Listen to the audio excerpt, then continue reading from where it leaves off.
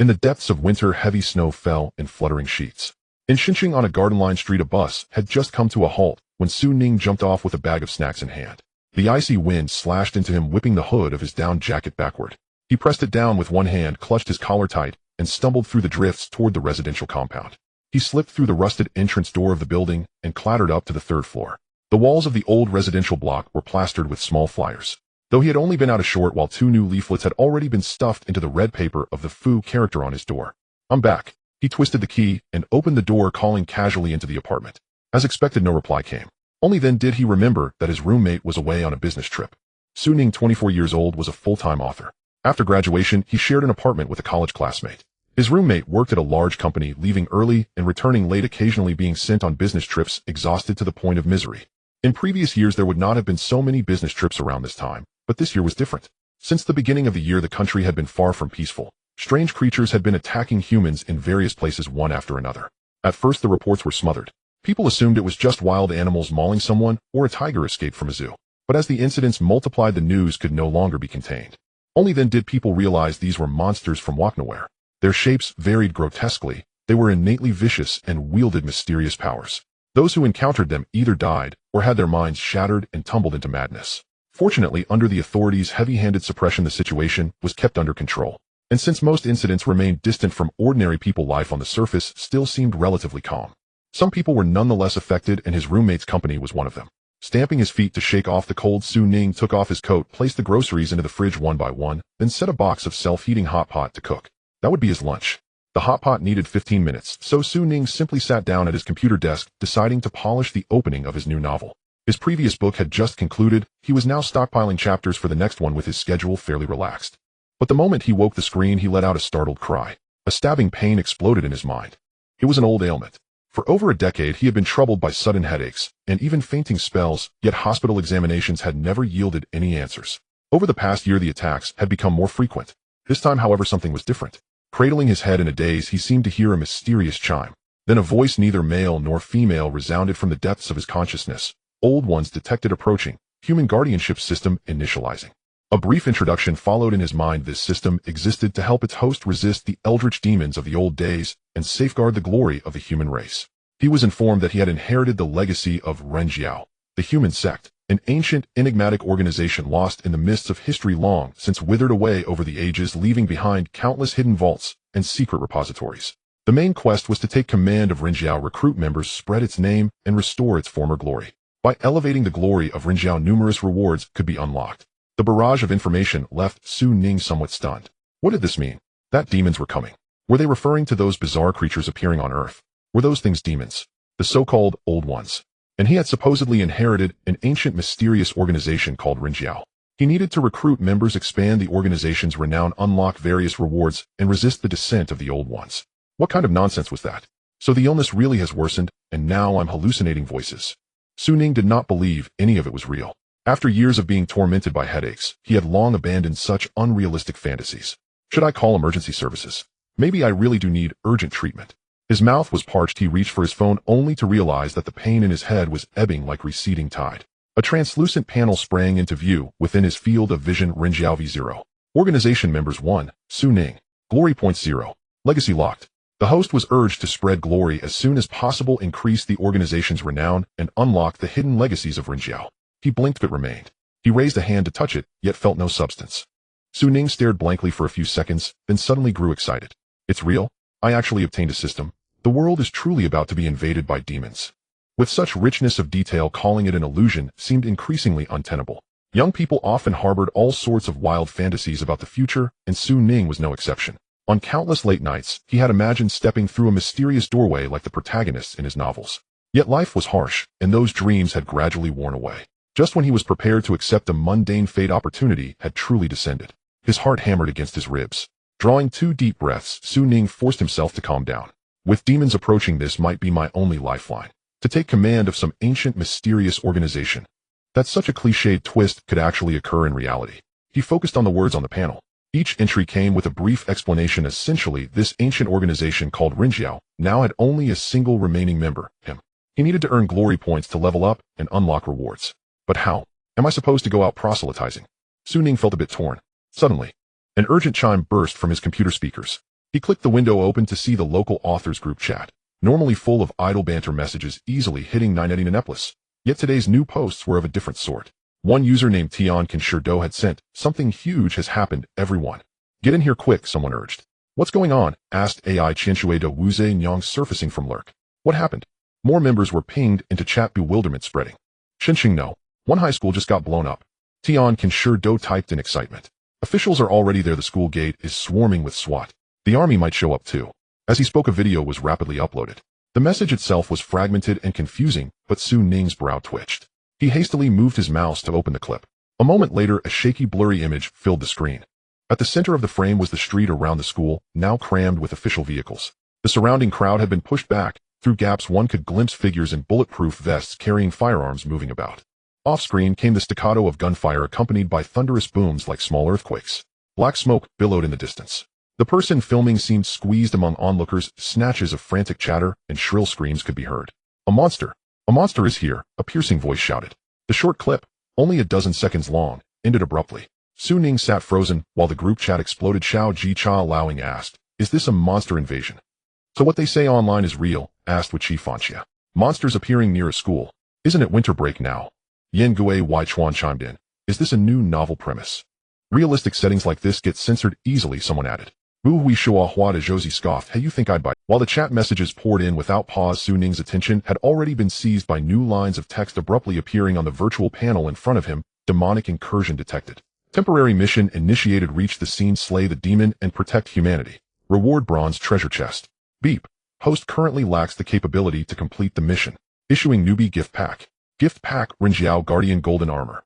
In his room, a full set of human-shaped armor materialized out of thin air. Its design was ancient and arcane, the entire suit a dark golden hue, its surface mottled as though scoured by innumerable ages. At the armor's waist hung a sheathed greatsword. Though the blade remained hidden, its sharp aura could already be felt. Beside the scabbard dangled a wooden guardian waist token etched with archaic patterns and seeming on the verge of disintegrating. Sensing Su Ning's gaze, the entire suit of golden armor gave a faint shudder like a living thing. "This," he murmured, still in a daze. The system panel, previously no larger than a laptop screen, suddenly expanded. In the blink of an eye, it swelled to the height of a person and several meters in length, standing upright in the room. Its surface rippled like water, revealing a live image of the battlefield at the school. It resembled an enormous display screen. Looking through it, Su Ning saw thick smoke billowing on site, snow swirling in the wind.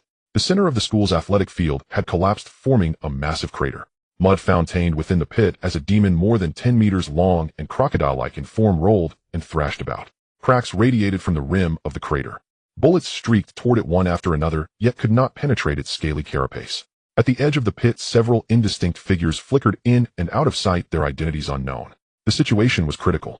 Almost instantly, Su Ning realized that by donning the Guardian Golden Armor, he could step through this screen constructed by the system and arrive directly at the scene. "Should I go?" Su Ning did not hesitate. "Xinqing no. One high school." The earth roared as if about to split apart. Beneath the dim, murky sky, thick black miasma rose like pillars of smoke curling upward toward the heavens, its ominous presence faintly visible even from the city center. Within the campus, the pines and cypresses were corroded by the noxious gas, withered to ashen husks. It was a tableau of the apocalypse. With a thunderous rumble, the demon lurking in the massive crater rolled about, shattering and collapsing the ground around it, while the few figures closest to the edge stood with their feet nailed to the earth, utterly motionless. A wild gale swept across the grounds, whipping their gray trench coats into violent motion. On closer inspection, one could see faint strands of blood-colored energy rising around them, forming a subtle barrier that shielded their bodies. "Captain." In this doomsday atmosphere, a figure in a gray trench coat sprinted over. "Residents in the nearby streets have all been evacuated. The defense troops will need about 20 minutes to arrive." The man addressed as captain wore a pair of dark sunglasses. At the report, he asked sharply, "Where are the others?" "Deputy Zhou and his team are stuck on the road. 10 minutes at the earliest." The man in sunglasses darkened, glaring at the demon in the pit as he cursed. 10 minutes. "They can come collect my corpse in 10 minutes. How did the pre-incident monitoring even pass?" "They said it was a level 1 demon, and only after it crawled out did we learn it's level 2. We've really walked into a trap this time." In the howling wind, no one dared to answer. After venting his anger, the man in sunglasses lowered his voice and spoke solemnly. "Everyone immediately withdraw from the site. I'll try to hold it off for a while. Heavy fire support will come right after." "Captain." Several people nearby cried out in alarm. They understood all too well what heavy fire support implied, and they knew that remaining here in that scenario was a near certain death. "Get lost. That's an order. If you stay, you'll only get in the way." The man in sunglasses roared. As his words fell, a girl with a single ponytail stepped out from the side. You all leave. I'll stay. Shintong you. My bloodline potential is the highest. I pose the greatest threat to it. Someone with a high bloodline must remain to suppress it, and I am the most suitable. The girl in the gray trench coat spoke in a calm, even tone. As she spoke, she removed the same style of sunglasses, revealing a pair of eyes wreathed in crimson radiance. On closer look, that crimson glow concealed a faint thread of pure gold burning at its core. It was as if twin flames danced within her sockets, an unmistakable mark of a higher bloodline. Get out of here. High potential is useless if your level isn't high enough. The man in sunglasses cursed angrily, then without giving her a chance to argue raised his hand and slapped forward. Invisible blood energy surged out, pinning the girl in place as he ordered the others to carry her away. Only after the others had withdrawn did he turn back toward the demon in the deep pit, raising a hand to. At that moment, as if sensing the weakening of the bloodline aura, the crocodile-like monstrosity ceased its rolling, crawled out from the sludge, and raised its massive eyes toward him. His solitary figure was reflected in those pupils as a brutal feral presence flooded the air. Instead of retreating, the man in sunglasses advanced, the blood energy around him thickening, as though he were ready to fight it to the death. Yet his right hand pressed calmly against the earpiece at his ear. Are you ready? From the earpiece came the reply, we can fire at any time. Good. Open fire immediately. As he spoke, his figure exploded backward, and he dove to the ground with no concern for his image. At the same time, the sky began to howl with a strange shriek. Amid resounding thunder, dozens of shells streaked through the air, carving arcs across the heavens, as they spun at high speed, plunging down toward the level 2 demon. As though it sensed the danger beforehand, the creature let out a sound disturbingly akin to human laughter. Limitless black miasma surged from the pit, twisting the trajectories of most of the shells so they detonated around it. Then it opened its massive maw and swallowed several howitzer shells whole. Explosions boomed one after another, shockwaves spreading in all directions. Though it was wounded, the damage was far from fatal. Seizing the moment, it hauled itself fully out of the muck, one enormous claw swinging down toward the man in sunglasses. The next instant, a human figure was sent flying, and horrified screams echoed from the distance. The sight was simply too ghastly. Captain! Someone cried out with a piercing wail. Some burst into tears. Others trembled, unable to move. As the demon drew closer, the armed personnel, who had previously been outside its danger zone, twisted their faces in agony, feeling as if their skulls were splitting apart, while whispering murmurs crawled into their ears. Retreat! Retreat! Get out of its psychic influence range. Stop it! Block it! Someone shouted, and several figures in gray trench coats charged forward, only to be swatted aside one after another.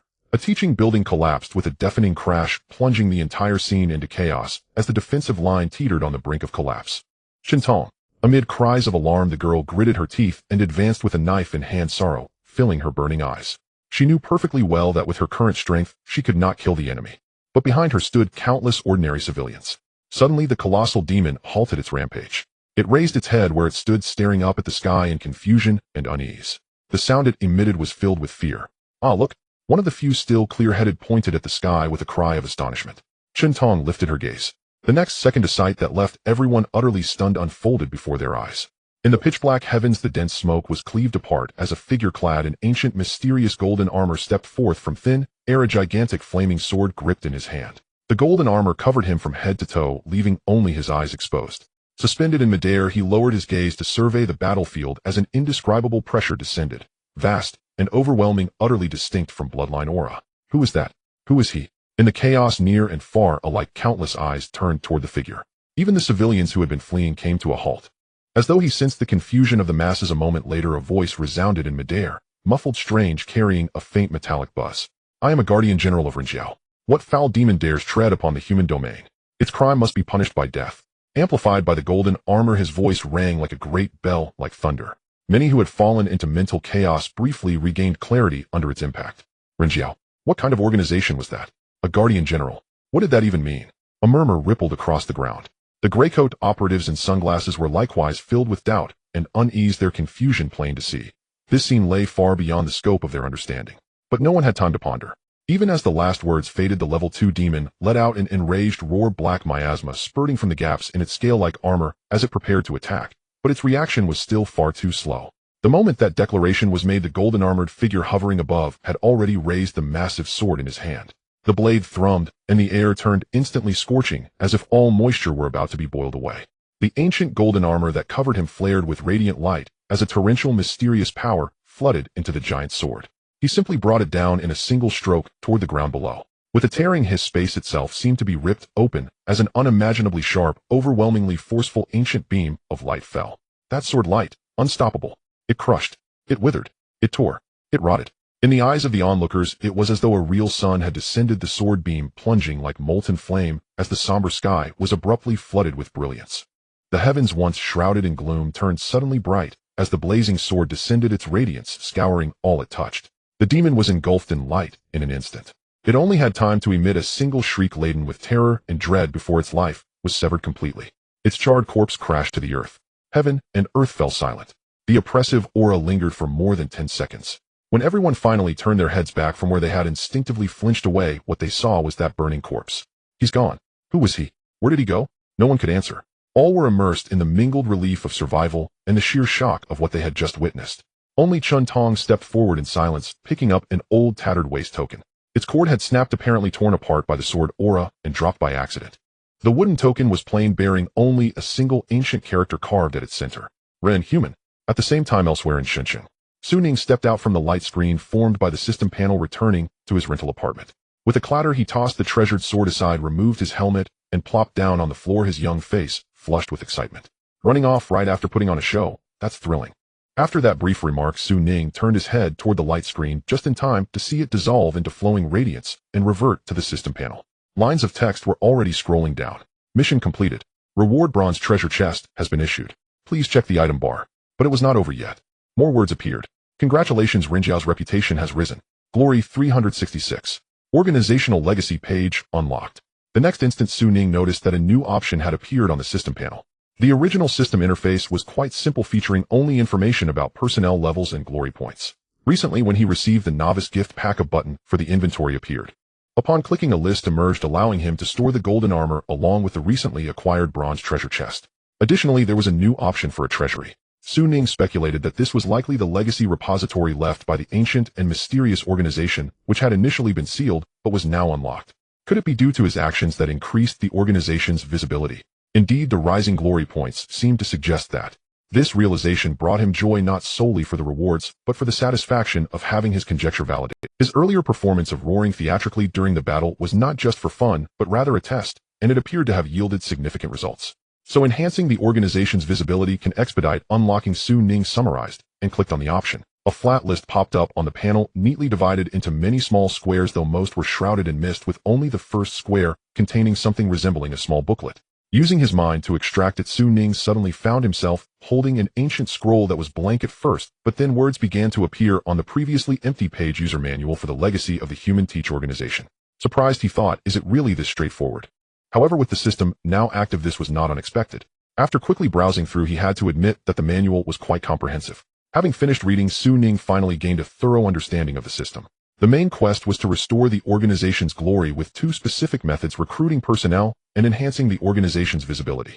Both methods would yield glory points, thereby elevating the organization's level and unlocking its legacies.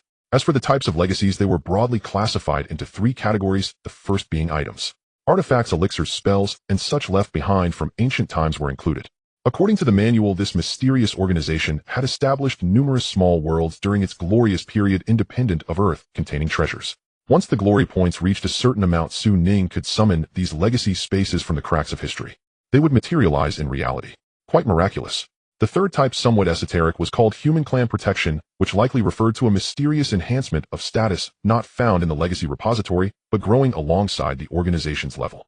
It could provide protection for organization members akin to a certain kind of blessing with many mysterious uses. Ning felt this was somewhat like fortune, part of the benefits for organization members. That's quite thoughtful, he mused, but just then the scroll in his hand unexpectedly caught fire and vanished after a moment. It seemed this organization had managed secrecy quite well back in the day. It even had a self-destruct feature. Shaking his head, Ning manipulated the panel to return to the main interface and eagerly clicked on inventory. Extract. A translucent bronze treasure chest appeared before him. He opened it, and white light emanated, dissipating in a breath, revealing a pure white and unblemished pill in his hand. Purification pill. Consuming it can cleanse the marrow, transforming the mortal body. Without hesitation, Ning swallowed it down and immediately closed his eyes to sense it. After a few breaths, he felt a warm current originating from his abdomen, spreading throughout his body. In an instant, Ning felt as if he were soaking in an outdoor hot spring during winter, his body ablaze with his organs rumbling like a furnace. His skin flushed red and sweat poured out along with the impurities from within. After about 3 minutes, Ning suddenly opened his eyes. His eyes shone brightly. He felt an unprecedented lightness and exhilaration. All ailments vanished, and as he rose to stretch his limbs, it seemed an endless power surged within him. Bone structure, have I truly undergone a transformation? Su Ning was delightfully astonished, clearly sensing that his physical quality had improved comprehensively. Of course, it wasn't exaggerated to the point of being immensely strong. Perhaps he was just a bit stronger than an ordinary person, with the emphasis on the internal, as if his body, once ordinary, now had a hint of being like uncut jade. How foul. After the initial excitement, Su Ning wrinkled his nose and hurriedly took off the golden armor, rushing to the bathroom to wash up. By the time he returned to the living room, he noticed the group chat on the computer blinking incessantly. Upon clicking, he found it was indeed the authors group discussing the matter. It had been over 10 minutes since the battle ended and his return, and although he could no longer see it, he could tell that the area around the school was likely sealed off. The official departments were handling the aftermath. However, considering so many people witnessed this incident, it surely couldn't be suppressed. He wondered what kind of uproar it would cause. After all, it seemed to be the first instance of such a monster appearing directly in the city. Everyone's gone mad, completely mad. You have no idea what just happened. Tian Qinshi exclaimed excitedly. Was the monster killed? I live in the city center, and I could see the thick smoke from upstairs along with sounds that resembled cannon fire. Not just resembling, but it was cannon fire. Artillery, dozens of rounds fired. You can't even imagine that scene. Shurdo used 3 exclamation marks in one breath. From the previous video, it was evident that his home was quite close to the scene, allowing him to see more details. The group fell briefly silent. After all, artillery was far removed from their reality. Who could have imagined that scenes from war movies would actually manifest in their city? That monster must be dead, right? A female author in the group timidly asked. Yeah, is it dead? Someone pressed. It's dead. But it wasn't killed by hot weapons, it was killed by a person. A lurking group member suddenly chimed in. The group fell silent again, followed by a chorus of skepticism. The lurking member didn't waste time and directly shared a video he had recorded on his phone, commenting, I was nearby, take a look, and added, don't wet your pants. The group fell into silence for the 3rd time. However, this time no one spoke for a long while.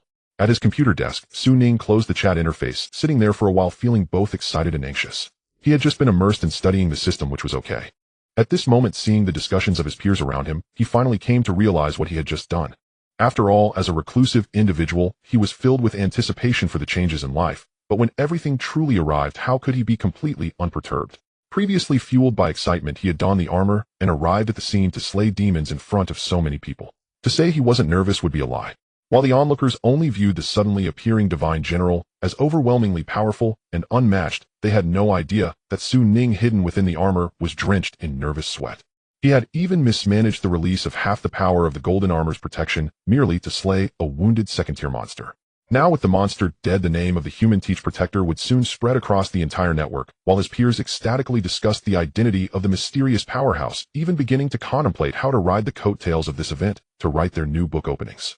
Yet the author who had stunned everyone only wished for a hot pot meal to dissipate the excitement and anxiety within. At the same time as news of the Golden Armor Protector spread wildly in Xinjiang and beyond across broader social networks, within a certain room the atmosphere was tense and oppressive. Around a long conference table, individuals clad in gray trench coats sat quietly. Next to them lay removed sunglasses, and at that moment they seemed no different from ordinary people. Are we all waiting? Suddenly the door swung open and a tall, thin young man walked in, smiling. Deputy Captain Zhou, you can still smile at a time like this? Someone voiced in dissatisfaction. Zhou can maintain his smile. Why can't I smile? The monster is dead and there were no civilian casualties. I just checked the injuries of the captain and the others. It's not serious. With some rest, they'll be back to their usual selves. Why the long faces? Those who know are aware we won, but those who don't will think we're grieving. Let's lighten up. We don't have your level of composure, one person chuckled wryly. A second-tier monster appeared in the city. This is serious. In the past, they appeared in places with relatively fewer people, which was more manageable. This time, the key issue is that mysterious person and the so-called Human Teach. Another person reminded. Human Teach. Upon hearing this term, everyone's expression changed. Even Zhou, who had been smiling, ceased to do so, and turned to Qintong at the long table. What exactly happened then? Qintong looked up, her expression flat, as she tossed a wooden plaque to him, saying, didn't you see the video from the scene? That's what happened. A mysterious person appeared out of nowhere at a critical moment. That monster with a sword left behind a phrase, and then vanished again, leaving only this wooden plaque, which must have accidentally fallen. After pausing, Qintong continued, I had it tested. The plaque itself is nothing special, quite ordinary, but its age is very ancient. How ancient? Uncertain. The specific year requires further testing. What about his whereabouts?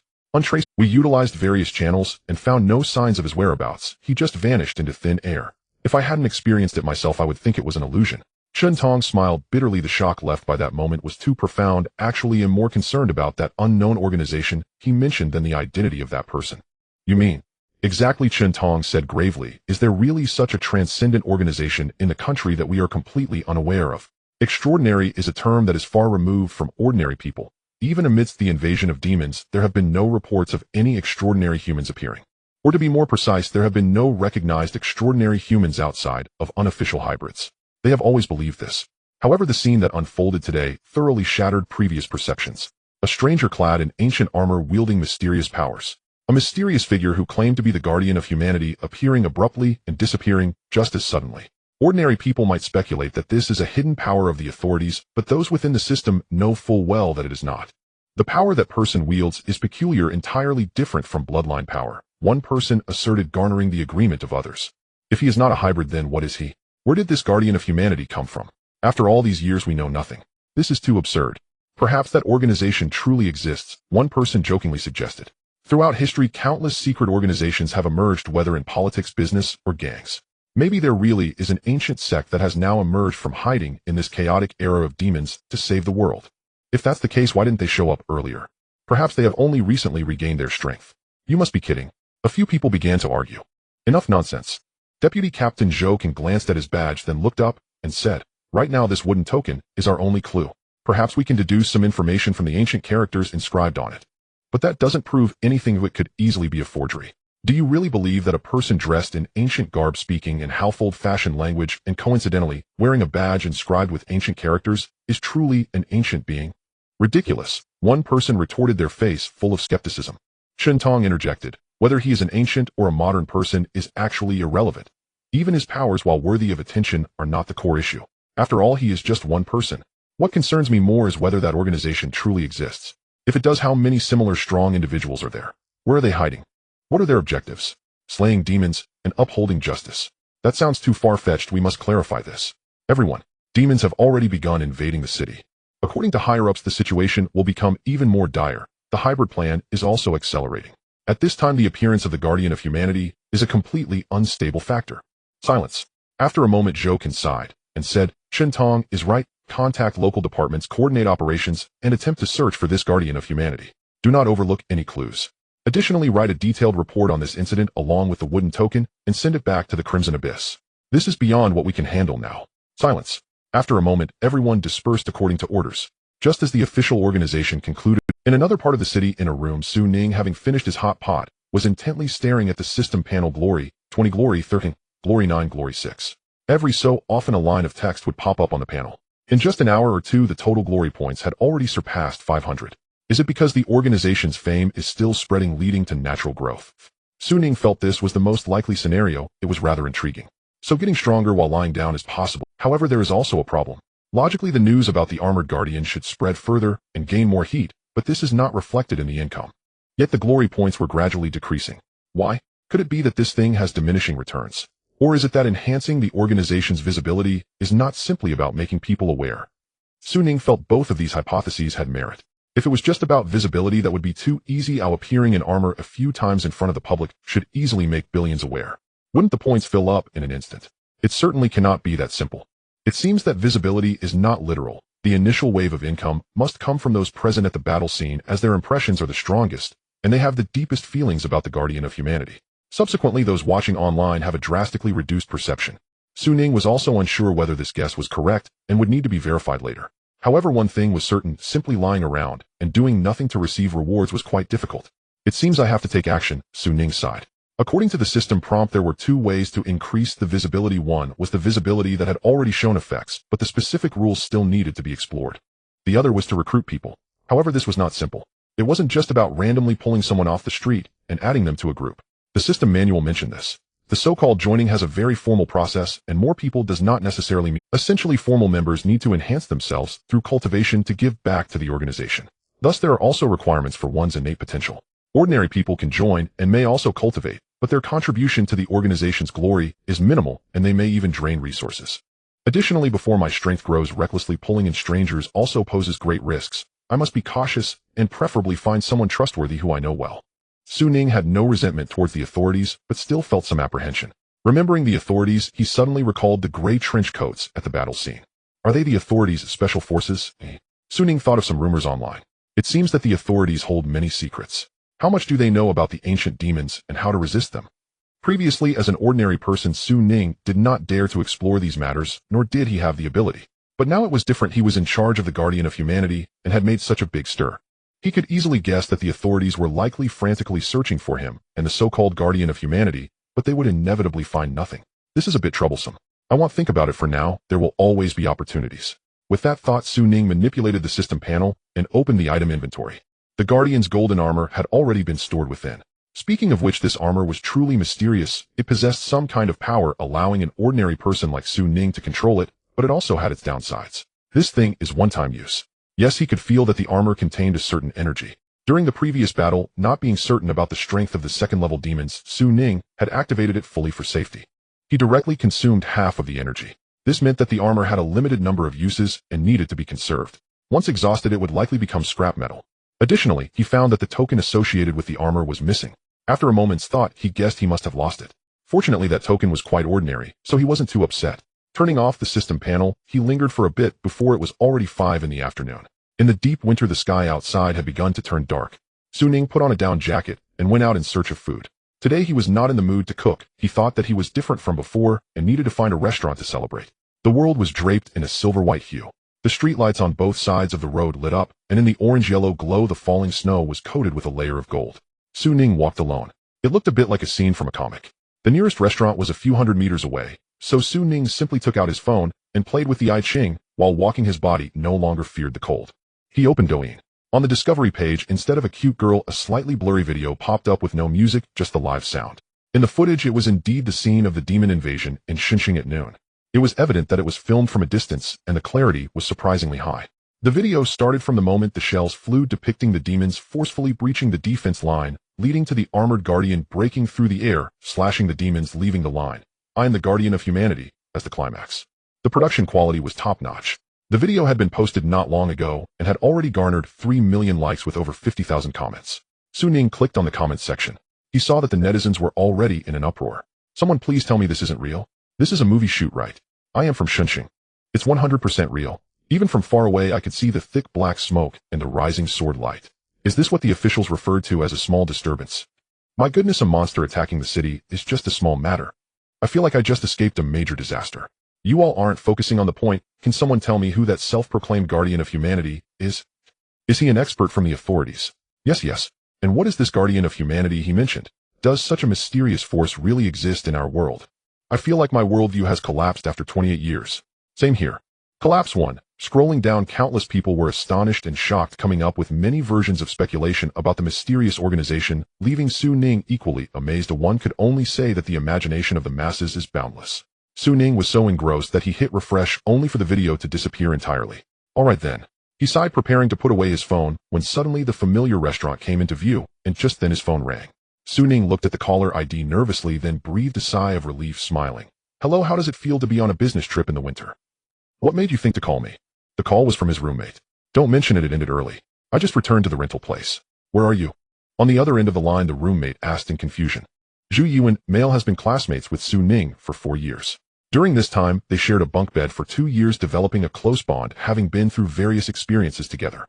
After graduation, they continued to share a rental, their feelings remaining strong as they huddled together for warmth in this provincial capital. Based on past experiences, a business trip usually lasts at least a day or two. It was unusual for Zhu Yuan to return so early. Although his voice still sounded buoyant over the phone, Su Ning, as a close friend, sensed something was off. With Zhu Yuan back after a long journey, it felt inappropriate for him to eat out alone.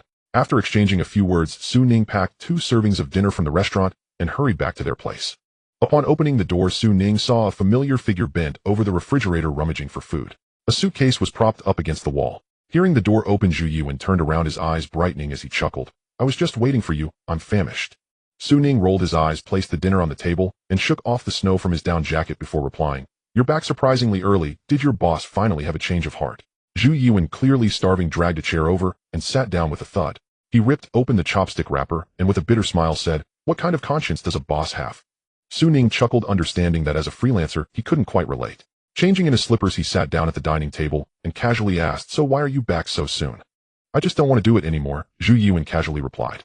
Su Ning was taken aback, almost thinking he misheard. Looking closely, he noticed the change in his friend's expression. Zhu Yuan had always had a decent appearance. He wasn't exactly handsome, but he had fair skin, usually wore glasses, and dressed professionally. He was ambitious and took care of his appearance. Despite being utterly wasted from last night's socializing, he still got up early the next morning looking sharp for work. According to his beliefs, the body is a temple for humans. No matter what it worships, it ought to be stronger, more beautiful, and cleaner. Ning knew this was a quote from Haruki Murakami's 1Q48. Yet the Zhu Yuan before him appeared quite disheveled. Of course fatigue from travel contributed, but it wasn't the main reason. Though Zhu Yuan deliberately kept his head down, pretending to eat ravenously, the gloom on his face and the dullness in his eyes revealed his true feelings. Bang! Ning opened a can of beer and handed it over, jokingly asking, "What's wrong? Struggling with work and feeling moody?" "No, I really quit. I've already submitted my resignation, and in a couple of days, once the paperwork is done, I'll clean out my desk and call it a day," Zhu Yuan said somewhat absent-mindedly, taking a sip of the beer, his eyes suddenly reddening. "That foolish boss played me. He gave my promotion slot to someone else. If it weren't for the inside scoop, I'd still be blissfully unaware, playing the fool." Ning fell silent, wanting to accompany him in cursing, but lacking the words, he simply remained a quiet listener. Zhu Yuan seemed unable to hold back any longer, his emotions pouring out like a dam bursting, speaking for nearly half an hour. Once he finally vented, his eyes regained a bit of their luster, and he touched his nose awkwardly, saying, "Am I a bit fragile?" "Stronger than me," Ning sincerely admired, pausing for a moment before attempting to change the subject. "What are your... I haven't figured it out yet. I'll take a break for a while while I've saved some money, so I'm not worried about food and drink." Zhu Yuan set down his chopsticks. "Especially since things have been unstable lately, it's good to lay low. I heard there's been a monster sighting in our city today. Have they even resorted to using guns? I'm worried about running around outside. Oh, what if I die out there?" Ning replied, "Not really, there haven't been any casualties. Thankfully school let out early this year, otherwise it could have been a disaster." Ning remembered this and felt a little scared. If there had been students at school, then the consequences would have been unimaginable. "Hey, I heard there was a mysterious expert that appeared. Someone posted a video on Douyin. I watched it. It looked like special effects, and there were tons of comments claiming it was real. Is it true?" Zhu Yuan asked curiously. Ning knew that he had always harbored a restless spirit, deeply interested in such mysterious matters. He had a hint of youthful exuberance. "It's probably true. We live far away, so I didn't see it in person. Anyway, there are people in the group nearby who say it's real," Ning replied vaguely. Zhu Yuan perked up, his spirits reviving. "So there really are hidden masters in this world. Mysterious What about those who teach? Sounds powerful. I wonder if they are part of some hidden official force. I heard the authorities are conducting some experimental projects that seem to grant extraordinary powers to people. Have you seen them?" Ning laughed. "How would I have seen that?" Zhu Yuan awkwardly waved his hand. "It's what those people at the company said, but sounded credible. Hey, if there really is an extraordinary organization, what would it be like inside?" Ning's eyes flickered, his expression unchanged. "You're curious? What, you want to join and become an extraordinary person to save the world? What's wrong with wanting to save the world? You think it's childish? I think it's great. I've dreamed of having the ability to save humanity since I was a child." Zhu Yuan suddenly became spirited, living one life, struggling for survival, studying for over 10 years, and what then? Doing work that lacks any technical skills, repetitive, monotonous, and boring to the core, having to read people's expressions and guess their thoughts. Is this the life I want? No, I want the stars and the sea. I want to be a hero. I want my name to be remembered in history." Zhu Yuan exclaimed, "As a child, no one ever told me that I was alive just to save money for a house." Zhu Yuan was a bit agitated and stood up. Ning hurriedly supported him, saying, "You've had too much to drink." "I haven't.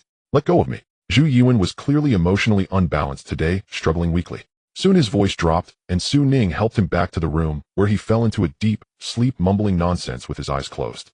Ning stood by the bed, Zhu Yuan's words echoing in his mind. Maybe I can pull him into the teaching organization. The glory points from online dissemination were dwindling, and the battle armor could only be used a few more times. To unlock more legacies, bringing people into the organization was imperative. Their relationship was definitely solid. He wasn't worried about Zhu Yuan leaking anything. However, just recently his friend mentioned he was getting promoted, and with a bright future ahead, Ning felt hesitant to drag him into the mire. Joining the teaching organization to gain extraordinary power was undoubtedly a good thing, but it came with its costs. One had to fight and face those monsters. Ning didn't have the authority to decide the fates of others, but tonight, Zhu Yuan's words made him reconsider. Let me first assess his qualifications. If he doesn't meet the standards, there's nothing that can be done. After hesitating for a moment, Ning lightly tapped his forehead. This was the innate ability of the system to assess talent. According to the manual, it fell under a hidden function of the system. Previously, when he went out, Ning had looked at crowds, but barely found anyone qualified. Initially, he held little hope, but when the ability was activated, he was taken aback. High-grade spiritual root. No way. This qualification was quite impressive. A genius is actually by my side. Is it fate or coincidence? Ning suddenly felt uncertain, especially since the system's events had unfolded. It wouldn't be surprising to have a hidden dragon or phoenix by his side. Perhaps I can find an opportunity to talk to him. But how to approach it? Moreover, he was unsure about the initiation ceremonies hall described in the manual, which added to his worries. Habitually summoning the system panel, Su Ning looked at the glory points for what felt like the nth time, then froze in surprise. He suddenly found that with the scattered accumulation of glory, the total had just crossed the 1,000-point threshold. Teaching Organization V0. Organization Member 1 Su Ning. Glory points 1009. Legacy New Unlocked Building, Opening Spirit Hall. Please collect it as soon as possible. Su Ning blinked a bit dazed before suddenly realizing, I've unlocked a new legacy. This made him quite excited. He hurriedly clicked on the treasury page and was astonished to see that the second box in the mist-covered list had been lit. The first box contained the operation manual, so strictly speaking this was the first legacy he had unlocked. Looking at it, a message popped up. Opening Spirit Hall, a foundational building of the teaching organization hidden in the subspace, can be used for awakening rituals and nurturing the heart and mind left by the former teaching organization's virtuous master. Opening Spirit Hall. Su Ning paused for a moment, feeling the term was somewhat familiar. He quickly flipped through the system operation manual and soon showed a look of realization. This building was clearly a venue for initiation ceremonies. Its function was quite straightforward. Essentially, in ancient times when experts from the teaching organization traveled far and saw someone with good roots, they would want to take them as disciples. Due to the distance from headquarters, they would utilize the opening spirit hall to complete the ceremony. There were many opening spirit halls, and during the prosperous era of the teaching organization, each one could communicate with the headquarters. Of course, in this current age, only the basic functions remained. What was once connected had turned into a standalone entity. But with this, the ceremony can be completed. Su Ning became excited. As for the virtuous master, it was impossible to verify, and he had no idea what level that was in the organization. Suppressing his excitement, Su Ning checked to ensure his roommate was asleep and locked the door before using his mind to extract. Swish. The next second, a strange mark transformed into flowing light flying from the panel into the palm of Su Ning's hand and disappearing. At the same time, some information about the activation method appeared in his mind. According to the description, the opening Spirit Hall building was located in an independent space accessible only to those with permission. Activate. Su Ning focused his thoughts. The mark in his palm appeared, and gray mist began to spread before him, seemingly materializing out of thin air, quickly engulfing the floor. However, it only extended about 2 meters, not spreading further. In the gray mist, an ancient and mysterious portal appeared out of nowhere. It had a classic and elegant design reminiscent of traditional Chinese architecture, but uniquely aged. Su Ning swallowed, his heart pounding. Confirming that he hadn't made any noise, he reached out and gently pushed open the creak. The wooden door opened, and bright light spilled out from within, causing Su Ning to squint. 2 seconds later, as the light faded, a long-sealed secret garden came into view. Secret garden was not merely a metaphorical symbol, it was Su Ning's first impression of this small space. As he stepped through the wooden door, he beheld a vibrant and lively realm. On both sides of the wooden door, the walls were covered with ivy, among which morning glories bloomed. Beneath his feet, a flagstone path stretched straight ahead, flanked by green grass. The air was slightly damp, devoid of any musty, sealed atmosphere. Time here seemed frozen, as if despite the passage of countless ages it still retained its original form. Looking up, there was no sun. The azure sky radiated light, illuminating all directions and cascading downwards. At a glance, one could estimate that this small space was about half the size of a football field. In the center stood a towering ancient tree, its massive canopy spreading open, lending the entire space a touch of fantasy. Beneath the tree sat a classical structure resembling a temple or shrine, not large, more of an altar than a palace. Su Ning walked over and looked up to see 3 ancient characters, Kai Ling Dian, on an old plaque beneath the dark eaves. While ancient characters were a personal hobby of his from university, he wasn't proficient but could recognize some common ones. The building had no door, as stepping inside was the main hall. It was empty, devoid of anything else save for a colossal character run human carved into the wall, as if about to split heaven and earth. So this is the Human Sect, Su Ning murmured. Standing there, he felt as if he had stepped into that sealed era. Turning to look at the giant tree, he saw wooden plaques hanging from the lower branches. Each bore a name written in ancient script. Are these the names of disciples who once joined the Human Sect here in bygone? Su Ning speculated, recalling the records in the operation manual. Alas, time flowed, eras changed, and the once thriving Human Sect had withered and declined, reduced to only him as the sole inheritor. The cultivators represented by these names had long been annihilated by history. Standing for a long while, Su Ning sighed softly. Inexplicably, he felt a sense of belonging to this ancient organization. Let me help it flourish anew. With that sentiment, Su Ning carefully toured the entire small space again, confirming that no valuable magical artifacts were left. It was so clean it was heartbreaking, before reluctantly leaving. Returning to the bedroom, he raised his hand to close the passage and checked the time. It was already late at night. Outside the window, the snow had stopped. Under the glow of the neighborhood lights, the night was as bright as day. Su Ning took off his clothes and slipped into bed, lost in thought about the day's events. Before he knew it, sleep overtook. The next morning at 7:30, Zhu Yiwen awoke punctually. Still groggy from the hangover, he habitually got up, washed, and changed into a shirt and trousers. Only when he saw the suitcase did he freeze, then chuckled bitterly. I forgot I've already resigned. Patting his head, the memories of last night gradually became clear. Damn, I think I said some crazy Chinibu stuff. Suddenly he jolted, fully awake. Although Su Ning was his best friend, having him witness his pathetic anguished state was an embarrassment that could dig a two-story villa out of sheer awkwardness. Just then, as if by telepathy, the bedroom door opposite opened, and a neatly dressed Su Ning walked out. He gave him a deep look and smiled up. Already. Ah, Zhu Yuan nodded. For some reason, he felt Su Ning's gaze was laden with meaning and his aura seemed different from usual, which made him nervous. I drank too much last night. I didn't say anything I shouldn't have, did I? Su Ning took frozen dumplings from the fridge to heat up and replied with a meaningful smile. Don't worry, even if you did, I'll pretend I didn't hear it. Zhu Yuan felt uneasy. That was loaded. But today was clearly Su Ning's show. Before he could press further, Su Ning said calmly, sit down first, I need to talk to you about something. Su Ning walked over calmly and sat down right next to him. After a pause, he began, Yuan. Zhu Yuan's skin crawled instantly. He nearly jumped up in fright. Bro Ninga, if I... Su Ning walked over calmly and sat down right next to him. After a pause, he began, Yuan. Zhu Yuan's skin crawled instantly. He nearly jumped up in fright. Bro Ninga, if I offended you last night, I apologize first. Please don't scare me. Can you just talk normally? That Yuan address was clearly off. Weren't they usually calling each other dumbass? Something was wrong. Something was seriously wrong. Zhu Yuan instinctively tried to scoot away, but Su Ning grabbed him. Don't move. It's you who shouldn't move, then he'll listen, Zhu Yuan said weakly. Su Ning cleared his throat and said solemnly, aren't you asking what you said last night? I want to confirm if those were your true feelings. With that, he roughly recounted their conversation from the previous night. Zhu Yuan was tense at first, but after hearing it, he was left puzzled. That's it? They are indeed my thoughts. So you really want to join a secret supernatural organization and save the world? Su Ning asked seriously. I truly do. I dream of it. Tell me, what are you getting at? Zhu Yuan asked, confused. Su Ning sighed. In that case, fine. What I'm about to say might be hard for you to accept, and perhaps it will change your destiny. He paused, looked him in the eye, and said slowly, actually, there is such an organization behind me. Its name is Silence. In the living room, Zhu Yuan opened his mouth completely unprepared. After a long moment, he burst into laughter. Su Ning, are you kidding me? It's not April Fool's Day. The Human Sect. Is this a new book idea? Inspired by yesterday's video. Not to mention you scared me just now. I'm serious. I'm not joking. Su Ning's expression was grave. Zhu Yuan's laughter faded. They knew each other well enough that he could tell Su Ning wasn't messing around. But to believe him? No way. The Human Sect. The mysterious organization that the golden-armored powerhouse who wreaked havoc and saved Shin City belonged to. His classmate and friend of years was actually a hidden supernatural. How could that be? Yet seeing Su Ning's earnest face, he couldn't be sure. So you belong to that Human Sect. You're a supernatural too. Yes. Prove it, Zhu Yuan said. But the next second, he saw Su Ning slowly raise his right hand and gently tap the air before him. A mark on his hidden palm emerged. Endless gray mist surged out, spreading across the living room floor. In an instant, it engulfed their feet.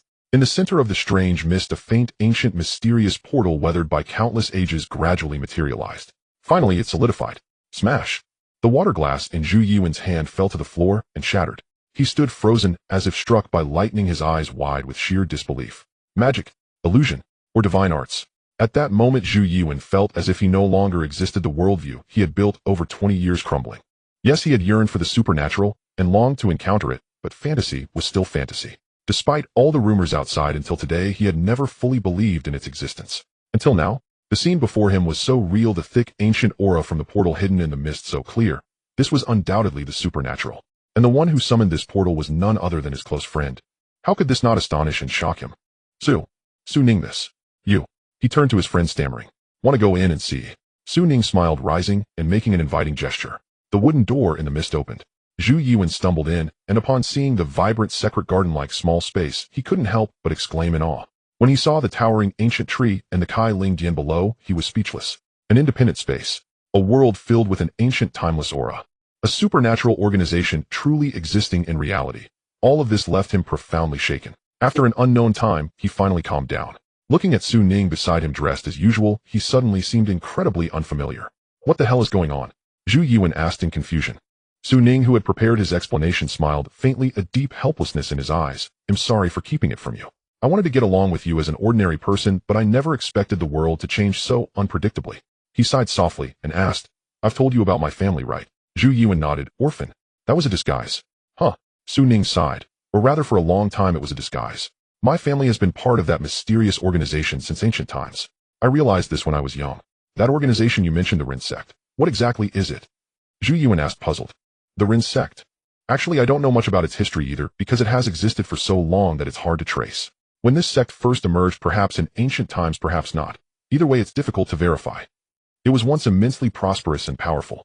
Its members roamed the 9 provinces, mastering countless wondrous techniques. It was renowned and influential in its era, operating behind the scenes to affect countless historical events. But alas, over the long passage of time, it inevitably declined, leaving only a few disciples to uphold this legacy. Perhaps nothing escapes the erosion of time, or perhaps such an organization simply ceased to be necessary in later eras. In any case, over the long march of centuries, the human teaching declined and withered. Deliberately, its traces were erased en masse, so thoroughly that today scarcely anyone recalls its name. Sun Ning's voice was low and resonant, heavy with infinite melancholy. Beside him, Zhu Yuan stood, utterly stunned. Then your family.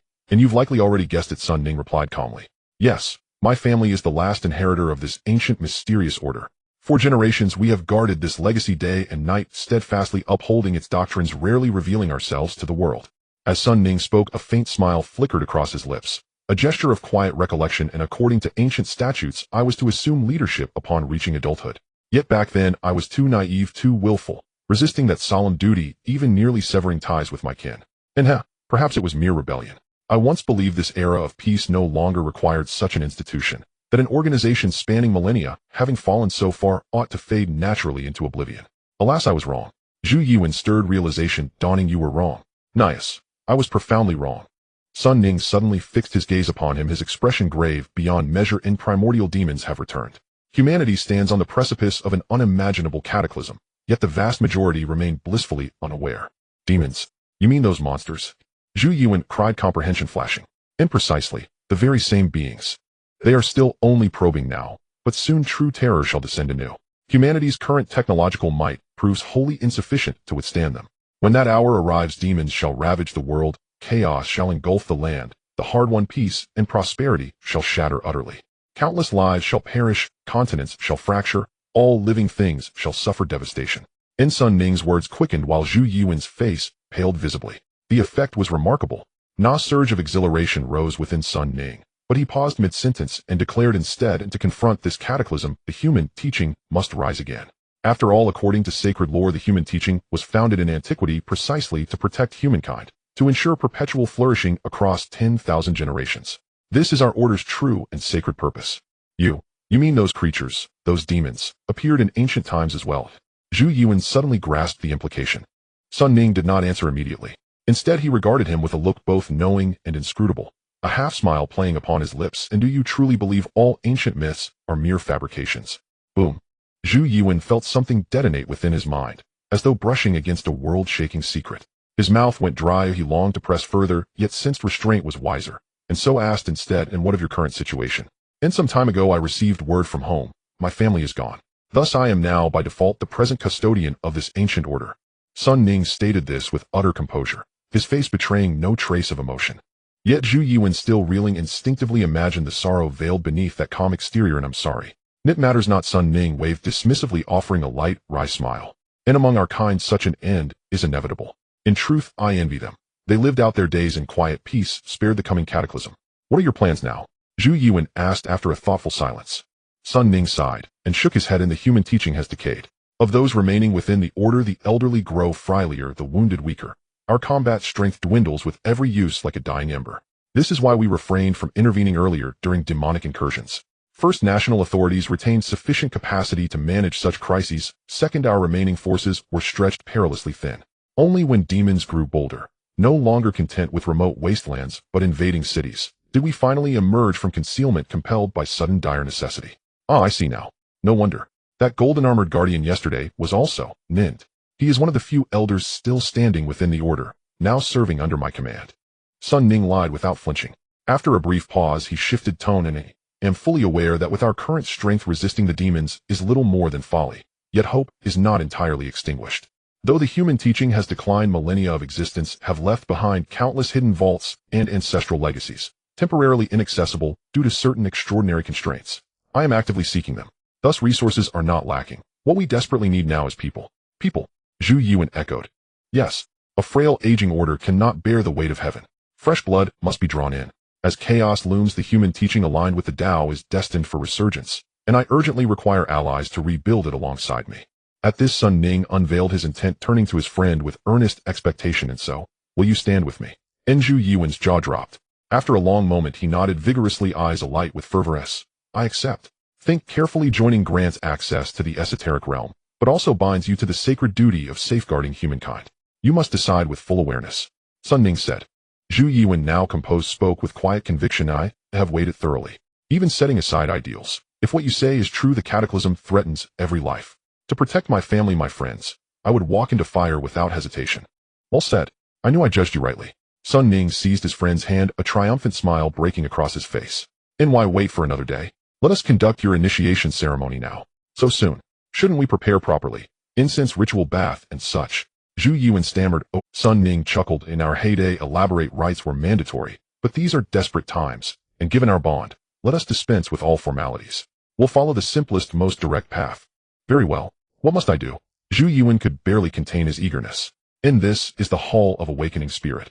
It will open your spiritual orifices, awaken your innate spiritual root, and gradually transform your mortal body into a celestial vessel. Sun Ning improvised casually, then guided Zhu Yuan inside, seating him cross-legged before the character Rin Human. And close your eyes. Empty your mind. Do not wander in thought. Now I shall invoke sacred formulas to awaken your orifices. Understood. Zhu Yuan obediently shut his eyes. Sun Ning exhaled deliberately, waited several seconds, then theatrically formed a mystic hand seal. Within his mind, the system interface materialized, displaying a new prompt and detected eligible candidate, Zhu Yuan. Confirm enrollment. And confirm. And instantly the interface vanished. The Hall of Awakening Spirit trembled faintly, a gentle breeze swept inward, carrying an aura of profound mystery. Outside the hall, wind stirred, green leaves rustled softly. An ancient tree, whose age defied reckoning, suddenly blazed with radiance. Its trunk and foliage shimmered with pure translucent light, as if transmuted into flawless jade. Countless weathered wooden plaques suspended beneath its canopy chimed like wind bells, tinkling softly one against another. Sacred energy descended. Inside the hall, Zhu Yuan, still seated, eyes closed, felt himself enveloped by an ineffable sublime sensation, as though immersed in warm spring waters. Every fiber relaxed. Even the breeze seemed to flow directly into his soul. It swept away all worldly distractions, leaving his spirit mirror clear. Distantly, he heard chants of celestial doctrine. Visions of countless immortals and deities hovered at the edge of perception, though their faces remained indistinct. Simultaneously, a faint golden light streamed from the hanging character Rin, enveloping Zhu Yuan's body and slowly seeping into his being. Sun Ning, observing nearby, recognized this as the light of protection, a benefit granted to all members of the human teaching. He possessed it too, but its subtle resonance paled beside the transformative power of the bone-cleansing pill. Given the order's current weakness, the light's potency remained modest, yet it would strengthen as the human teaching regained its former glory. For an ordinary person, however, it was already astonishing. What? Zhu Yuan snapped, his eyes open, staring incredulously at his own hands. With the light's descent, he distinctly felt his body undergoing profound metamorphosis. The fatigue of last night's hangover vanished entirely, chronic ailments born of relentless labor dissolved, leaving him brimming with vitality, muscles thrumming with latent power, skin glowing with a soft inner luster. And deeper transformations continued unfolding. Congratulations. Every initiate receives this protection. Sun Ning briefly explained its nature, then added, and over the next few days your body will continue transforming, laying the unshakable foundation for future cultivation. Patience is required. Only when fully prepared will we proceed to the next stage. Understood. Zhu Yuan leapt to his feet, euphoric, feeling strong enough to punch down an ox. This key grants entry to this sanctuary. So long as we remain within proximity, you may use it to open the gateway and step into this space. Though not a divine paradise, it possesses restorative properties for both body and spirit. But heed this warning, do not overstay. The longer you linger here, the weaker your tether to Earth's primary dimension grows. Should discomfort arise, depart immediately. Prolonged resistance invites harm. Sun Ning pressed a luminous sigil into his friend's palm, instructing, this is an auxiliary ability, granted through my authority as sovereign administrator. I may bestow secondary permissions upon others, though certain limitations apply. Sun Ning pressed a luminous sigil into his friend's palm, instructing, this is an Go ahead then. Your body's transformation will demand nourishment, triggering hunger. Find sustenance. I have other matters to attend to. Sun Ning said, and I understand. Zhu Yuan grinned knowingly and stepped back into reality, well aware that as a new member, Sun Ning would need to inform the others. He wisely refrained from prying into internal protocols or member identities. Having endured the grind of modern life, he knew intimacy with Sun Ning was one thing, reckless curiosity, as a newcomer, quite another. He knew precisely where the line lay. And within the small sanctuary watching his friend vanish, Sun Ning released a long, deep breath, feeling more drained than after writing 10,000 characters. Yet, end results were extraordinary. The moment Zhu Yiwen's initiation completed, multiple system notifications had flashed across his interface, though he'd been unable to read them then. Now at last he summoned the interface again, eyes gleaming with anticipation. Human Sect V0. Member 2, Su Ning Zhu Yiwen. Glory points 2009. Legacy newly unlocked artifact, message Jade Talisman. Please claim it as soon as possible. Seeing the words on the panel, Su Ning's face lit up with surprise. Glory points had actually reached 2,000. That meant Zhu Yiwen's joining had directly added 1,000 points. This was somewhat beyond his expectations. Recruiting one superior spiritual root member nets 1,000 points. If I recruit a few more, it might be more cost-effective than slaying demons, at least with no risk, Su Ning mused in amazement. Moreover, this growth wasn't a one-time deal. As a member of the Human Sect, once Zhu Yiwen's strength increased, and he could stand on his own, the fame he earned from vanquishing demons would also feed back into the system. Ideally, if enough members were spread across the nation and even the world, Su Ning could do nothing, and as long as they worked, glory would grow automatically. Unfortunately, this was merely an ideal scenario. Factors like cultivation, aptitude, moral character, and shared goals limited membership growth. Su Ning didn't want to recruit someone with a vile nature who would wreak havoc after gaining power. It's tough. It seems he'll have to work hard for quite a while longer, Su Ning sighed. Then, perking up, he tapped on the treasury, and with a thought, a palm-sized pale green jade talisman appeared in his hand. Its design was minimalist, with ancient cloud patterns along the edges, a smooth and polished front, and the archaic character for human carved on the back. Message Jade Talisman Artifact, basic communication tool for Human Sect members. This is the Master Talisman, which can split into subsidiary talismans, allowing the exchange of mental messages across space. A stream of information flooded into Su Ning's mind, and he quickly understood how to use it. Holding the Master Talisman in his left hand, he willed it, and a phantom image split off, landing in his right hand, solidifying into a nearly identical Jade Talisman. However, beside the human character on the back was an additional two. The left was the master, the right the subsidiary. Su Ning's eyes flickered as he tried looking at each talisman, giving them the thought to display in his mind. Then both talismans vibrated in succession. White characters appeared on their surfaces. Master Talisman, how are you? Subsidiary Talisman, I'm fine, thank you, and you? Quite interesting, Su Ning chuckled. This was clearly a cultivation version of a chat app, and since it directly projected thoughts, even English could be displayed. Su Ning experimented further, even splitting off several more talismans to form a group chat. Once he had his fill of fun, he brought his hands together, and all the talismans merged back into one. This is intriguing. Though it overlaps with phones and networks, its secrecy is vastly enhanced. At least there's no worry about being tracked. I wonder what its range limit is. Su Ning pondered as he stored the message Jade Talisman in his inventory. It was unnecessary for now, but once more members joined, it would prove immensely useful. Closing the panel, Su Ning stepped out of the gray mist space and returned to his room, where he saw that Zhu Yiwen had obediently gone out to find food. Recalling the story he had fabricated earlier, his expression grew complex. Tisk, I almost believed it myself. Su Ning sighed, shook his head, found something to eat, and climbed back into bed. With that matter on his mind, he hadn't slept well last night, so he planned to catch up on rest. 1,000 kilometers south of Shunsheng lay the demon capital. Unlike the snowy winter beyond the pass, winter in the demon capital was plagued by frequent rain. This year it was especially severe. The damp, cold air seeped in everywhere, and outdoors pedestrians were bundled up like dumplings. On the cross-river bridge, vehicles darted back and forth in an endless stream. Along one section of the elevated road at the bridgehead, a dense line of cars was steadily approaching. I remember winters in the demon capital weren't this cold a few years ago, Ning Qiu said, withdrawing her gaze from the window. Though the car's heater was on full blast, she instinctively tightened her scarf. More or less, but this year's temperatures are indeed lower. It's admirable that you remember after being abroad for so long, said the woman driving, who exuded a professional aura with a smile. Auntie, perhaps sensing the reproach in the woman's tone, the young girl with long hair draped over her shoulders, wrapped in a white down jacket and knitted scarf, said plaintively, I came back as soon as I finished my studies. You should have returned long ago. Times are not what they were. Everywhere is unstable. While you were studying abroad, you don't know how worried your father was. The professional woman sighed. He's so busy with his vast business, does he even have time to miss me? Ning Qiu pouted, showing a hint of rebellion. Oh, you, the woman sighed again, not taking the bait, and instead asked, what are your plans now? At your age? Stop. I'm only 23. Please don't push me into marriage. Ning Qiu raised her hands in surrender. I'm not pushing you. I mean, if you want to further your studies, I can arrange it.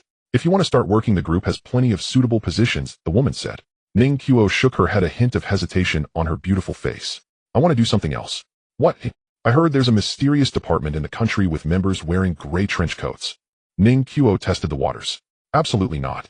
Before she could finish, the woman's face darkened, and then she admonished earnestly. Ning, those things are not for you. I know you've been interested in the mysterious since you were young, and the family hasn't stopped you, have they? But everything has its limits. As a hobby, it's fine to dabble, but you can't take it seriously. Like I heard you joined that so-called Doomsday Salvation Society at your school abroad. The Doomsday Salvation Society, Ning Qiu said with her head down. Yes, that Salvation Society. What is that? Is it a good place? If it were just a student club for fun, fine, but why get involved in such a chaotic mess? If we hadn't found out early and pulled you out, what if you'd gotten into danger? The woman said. Ning Qiu wanted to speak, but held back. She longed to explain that the Doomsday Salvation Society wasn't some dubious organization, but a self-protection group formed by like-minded individuals who had obtained information from higher-ups. Its purpose was to survive the potential doomsday catastrophe. Her involvement wasn't just to satisfy her longing for the supernatural and mysterious powers. It was also to secure a backup plan for her family. Yet she knew how much these words sounded like a scam. In fact, if not for the monsters descending upon the world in the past year, she wouldn't have believed it either. Even at first, she had been highly vigilant, wondering if she was being brainwashed or deceived. But through gradual understanding, especially after witnessing the existence of the supernatural and learning about the preparations made by the upper echelons of various countries, she had no choice but to believe. Thinking of this, she instinctively touched the exquisite bracelet wrapped around her wrist from which hung a yellow crystal. This was a magical item she had obtained from the Doomsday Salvation Society. It could calm the mind, keep the wearer composed, and even within a certain range sense the presence of monsters. However, she also understood her family's concerns, and as she delved deeper, she realized the society's depths were not simple, which was why she had returned home. She hoped to connect with the Grey Coats. At least that was the country's mysterious department, which made her feel safer. But it seemed that would be difficult. I know I was wrong. I've obediently come back, haven't I? Sighing inwardly, Ning Qiu confessed honestly. Once the woman's expression softened, she explained, I'm also worried. If the situation truly deteriorates, and we don't prepare early, what use is all the money we earn? In the country, it can't hurt to make some contacts, right? The woman gripped the steering wheel, silent for a moment before saying, We'll handle these matters. You don't need to take risks. The atmosphere in the car grew heavy. Just then, abruptly, the vehicle ahead flashed its hazard lights and began to slow down. The woman paused and quickly decelerated, eventually coming to a complete stop. What's happening? Ning Qiu asked, startled. Not sure. Maybe an accident, the woman said. In a moment, she saw that both ahead and behind a long line of cars had formed. Stepping out of the car, she heard a commotion from the front. She instinctively shivered, sensing an unusual chill in the air. Due to an unknown incident ahead, the entire highway on the bridge quickly became congested with vehicles. More and more people climbed out of their cars, discussing, gazing, and inquiring about what had happened. The bridge stretched approximately 4 kilometers, and as fog began to rise from the river, visibility was increasingly obstructed. At that moment, everyone felt a sense of confusion. And, as the car door opened, Ning Qiu jumped down and felt an unusually cold air, which made her uneasy. It's cold outside. Oh, let's wait in the car, the woman said with concern. Ning Qiu remained silent, straining to look ahead, but found the surrounding fog thickening, so she leaned against the bridge railing to look down. She saw that the vast river below was rapidly being shrouded by cold mist, which clearly did not seem like a natural phenomenon. What happened? A loud-voiced man nearby finally came down and asked the driver. The driver, holding his phone, seemed to have contacted someone ahead and replied, There was an accident up ahead. Several cars suddenly collided, blocking the road. Some people went to check, and then what? The driver's face suddenly turned pale, and then they fell on the accident scene, looking like they were in great pain, as if they had suffered some invisible attack. Ning Qiu abruptly turned her head, her unease reaching a peak. What nonsense is this? The man seemed agitated, as if he were in a hurry, his brows furrowed. After a moment, he stepped forward along the outer side of the bridge, seemingly wanting to take a closer look. At that moment, Ning Qiu suddenly felt a burning sensation on her right wrist. She was startled, rolled up her sleeve, and her pupils constricted. She saw that the yellow crystal hanging from her bracelet was emitting a faint light, sticking to her skin and radiating warmth. A hint of panic flashed across Ning Qiu's youthful face as she recalled the words of the person who had given her the yellow crystal. This item could sense the presence of demons. Splash! At the same time, a sound of waves suddenly came from the fog-covered river, as if something enormous was moving within. The river was disturbed. What is that sound? It seems to be coming from under the bridge. Many onlookers gazed with uncertainty, and the man who was pushing forward craned his neck to look beneath the bridge. Get back! Ning Qiu instinctively shouted, but it was already too late. The next moment, a thunderous roar erupted from the water surface below, as if a cannonball had exploded underwater, sending countless cold droplets flying. Amidst that icy water, a thick, twisted, slippery, ugly black tentacle emitting an ominous aura. The tentacle surged upwards and instantly struck the bridge's railing, twisting and deforming the steel and concrete. The man who had been craning his neck was smashed into a pulp, unable to utter a single scream before he ceased to exist. A sharp scream rang out from an unknown source. Those witnessing this scene were completely enveloped in fear, instinctively screaming and fleeing. Monster! It's a monster! It's killing people! Amidst the cries, another tentacle shot up, its blood-red suckers resembling eyeballs tightly wrapping around the steel bridge. Then a bizarre creature resembling an octopus covered in a deep, black bony exterior and filled with tentacles was dragged onto the steel bridge. It looked down at the crowd, some of whom were either paralyzed or fleeing in the distance with two red lights glowing on its shell. An invisible mental disturbance radiated outward. Run! In the distance, Ning, who had sensed the danger first, was already forcibly pulling her aunt to escape, sensing an invisible force approaching from behind. She felt a piercing headache, but gritted her teeth to endure it, clutching the yellow crystal tightly in one hand, while dragging her relative with the other. Her mind only focused on one thought: faster. Faster. Faster. That demon is already approaching the bridge. Just off the distance, a group of speedboats roared forward at full throttle. On the boats, figures in gray trench coats held cold weapons, anxious and frantic. "This is already the fastest speed," the driver shouted hoarsely. Why was the alert so late? One of the figures in gray gritted his teeth, sounding both accusatory and frustrated. Beside him, a colleague clenched his fists. "Our equipment can't handle underwater interference. It would be fine if it was on land, but who would have thought it would emerge from the riverbed? I just hope this demon isn't too strong otherwise. At least a level 2. It might even be higher. We're out of time, those people on the bridge likely." The engine roared, and the atmosphere became extremely tense. Everyone focus. Every life counts. Under no circumstances must this thing reach the shore. "Did you hear that?" The captain at the front suddenly shouted. "Yes. It's coming. Everyone prepare for battle." As the command fell, the fog ahead cleared, and the looming steel bridge was revealed above their heads. In a rental room in Shin City, Ning suddenly awoke from a dream, feeling as if there were urgent voices echoing in her mind. "Alert! Alert! What happened?" Ning suddenly became alert, sitting up and seeing the system panel pop up in her vision, with words appearing: "Demon invasion detected. Initiating temporary mission. Reach the scene. Eliminate the demon. Protect humanity. Reward silver treasure chest." Invasion. Another invasion. Didn't the city just resolve one yesterday? Why is there another so soon? Ning's drowsiness completely vanished as she leaped out of bed, putting on her jacket, but her mind was filled with confusion. At that moment, the panel had already flown far away, expanding into a traversable, semi-transparent wall. Within, an image of the incident site was displayed. What came into view was an endless expanse of river, with one section enveloped in thick fog and a magnificent steel bridge crossing through the mist. "This isn't Shin City. It seems to be Demon City." Ning was taken aback as she recognized some familiar land. As her gaze focused, the image quickly zoomed in, the white fog dissipating to reveal that the wide bridge was filled with cars, many of which were ablaze, resembling bonfires. A massive, bizarre shadow was moving within the fog, wreaking havoc, while many people on the bridge were fleeing in terror. Ning's expression slightly changed as she realized the urgency of the situation.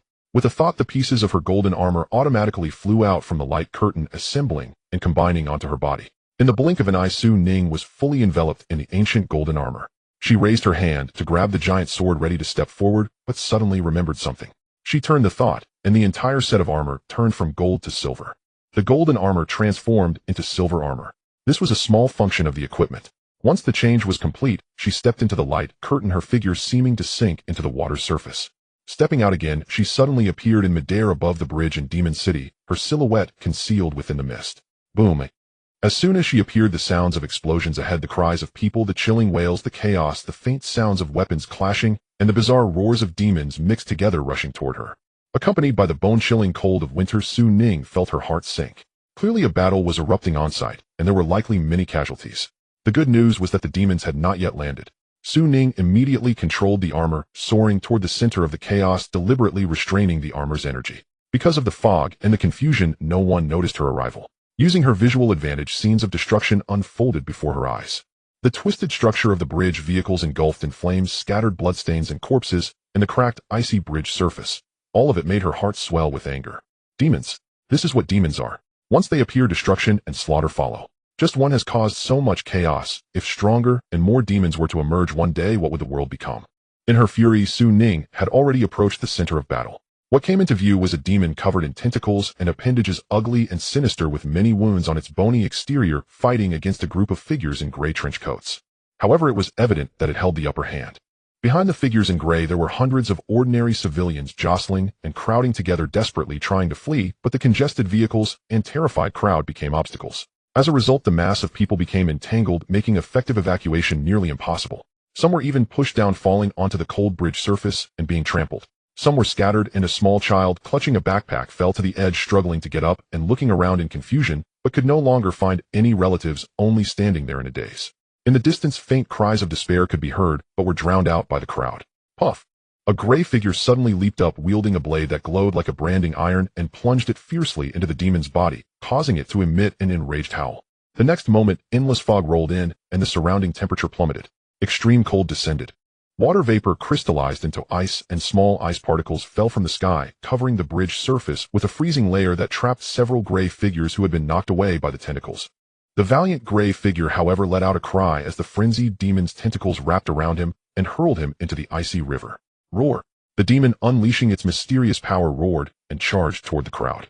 Get out of the way! In the chaos, Ning burst through the crowd, scooping up the small child attempting to bend down and escape, but the yellow crystal on her wrist suddenly shattered with a crack. Mysterious, terrifying whispers suddenly became clear, piercing through her reason. Ning Qiu's legs went weak, and she fell to the ground, looking up in confusion at a tentacle dozens of meters long and as thick as a barrel descending from the sky. In a critical moment, Virum!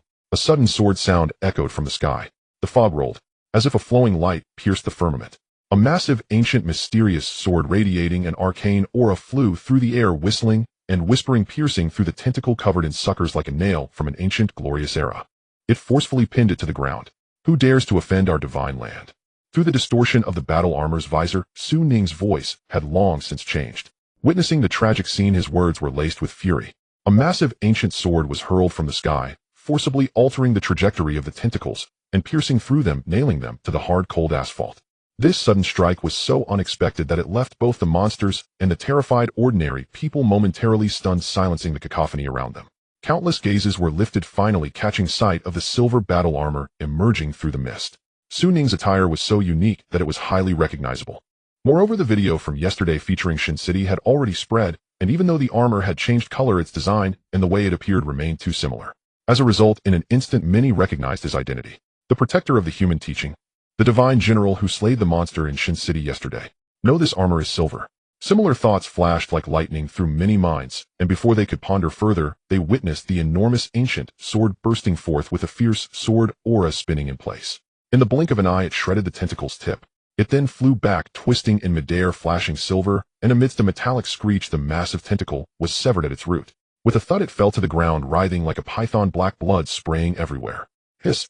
The monster let out a wail, becoming even angrier, no longer pursuing the crowd, but using 3 tentacles to pull itself up towards the bridge, while the others lunged at Su Ning like iron spears. Its tentacles are very hard. Don't engage directly. Just hold on for a few more minutes, and the support team from the sea will arrive, shouted the leader of the Gray Wind Coats. He tried to break free from the icy confinement. However, before his voice could finish, he saw the silver-armored divine general already in motion. Summon! With a flick of his right hand, the ancient giant sword flew back into his grasp, glowing once more, and his figure blurred in midair, leaving behind an afterimage as he dodged the first tentacle. He then turned and slashed the silver sword, light leaping forth, the sound of metal scraping resounding again, and in the blink of an eye, the second thick tentacle was severed cleanly. It fell straight down. The leader of the Gray Wind Coats was left speechless. But it was not over yet. Su Ning's figure moved again, and in the blink of an eye, he reached the steel framework of the bridge, this time wielding the sword with both hands. He slashed downwards. Crash! The steel structure was instantly torn apart, along with the third tentacle, which exploded and fell into the river, splashing a massive wave. Roar! The monster's body lost balance, plummeting downwards, its voice filled not only with anger, but also an added layer of fear. Crack! Su Ning did not stop, delivering a fourth strike. His arm had already suffered from 4 breaks, and this time the giant sword in his hand finally couldn't bear the burden, cracking open a gap. The power stored within the battle armor was rapidly depleting. Yet Su Ning showed no hesitation, once again fiercely wielding his sword. Thus a shocking scene unfolded before all those below. That powerful, terrifying, and ugly monster, which had pushed them to the brink of death, was now being gradually forced into a deadlock by the figure clad in silver armor. Those terrifying tentacles fell like rain. Accompanying them was the thick, black blood. The people had fallen utterly silent. No one dared to flee, merely staring blankly at this unforgettable sight. The Gray Wind Coats were equally stunned beyond words. As officially recognized hybrids, they were well aware of the monster's strength. Although it did not reach level 3, it was still stronger than the average level 2. Especially since this area was close to the water vein, granting additional combat power, otherwise they wouldn't have collapsed so rapidly. However, at this moment, in their eyes, compared to the monster now being reduced to a bloody lump, the silver-armored divine general appeared even more terrifying. Is he also a member of the human teaching? How many powerhouses of this caliber does that mysterious organization possess? Yesterday, it was Shin City, today it's Magic City. Just how extensive is their influence?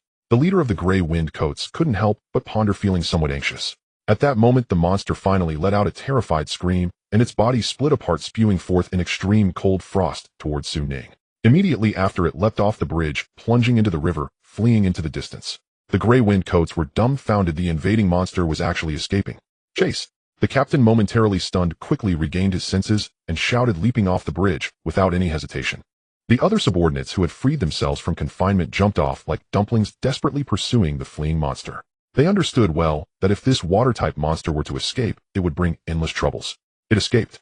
In the sky, Su Ning dealt with the frost, feeling a tightness in his chest. This armor had no functionality for diving. Moreover, the energy levels had already plummeted, and he feared he could only sustain one last strike. What to do? I can't lock onto its location from across the water. Su Ning flew over the river, urgency filling his heart, when suddenly a flash of inspiration struck him. He raised his hand and lightly tapped his forehead. The Qi observation technique activated. In the next moment, his vision had transformed. Under the gray-blue river water, a swiftly moving shadow emanating a dark glow was darting about, with faint red dots pursuing rapidly behind it. The Qi observation technique could discern the root bones of individuals, and whether it was the monster or the gray wind coats, they evidently possessed some sort of talent. Found you.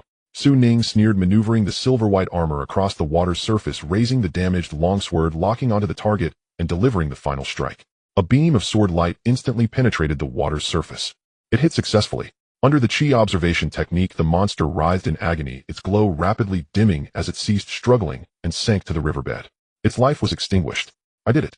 Su Ning felt a sense of relief, but as he sensed the energy within the armor reaching its limit, his expression changed slightly. He no longer lingered, decisively gained altitude, and prepared to return.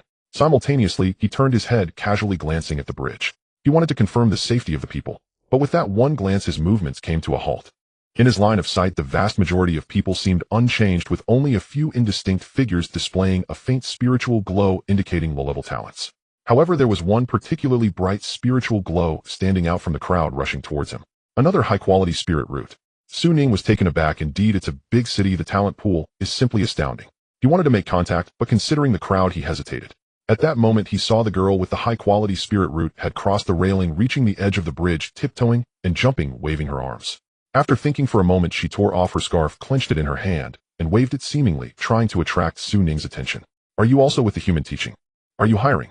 My name is Ning Qiu. Oh, I want to join you and fight the monsters. Hey, can you hear me? The girl shouted with all her might. Su Ning's expression immediately turned somewhat strange. Upon closer inspection, he suddenly felt that this girl's clothing looked somewhat familiar, as if she was the one who saved people earlier. Su Ning had a vague impression, and his gaze towards her grew increasingly interested. After considering, he glanced at the girl, remained silent, maneuvered the armor to trace an arc soaring towards the sky, all while using the mist as cover to cast a phantom. Hey, don't go. Look at me. I also want to. At the edge of the bridge, Ning Qiu desperately waved her scarf, but all she saw was the silver-white armor flying farther and farther away until it vanished into the mist. Disappointment surged over Ning Qiu's face like a wave. She slowly lowered her arms, her voice growing softer. I also want to save the world. The last few words were barely audible. Just as she was filled with immense frustration, preparing to leave, she suddenly felt something new in her hand. Upon closer inspection, she found a palm-sized, ancient-looking green jade talisman. Its surface was as smooth as a mirror, and upon flipping it over, she could see an ancient character for person. Along with it, a number reading 69. Ning Qiu was taken aback, then suddenly seemed to remember something, her dull eyes reigniting with hope. Ning Ning. At that moment, a voice called from behind her. She hurriedly tucked the jade talisman close and returned to stand beside her aunt. How did you end up here? It's so dangerous. We need to get home quickly, her aunt urged. Ning Qiu smiled. Yes, let's go. At that moment, a loud roar echoed from the river as the rescue team, armed with heavy weaponry, finally arrived. Shen City. Inside a rental apartment. Su Ning stepped out of the light barrier, plopping down on the bed, propping himself up with the broken sword as the light barrier shrank into a system panel. Task complete. The reward of a silver treasure chest has been issued. Please check your item inventory. Congratulations, the reputation of the human teaching has increased. Glory 799. The task is complete. The words on the panel shimmered with a faint light. This time Su Ning was not in such a hurry. Instead of rushing to claim the reward, he took his time to put away the communication jade talisman in his palm. The girl who called herself Ning Qiu had decent talent. As for her temperament, it was difficult to judge without more understanding, but from her willingness to risk her life to save others, she likely wasn't bad. She could be considered for further observation. However, there were too many people at the scene, making communication impossible, so Su Ning simply divided a child talisman to leave for her, which also served to test the communication distance. If possible, he would try to establish contact. There was no need to worry about being traced. As for the number written as 16, it was mainly to make it seem like there were more people. I didn't expect this artifact to be used so quickly. Ning shook his head with a smile, putting this matter aside as he looked at this wave of rewards. The glory points of 799 were significantly more than last time. Is it because the demons this time are stronger, or are there more spectators? Ning pondered. As of now, he was still unclear about the levels of the demons, but by comparison, it was evident that the ones at the bridge in the Demon City were more powerful than those in Shin City yesterday. However, such enhancement was limited. Additionally, considering the rewards given by the system, the rise from bronze to silver could also serve as corroborative evidence. A wave of amplification. The total glory points had reached a terrifying 2,808. According to experience, will reaching 3,000 unlock another heritage. Ning suddenly felt a bit impatient. On one hand, it was due to curiosity. On the other hand, it was because this mission had come at a great cost. The entire set of armor was on the verge of collapse with the mysterious internal energy reduced to the last trace. The armor was dim and lifeless, and the giant sword in his hand was riddled with cracks looking utterly tragic. After this battle, it was completely rendered useless. What a pity. If I can't become stronger quickly, I might not even have the ability to complete the next temporary mission. Ning removed this set of scrap metal and returned it to his inventory. In front of him, a silver treasure chest appeared out of thin air. I hope it contains something good. Ning silently prayed, and even went to wash his hands before opening it.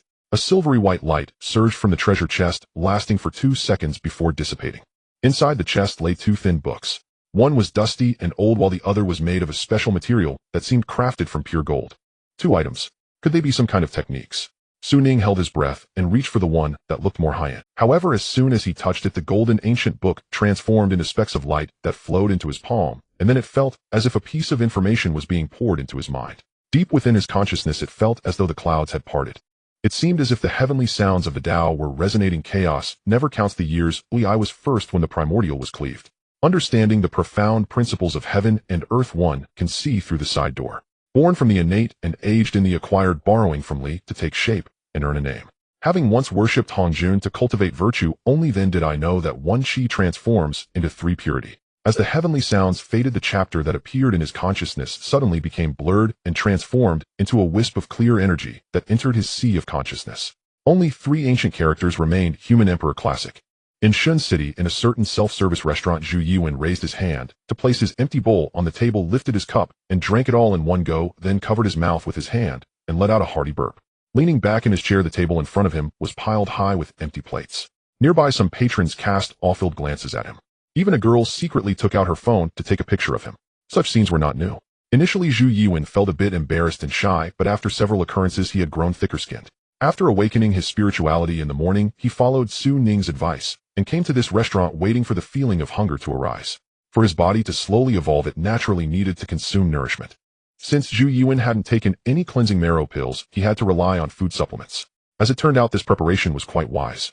Shortly after arriving at the restaurant, a strong sense of hunger arrived as expected, and Zhu Yuan had no choice but to keep eating to combat it. The food he consumed was rapidly broken down into nutrients with astonishing efficiency. He continued eating until he finally felt the speed of digestion slowing down. Phew, that should be enough. Zhu Yuan rubbed his belly and sighed. After all, one couldn't catch a sheep and then shear it. Just as he was contemplating whether to make a call to ask Ning for advice, suddenly the phone on the table lit up. It was a push notification from a news app. Zhu Yuan instinctively wanted to swipe it away, but when he saw the news title, his entire being jolted awake. Just now, a monster attacked the bridge across the river in the Demon City, resulting in dozens of casualties. The human protector has returned. A monster attacked the Demon City. Dozens of casualties. And a human protector. Zhu Yuan suddenly became anxious and hurriedly clicked on the push notification. On the screen, a brief article appeared. The news description was very concise. Essentially, it described how fog rose over the bridge, the demons attacked humans, and the event where they were killed, accompanied by a few images. Upon inspection, it was clearly taken from a distance, showing the fog engulfing the broken bridge. There were also several images revealing burning vehicles at the scene, shattered bridge surfaces, twisted steel boats on the river, and crowds being evacuated. Some sensitive images, including the tentacles of the demons and the casualties, were not released. However, just from the traces of destruction at the scene, one could feel the ferocity of the attack. At the end of the article, there was a blurry image attached. In the image, the undispersed white fog revealed a figure clad in ancient silver armor soaring into the sky. It was very blurry. According to eyewitnesses at the scene during the crisis, a mysterious strongman clad in silver armor appeared, assisting the official special department, blocking and killing the attacking creature, saving hundreds of people. Although he did not reveal his identity, multiple witnesses confirmed that he resembled the golden armored protector who introduced himself as a human protector and had appeared in Shin City yesterday. More follow-up reports will be updated later. Please stay tuned. At the end of the article, it stated, Scrolling to the comments section, he saw that the replies already exceeded 1,000. How terrifying. I was just near the elevated bridge. I was wondering why there was a traffic jam. Who would have thought that a monster would attack the bridge? What exactly happened? Yesterday, it was Shin City. Today, it is the Demon City. Who will be next? I'm terrified. My wife and I originally planned to go out today, and we were supposed to take this route. As a result, our tire blew out and delayed us, allowing us to escape a disaster. Is what they said about the human protector real? The photo is too blurry. Is there any video? This must be the secret power of the nation. Oh, otherwise how could they appear promptly twice in a row? What are you thinking? At that moment, life and death were at stake, and the fog was thick. How could anyone think to record a video? Are you crazy? I heard that the silver armored protector left right after killing the monster without saying a word. I was an eyewitness at the scene. Everything in the article is true. The silver armored mysterious person truly exists, and he played an even greater role than what was written in the article. If he hadn't arrived, the death toll would have likely multiplied. I don't know what the human protector is, but I only know that they saved our lives. Thank you. Thank you, great nameless hero. A reply from someone involved immediately received a lot of likes. At this moment, many patrons in the self-service restaurant also learned about the significant event that had just occurred from the news or group chats. Everyone stopped eating, holding their phones, replying to messages, or discussing the recent attack in the Demon City and the human protector. Having experienced 2 consecutive days of incidents, the feeling was particularly strong for the people of Shin City. Zhu Yiwen, who was in the midst of it all, felt even more excited. His breathing quickened as he enlarged the blurry photo, his skin flushing with excitement. A human protector. Another human protector. To him yesterday, it was a golden armor. Today, it was silver armor. This was clearly one of the powers left behind by the mysterious organization that had existed since ancient times, as mentioned by Su Ning. Were both protectors still members of the organization? How many such members were there? Initially, he thought the power of the human protectors was limited to Shin City, but now another member had appeared in the Demon City. What did this signify? Zhu Yiwen suddenly felt that the organization Su Ning described as withering, broken, and weak was far stronger than he had imagined. How strong is the human teaching? For Zhu Yiwen, there was no clear concept of it until now. Everything he understood stemmed from Su Ning's descriptions. According to Su Ning, throughout history, the human teaching once shone brilliantly, even possessing the ability to erase its own existence. Now, however, it had long lost its former glory, leaving only a remnant of its past. With talent dwindling, the power no longer existed. Originally, Zhu Yiwen thought the same, which was one of the reasons he had joined on the spot. Compared to being harbored by his friend in an inconsequential role, he preferred to serve as Su Ning's right hand, standing together to uphold humanity in the impending calamity. That was a dream he had never dared to hope for in his over 20 years of life. But now he suddenly realized that the organization's remaining foundation was far richer than he had anticipated, and Su Ning's control encompassed more than just one protector. Moreover, the area he controlled was not limited to this northern city. Indeed, it is a once glorious, transcendent force, and no matter how it has withered, it remains unimaginable to ordinary people. Zhu Yiwen suddenly understood. As the saying goes, a skinny camel is bigger than a horse. The withering Su Ning spoke of was merely in comparison to its past glory, but for this era, it was still sufficiently dazzling. However, Su Ning mentioned that the residual power of the organization diminishes with each use. Can it be understood that each battle consumes historical foundation? Zhu Yiwen pondered. At this moment, he suddenly imagined a myriad of stories. Why had such a once mighty organization withered? Natural decline was one aspect, but could there be other reasons? For example, in the end times, it became difficult to cultivate. Members, inheriting ancient traditions, struggled to practice under harsh conditions, undertaking actions against the heavens, resulting in irreparable injuries that hindered their ability to continue fighting. Or perhaps each use of power was consuming their lives. The more Zhu Yiwen thought about it, the more distressed he became, increasingly convinced that his speculations were likely correct. He grew more respectful towards those predecessors he had never met. If the seniors in the organization had sacrificed so much for a noble mission, as a junior, he could not let this sense of responsibility go to waste. I must cultivate. I need to grow stronger as soon as possible. Listening to the discussions around him, Zhu Yiwen felt a fire within him ignite. Everyone was talking about the mysterious human teaching. Only he knew the weight of the mission the organization carried. With this thought, he decisively stood up and walked solemnly towards the dining area. He needed to transform responsibility into appetite. On the internet, as news spread, the incident regarding the bridge in the Demon City quickly went viral. Unlike before in the past, although there were demon attacks in various places, the casualties were not significant. But this time was different. Even though the Demon City Grey Cloaks and Su Ning intervened to prevent a larger tragedy, it ultimately resulted in considerable casualties. In this context, the already tense atmosphere was ignited. The level of related discussion skyrocketed. In just a few minutes, the trending topics on various online platforms were occupied, and around the same time, reports of attacks targeting cities abroad also surfaced. People then realized that the invasion of demons was not limited to just one location, but was a global phenomenon. In comparison, the domestic damage was actually the least. In Xin City, within an office building, the local gray cloaks saw the news and began discussing it, each person's expression complex and grave. What happened? Suddenly Chen Tong walked in, asking in confusion. Didn't you see the news online? A colleague replied in surprise, then recounted the events and pulled up some photos from the scene on the computer. Upon learning this, Chen Tong, who had originally felt a bit cheerful, suddenly felt as if a bucket of cold water had been poured over her, her heart heavy. Scrolling through the webpage and seeing the damaged bridge and the panicked crowd, her youthful fair face displayed anger and sorrow at times. When she saw the last image, the ancient silver-armored figure flying into the depths of clouds and mist, her hand holding the mouse paused, and she fell into silence for a long time. All right, everyone, get back to your work. Vice Captain Zhou can walked in, speaking loudly, then looked at Chen Tong. Did you just message me? Yes, I have some new findings. Chen Tong snapped back to her senses, becoming the calm girl once more. What is it? Human teaching, Chen Tong said.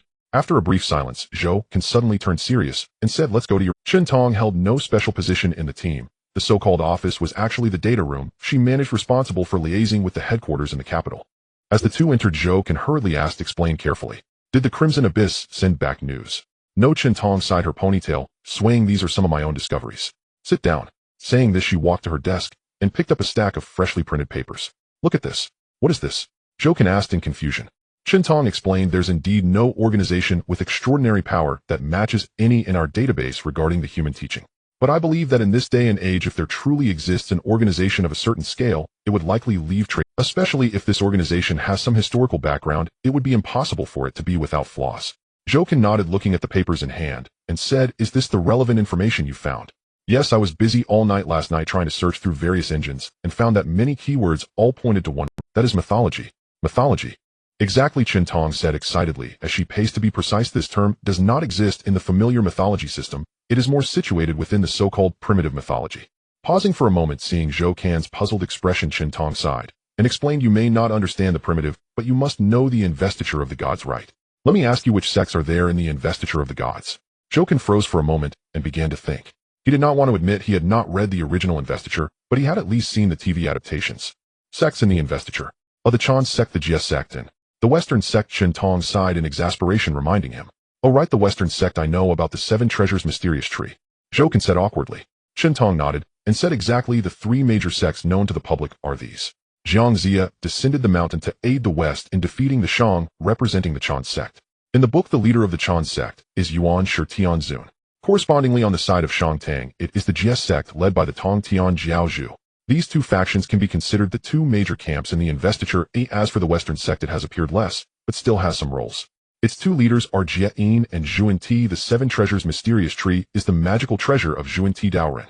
Zhou Can listened with a confused expression, unable to help, but asked, what does this have to do with what we're discussing? Is there a human teaching in the investiture of the gods? Of course there is. Chen Tong nodded seriously, pointing Zhou Can's gaze to a specific line in the book. In the 15th chapter, there is a line that states, thus these three teachings are mentioned. Chan sect, Jia sect, and human Dao. According to some people's speculations, the human Dao here refers to the human teaching. Zhou Can, is it just this one line? It's written quite vaguely. Chen Tong cleared her throat, skipping over this topic, and said seriously, indeed, the original text does express very little on this, so we need to rely on some new materials. Saying this, Chen Tong simply pulled him over to the computer and opened a webpage. Look at this. Zhou Can asked, is this, didn't you say you were looking up materials? Chen Tong quickly clicked on the primitive flow tag, then pointed to a bunch of online discussions on the webpage. This describes a lot of information regarding the human teaching. Zhou Can remained silent for a moment, looking at this girl with an exceptionally high bloodline talent, with a complex expression. After a while, he said, so you mean the materials you searched all night referred to reading web content on Kidian's primitive flow? Zhou Can felt like he was on the verge of a breakdown. He usually browsed the internet, albeit superficially, and had a basic understanding. He was very clear that these stories were purely creations of fantasy.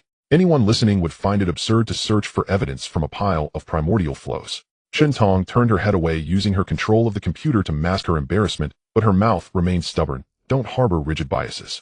By your logic, the investiture of the gods is merely an ancient text, yet you didn't find it absurd just now, eh? Zhou Can didn't want to speak anymore, feeling exhausted. Seeing his expression, Chen Tong suddenly became serious and said, I'm not joking with you. You know I wouldn't joke about such matters.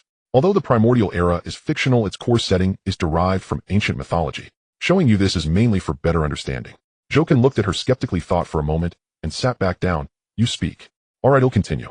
If the original work of the investiture of the gods described the human teaching vaguely, it became much clearer through the organization of these internet writers.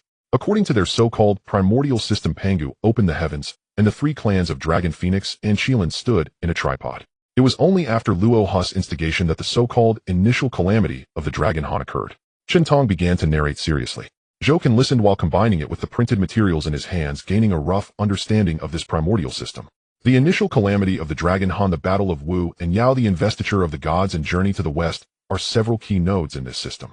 Among them, the relationship between Wu and Yao and the investiture of the gods involves the so-called expounding and interception, as well as the rise of the human teaching. You already know the first two, so I won't elaborate. The key point is that the leader of the human teaching according to this system should be the moral celestial sovereign from mythology, or we can say the familiar Dao Tianzuan. He shares governance of humans and the two teachings of exposition and interception with the primordial being, but in the stories setting the moral celestial sovereign advocates in action, which is why he rarely intervenes, leading to scant information on the human teaching among the three teachings. Wait a moment. Zhouken frowned more and more as he listened, raising his hand to interrupt. So what? Ultimately, this is still something fictional. You can't just say that because they share the same name we can trace it back to mythology, can you? Qintong nodded. Of course I don't think that way. Initially, I felt that the extraordinary organization likely borrowed names from mythological legends, but some subsequent discoveries made me waver on this. Oh, look at this image. Qintong flipped to a certain page of the printed material, which featured a printed webpage with a somewhat blurry ancient character in the center. This is something I found online, an image carved on an old object belonging to a netizen's family. If you look closely, doesn't it resemble the wooden token we found? Zhouken recognized it, and his expression became serious. Indeed, the writing style and the surrounding cloud patterns are very similar. Qintong nodded. Moreover, the elemental identification results for the wooden token have already come out. It is indeed an old object tentatively dated to the Tang and Song dynasties. Tang and Song. Zhouken was truly unsettled now. If the items on that mysterious figure truly had such a long history, then their patterns had appeared in history before. Also, Qintong didn't wait for him to think and took out another piece of paper, smiling. Do you know why I wanted to show you the materials on the primordial era? Because I found an interesting detail in it. According to the primordial setting, the leader of the human teaching is the moral celestial sovereign, who is also the Taishang Laojun from folk legends. And in Journey to the West, it was recorded that there were golden and silver children under Laojuan, yes, the golden horn and silver horn kings. So what can you infer from that? Zhouken suddenly exclaimed. Are you implying that the golden armored and silver armored protectors appearing in both places correspond to the golden and silver children of the human teaching in legends? Exactly. Qintong's expression was sharp. According to this deduction, the human teaching mentioned by that mysterious figure back then can be traced back with clear evidence. It is hidden within classical mythology, forgotten by us in the present, yet it still leaves traces behind. But Zhouken felt a bit dry in his throat, saying, surely you don't think that mysterious organization has truly existed for many years, spanning several dynasties, right? Qintong remained silent, just looking at him. After a while she sighed and sat down tiredly in front of the computer, saying, I hope it's not like that. A long silence followed. Zhouken placed the item on the table side and said seriously, I think you're overthinking it. Perhaps you're right. Are there any other news updates from the Deep Red Well? He attempted to change the subject. Qintong closed the webpage, poured a cup of coffee, and said, yes, the capital is taking this mysterious organization very seriously. Apparently a big shot has already come over and is likely on the way now. However, the traces of them have just appeared again in Magic City, and they probably need to send people to investigate over there soon. Zhouken nodded. If a big shot came to take over the investigation, his pressure would be greatly relieved. At least he wouldn't have to be as anxious as he was now. What level of big shot? He asked. Yama. Qintong's gaze was deep, a high-level hybrid. On the other side, Ning finally emerged from a strange state. The room was already quiet, and before him, the silver treasure chest that others could not see showed no signs of change. However, he could clearly sense the difference within himself. As the golden booklet merged into his consciousness, he seemed to grasp a certain cultivation method, without needing to learn it, yet he couldn't describe it. Profound and mysterious. Few is this indeed a cultivation method. The Human Emperor scripture sounds very advanced. Ning wiped the sweat from his forehead, falling into deep thought. In his mind, he recalled the chanting sounds at the moment the cultivation method manifested. What was that? It sounded like a long poem. Especially the last line. Having once worshipped Hongjun to cultivate virtue, I now understand that one chi transforms into 3 purities. This is a bit too pointed. Ning suddenly stood up. In fact, after inheriting this legacy, he had been curious about the origins of this ancient mysterious organization. To be honest, he was not unfamiliar with the term human teaching. After all, as a writer, he would not be too unfamiliar with the famous primordial stream. The key is that the stuff on the internet is all fabricated. He was very clear about this. So Ning didn't dare to associate it with that direction. Too absurd. However, the long poem recorded in the Human Emperor scripture made him redirect his gaze towards mythological legends. Could it be that the human teaching I inherited is truly related to that fabricated primordial setting? Ning's feelings were extremely complex. Why did he suddenly feel that the things his peers had concocted seemed a bit dangerous? This setting is too far-fetched. Surely it's just a coincidence. After all, the setting is also derived from mythological legends. The coincidence is completely understandable. The subsequent unlocked legacies would not crash again. However, upon careful consideration, if it truly led people's impressions of the human teaching to the mythological system, it could be quite engaging. Shaking his head, Su Ning cast aside the chaotic thoughts. He raised his hand and took out another booklet from the box. This one was clearly plain and unremarkable, its pages yellowed, written in ancient characters. A rough glance revealed that it was a breathing technique. According to the system's description, it belonged to the foundational practice method for the disciples of the human teaching. Yes, it was indeed a foundational cultivation method. Later I can give this to Zhu Yuan to use. Su Ning made up his mind and stored it in his item slot. The silver treasure chest also automatically dissipated. Looking at the time, it was already afternoon. Su Ning changed into a different set of clothes and went out to find something to eat. During this time, he also noticed the discussions online. Before he knew it, evening arrived. As darkness fell, the northern winter set in, and as soon as it got dark, the temperature dropped. Outside, there were hardly any people, and even the cars diminished significantly. Su Ning walked out of a shop, wrapping his face with a hat and mask. He took the bus to the city outskirts, then walked to a secluded place, summoning the armor with little energy. Wrapping himself up, he then used the night as a cover, slipping into the outskirts atop an unnamed hill. That night at 8 o'clock, wrapped in battle armor, Su Ning reached the top of the mountain, confirming that no one was around, and sat cross-legged in the icy snow. He looked up, opening his faceplate. The mountain wind howled, and a bright moon hung high in the deep sky. He was about to begin his first cultivation. The starry sky tonight is exceptionally beautiful. As far as the eye can see, the entire firmament is devoid of any clouds. The darkness of the night enhances the brilliance of the countless stars. The dazzling Milky Way stretches across the horizon opposite the silver moon, with countless moments seemingly flowing between them. Su Ning had heard a saying that the starlight witnessed by people on Earth today originates from billions of years ago. The vastness of the universe and the length of time give a glimpse into its grandeur. In comparison to the great universe, the years of Earth are but a drop in the ocean, not to mention the mere existence of. Since the era of humanity's primitive farming, magnificent fantasies concerning the divine have emerged. Tonight he is about to knock on the sacred realm with a profound and ineffable method from his heart. With legs crossed and eyes closed, Su Ning empties his mind. His consciousness drifts, the noise around him fades away, and he becomes aware of his insignificance amidst the vast universe. Starlight showers upon his body, seeping silently through his armor. The Emperor's scripture begins to operate autonomously, and the radiant starlight seems to be drawn towards him, flowing like feathers in a heavy snowfall, gradually forming a passage that connects heaven and earth. That is the path of spiritual perception. It is also the beginning of cultivation. At this moment, Su Ning, lost in chaos, is unaware that his consciousness is connecting to the starry sky in an unfathomable manner. He is even unaware that this touch originating from the human realm is as brilliant as a flame in the secrets of the starry sky. The universe is dark, cold, and lifeless. The light from the stars recklessly sweeps across this domain, revealing the stars which follow their orbits. They resemble corpses like gravestones. The ugly surfaces display various colors: gold, red, earth, yellow, and of course azure blue. Next to the planet covered by oceans, a rather inconspicuous star mottled and gleaming silver gray stands out. For countless years, it has quietly observed the rise and fall of the surface, and barring any accidents, it will continue to accompany until the end of days. It is the moon. However, tonight's moon has undergone some changes. When consciousness from a certain place on the blue planet connects to the starry sky, the once silent and desolate moon slightly trembles. Then on the surface of the planet, crimson blood unexpectedly surges from countless craters. They seem to originate from the heart of the moon, and once they appear, they take on a sweeping momentum. Endless blood pours forth, flooding the lunar surface, transforming it into a scarlet ocean. On the surface, storms from the stars whip up, giant waves hundreds of meters high. The entire sea of blood is boiling. Some of the water rises, and if viewed from a distance, an indistinct face emerges from the vast expanse of crimson, coldly gazing down at the world. After a few seconds, it submerges back into the water. In Shun City, at the gray trenchcoat office, Chen Tong sits alone in front of her computer, her right hand pressing down on the mouse, while scrolling evenly, with half a cup of coffee on the desk. The room is only illuminated by a desk lamp, and the cold light from the computer screen reflects on her tired face, creating a quiet atmosphere.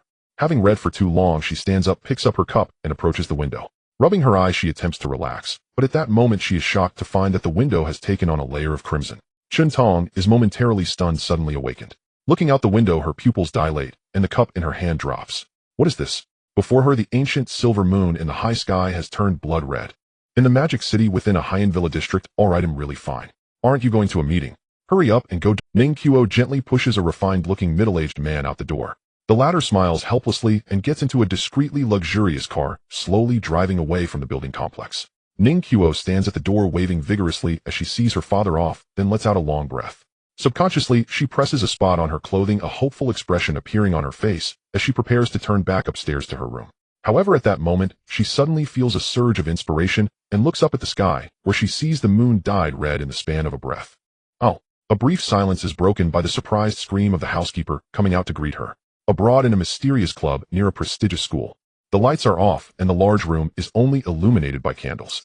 A group of men and women dressed in strange robes and wearing masks kneel in a circle around a bizarre magical array drawn on the floor, gazing with curious, yet fearful eyes at the ritual crystal ball held by the person in the center. Suddenly the crystal ball bursts forth with a crimson glow illuminating everyone, making them look like ghosts. Oh! A girl can't help but exclaim in fear, retreating and covering her mouth. A brief commotion ensues. The man hosting this doomsday salvation meeting, after being stunned for a few seconds, suddenly kneels down trembling and fervently exclaims, "Great and mysterious Mother, sovereign deity of the end of the world, we welcome your arrival." The others are momentarily dazed, then almost blindly shout in unison. In the sky above the route from the capital to Shen City, a commercial airliner is flying at a constant speed. Inside the cabin, passengers are drowsy. Due to the internal lighting, normally no one would notice the change in the moon. However, at the moment the blood moon appears, a man wrapped in a coat suddenly opens his eyes wide, as if inspired. He looks around and rises, heading towards the lavatory. As he avoids the crowd, his figure suddenly becomes illusory. In the next moment, he vanishes and reappears out, half squatting on top of the aircraft, his feet planted on the plane, his body exposed to the cold wind. He remains still, as if nailed in place. He only looks up, staring intently at the blood-red moon, his face pale, and beneath his sunglasses flames of pale gold ignite in his eyes. Have the old demons awakened faster? At this moment, across the dark eastern hemisphere, countless nations, cities, and people witness this shocking scene. It sparks a new wave of discussion. Fortunately, this special celestial phenomenon lasts only a short time. After about a few dozen seconds, the blood sea seeps back into the earth, and the moon restores its original silver white. At this moment, sitting cross-legged on the desolate mountains outskirts of Shen City, Su Ning remains immersed in the novelty of his first cultivation, completely unaware of the changes occurring in the outside world.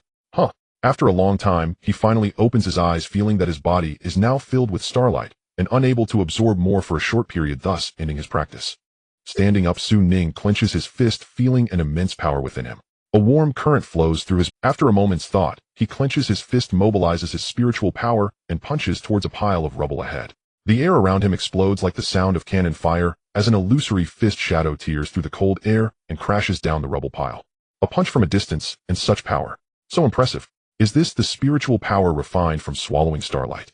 Even without relying on any spells, just by the sheer release of spiritual power, I can produce an effect similar to that of a heavy cannon. Su Ning takes a deep breath, somewhat shocked by himself. Of course, this punch has also consumed nearly half of the spiritual power he just accumulated, meaning that with his current capability, he can only unleash such 2 punches. However, considering this is just his first cultivation, it's quite impressive. In ancient times were those so-called great cultivators all such monsters. Su Ning feels a bit dazed. If myths are true, ancient great powers could practice for thousands or tens of thousands of years. This a punch exploding a star might not be a joke. Of course, he doesn't really believe that cultivators can live that long. Oh no, it seems I've attracted the attention of the nearby village.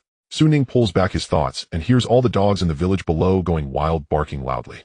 Many lights in the yards are turning on. After all, in this age, pure, desolate mountains are rare. Su Ning immediately checks his surroundings to confirm he hasn't left anything behind. Only then does he don his armor and, using the cover of night, stealthily head towards the city center. An hour and a half later, the gray trench coats of Shen City appear on this mountain peak, each face filled with seriousness. Is the strange sound reported by the villagers confirmed to be here? The tall and thin Vice-Captain Jokin asks. This is it, a team member affirms. Chun Tong presses on the scabbard at her waist, her pupils burning with crimson flames, gazing at the shattered hill, saying there remains a mysterious power here, very similar to the aura left by the golden-armored guardian last time. Jokin asks, are you saying that the traces here were caused by him? But why would he appear here? Shen Tong falls silent, sighing after a moment. Perhaps he sensed the change in the moon and came to the high ground here to see what's going on. The others exchange glances, feeling there are still doubts, yet this seems to be the most plausible answer.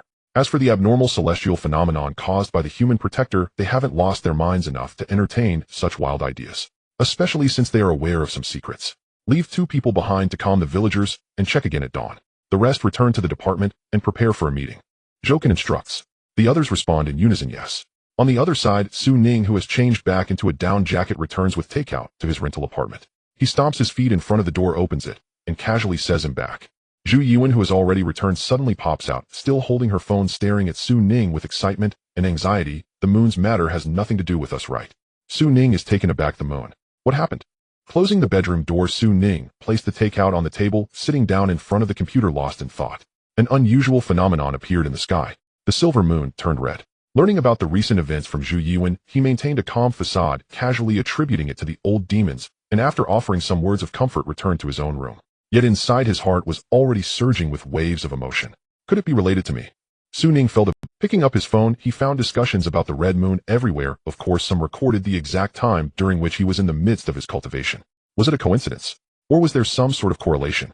Su Ning himself was unsure. Although he had slain 2 demons in just 2 days, he still knew nothing about these invaders. Where did they come from? What was their purpose? How many were there? What was their hierarchy? He had no idea. Thus he could not make any judgments. However, some things could be deduced. For instance, in the past 2 days, the intensity of the demon invasions had clearly increased. Combined with the abnormal celestial phenomena, it was highly likely that this was the work of demons with no direct connection to himself. It was merely a coincidence that everything happened in these 2 days. I still know too little about demons. Su Ning set this matter aside, feeling a bit troubled, but after reflecting on his own progress, he felt somewhat reassured. I need to become stronger quickly. Yes, just now I used the Qi observation technique to take a look at Zhu Yuan. His body is transforming rapidly. No wonder he has a high-quality spiritual root, though he does have a bit of a belly. How much has he eaten? Tomorrow, then he'll try to let him learn some basic techniques, hoping he can stand on his own soon. Su Ning pondered as he began to eat. Additionally, that fairy seedling who calls herself Ning Qiu can also be approached. Unfortunately, I don't know much about her, and it will take time to investigate. Thinking of the girl who bravely waved at him by the bridge, Su Ning raised his hand to summon the communication jade talisman, then paused suddenly, noticing a line of unread messages flashing on the talisman's surface. No. 69. Is anyone there? Judging by the fading brightness of the characters, the message had been sent half an hour ago. Oh, not bad. Did she figure out how to eat? Su Ning smiled. This saved him the trouble of initiating contact. How should he reply? Su Ning set down his chopsticks, thought for a moment, then slid the talisman across the table, dividing it into 7 or 8 sub-talismans, each with a different numbered message. Each jade talisman flickered with the message, "Is anyone there?" Any one of the talismans that sent a message would simultaneously push it to the others. In a villa in the demon city, within a room, Ning Qiu lay on the soft bed in a big position, staring blankly at the ceiling, her mind constantly weaving together different images. At times it was the scene of a silver-armored warrior slaying demons on the Great Bridge during the day, while at other times it was the eerie sight of the red moon appearing not long ago. Her heart was in turmoil. Raising her hand, she looked at the ancient jade talisman tightly gripped in her palm, which still bore the message she had sent, yet there was still no response. Over an hour ago, Ning Qiu had witnessed the blood moon, her heart surging, then immediately returned to her bedroom to begin studying this mysterious jade tablet.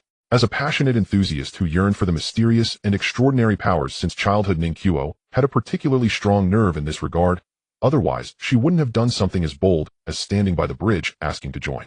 After acquiring the jade tablet gifted by the other party, Ning Qiu was mentally swaying all day, eager to find an opportunity to study it, but worried about being discovered by her family. She held back until now, finally taking it out.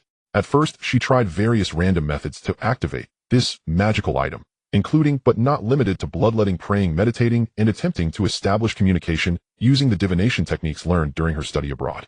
All of them failed. Just as she was feeling a bit down, she inadvertently held it, focused her attention, and to her surprise, as long as she concentrated and projected her thoughts into it, what she wanted to say would appear on the jade talisman. This discovery thrilled her immensely, and she quickly deduced that this was undoubtedly a communication artifact. Then came the anxious waiting. From her initial unease to self-doubt now. Is this really the correct way to use it? Did I overlook something crucial? Ning Qiu's beautiful brows furrowed in confusion.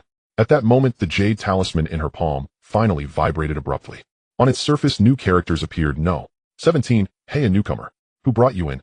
Ning Qiu. She sprang up like a carp, her spirit completely revitalized. A response. She finally received a reply. And along with the speech of this no. 17-inch senior, the entire silent chat group suddenly came to life. No. 19. I don't know, there wasn't this person before the meeting tonight. They seem to have just joined. No. 31. The Silver Protector mentioned something earlier. It seems they encountered an interesting fairy seedling at the Cross Sea Bridge site and sent a communication talisman out. Hey newcomer, is that you talking? No. 58. I remember now, they said it was a young girl. Lines of characters popped up on the talisman. Ning Qiu jumped up in excitement, her heart racing. Was this indeed the internal communication group chat of that mysterious People's Teaching Organization? Indeed, it was a celestial method. The Silver Protector had indeed noticed her existence. The term fairy seedling, could it refer to her decent talent? Yes, that made sense. She remembered that people from the Apocalypse Salvation Society had also claimed she was suited for the extraordinary path. They had also mentioned a meeting. No wonder no one had responded earlier. Was it because the members were having an offline? Perhaps it could also be online, as surely there were more than one such group chat. Ning Qiu, wearing casual home clothes, paced barefoot around the room, her thoughts racing. When she saw others starting to mention her, she hurriedly gathered her thoughts and replied nervously, "No." 69. Hello everyone. My name is Ning Qiu. I'm from the Demon City. I was gifted this jade talisman by that silver-armored protector during the monster attack at the Cross Sea Bridge earlier. I apologize for the intrusion. Characters were sent out. After a brief pause, the other group members began replying, "No." 31. Haha, what did I say? Let you all lurk regularly. In critical moments, I still have to keep an eye on things. Ahem, newcomer, don't be scared. They're all bad guys, just trust me. No. 19. If you're going to keep being so informal, next time I'll assign you a task. How about that? No. 31. Hee, as if you have the authority to do that. No. 58. Alright. Hello newcomer, don't be nervous. No. 31 is just joking. Usually he's quite dull, and it's rare to meet someone new. I've heard about the events in the Demon City. The Silver Protector surely has his arrangements for bringing you in. Also, you don't need to call us gods. Oh, we're not worthy of that. As they spoke, their tone seemed a bit wistful. Ning Qiu's face turned rosy, feeling both surprised and curious. Although it was just a few words, she could sense the atmosphere within the organization. Well, to be honest, it was vastly different from what she had imagined. After all, based on the public appearances of the golden and silver armors, this mysterious organization had quite an ancient style. Whether in terms of attire or dialogue, it was all so. Ning Qiu had even prepared herself to see a group of solemn and rigid ancient people speaking in archaic language. Yet the reality was completely opposite. The few seniors in the group had a distinctly modern tone and diverse personalities. Senior No. 31 seemed to be relatively young, quite active and enthusiastic. Senior No. 19 appeared somewhat stern, serious, and unsmiling. Senior No. 58 spoke gently and was very considerate. In reality, he should be a very easygoing elder. As for the first one to speak, No. 17. Hello newcomer. I just contacted the Silver Protector. Is it true that you want to join us? It seems that No. 17 has a hint of group administrator authority, subtly occupying a leading position among the few. When he spoke, the other seniors fell silent. Ning Qiu analyzed this and hurriedly input her thoughts to confirm. No. 17. This is interesting. I didn't expect the Silver Protector's involvement to yield unexpected gains. Unfortunately, he will be quite occupied for a long time. He just instructed me to communicate with you. No. 69. What happened to the Silver Protector? No. 17. It involves internal secrets that cannot be disclosed, but it is somewhat related to the earlier Red Moon. Related to the Blood Moon. Upon seeing this sentence, Ning Qiu, kneeling on the big bed, perked up her ears. She thought to herself, as expected, the other party knows something. As if guessing her curiosity, another line of text popped up on the jade talisman. 17. With the blood moon hanging in the sky, the chaos of monsters and demons looms ever closer. What you experienced under the sunny day is merely the tip of the iceberg. This world harbors dangers far beyond what ordinary people understand. The words were vague yet tantalizing, igniting Ning Qiu's curiosity. Rather than being afraid, she became even more determined to make contact. Do they refer to those monsters as monsters and demons? Combining the words spoken by the protective law enforcers during their two appearances, Ning Qiu felt a sense of bewilderment. This mysterious organization, which had caused a great commotion in recent days, might be older and more enigmatic than she had anticipated. 1917. Has the leader told you anything? Is tonight's lunar anomaly related to that matter within the sect? That matter? Ning Qiu widened her eyes, not daring to blink, fearing she might miss any piece of information. Even the hand holding the jade talisman began to tremble slightly. She sensed that there were great secrets within. 31. Yes, can you reveal a little? I promise not to speak carelessly. 44. Peeking. 52. Waiting. Suddenly, several unfamiliar numbers appeared, startling Ning Qiu. 17. This matter is of great importance. Until there are clear instructions, it is best for everyone not to speculate recklessly. If you must ask, I can only say it is irrelevant. Everyone. Ning Qiu appeared anxious but could do nothing. She certainly wouldn't be foolish enough to believe 17's answer of irrelevant. On the contrary. The more he said that, the more it made people feel that something was amiss. What is the true nature of this sect? Could it be that the Blood Moon incident is also related to them? Ning Qiu's breathing quickened, her heart pounding, but despite the urging from other members, 17 remained tight-lipped. He only urged everyone to disperse and cultivate, resulting in those group members actually going offline and ceasing to speak. At this moment, Ning Qiu confirmed that 17's status was indeed not simple. He should be in a higher position within the organization, at least qualified to speak directly with the leader. The other members in the group were of much lower status. It was easy to think that if they were core members of the sect, how could they possibly pull her in? More likely, it was a communication channel for peripheral members of the sect. This also explained why the other members seemed. Having analyzed this, Ning Qiu felt she was getting closer to the truth. 17. Is the newcomer still here? 16. I'm here. Great one, please speak.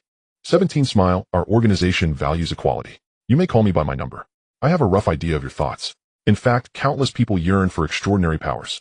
Since our sect has come into the world, many have been seeking us, and there are plenty of comments expressing a desire to make contact and join us. However, we both know that for the majority, it remains mere words.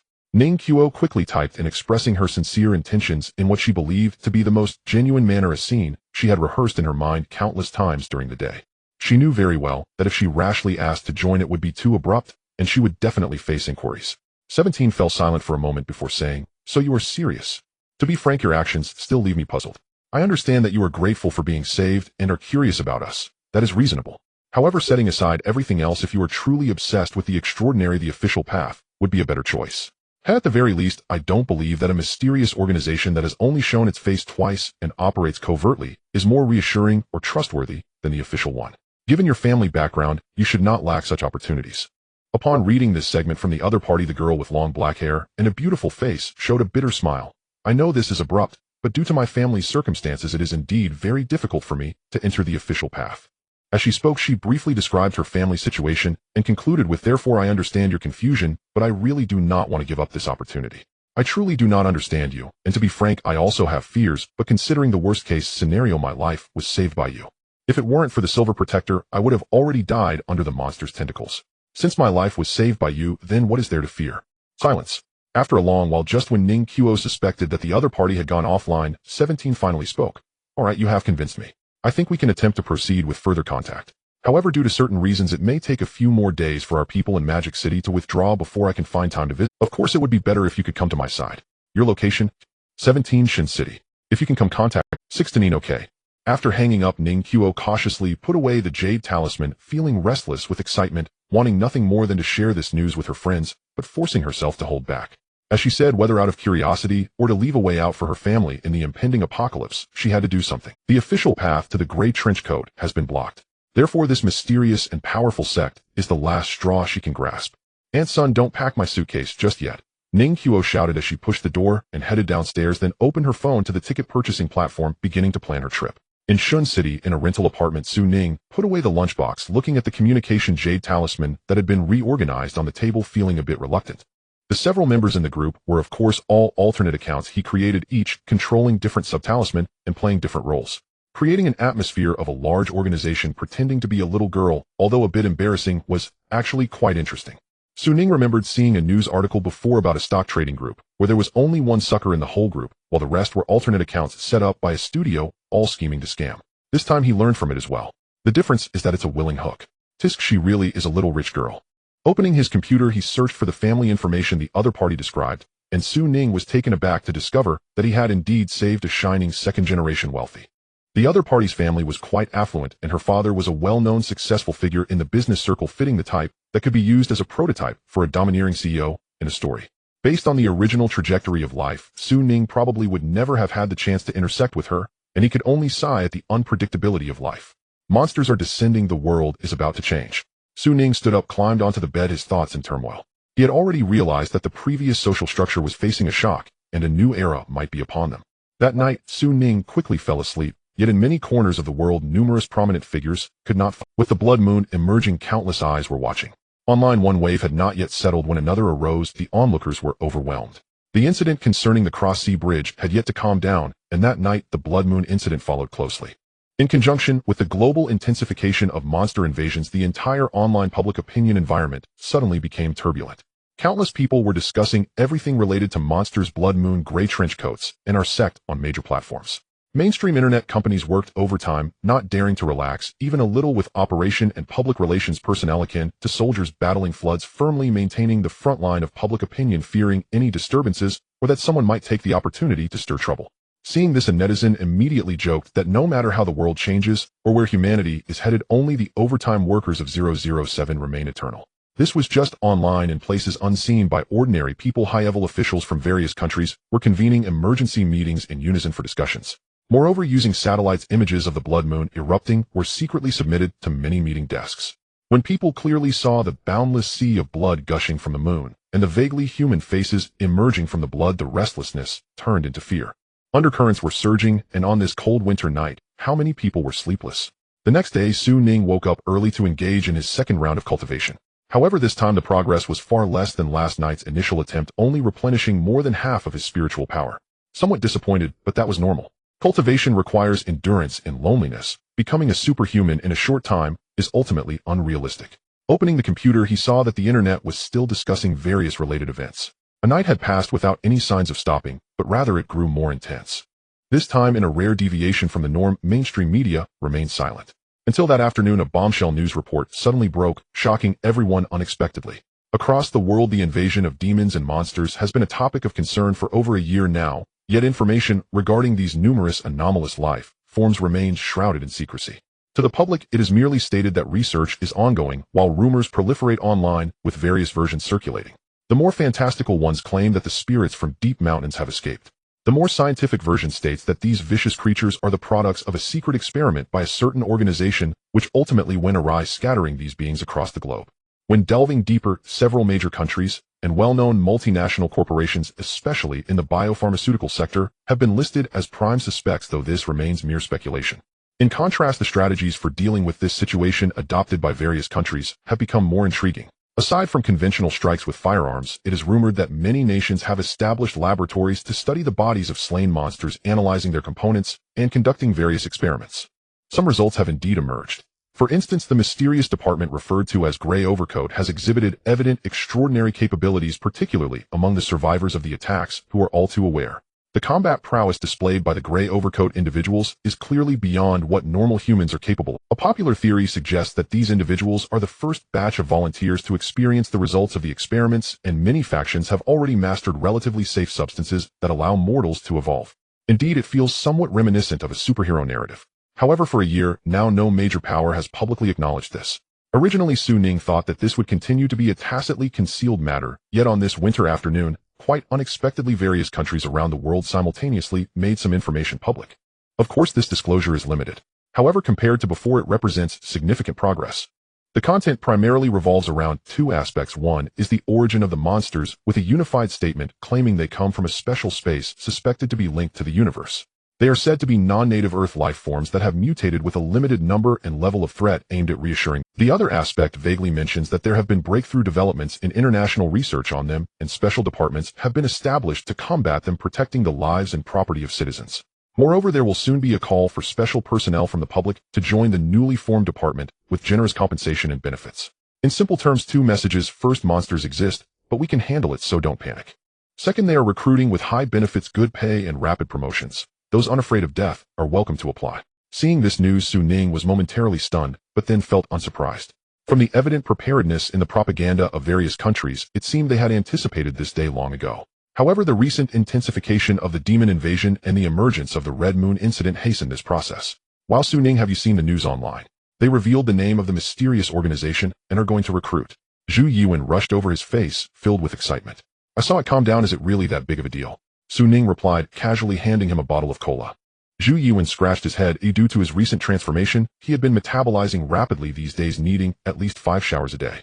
His hair had grown longer, and wearing glasses added a touch of artistry to his appearance. I'm just surprised. Look, the news says our country's special department is called the Huaxia Hall, abbreviated as Hall. The name feels so different. Moreover, the recruitment across various regions has already begun. In Xinjiang, there's a registration point with numerous requirements: age, education, and a clean record. It is said that once the first batch of personnel is gathered, they will first enter the so-called youth training camp, with Hall members acting as instructors undergoing special training to harness extraordinary powers and combat the monsters. So what do you think? Do you regret it? Want to join the official ranks? Ning asked with a smile.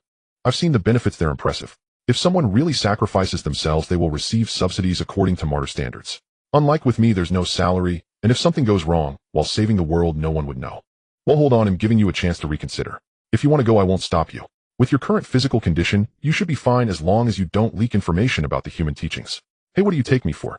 Zhu Yuan, initially excited, suddenly became displeased. Am I the kind of person who would betray for profit and seek fame? I'm telling you directly today, don't say I've already agreed to you. Even if I hadn't joined, if you asked me to help, I would agree without hesitation. Do you believe me? In Ning's vision, Zhu Yuan's body displayed a faint red hue. After practicing the Emperor's Sutra, Ning's perception had significantly enhanced, allowing him to grasp the art of divination more deeply. He had even developed some other applications. For instance, he could gauge a practitioner's true emotions by observing the color changes of their spiritual body, which could also serve as a lie detector to some extent. At this moment, Zhu Yiwen's spiritual body exhibited pure anger with no falsehood. Although he had anticipated this, confirming it still warmed Su Ning's heart. The last shred of worry dissipated, and he smiled, sincerely apologizing. "I apologize for thinking poorly of you. Don't be angry, Zhu Zong." "What, Zhu Zong? I'm not dreaming of a corporate job anymore." Zhu Yiwen responded with clear displeasure. "Alright, what about calling you Zhu Hall Master then? In the future, once you've achieved success in your practice, they'll give you an official position." Su Ning laughed. "That sounds much better." Zhu Yiwen replied with delight. After the jest, Su Ning took a stack of printed papers from the side, and said, "Just right, I see your body has transformed enough. Here, take this." "What's this?" Zhu Yiwen asked. "This is the cultivation method of the members of the human teachings, called the Human Tao Spirit Contract, or a breathing technique. If practiced according to the method, one can absorb starlight and refine spiritual power. Give it a try." Zhu Yiwen was stunned. "Cultivation technique? Are you sure this isn't something you bought off Taobao? Why is it printed paper and not even bound?" Su Ning was speechless. "These are ancient characters. Can you read them? I translated this for you, and you don't even appreciate it." Zhu Yiwen smiled apologetically. "It's my fault, my bad." He didn't even bother to keep his phone as he carefully held those sheets of paper, filled with excitement and regret, realizing that this cultivation method could truly be the key to stepping into the immortal path. Without needing to think, he knew how valuable it was, yet it was just printed out, lacking any sense of ceremony. You could have at least put a cover similar to a martial arts manual on it. This is the first volume of the Human Tao Spirit Contract. Once you finish this, you'll receive the subsequent volumes, as per the rules of the teachings. Remember, do not share this outside. Once you learn it, burn it," Su Ning advised. "Additionally, in the initial stage, you can practice near the spirit hall within the gray mist space, which will be helpful. If anything goes wrong, I can detect it immediately." "Okay, then I'll go." Zhu Yiwen exchanged a knowing glance and joyfully entered the gray mist small world. Su Ning had experimented and found that he could also cultivate inside, although the starlight available for absorption was limited. Running the Emperor's Sutra would quickly deplete it, necessitating a return outside. It would take a while to recover. Therefore, serious cultivation still had to occur in the real world, and Zhu Yiwen's cultivation method was far less domineering than the Emperor's Sutra, so it could withstand consumption in the early stages. Upgraded. Su Ning's eyes lit up as he saw the first line of text. V1. It has been 3 days since the system first appeared, and it has finally reached level 1. Congratulations.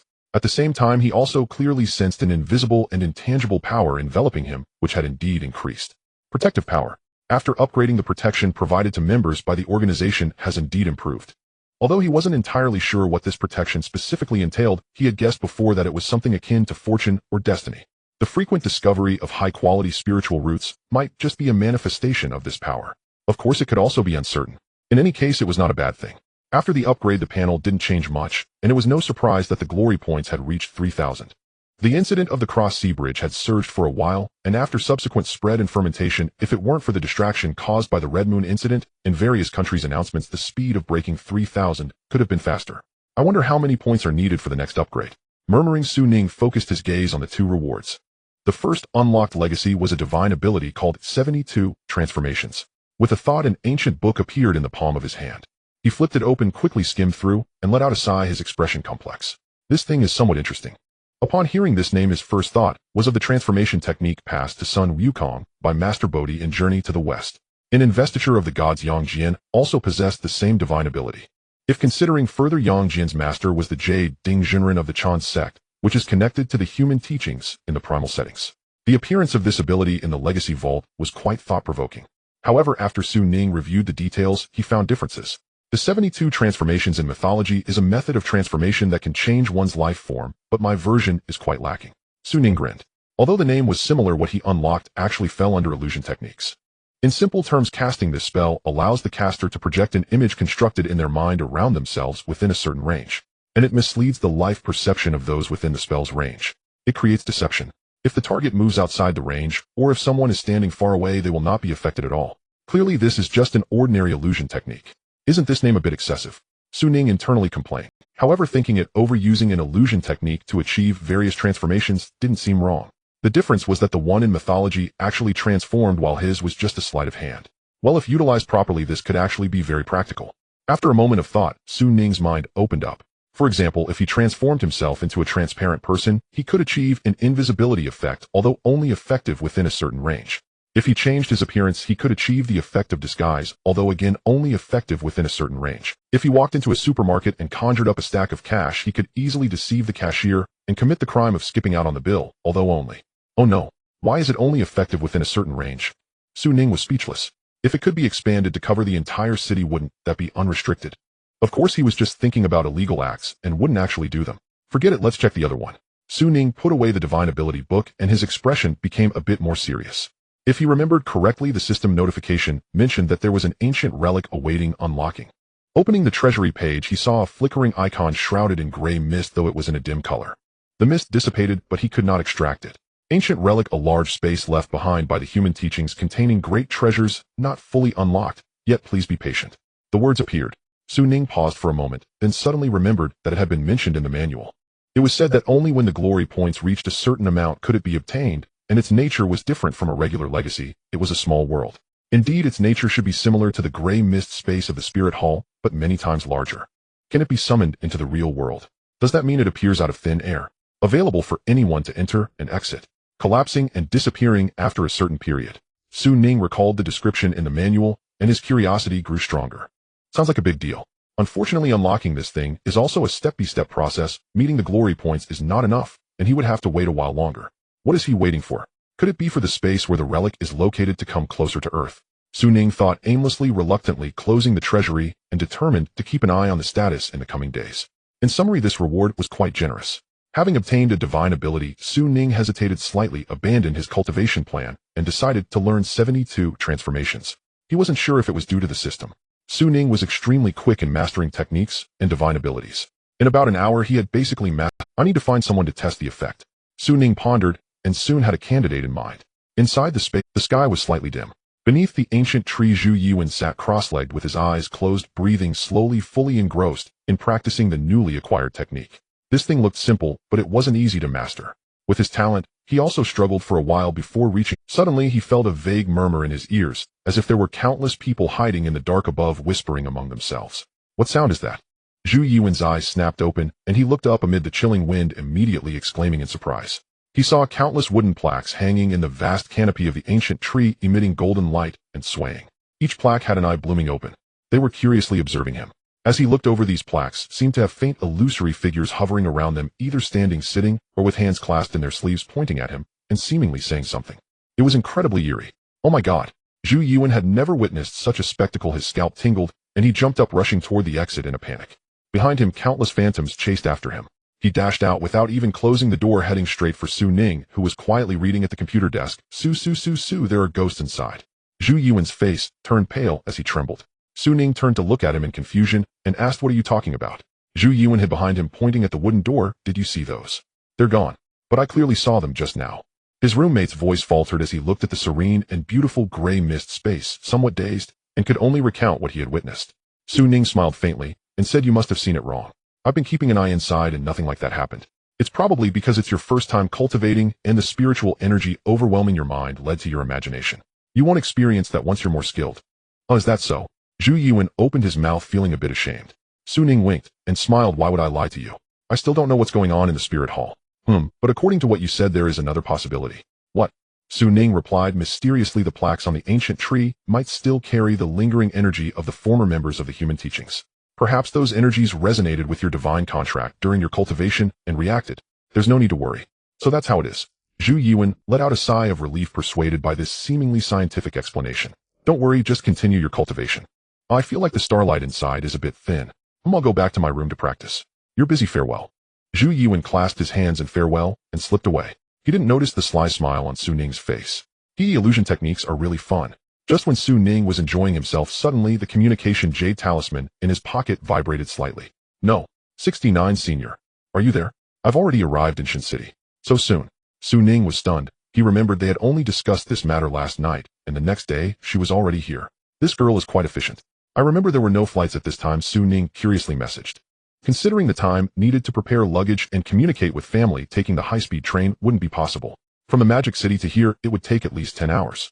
Most likely she took a plane. "No. 69. I came over on my father's friend's private plane." Ning. I was interrupted. I underestimated that. Ning felt a bit embarrassed, but he could clearly sense the other party's eagerness and urgency. While feeling gratified, he was somewhat puzzled.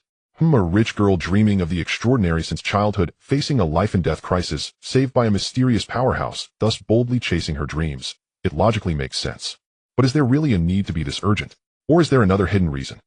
Ning suddenly became curious. Initially intending to let her wait a few days for some secret observation, he changed his mind after just getting a new skill and message that was quick. How about we meet tonight? No. 69, I can follow what the senior says. Then you go to the Fujing Road area alone tonight at 9. Su Ning sent a rather vague address. After sending the message, he felt embarrassed, always sensing a bit of a kidnapper's demand for ransom vibe. In Shun City near the airport in a certain passageway, Ning Qiu finished recording the address on the jade talisman with her phone, confirming it 3 times before carefully putting it away and letting out a long sigh. Her small face revealed a mix of excitement and anxiety. It's done. Thinking about unveiling the mysterious organization tonight, she could hardly wait for the sun to set. Suddenly a WeChat message from a friend popped up asking if she was on her way. The excuse for coming this time was to meet a friend who was also a relative, so her family felt reassured.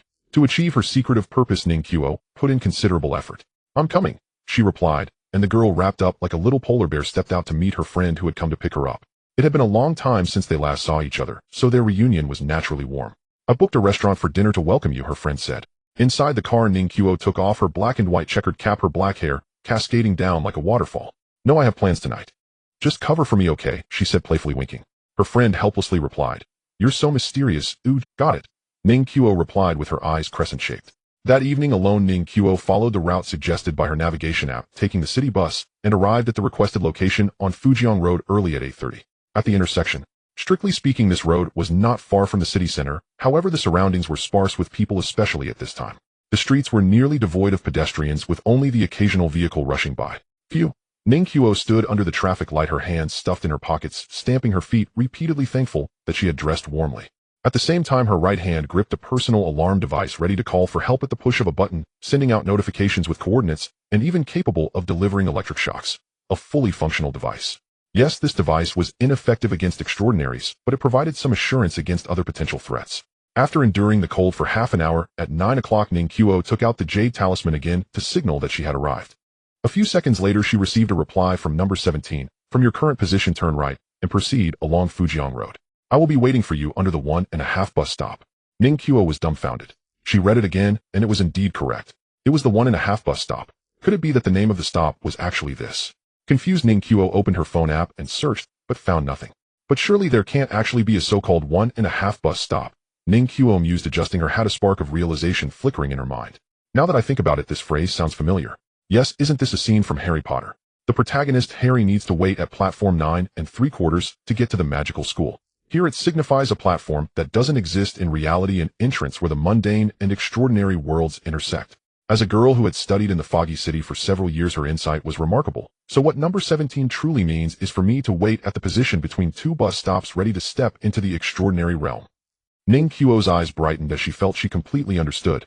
She grasped the profound meaning behind number 17's words. Truly, it is a mysterious organization. Even a casual remark is laden with hidden significance. Of course, what she didn't know was that Su Ning had chosen that location purely as a joke, simply because it was sufficiently secluded and easy to hide. Having understood the hidden meaning in the words, Ning Qiu felt elated, her excited blood surging, and she no longer felt the cold as she set off running towards the string of streetlights ahead. Before long, she saw the first bus stop. Without stopping, she continued to jog with a cold, empty street on her left and a long wall on her right, the streetlight illuminating the remnants of snow at the wall's corner. Golden. The night was deep, and she felt as if she were running in a dream. No, not just as if. In a daze, Ning Qiu felt as though she had truly stepped into a dream. The view ahead, which had been empty, suddenly revealed an invisible boundary as she crossed it. Before her, a bus stop appeared out of nowhere. It materialized silently. Beneath the stop, there was a long bench. Beside it, the light cast by the street lamp illuminated this scene brightly, while the distant city buildings and streets seemed to collapse, swallowed by darkness. Ning Qiu covered her mouth, halting her run as she noticed the abrupt bus stop clearly labeled with the words 1.5 station. Does it really exist? She widened her eyes, her heart pounding like a drum. To keep warm, she had dressed heavily today, her soft white down jacket enveloping her like a cloud. The black and white checkered hat pressed down on her smooth glossy hair and knitted scarf covered half her face, making her appear particularly petite. At this moment, whether it was from the cold or excitement, the 23-year-old girl's small face was flushed red. Under her gaze, amidst the serene and sacred glow, the long bench, which had originally been empty, suddenly revealed a figure. He was dressed in an unusually styled black robe, slender and build, his face obscured by a hood, calmly leaning against the bench with his body turned sideways, like a silhouette, as if contemplating something. Sensing her gaze, the figure gradually turned his head to look at her, but the face beneath the hood was entirely shrouded in darkness. You have arrived. A gentle voice spoke, indicating that the other party was a young man. Are you number 17? Ning Qiu suddenly felt nervous, standing rigidly in place, somewhat at a loss, yet surprisingly, without fear, only calmness. Hee, that's me, Su Ning chuckled lightly, casually patting the seat beside him. Sit down, the car should be arriving soon. Car? Is it a vehicle sent by the organization? Where will they take me at? Clearly full of anticipation, yet at the moment Ning Qiu began to worry again. As if seeing her nervousness, number 17 hidden in the black robe smiled slightly. You're quite anxious. Is my appearance making you feel apprehensive? I apologize, one must always be cautious when out and about. No, I didn't mean it that way. Ning Qiu hurriedly waved her hand, then mustered her courage to sit on the bench beside number 17. She wanted to say something, but the lines she had prepared seemed to vanish. Her mind went blank, and after a long pause she finally said, You mentioned a car just now. Are you taking me to your base? Su Ning remained silent, maintaining the illusion, his gaze fixed on the distance, erasing a passing car from view, patiently waiting for it to leave. To Ning Qiu this action seemed quite penetratingly dark. She followed his gaze, but saw nothing but emptiness. What are you looking at? She couldn't help but ask. Fate, Su Ning's calm voice replied. Our fate, and that of humanity. How profound. Ning Qiu shivered, feeling that this was exactly how she imagined a mysterious organization. A figure concealed within the bustling city, employing gentle, yet ruthless means, sitting alone at the boundary of reality and fantasy, ordinary and extraordinary, with deep eyes peering into the unknowable future. Honestly, if it were in a different scenario with a different mindset, Su Ning's words would have been overly dramatic and embarrassing. Yet through multi-layered foreshadowing and the tranquil atmosphere arranged by Su Ning at such a moment, his calm delivery of these words felt remarkably impactful. At the very least, Ning Qiu felt captivated. So what do you see? She asked, her voice trembling. Su Ning chuckled lightly, seeming to find her question amusing. Fate is unpredictable. The mysteries of the heavens are profound. Not to mention me, even the great sages of ancient times wouldn't dare to rashly declare the fate of the heavens. What could I possibly discern? If one cannot see, then should they not look? Ning Qiu was stunned, feeling that this seemingly simple phrase concealed profound wisdom. Yet to comprehend it, she found it difficult to articulate. With this in mind, she couldn't help but feel anxious, secretly thinking that this mysterious human teaching was indeed not simple. Even a member casually speaking was this difficult to understand. Indistinctly impressive. Ahem, well, I was just expressing a fleeting thought, so no need to take it to heart. Su Ning noticed her distracted expression and felt that he might have overdone it, quickly switching to a more normal demeanor. On to serious matters. After our conversation last night, I didn't expect you to arrive so quickly. Ning Qiu hurriedly pulled back her thoughts, apologizing. I was just curious and afraid of missing this opportunity. If my sudden appearance has inconvenienced you. It's fine, Su Ning interrupted with a wave, smiling. Your arrival is quite coincidental. I have been free for the past couple of days. If you had come a bit later, you might have had to wait a while longer. Ning Qiu blinked, quickly analyzing in her mind, wondering if this organization had some significant matters to attend to in the coming days. Su Ning continued, the Silver Guardian Law holds you in high regard not only because of your talent, but also due to the courage you displayed that day. This is also the reason I came to see you tonight. Ning Qiu was taken aback. Su Ning said, however, accepting new members is a serious matter. Even though we are currently shorthanded, we must still approach it carefully. Likewise, I hope you can first understand the organization's current situation, evaluate calmly, and think clearly before making a decision. This would be more favorable for both parties. Otherwise, joining impulsively may lead to regret when reality proves vastly different from expectations, which would be troublesome for both the organization and you. Ning Qiu nodded, repeatedly, fully agreeing. Then she caught a hint of subtext. You mean the human teaching might not be what I imagine? Su Ning did not answer, only sighed deeply, standing up. The car has arrived. Let's move to another location to talk. Ning Qiu looked up in realization. At the end of the road on the right, suddenly a horn sounded.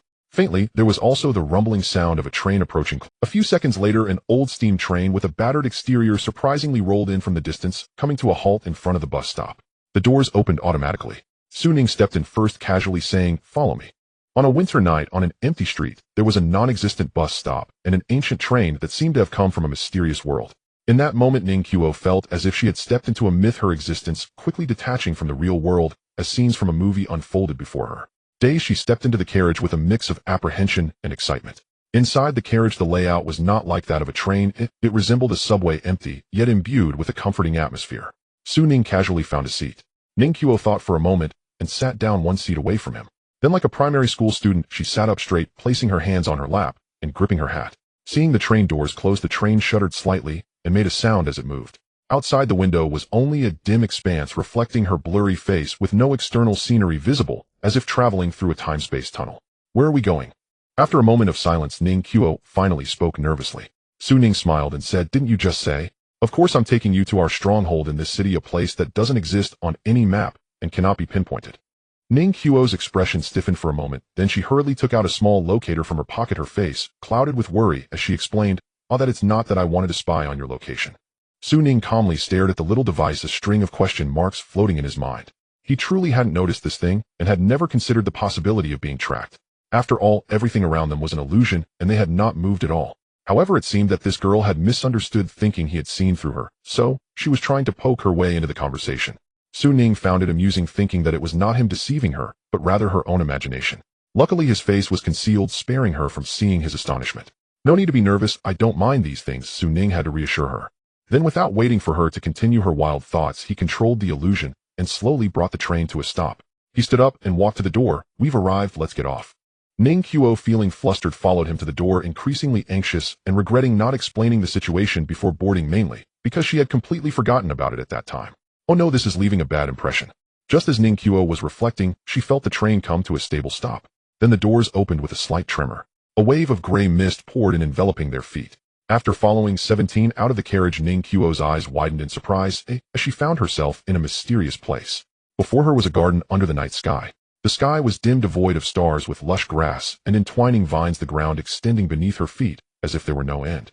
Right ahead, a towering ancient tree blocked the sun as if it were holding up this realm. The ancient tree was remarkably bright, with branches and leaves emitting a glow akin to moonlight illuminating the space.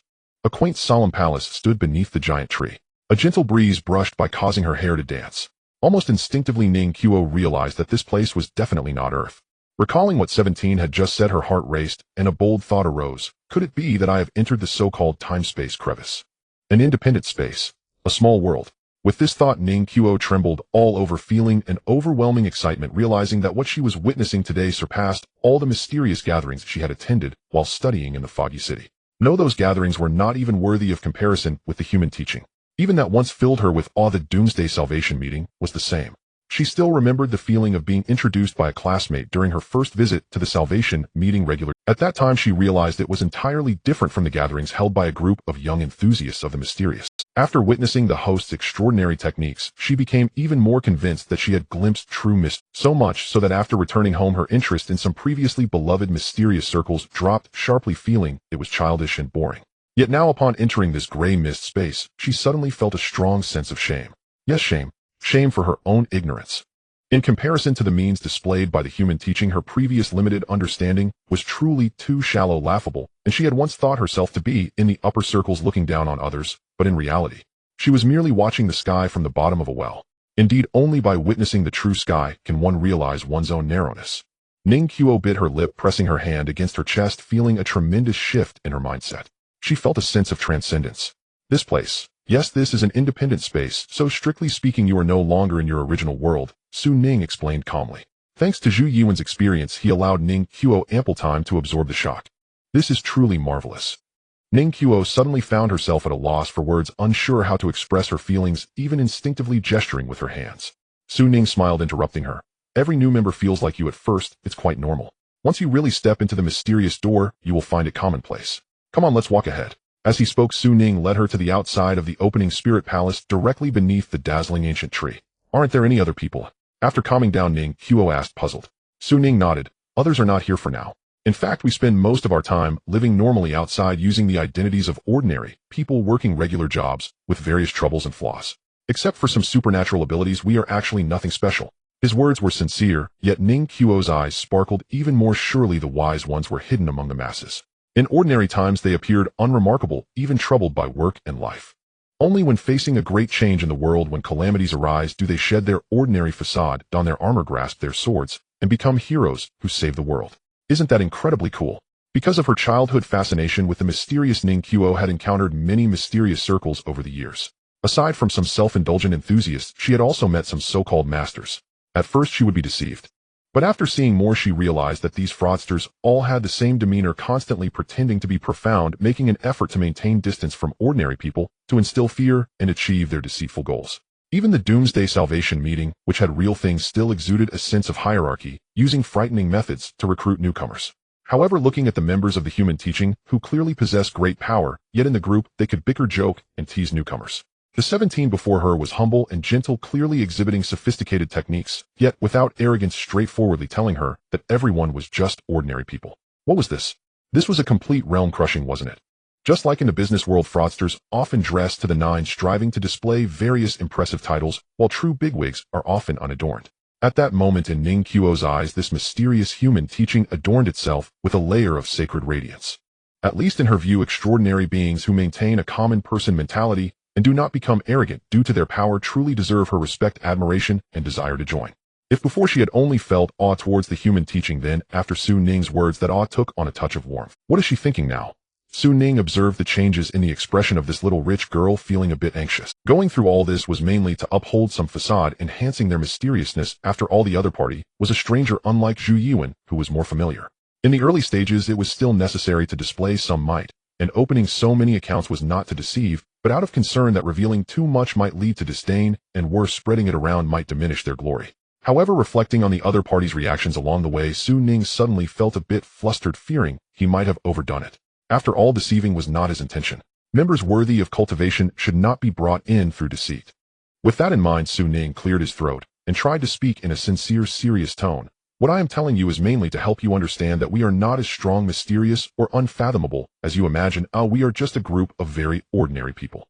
Due to a shared belief and faith, we gained a bit of insignificant power, not the way those rumors online describe it. Rather than a mysterious organization, I would prefer you to see us as a small society composed of ordinary people with some ideals. Did you understand what I mean? Ning Qiu's smile grew brighter, her eyes sparkling like stars. Yes. Su Ning, you understood what? I'm serious about this, Su Ning said, falling silent for a moment as he attempted to struggle. Yes, I'm also listening seriously. Ning Qiu nodded. Su Ning sighed, inwardly thinking that he had made himself clear and that it was up to her to interpret it however she wished. This shop does not accept returns. Taking a deep breath, he continued, all right, let me first introduce the current situation of the human teaching. He adjusted his illusory robe and began to speak according to the prepared words, which were largely similar to Zhu Yuan's version, but with modifications in detail, making it more fluent and natural. When it came to story crafting and editing, he was a professional. Beside him, Ning Qiu had completely relaxed, emerging from her initial shock and tension, and began to quietly listen to 17's narration, occasionally showing expressions of surprise. Once Su Ning finished his narration, she spoke, so the history of the human teaching can be traced back to ancient times, but now it has only a few dwindling members. And our world is about to face an invasion of demons. You are attempting to recruit new members and expand your ranks to respond to future crises and protect humanity. That's about right. Su Ning nodded, feeling a bit dry in his throat. Ning Qiu continued, so the golden protectors and silver protectors are the remaining powers within the sect, and each time they are deployed, they deplete your foundation. Your leader is trying to find the sect's legacy, revive the human teaching, and restore its glory. Su Ning nodded again, sighing, that's correct. Thus I say that the misunderstandings from the outside world, especially online, are profound. Some rumors are downright ludicrous. Some even claim that we are a hidden force of the state, but in reality, I can tell you that with the current strength of the sect, it is still insufficient to compare with the Hall of Huaxia. Then why not collaborate? I mean, you could cooperate with the people from the hall, and then the personnel wouldn't be a problem at all. Ning Qiu asked. Su Ning glanced at her and shook his head, chuckling. Are you sure? After Ning Qiu spoke, she realized how naive her thoughts were, feeling quite embarrassed. Evidently, the human teaching possesses its own complete organizational system. Although it is in decline, its foundation is deep, and it is seeking to make a comeback, absolutely unwilling to dissolve and depend on any official powers. On the contrary, are we to allow the official hall organization to provide personnel support for such an uncontrollable, mysterious organization that has existed for thousands of years or even longer? Even if they provided it, would the human teaching dare to accept? Wouldn't there be a lot of traitors? Thus, this contradiction is currently unsolvable. Unless one day one side seriously declines or the enemy is truly overwhelmingly powerful, requiring all forces to be concentrated to survive, only then could deep cooperation be possible. Otherwise, even if contact is made, it can only be very superficial, such as sharing some information with each other and occasionally coordinating in battle. Involving personnel structure is too sensitive. I was naive, Ning Qiu said shamefully. Su Ning smiled and indicated that it was fine had he not thought about this issue as well. The problem is that he is still too weak now with poor risk resistance. It's not that the official hall would harm him, that is unlikely, but with such a large national apparatus, who can guarantee that there won't be individuals with ulterior motives? It's alright. In any case, I tell you this to help you see clearly, to not act impulsively, to make decisions cautiously, and I must remind you again, this is not child's play. We are facing life and death dangers. Even I do not have the certainty that I will not be killed by demons during a mission. This is not a game, it is war. Su Ning said solemnly, pausing for a moment before asking, now I ask you, do you still want to join? I don't. Su Ning interrupted her, saying, I can give you time to think carefully, and at the same time we also need to test you.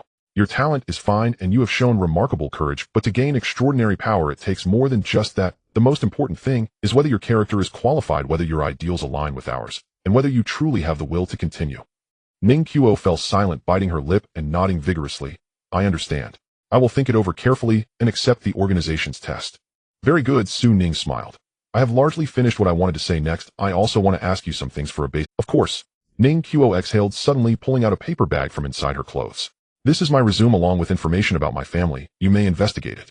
Su Ning held back for several seconds before clearing his throat and approvingly said, very good. Ning Qiu puffed out her chest, showing a proud expression.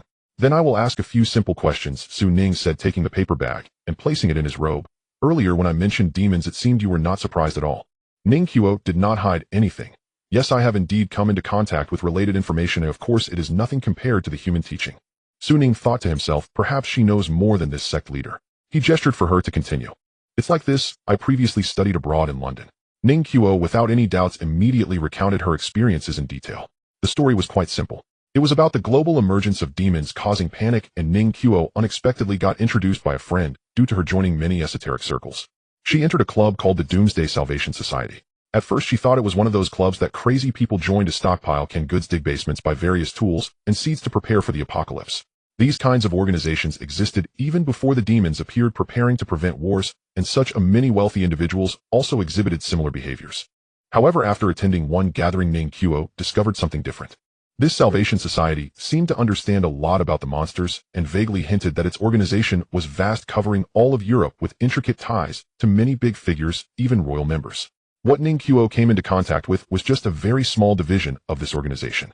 They refer to monsters, or rather demons, as evil spirits, saying they are governed by the Old Ones awakening from the starry sky, and that only by joining them can one gain protection from the impending cataclysm of the world. Ning Qiu described. Su Ning was taken aback. This completely was not the answer he had expected. However, upon careful consideration, it indeed was in line with the European style. Sounds like a scam, Su Ning commented. Ning Qiu nodded. Initially, I also thought it was a scam, but I later found out it was not that simple. The most important thing is that the club's host really possesses extraordinary abilities. Oh. Yes, that host has a magical crystal ball and knows many divination rituals. He even gave me a yellow crystal pendant, and that crystal really worked when the demons appeared. Ning Qiu described what happened yesterday and pulled out a fragment of the crystal. If it weren't for its help, I wouldn't have had the ability to save anyone back then. Su Ning took the yellow crystal, using divination techniques to observe it vaguely, sensing a trace of power similar to spiritual energy remaining.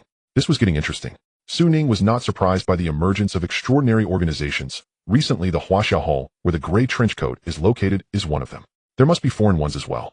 Moreover, due to the national conditions, most countries' control is far less than that of the domestic situation, so it is quite normal for some grassroots organizations to emerge. It would be strange if there weren't any. However, it is somewhat alarming that they claim to have spread throughout all of Europe, or it's hard to tell if they are boasting or if it's true. Additionally, they know about the Old Ones. Su Ning did not forget that the system referred to monsters as Old Ones. This is quite intriguing. Su Ning pondered, feeling that obtaining more information was becoming increasingly urgent. Aside from this, what else do you know about the Salvation Society? Ning Qiu shook her head. Nothing more. I only attended once, did not officially join, and then my family found out and brought me back. To be honest, I don't want to have any more contact with them. Those people are eerie and give off a very uncomfortable feeling. After a pause, Ning Qiu suddenly said, oh, and there's one more piece of information. Their power seems to come from some mother goddess, as if they are worshipping something. Mother goddess. Su Ning smirked. These foreigners sure know how to play. This sounds like they are waving a big flag. How then? I could also say my power comes from the Tao ancestor, or the supreme virtue of the Tao, Su Ning thought sarcastically. However, this does explain why Ning Qiu was so eager to join the human teaching. Compared to ordinary people, she was already informed early about the Old Ones and doomsday news. Thus the urgency was understandable. Very well, this crystal's spiritual energy has been exhausted and is of no use now. Oh, it can be discarded, but be careful not to be discovered. Su Ning handed back the bracelet, saying, next you will stay in Shen City and do not disclose anything about us. Afterwards I will assess you. Okay, Ning Qiu said excitedly. Seeing that Su Ning seemed ready to send her off, she hesitated before saying, is there nothing else? Su Ning was taken aback. What else do you want? I mean, don't I need to be assigned a task for the assessment or something? Ning Qiu quickly explained. Also, you didn't mention anything about the membership fee. Membership fee? Su Ning looked confused. I mean, if I want to join, how much do I need to pay to the organization each month? The Salvation Society said that one needed to pay 10,000 pounds per quarter and special talents could enjoy reductions. I forgot that we are with the human teaching, so how does the tuition work? Ning Qiu stuck out her tongue. 10,000 pounds converted is nearly 100,000 RMB. Damn, these capitalists. Old school capitalism is just eating people alive, hiring employees and expecting them to pay for it. Su Ning immediately lost his composure. This is outrageous. Simply outrageous. Earlier he had said to Zhu Yiwen that not paying him a salary was unacceptable, and now he looked at how the foreign mysterious organization operated. Simply incredible. Meanwhile Ning Qiu was still saying, I noticed that our human teaching is clearly superior to those people by more than one level. We completely crush them, so we can set a higher price. But on my end I'm hiding it from my family, and it's hard to get enough funding support. I do have a startup fund in my account which my dad said I could use to invest in my career, but I can't just empty it out while I have to account for it, and have a funding direction. How about this, give me some time, and I will squeeze out 2 million as a show of sincerity, as for afterwards. Wait. Su Ning quickly raised his hand to stop his body concealed in the black robe, trembling heart racing. Is this the legendary rich second generation? Cannot afford to provoke. As for the membership fee, let's wait until you pass the assessment period to discuss it. Let's not mention it for now. Su Ning made an effort to stabilize his mind and explained. Then looking at the girl who had an expectant face, he thought for a moment and said, as for the task during the assessment period, well, try to gather some information about the hall. Don't feel pressured, just do your best. Mainly, I want to see your attitude. Yes, I will make sure to complete the task. Ning Qiu stood tall and raised her head. After finishing, she blinked and asked tentatively, can I send the information directly to the group? Speaking of which, I'm still not clear about your position in the organization. Su Ning shot her a sidelong glance, thought for a moment, and said, don't send it directly, just let me know if there are any updates. I'll teach you how to message privately later. As for my position, you may call me the Earthly Envoy. The agent of humanity is the identity that Su Ning fabricated for the alias No. 17. After all, in the early stages, it is necessary to showcase the organization's strength, so wearing a disguise is quite essential. Receiving newcomers directly as a leader or master would be too embarrassing. In addition, he also played a word game here. One day, if Ning Qiu meets the requirements and joins the core, revealing his true identity would also make sense. Or simply let the alias No. 17 vanish and sever ties with the identity Su Ning. Either way is fine, he can navigate freely. Throwing down this line, Su Ning immediately shifted the topic to avoid any further questioning from Ning Qiu and utilized the Mother Jade Talisman to establish a private chat mechanism, which he had recently developed. In the future, as the organization expands, it will certainly not be feasible to broadcast everything to the group. After completing these tasks, Su Ning sent the little wealthy woman out of the gray mist space and left using an illusion. On the streets in the depths of winter, Ning Qiu shivered, and in a daze, she saw a mysterious train moving away, disappearing along with the surrounding benches and non-existent bus stops. In her field of vision, the city under the night sky reappeared, and she found herself standing alone under a street lamp. Am I back on Earth? Ning Qiu was stunned for a few seconds, reflecting on what she had just experienced, as if it had all been a dream.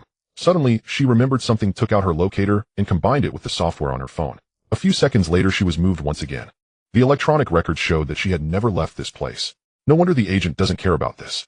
Ning Qiu exhaled deeply, her expression complicated.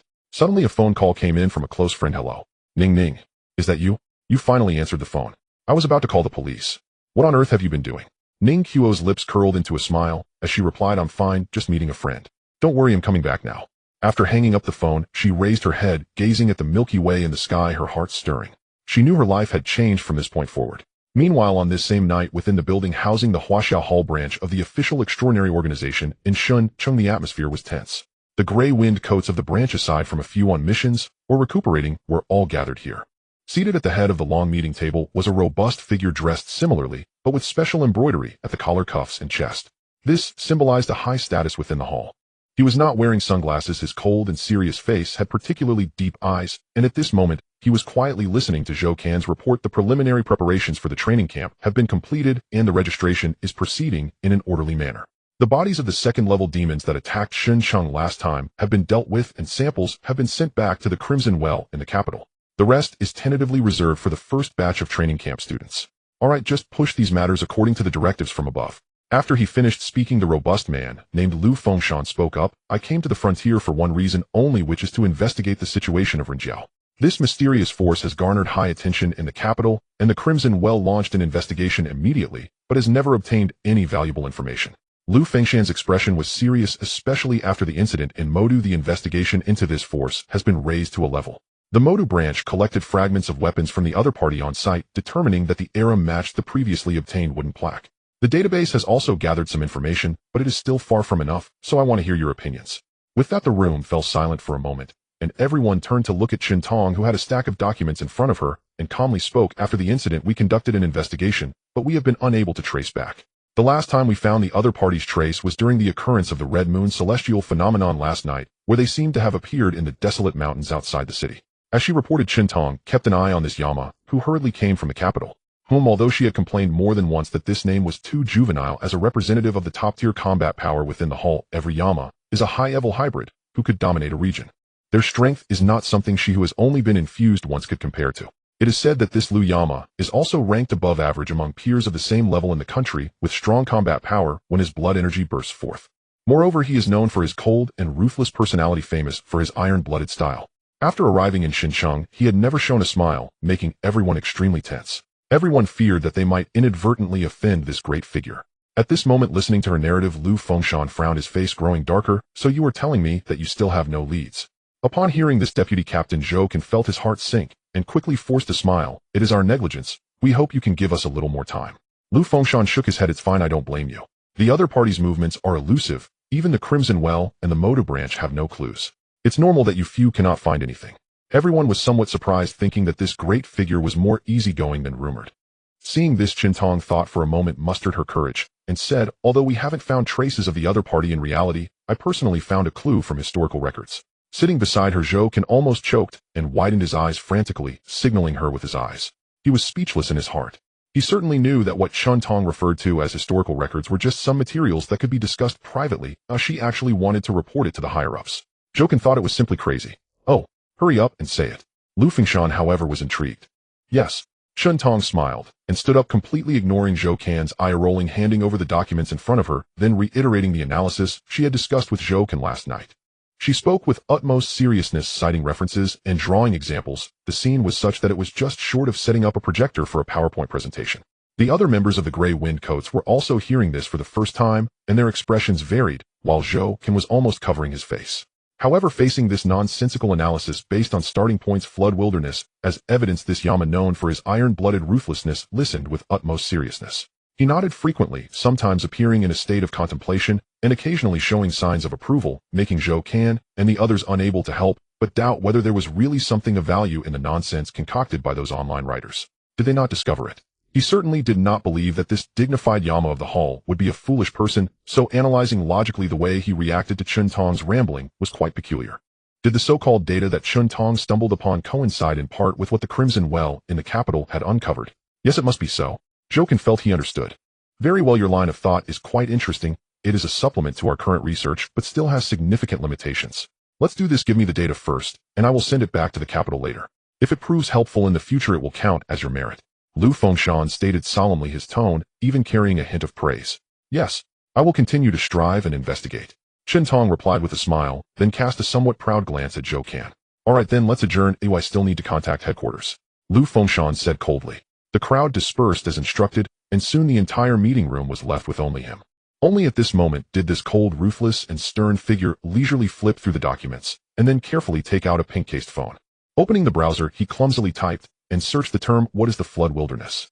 I'm back. In the rental apartment, Ning, having dispelled the illusion, pushed open the door, receiving no response. Walking to her roommate's door, she saw Zhu Yuan leaning on the bed, snoring with his head down, still in his clothes, maintaining a seated posture, his face full of exhaustion. Meditating and cultivating cannot replace sleep. Over time, one will also get tired. Rest is necessary. Speaking of which, from joining the cult to transforming, frantically eating, and then cultivating the human path to become a divine contract, he had hardly paused and forget about entertainment. Even sleep had been compressed. Having just escaped the company's 996 work schedule, he then stepped into the cultivation world, actively starting a 007 lifestyle. It was quite a grind. Is a top-quality spiritual root important? Of course it is important, but no matter how good the talent is, it must be matched with sufficient effort and diligence, otherwise one will still blend into the crowd.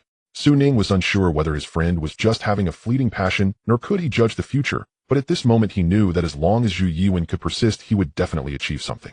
After a moment of silence, Ning did not disturb him, but instead tightened the door for him. He then returned to his own bedroom and opened the computer to search for news about Huaxia Hall. He was very concerned about this domestic official extraordinary force, and was certain that he would have to deal with them in the near future.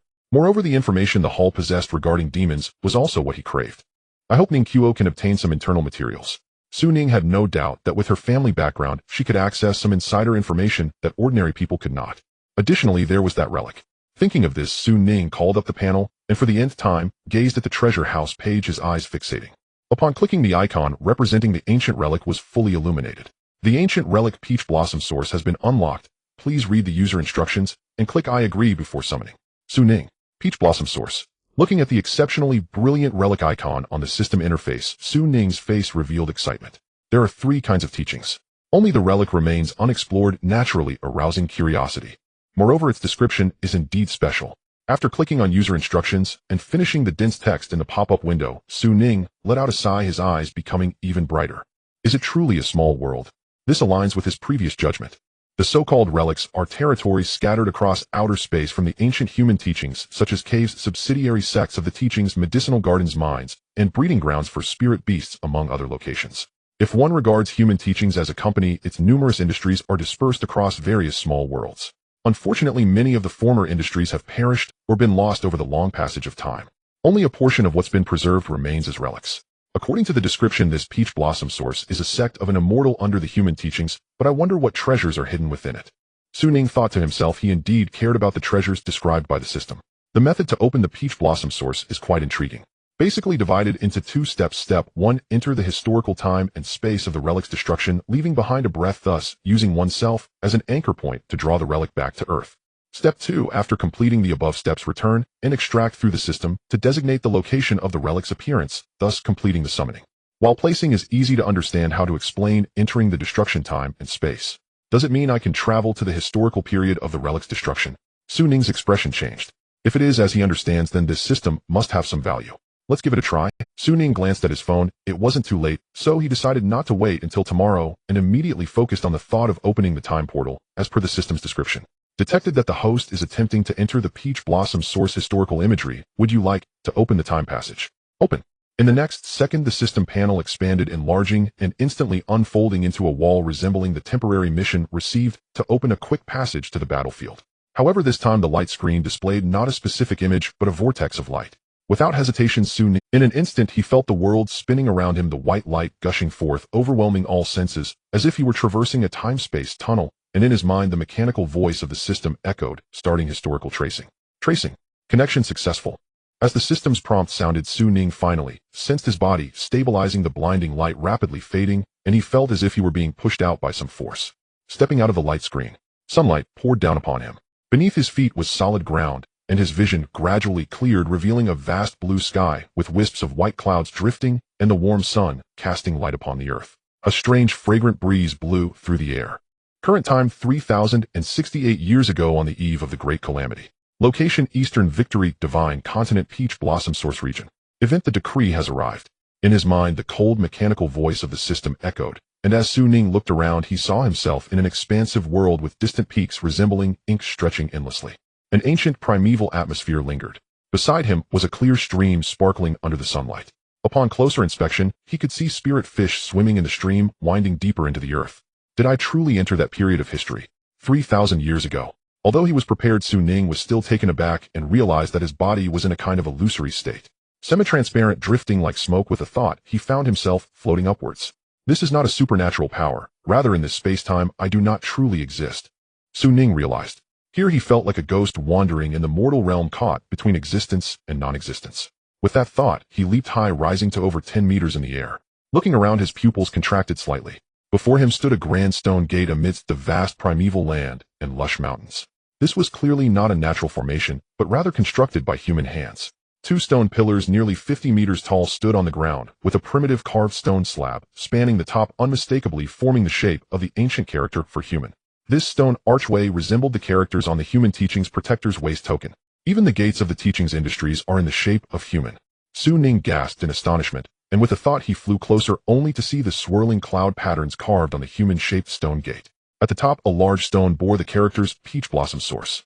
The stream flowed straight through the stone gate, moving forward. Su Ning lowered his altitude a bit, and saw that behind the gate lay a vast expanse of fertile land. On both sides of the stream were peach trees. It was indeed an endless peach orchard.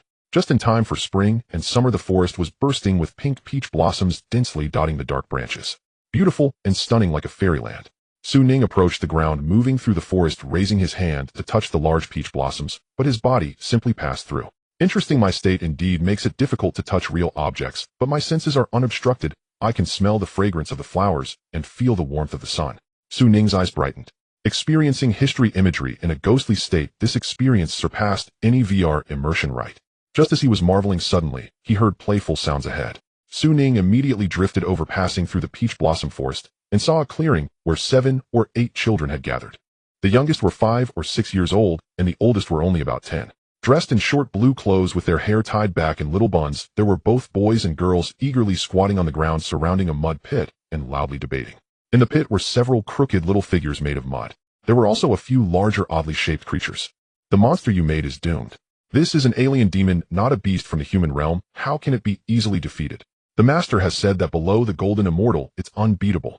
We have so many, how can it not work? Does having more help? Have you not heard? Beneath the saint all are but ants. You traitor, why do you side with the demons? You should be thrown to Chowga, one child angrily accused. Who are you calling? If you go to the front lines, it's only a grave fate. Another child also stood up. All right, stop arguing. They are just made of dirt. How can there be any comparison? A slightly older girl advised. So what if they are made of dirt? Have you not heard the great goddess Nuwa created humans from clay, which is how humanity came to be? It is said that the ancestors' paper-cutting technique for creating humans was derived from this.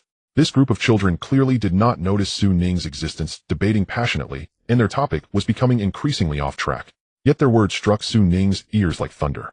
Nuwa demons Saints Chowga. Though it was merely a few phrases, the information revealed was enough to astonish Su Ning for an entire year. No way the ancient human teachings are truly related to myths and legends. Nuwa creating humans. Does it mean that on the front lines the human teachings were indeed at war with demons in this historical time? The previous invasions Earth faced were not the first. Su Ning's mind was in a daze. When he initially recruited Zhu Yuan, he had fabricated some stories to enhance the historical depth, intentionally or unintentionally suggesting that demons existed in ancient times. However, he couldn't say it was entirely imaginary. In his view, the system's arrival and the resurgence of human teachings were clearly linked to the invasion of monsters on Earth. Furthermore, the system referred to them as old demons. It is easy to think that perhaps in ancient times disciples of the human teachings had indeed dealt with demons. However, ultimately, this was merely his speculation. But now it seemed to have been confirmed. Moreover, the truth appeared to be more complex and astonishing than he had imagined. Su Ning forcibly suppressed his thoughts, preparing to listen more, but just then, deep within the peach forest, a bell rang out, slightly hurried, causing a group of children to look back. Then in the distant sky, a remnant cloud flew over, and within a few breaths it descended here. Riding the cloud was a female cultivator appearing to be in her 20s. Dressed in a blue robe with a peachwood hairpin securing her bun, her face was beautiful, but her brows could not hide her anxiety. Second Master Uncle. I have seen the Master Uncle. A group of children performed a mock bow. The female cultivator responded with a sound, and said, a distinguished guest is about to arrive. You all should quickly follow me back to the mountain.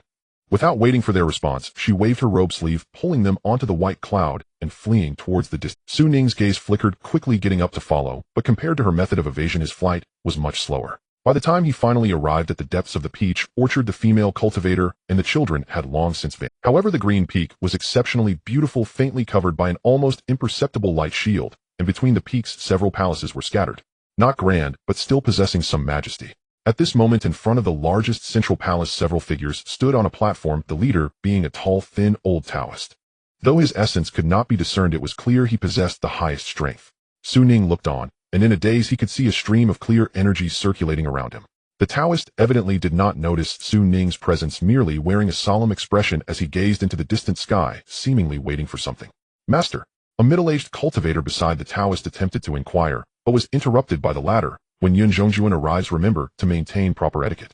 Yes, Yun Zhongjuan. Su Ning was puzzled, drifting effortlessly through that layer of light shield and landing on the square unnoticed. After waiting for about a quarter of an hour, suddenly there was a commotion in the distance, and the azure sky rippled in layers, countless auspicious clouds spreading, and a clear crane call resonated through this realm. It's here, the old Taoist said softly. Su Ning looked over and saw a huge, graceful, and agile white crane riding the clouds atop, which sat a mysterious figure. In the blink of an eye it closed in. Peach Blossom Mountain's Qi Refinement Practitioner Chu Liang greets Yun Zhongjuan. The old Taoist bowed, prompting the disciples to call out in unison. As soon as he finished speaking, a heavy celestial sound came from the clouds, conveying the decree of the Yushu Palace: a great calamity will commence. Announcing that the immortal Chu Liang of the Peach Blossom Mountain shall respond to the calamity today. Su Ning looked around, puzzled, only to see the expressions of the surrounding Taoists change simultaneously. The decree of the law must respond to the calamity. This line sounds somewhat familiar. The voice was loud, causing Su Ning's head to buzz, and fragments of memories surged in his mind, reminiscent of the past films and dramas he had watched about the investiture of the gods. The mention of Chaoga earlier and now this classic line appears. Could the investiture truly be real? The system says I have traced back 3,000 years, and the tale of King Wu attacking Zhou likely falls around this time. Who is Yun Zhongjuan? I only remember Yun Zhongzi. In mythology, Yushu Palace is the headquarters of the Chan sect, so is it true that humans and Chan share governance? At this moment, Su Ning suddenly regretted having learned so little about the primordial era, leaving him unable to connect the dots. However, upon reconsideration, the legends were also fabricated by later generations. If this history truly existed, it was likely distorted beyond recognition. At the very least, he had never heard of any extraterrestrial demons in the investiture. Disciple shall strictly adhere to the decree. At this moment, Taoist Chu had already bowed down, and then said, "Please, immortal, take a seat and rest for a moment. Allow this humble Taoist to gather the disciples at the mountain gate for a lecture." No need for such formalities, Brother Chu. We may address each other as equals. After the decree was issued, the person in midair gracefully descended, their smile, gentle, a stark contrast to the earlier, imposing demeanor. Su Ning finally saw the true form of Yun Zhongjuan, revealing a kindled old man dressed in a cloud-patterned Taoist robe, exuding an air of scholarly grace. Taoist Chu revealed a bittersweet expression. This humble Taoist has only been fortunate to audit lessons from the heavenly sovereign, and though I have been accepted into the sect, my talents are dull, and I have yet to achieve anything, so I dare not speak recklessly. As he spoke, he instructed the disciples behind him to relay orders and make arrangements, leading Yun Zhongjuan into the grand hall to take a seat. Su Ning followed him in, and noticed that the tables in the hall were already laid out with fruits, vegetables, and wine. Had this been prepared in advance? Once everyone was seated, it wasn't long before figures began to fly in from the mountains, mostly young people accompanied by many children. It seemed that nearly all the members of the mountain gate had been called. As the people entered the hall and took their seats, Su Ning observed from the side that the expressions of these individuals varied greatly. Tension, anxiety, sorrow, confusion, misunderstanding, and grief were all present. During the banquet, Taoist Chu maintained a smile and decorum, but his face already bore a layer of desolation. As the feast progressed, he suddenly stood up and looked towards the disciples in the hall. "I have summoned you all here today to say farewell. The battle ahead is critical, and external demons are wreaking havoc on the world. A great calamity is upon us, and the three teachings summon the celestial beings to fight. I too shall depart. This parting may well be the last time we meet. All disciples of my Taoyuan should adhere to the sect's rules and regulations. While I enter the world, seal the mountain gate, rest, and recuperate to avoid disaster. Do any have objections?" Upon saying this, the grand hall erupted, responding to the calamity, entering the front lines. Hearing these words, not a single cultivator in the hall could remain calm. Half turned pale, and even the children stood frozen in place. Clearly, everyone understood what this implied. "Master, you mustn't." One person, disregarding etiquette, stepped forward, kneeling and knocking his head on the ground, his voice sorrowful. "The demons are powerful. Even golden immortals may fall. The master has never favored killing and is not adept at fighting. Rashly venturing into danger is fearsome." Silence. Taoist Chu was enraged. Another person stepped out from the crowd, indignantly saying, "If the master goes, how can we disciples survive? We wish to accompany the master." A third person emerged, a young junior dragging a group of bewildered children along, collapsing to his knees, tears streaming down his face. "Without the master, even if we seal the mountain, how can the sect escape disaster? The fourth generation disciples are young and have yet to see the world. I ask the master to think twice." "Master, master." One by one, figures stepped forward, and in the blink of an eye, the grand palace was filled with kneeling individuals. The atmosphere was filled with an apocalyptic dread. Regardless of age or gender, all were steeped in sorrow. The group of children who had not yet stepped into cultivation were also frightened by this scene. It was unclear who led, but they began to wail, causing the hall to be filled with an even more intense sorrow. Taoist Chu, both angry and saddened, was surrounded by those young children, tears streaming down his aged face. Su Ning stood by, observing like a ghost, feeling that something was amiss. Is this scene not just an act? Turning to look at Yun Zhongjuan, he saw this kindled old man, seemingly influenced, showing some emotion, gazing at Taoist Chu with a bitter smile, waving his hand. "Enough, enough, Brother Chu, there's no need for such theatrics. Please disperse them." Upon hearing this, Taoist Chu's body trembled, and many disciples were frozen in place. After a brief silence, they gradually dispersed, leaving only Taoist Liang, who faced Yun Zhongjuan and deeply bowed. "I apologize for making my senior brother laugh. You know I have always disliked such displays." Yun Zhongjuan sighed, appearing somewhat helpless and contemplative. After a long silence, he sighed. "It is true, in this great battle we do not lack for one more disciple. Following the old traditions, some people must remain to continue the lineage of humanity. Senior brother Yu." Taoist Chu suddenly raised his head. Yun Zhongjuan nodded, saying nothing more. It was evident he agreed to let him off this time. However, as a celestial being within the sect, even if not on the front lines, it does not mean one can deny any respect. Yun Zhongjuan suddenly pulled out a palm-sized jade-green gourd from his sleeve and said, "Being in the rear, one must fully protect the disciples and the human race, continuing the lineage. This item was entrusted to me by a friend. Please, humble Taoist, help find a safe place to store it to avoid the chaos of war. Since you remain here, this item shall be entrusted to you for the protection of the mountain gate. However, when the great battle begins with demons rampaging, even though your mountain gate is far from the front lines, there remains a danger of invasion. Taoist Chu replied seriously, Senior brother, rest assured, I am willing to vow by the Tao, I will do my utmost to protect this item. After saying this, he took the gourd with both hands, scanning it with his divine sense, his expression slightly changing. This it. Yun Zhongjuan nodded, sighing. As long as you know, that's enough. Go now, there are so many people waiting outside. Taoist Chu once again bowed before departing. Su Ning observed this entire dark transaction, and suddenly felt that this Yun Zhongjuan likely had no intention of coercing Taoist Chu from the beginning. This fellow is merely going through the motions. The goal is just to leave something behind. Indeed, whether celestial or mortal, when faced with war, the fear of death and attachments are universal. Su Ning clicked his tongue in wonder. Whether Taoist Chu was afraid of death or seeking to avoid war for the sake of protecting his disciples, it all felt very real. But what about Yun Zhongjuan? It was like a senior general in the army responsible for conscription. Rules were one thing, but beyond the law there lay a layer of humanity. The world of cultivation is also a society built on human relationships. Su Ning sighed. Unfortunately, he knew Taoist Chu would likely not escape this fate, otherwise Taoyuan would not have become a ruin in the system. As for that gourd, it was likely the treasure hidden within this ruin. While Su Ning was pondering, he suddenly heard Yun Zhongjuan speak. Friend, you have been peeking for so long, why not come out and meet? Su Ning turned abruptly, his eyes alert. This person was actually able to sense his existence. Not waiting for a moment, following the trope in films, usually at this point another person would appear. But as Su Ning scanned the surroundings, he did not see a third party. Just as he was puzzled, he saw Yun Zhongjuan sitting in the hall, appearing to breathe a sigh of relief, looking troubled as he muttered to himself. It seems no one is watching. Making a transaction is easy now. Su Ning thought, so you were just trying to con someone, right? Worried that his leakage behavior would be seen and reported.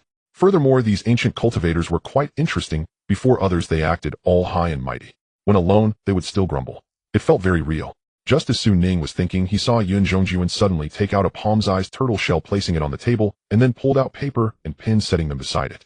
Then this great cultivator suddenly stood up respectfully, kneeling, his expression becoming extremely serious. The demons have returned. A great calamity is imminent. The disciple of the Human Sect, Yun Zhong, borrowing the luck of the human teachings, daringly casts a divination, asking the Tao to reveal the outcome of this upcoming investiture calamity. As he spoke, wisps of pale blue energy surged forth, flowing into the turtle shell, spreading an arcane resonance around. Flames began to appear out of nowhere, scorching the turtle shell. This was none other than the renowned turtle shell divination technique. Su Ning was momentarily stunned, realizing that the other party intended to predict the future. But based on your capabilities, according to the primordial settings, only a heavenly Tao saint could foresee the future, right? However, this Yun Zhongjuan seemed to have some wisdom, likely aware that with his own status, it was utterly impossible to glimpse the secrets of the future. He was heard reciting, if the heavenly Tao Lord is unwilling to speak, I will ask a lesser question. May the three teachings leave behind their legacy.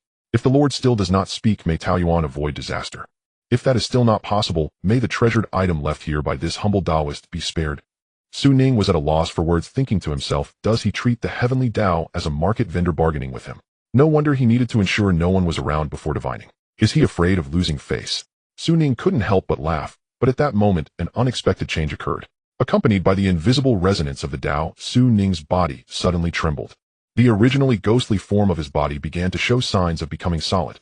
The system panel automatically popped up. Time-space link established. Anchor point locked. Breath imprint progress 12. Warm reminder, please maintain signal stability during the breath imprinting process. What does this mean? So the first step to summoning the ruin, the so-called leaving a breath, refers to this. Yun Zhongjuan attempted to predict the future, thereby establishing a connection with this person from 3,000 years later, thus allowing his breath to merge with the ruin, to satisfy the summoning requirements. Is it really this scientific? Su Ning was astonished, and as his body gradually became more tangible, Yun Zhongjuan, who was controlling the flames to scorch the turtle shell, wore a bewildered expression. In his perception, it felt as though he had established a connection with some vast existence. This was a sensation he had never experienced in previous divinations. Moreover, he seemed to sense that in the void, unfamiliar eyes from the future were scrutinizing him. The heavenly Tao? Could it be that his sincere prayers had truly drawn the attention of the heavenly Tao in the mysterious realms? Yun Zhongjuan trembled, his control over the fire unsteady, his expression excited. Facing the sensing gaze of the heavenly Tao, he shouted, please reveal to me, heavenly Tao Lord. On the opposite side, Su Ning looked strangely at Yun Zhongjuan, who was bowing to him, awkwardly stepping back a few paces, and then Yun Zhongjuan followed suit. Su Ning moved again. Yun Zhongjuan continued to follow. Su Ning gritted his teeth and simply circled around to stand behind him. Yun Zhongjuan appeared bewildered. In his perception, the gaze of the heavenly Tao flickered left and right, seemingly running to stand behind him in an instant, as if it were deliberately avoiding him. Could it be that the heavenly Tao does not wish to acknowledge me? Yun Zhongjuan felt embarrassed, but he could not give up this opportunity. Grinding his teeth, Yun Zhongjuan turned around on the spot and knelt once more, shouting a third time, "Please, heavenly Tao, Lord, show mercy." He was determined today. Su Ning covered his face, thinking, by seniority, you could be my ancestor. Kneeling like this makes me feel like I'm shortening my lifespan, but still I cannot escape. But I cannot give you hints either. Su Ning felt helpless. Wait. If he can already sense my existence, then my current state, could it influence this history? Suddenly Su Ning froze, his eyes sparkling. After a moment of thought, he glanced at the progress, which had reached 30. He stepped forward, and in Yun Zhongjuan's excited gaze, the jade green pen meant for analyzing the divination that he placed on the table suddenly floated into the air, as if held by an invisible hand. The heavenly Tao took up the brush. Seeing this, Yun Zhongjuan grew even more agitated, and even the flames roasting the tortoise shell began to waver. Little did he know Su Ning beside him was even more astonished. Is it truly possible? Can I in my current state interfere with this stretch of time and space? Though the act of lifting the brush was arduous, the small ink brush impossibly heavy, he had after all managed to raise it. Why? Doesn't this involve a temporal paradox? Or is it that, as legends speak, the so-called glimpse into the celestial mechanism exists in such a form? Su Ning's heart surged with emotion. However, he soon realized this state could not last long. Once the reading finished, he would likely be unable to maintain it. Hastily composing himself, he focused his attention on the paper. What to write? His first thought was to inquire about the human sect's orthodoxy, but Su Ning quickly dismissed the idea. Simply put, this question was far too unheavenly. Once asked, it would inevitably arouse Yun Zhong's vigilance, perhaps even suspicion of demonic trickery. Moreover, time was pressing, leaving no room for in-depth communication. In the limited seconds, he could at most write a dozen or so characters. What if he disguised himself as the heavenly Tao and bestowed upon him information of the future? A glint flickered in Su Ning's eyes as his thoughts suddenly opened up. Though he knew no details, he knew history. Based on current clues, it's almost certain this is the early period of the investiture of the gods. Beyond that, in the following 3,000 years, there likely aren't similar catastrophes. Even if there were, he might not survive this one. So should he leak some celestial secrets? Even if he fabricated things, the other might not detect it. The key was experimentation. First, to indirectly verify his judgment. Second, if he interfered with current history, would it affect the future? Probably not, otherwise it would be like exploiting a bug. Yet leaving some trace of his presence might not be impossible. What if by some chance the words he left could be preserved in relics unearthed after he returned to reality, perhaps further elevating his glory? Currently, most people did not believe the human sect had truly existed in history. But what if it could be proven through history? It would likely be beneficial for the growth of glory. Let's try. Su Ning's gaze was resolute. After a moment's thought, he lifted the brush and began tracing characters on the paper. The brush was heavy and the writing came out in broken, crooked strokes, yet the Taoist Yun Zhong found it unsurprising. In his mind, this was surely due to his own low cultivation, unable to bear the power of the heavenly Tao. As the characters emerged, Yun Zhong held his breath, his pupils dilating to reflect 2 lines of ink on the paper. Line 1, the investiture calamity, Zhou rises, Yin falls, Jie is destroyed, Chan is wounded, the human sect declines for 3,000 years. Line 2, in the Western year 2020, demons appear, and the human sect revives in the East. A drop of chi imprint was complete, ready to leave this historical fragment. As the system panel flashed, Su Ning's body instantly ended its current state, reverting to a non-existent ghost. Clatter. The green jade demon hair brush fell powerlessly, rolling across the table, dragging the final stroke of the square character long. Thud. At the same time, a thunderclap roared in Yun Zhongjuan's mind, as if struck by lightning. He stared fixedly at the 2 lines of heavenly Tao prophecy. He collapsed gracelessly to the ground, his entire being, as if ravaged, eyes hollow, murmuring to himself, Jie destroyed, Chan wounded, the human sect declines and revives in the East after 3,000 years. In his muttering, his mind quaked violently, his spiritual power disintegrated, and the floating tortoise shell, losing support, fell to the ground with a crack, splitting into several fractures as the nameless flames dissipated. The Taoist Yun Zhong paid it no heed, merely dully repeating the words on the paper, alternating between terror, sorrow, and excitement. After a long while, he came to his senses and murmured, indeed, the 3 sects have finally withered, haven't they? Pausing, he looked again at the words on the paper and sighed deeply. Yin Shang is overthrown. Uncle Master Tongshan's plan ultimately cannot succeed. Yun Zhong pondered for a few breaths, as if understanding something, and shook his head with a wry smile at his well. Gathering the power of the 3 sects and all beings can buy 3,000 years of peace and still leave a legacy. That should be enough. But I wonder what the Western year 2020 means. Could it be related to the Western sect? Matters concerning the heavenly Tao, I fear I must make a trip to Xuandu. After a brief thought, Yun Zhongjuan waved his sleeve. The paper floated up, wrapped around the piece of tortoise shell, and then burst into flames. The two lines of ancient characters on the paper transformed into twisting lines imprinting into the depths of the tortoise shell. As for this object, it involves karma, so it is inconvenient to take away. Yin Zhongjuan mused, cupping his hands toward the sky and laughing heartily. I shall seal it here. May the heavenly Tao Lord bear witness. If 3,000 years from now this place sees the light of day again, may it teach future disciples not to forget the glory of the human path. Thus spoke the tortoise shell, suddenly expanded, filling the entire hall, and rapidly turned into a phantom. In the blink of an eye it sank into the entire mountain peak. It vanished without a trace. The ceiling complete, Yin Zhongjuan stepped forward, auspicious clouds gathering beneath his feet. In an instant he left the hall and flew beyond the heavens. Outside the hall, a dense crowd of disciples from the Peach Blossom sect had gathered. Seeing this, they simultaneously bowed toward the sky. Farewell, immortal. Su Ning drifted out of the hall, ruminating on Yun Zhong's final words, somewhat distracted. At that moment another change. The surrounding scenery suddenly became illusory and blurred. Su Ning's body uncontrollably flew up, rising high into the sky. Looking down, he was astonished to find that the entire landscape seemed to be accelerating. The flow of time in this space has been sped up. Su Ning exclaimed in surprise. Above, in the space of a breath, day and night alternated. One moment, it was a blazing sun, the next a sky full of stars. Below, the ancient cultivators moved, leaving trails of afterimages. The entire land was like a film fast-forwarded dozens of times. All sound vanished. After an unknown period, the peach blossoms on the mountain began to wither slightly. The light of heaven and earth grew dim, as if the entire space was being obscured by some force. Over the green peak, the atmosphere was oppressive. Has the battle outside begun? Su Ning had a glimmer of understanding. The main plot is over, this story is speeding toward its conclusion. The moment this thought arose, countless gray clouds flew in from the sky, piling up, casting the entire world into deep gloom. Within the dark clouds, lightning danced wildly. Crack!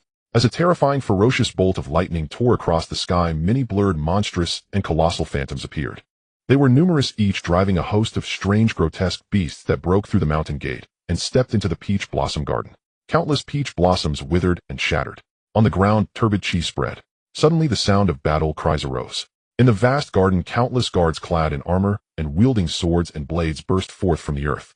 They charged at the demons, plunging the mountains and rivers into war. Though numerous, the guards were far from as powerful as the golden-armored protectors. They fell in large numbers, turning into gray mist as the demons approached the main peak. Su Ning cast his gaze downward and saw dense figures of cultivators flying out from the main peak's halls. Regardless of age or rank, all held weapons, charging to the front lines with fear and fury. The invisible light shield enveloping the peak blazed brightly, causing countless peach blossoms to bloom anew. The fallen guards were resurrected. That was the mountain protecting formation. The demons finally showed signs of scattering. Yet before the cultivators could rejoice, the colossal phantoms hidden in the dark clouds finally moved. A sky-covering giant claw brushed past Su Ning's body and struck down, causing the great formation to shake violently. Half of the peach blossoms withered. The giant claw struck again. The remaining half of the peach blossoms disintegrated. The mountain protecting formation nearly collapsed. The already exhausted cultivators clutched their heads in agony, then exploded into clouds of blood mist. Regardless of age or strength, even the children hiding in the halls did not escape. In the core area behind the main peak, an aged figure shot into the sky. It was the Taoist Chu. Su Ning strained his eyes, and in the blurred light and shadow vaguely saw his resolute, furious expression. The figure transformed into a pillar of light connecting heaven and earth, tearing apart the blurred giant hand, and then exploded. In the sky over Peach Blossom Garden, a golden sun rose.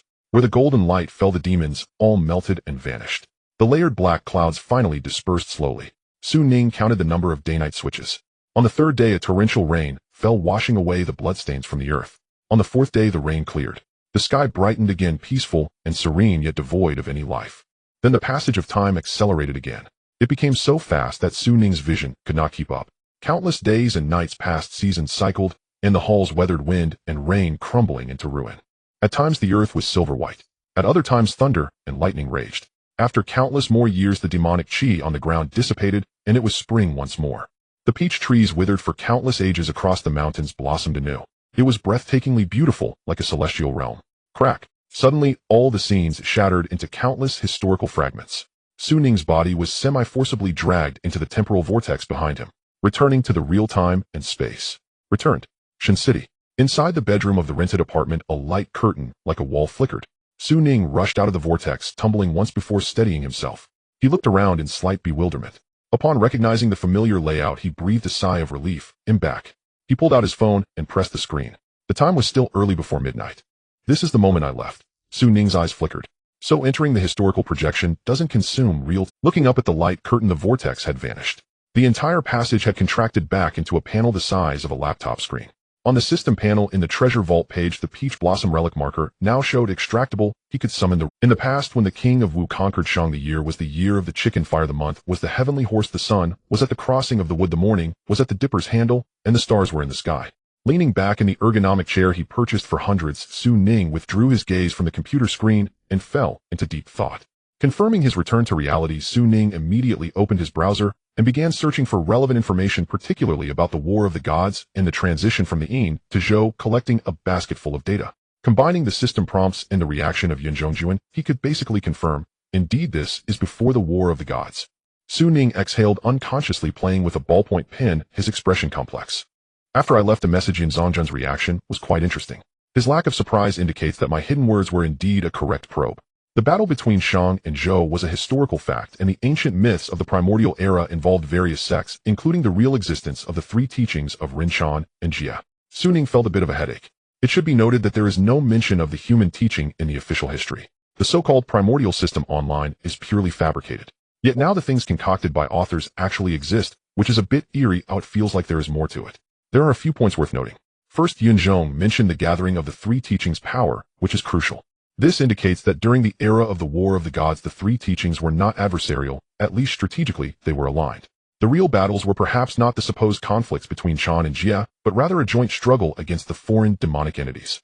It was not infighting, but rather an external defense. Secondly, he mentioned the fall of the Yin and the failure of the plan by Master Tongtian, which indicates that the myths are not baseless. The Jia sect indeed had connections to the Shang dynasty, but the truth is not what is recorded, rather it involves some plan of the master of the passing Tao. Moreover, this plan is likely known by all three teachings. What is it? Thirdly, the reaction of Yun Zhongjuan at that time, his surprise was mainly regarding the year 2020, not anything else. When I pointed out whether it was the change of dynasties or the decline of the three teachings, he seemed more to confirm it, as if he had anticipated it already. Su Ning grabbed a piece of paper, pondering as he jotted down these 3 points with the ballpoint pen, trying to organize his thoughts and analyze. Perhaps it can be understood this way: the true version of the War of the Gods is the ancient cultivators resisting a demonic invasion. The three teachings can be interpreted as 3 celestial powers, while the changes in human dynasties are merely a part of this earth defense. Similar defense battles are not the first time. In the War of the Gods, the disciples of the three teachings faced calamity, and the truth is that they perished in that battle. The so-called God list was a roster of participants drafted collectively by the three organizations. Yun Zhongjuan corresponds to Yun Zhongzi in the myths, responsible for issuing notifications and gathering combat personnel, yet lacked confidence in this war. Su Ning's mind opened up, and he found it hard to contain his thoughts. The more he thought, the more exciting it became. It feels almost real, Su Ning complained, crumpling the paper into a ball and burning it, then rushing into the bathroom before finally settling down. Destroying the paper to eliminate the traces, he was cautious. Well, no matter how I think about it, I can't verify it. It's better not to think about it. I have inherited the human teachings Tao lineage, and will eventually figure it out. As for now, Su Ning looked at the icon representing Peach Blossom's source, feeling restless. This item should be extracted. It seems the demonic entities have not breached the rear mountain, and the mysterious green gourd is likely still there. Something that Yun Zhongjuan specifically reminded about must be a good item. With that in mind, Su Ning wasted no time. With a thought, extract.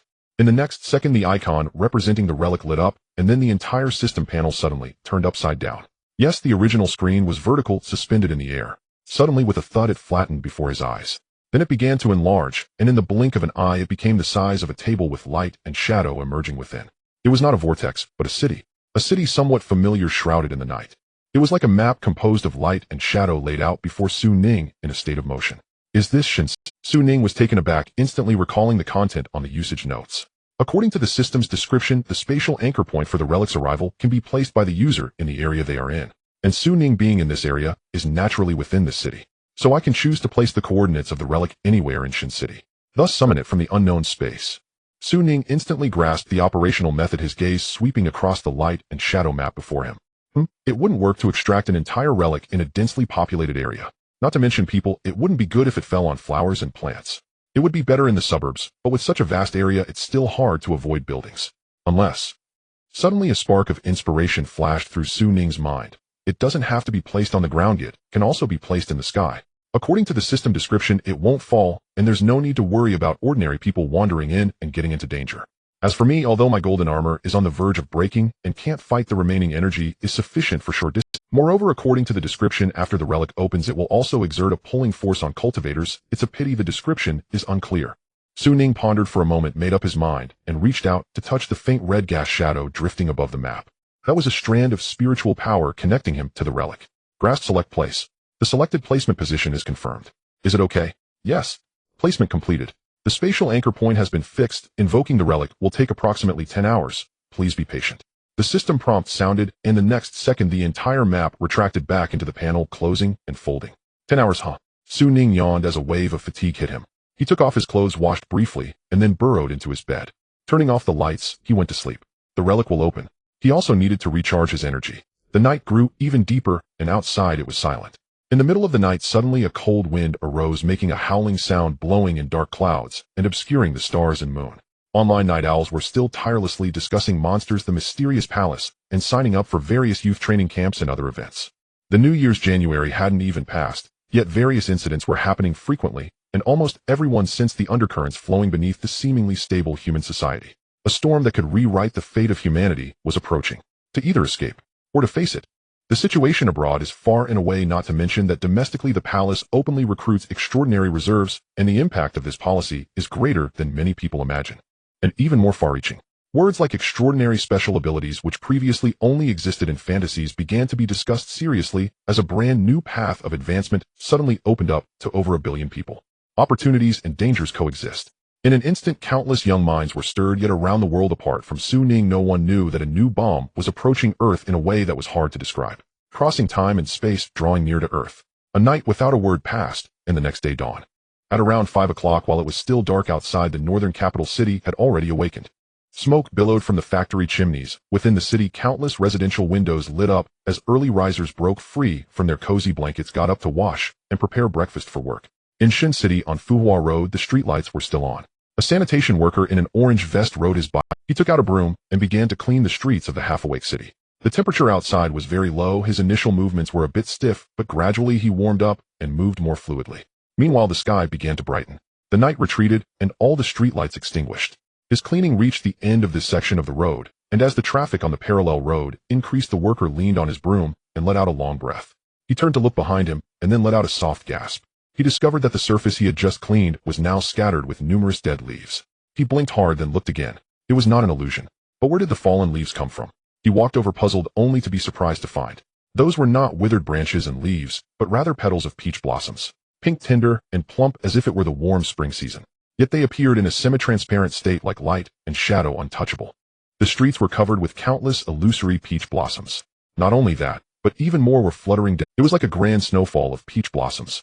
He looked up in confusion at the sky above the city, and then people heard a cry filled with disbelief and shock from this side. What is that? What is that in the sky, eh?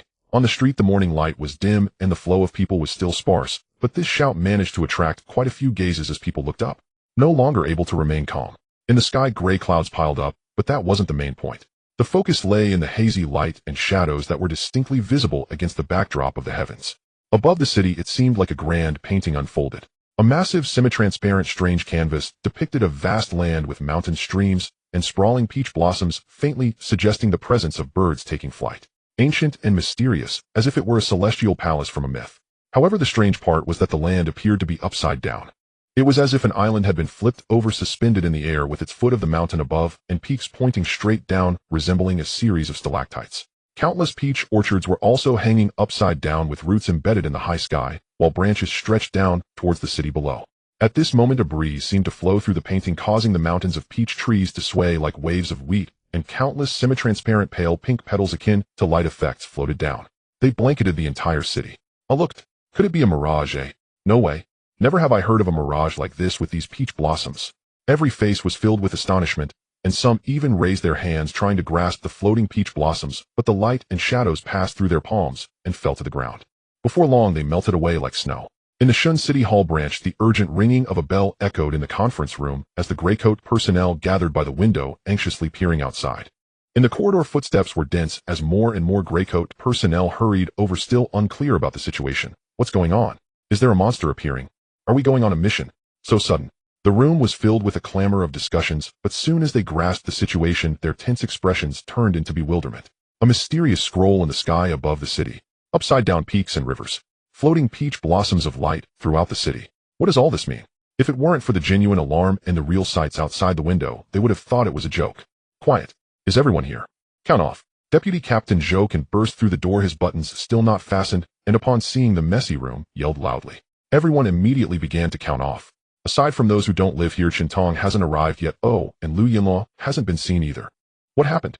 Did a monster appear? Just as the words left her mouth, a disheveled girl with a ponytail, looking weary, and sporting two large dark circles under her eyes rushed in.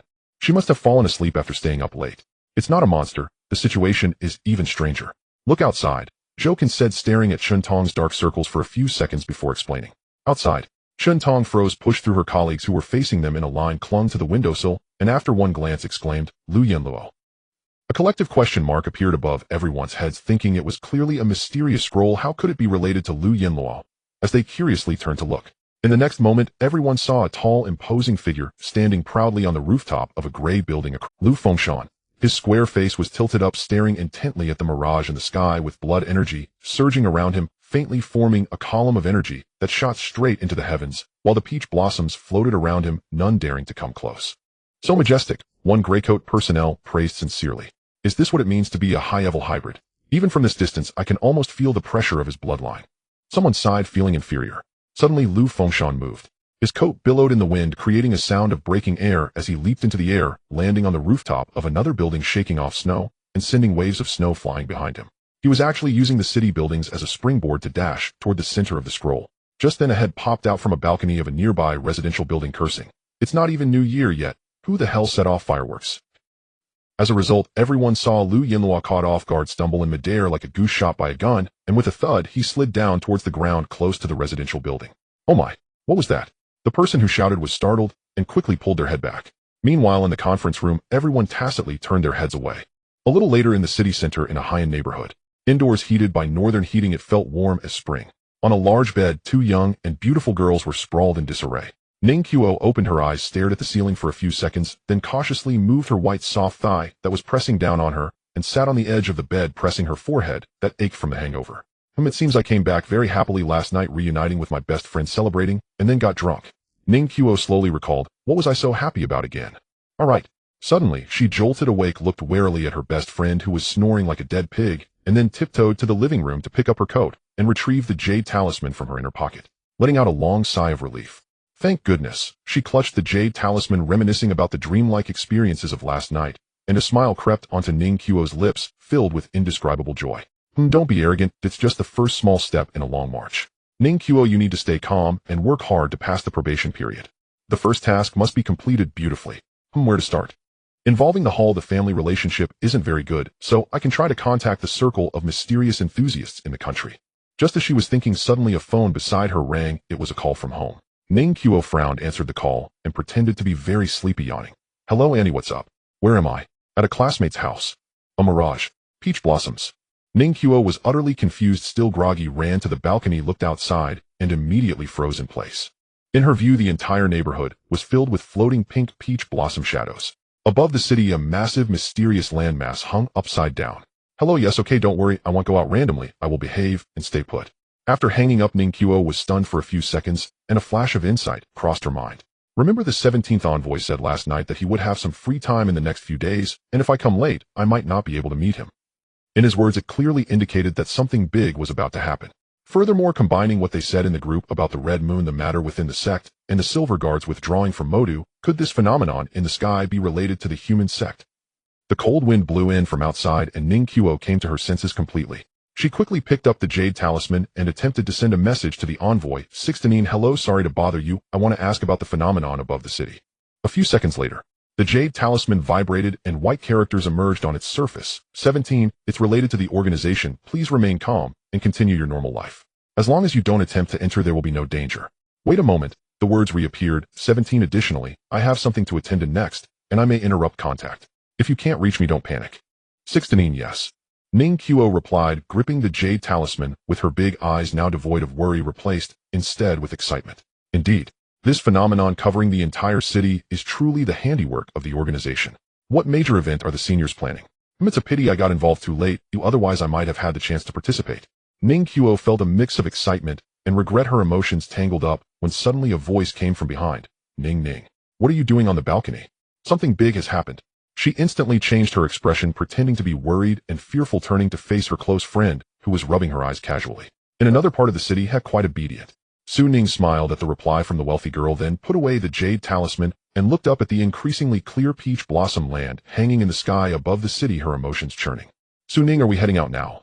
A voice from behind interrupted her thoughts. At that moment, Zhu Yuan was already dressed, wearing cotton shoes, a cotton coat, and a mask, looking puffed up and waiting excitedly at the door. Let's go. Ning nodded and closed the window. The two quickly went downstairs, exited the neighborhood, and walked toward a nearby small park. On ordinary days at this time, there would be many people in the park's fitness square. Today being the weekend, there were especially. Across the road, they could see a dense crowd of heads, all local residents gathered together, some holding phones, looking up and taking pictures, while many others were engaged in animated discussions. The atmosphere was tense yet lively. Clearly they all had come out of their homes because of the anomaly in the sky. Look, it's getting darker. It's clearer. The petals' patterns are more intricate, and the speed of disappearance is slowing down, someone else added. Yes, what's online is true. Those images are not photoshopped. I'm right outside the park, surrounded by people. If you don't believe me, I can show you the video. Others were also on the phone, speaking loudly. Ning and Zhu Yuan blended into the crowd without raising any. At this moment, too many people in this city had stepped out of their homes, gathering with strangers, anxiously discussing, completely unnecessary for any organization. This was the instinct of humanity to band together in the face of the extraordinary. Regardless of whether it was useful or not, or whether they knew each other, as long as they gathered together, there was an inexplicable sense of security. I say, is this really our doing? Zhu Yuan looked around like a thief, as if fearing someone would come and catch him. After holding it in for a while, he finally found a secluded corner and lowered his voice to ask. Ning had her hands in her pockets, appearing nonchalant. Zhu Yuan was overly excited, wanting to ask, but was interrupted by Ning. Look over there. What? Zhu Yuan looked over in confusion, his expression changing slightly. He saw several vehicles with special colored license plates speeding by on the road, and a quick glance revealed groups of graycoat personnel inside, all armed with cold weapons. The Hall's people have arrived, Ning said. If one were to ask, the most talked about force in the country recently is undoubtedly the official Hall organization, with various versions of news about them spreading wildly online. Yet they remain exceptionally mysterious to the outside world. According to legend, they possess extraordinary powers, and behind their uniformly equipped sunglasses are piercing gazes. They do carry firearms, but they seldom use them. Each gray trench coat wraps around cold weapons like swords. They are a group of enigmatic individuals, and now as the city is enveloped by the inverted mirage, their presence provides the public with immense reassurance. It's a vehicle from the official organization. Where are they heading? Probably to the center of the mirage, someone speculated. As time passed, people noticed that the land covering the city had varying shades of color. The area of the aerial mural is quite large, with the central region being the clearest and most vibrant, while the colors become lighter and more blurred as one moves outward. This process intensifies with the passage of time. Some boldly speculate that according to the current trend, in a few hours the entire mirage will become clear and tangible, allowing people to use photographic devices to see more details. Currently, what attracts the most attention is undoubtedly the central area that shows signs of physical manifestation. You guys finally made it.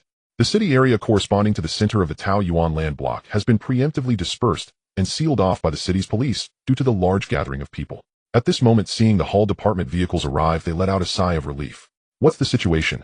As the car door opened, Lu Fengshan calmly stepped out, pretending nothing had happened, and upon learning that apart from the public's heightened emotions there were no casualties, he also felt relieved, requesting the city police to maintain order and reassure the public. He then waved to summon others over. Let's discuss. What are your thoughts? The gray trenchcoat individuals exchanged glances. The leader Zhou pondered for a moment and said, this matter has no precedent globally. According to the information we obtained from brother departments on the road, this phenomenon in the sky appeared between 3 and 4 in the morning. At that time it was too dark and the images were faint, so it went unnoticed until daylight, which drew attention. This strange image is not a physical entity. Its height is in an inverted state, with the highest peak, which is also closest to the ground, being about 500 meters above our heads. Currently no interference with the physical world has been detected, and our attempts with flying devices have not resulted in any collisions. Even in the central area, which is the mountainous forest above us, the clarity and reality have infinitely approached the state of actual existence, yet it still resembles a phantom in water. To be safe, flying has been prohibited above the city. As for the area above the inverted land block, it has completely merged into the atmospheric clouds, and satellites are unable to capture any effective information. After Zhou spoke, he turned to the girl with a single ponytail. Chen Tong had already regained her composure, her expression tense, holding a portable tablet in her hand, her large dark circles making it hard for anyone to take her seriously. She spoke up. The relevant situation has already been reported to the capital, and the Deep Red well responded that no connection has been found between the Shun City mirage and the ancient demons. However, what? Shen Tong paused, meeting the curious gazes of her colleagues, and said, however, the capital suggests that this may be related to ancient times. Upon hearing this, everyone, including Lu Fengshan, slightly changed color. Ancient times are a realm of knowledge completely unfamiliar to them, and it is currently the most cutting-edge research topic in the field of mysticism worldwide. If it involves ancient times, then it's troublesome. Lu Fengshan's serious face showed his brows knitting together. Looking up, the clear silhouette of the green mountains above was unmistakably real, with such a massive island suspended above the heads of millions. The pressure is unimaginable. The most critical point is that the trend of the mirage solidifying is intensifying. As time passes, the online buzz has also boiled over. The recent series of sudden events have truly left people feeling overwhelmed. The monsters, the education forces, and various mysterious organizations from different countries have yet to be fully addressed. As soon as one opens their eyes, another massive issue lands before them. Above Shen City, the inverted land mass suddenly appears. Is it a mirage or a mysterious phenomenon? Elusive peach blossoms scatter throughout the city, leaving 8 million citizens in a daze. The highest directive: all departments in Shen City must prepare for control measures, and the city enters a level 1 emergency state. The Academy of Sciences states that the inverted mirage is unrelated to strange creatures and is suspected to be a special atmospheric phenomenon. News floods in from all directions. It has a tendency to take over from the Red Moon incident, but fortunately, due to the groundwork laid by the Red Moon, people naturally attribute this scene to the continuation of the Red Moon. Some even assert with certainty that it marks the beginning of a series of mysterious phenomena. In a small park, Su Ning and Zhu Yiwen leaned against the edge of a withered flower bed. Su Ning had his hands stuffed in his pockets, gazing at the increasingly clear 3D mural above the city, remaining silent. Zhu Yiwen, holding his phone, kept scrolling through the news. Su Ning, look at this. Local influencers are posting videos. Zhu Yiwen suddenly passed the phone over. Su Ning looked over to see it was from a certain pink app. Inside, a video uploaded 10 minutes ago was playing.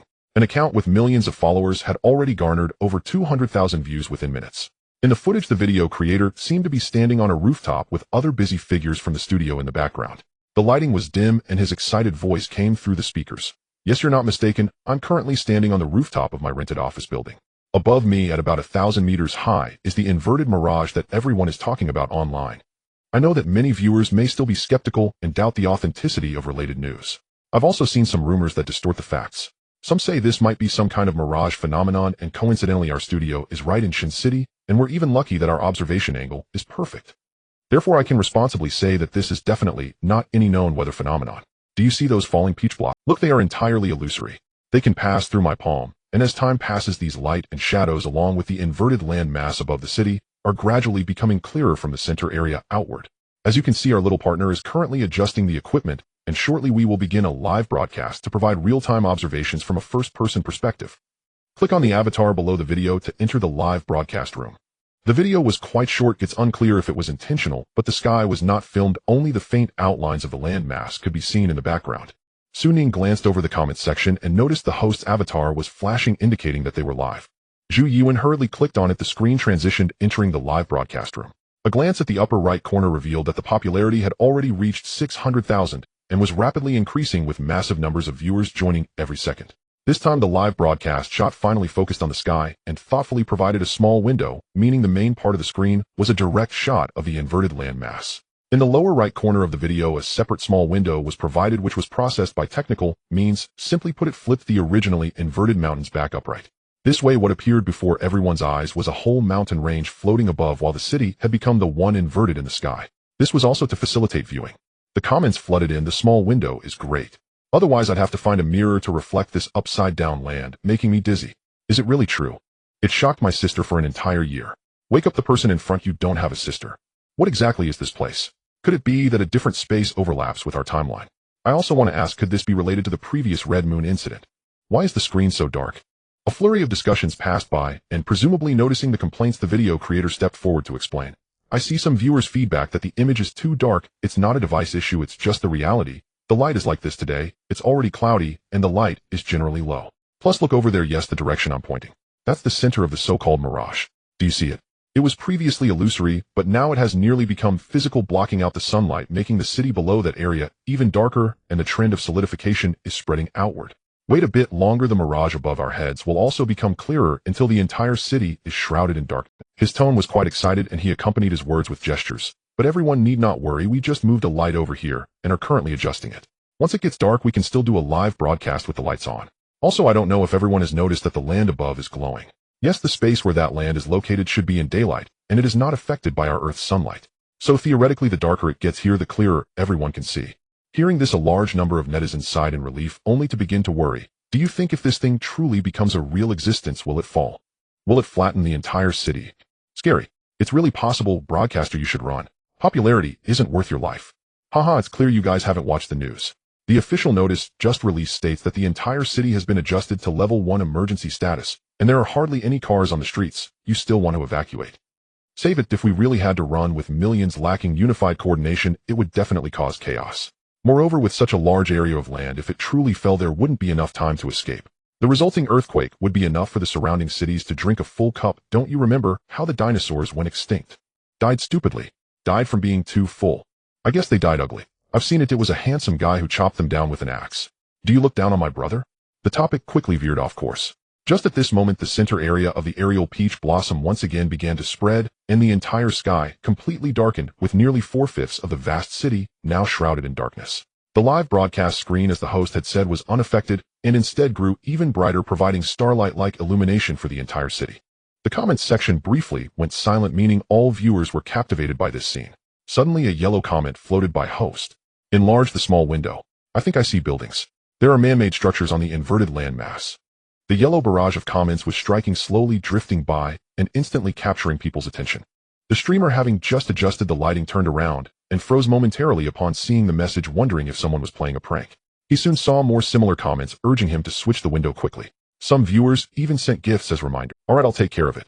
He jolted, leaning over the computer, and clicked something, abruptly switching the live stream window. The flipped scene revealed the main background, making it clearer for the viewers.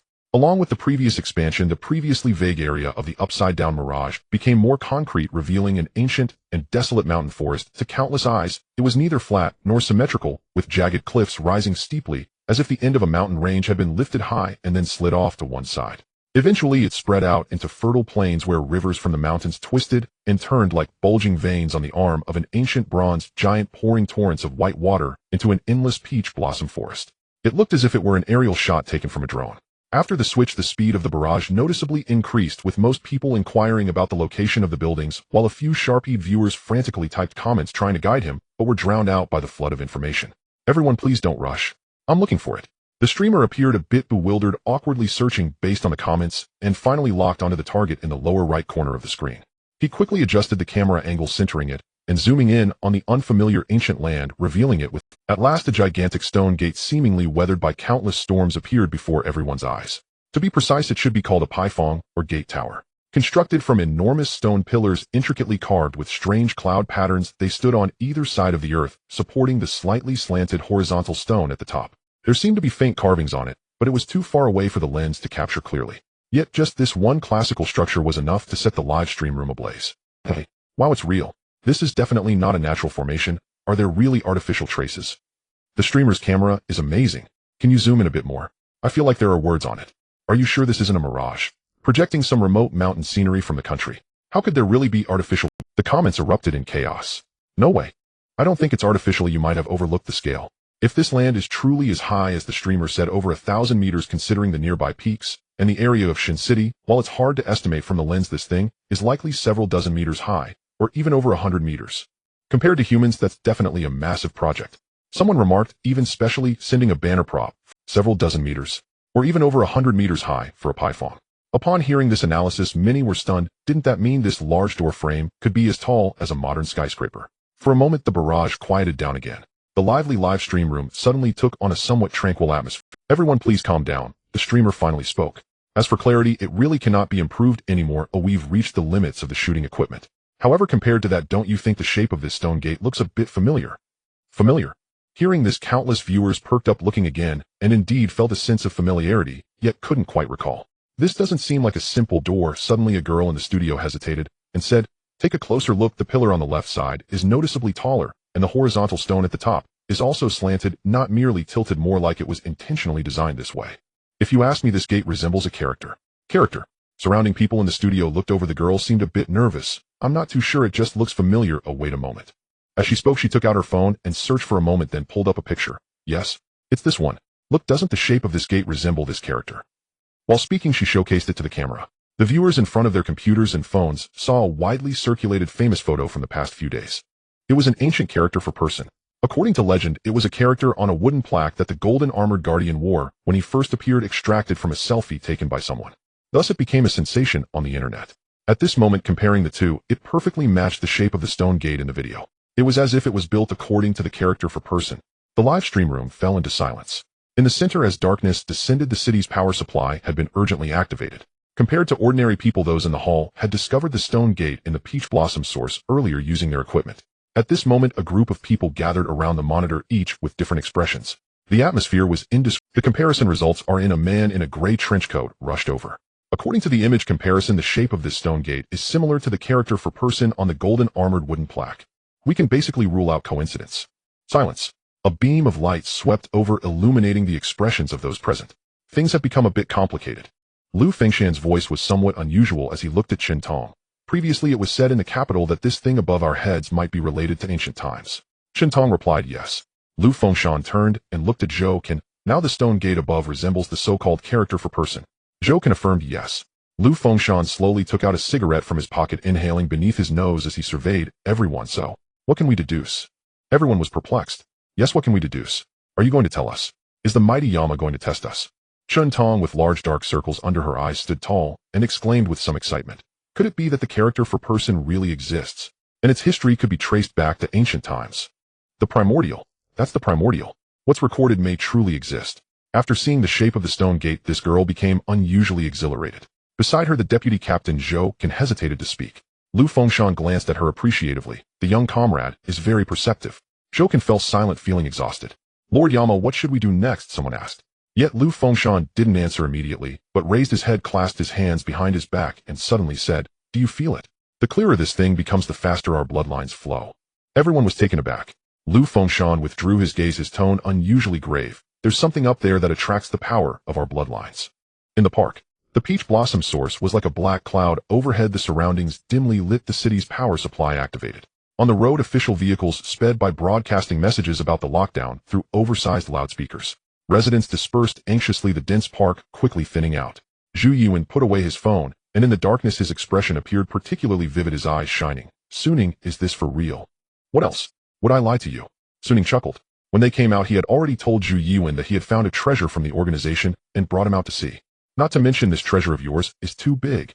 Zhu Yuan said, half laughing, half crying. I've only been cultivating for a couple of days, and you pull off such a huge scene. You have to consider our capacity. He was genuinely frightened. Suning, without making a sound, had created such a big stir, scaring him to death. Is that really scary? Suning chuckled. Okay, to be honest, I didn't expect it to be this exaggerated. Anyway, this isn't a place for talking. They've started locking down, so you should head back first. Zhu Yuan stood up, stunned. What about you? I have some matters to attend to. All right, then be careful. Zhu Yuan said no more, rising to blend into the crowd and return to his rental. He didn't know what Suning was going to do, but he understood that some things were best not to ask. Seeing his roommate leave, Suning also stood up, covering his face with a hat, hands stuffed in his coat, and blended into the nearby community amidst the chaos. Then he found a spot to shield his view and activated 72 transformations, erasing his existence. This way, people in the distance would be obscured by buildings and unable to see him, while those nearby would be influenced by the illusion. Confirming his safety, he finally exhaled, rubbing his hands together, eagerly calling out the system panel, and saw a row of fresh income records: Glory 23, Glory 57, Glory 49, Glory 75, new item, purple robe of immortality unlocked, please claim it as soon as possible. Gazing at the lines of text, Suning could not wait, and used his mind to click on Treasure House, selecting the newly unlocked icon, Extract. The next second, a piece of fabric as thin as a cicada's wing, light purple, seemingly woven from light, appeared out of thin air in his hand. When did the exceptional growth of glory occur? Su Ning recalled that it was probably after people saw the human stone. The reason behind it is not hard to guess. The system has a detailed algorithm for obtaining glory, and from past experiences, it can be determined that the key factor influencing the value change is not the number of people or simply the popularity, but rather a certain degree of recognition. That is, only when people have genuine respect, reverence, and admiration for the human teaching will it transform into glory. This can be slightly inferred from the growth trends after the first 2 monster slayings. Moreover, recruiting personnel can also be understood as their high recognition of human teaching. Su Ning couldn't say for sure if this judgment was correct, but it feels that way. So after discovering through the live stream that this shocking phenomenon is related to human teaching, have many viewers become more accepting of it. Or perhaps they had only heard of the organization's name before, but lacked sufficient real understanding of the history, depth, and power of human teaching. The appearance of this stone gate strengthened this aspect. Su Ning felt he had grasped the key. If it is indeed like this, then perhaps soon I will have another opportunity for... Su Ning thought of the turtle shell sealed on the main peak of the Peach Blossom Land. To be precise, it was the prophecy carved on the turtle shell. If that thing could be excavated, it would definitely yield a wave of shock. Su Ning was lost in thought. Shaking his head to pull back his scattered thoughts, he looked at the gauzy garment in his hand, his eyes filled with unmasked curiosity. This item was naturally the heritage unlocked by the recent growth in glory. The name Purple Ribbon Immortal Garment sounds a bit familiar. Su Ning took out his phone to search, and after a moment he gasped. This item has quite a significant background. Purple Ribbon Immortal Garment, full name Bagua Purple Ribbon Immortal Garment, a magical treasure of the immortal family of the teaching resembling a purple ribbon. When worn, it becomes impervious to blades and fire, capable of withstanding attacks. Originally belonging to one of the 12 immortals, Qi Jingzi, it was later passed on to his disciple Yin Hong for protection, ultimately disintegrating into ashes due to the Taiji diagram. The above is the explanation from the encyclopedia. It's not a perfect match, as at the very least it definitely hasn't been annihilated by the gray wind. Moreover, its appearance isn't like a ribbon, it resembles a robe instead. It's quite light, and I can hardly feel its weight. The encyclopedia says this item cannot cover the head and face, but mine clearly can. Su Ning donned the robe, feeling as if he were not wearing anything at all. It looks quite sturdy. How do I use it? Why isn't there a manual included with this garment? Su Ning complained and began to try various methods. When he attempted to infuse his internal spiritual energy into the immortal garment, a change finally occurred. A piece of information flooded into his mind, revealing the usage and effects of this protective magical item. According to the description, this garment indeed can avoid water and fire, though only to a limited extent. It can resist a wave of elemental damage, but expecting it to nullify magical damage is unrealistic. The most practical functions are three. First, physical defense. By infusing spiritual energy into the immortal garment, it provides a defense similar to armor. It's uncertain whether it can withstand bullets. Su Ning hit it with a stone, and it didn't hurt. The specific degree of defense still needs testing. Second, invisibility. That is, it can shield against divine sense, probing, hiding spiritual energy fluctuations. Su Ning found this quite puzzling, as he still didn't know what divine sense was. Considering the known cultivators, only he and Zhu Yiwen were present, making it rather useless. Third, skin change. This name is Su Ning's understanding. In simple terms, it means this garment can change into different forms according to his. It only requires a small amount of spiritual energy to maintain. This ability sounds similar to the 72 transformations, but in reality, it's fundamentally different. The transformations are ultimately illusory, a sensory deception. If one moves further away outside the range of the illusion, they can see through it. However, the changes facilitated by the Purple Ribbon Immortal Garment are real. This is quite timely. It's almost as if it was born for my exploration of the Peach Blossom Land. Su Ning was somewhat surprised. The Peach Blossom Land was not far from materialization. According to the plan, Su Ning would definitely go in. At the same time, the official temple members would also enter. Su Ning had no objection to this. On one hand, he was confident about obtaining that gourd. On the other hand, if there was indeed something in the Peach Blossom Land that could help the officials, Su Ning would not be stingy. After all, as long as the best items belonged to himself, the rest could be seen as supporting the country, which was not a bad thing considering everyone had a common enemy. What he worried about was if he accidentally ran into the temple members, exposing his identity would be quite troublesome. Illusions work wonders against ordinary people, but if faced with those in gray wind cloaks, Su Ning really lacked confidence. Now with this defensive magical item, this problem is easily resolved. Su Ning felt greatly relieved, waiting to familiarize himself with the operation before storing this new magical treasure in the system. He turned around and headed back to the rented room. The Peach Blossom Land was still spreading. As it became increasingly real, the entire city was forced into night. In the state of prevention and control, the streets were deserted, with millions of residents hiding indoors, getting information through the internet. Meanwhile, the world's attention was also directed towards this ancient city in the east. Online-related videos and live streams were flourishing. This phenomenon could not be blocked from the source, but it was much easier to cut it off from the platform's perspective. However, surprisingly, apart from some accounts maliciously marketing and spreading false statements being banned, those relatively normal accounts simply live streaming the Peach Blossom Land persistently survived. This made many people sense an unusual aroma, possibly related to new policies. In this atmosphere, time reached around 3 in the afternoon. With a sound akin to muffled thunder, the other world that hung in the air, rooted in the atmosphere, suddenly trembled and shone brightly. The unique brilliance of the other world fell. To describe it, it was as if the sun's rays tore through the clouds after rain, illuminating the earth. Only here the Peach Blossom Land replaced the sun. The effect presented to the millions of citizens seemed as if a celestial palace from mythology had revealed itself to the world. Vast swathes of light, like red clouds, poured down to the earth. Within the light were countless red peaches that had materialized. This scene resembled the heavenly maidens spreading flowers from legends. Central area. Luo. Hundreds of gray wind-cloaked individuals already fully armed simultaneously turned towards the towering figure in the lead. Only a small portion of them were local, most were elite forces temporarily summoned from other regions. They had already received instructions from the capital. They were required to explore the upside-down mirage under the leadership of Lu Fengshen. In midair, helicopters spun their propellers wildly, and someone began to lower a hanging ladder. Can you feel it?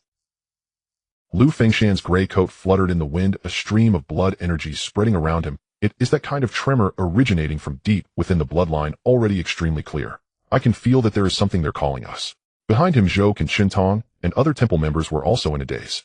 When the heavenly light fell, each of them sensed that unseen gravity. It was as if they could be pulled into the sky if they dared to open their minds.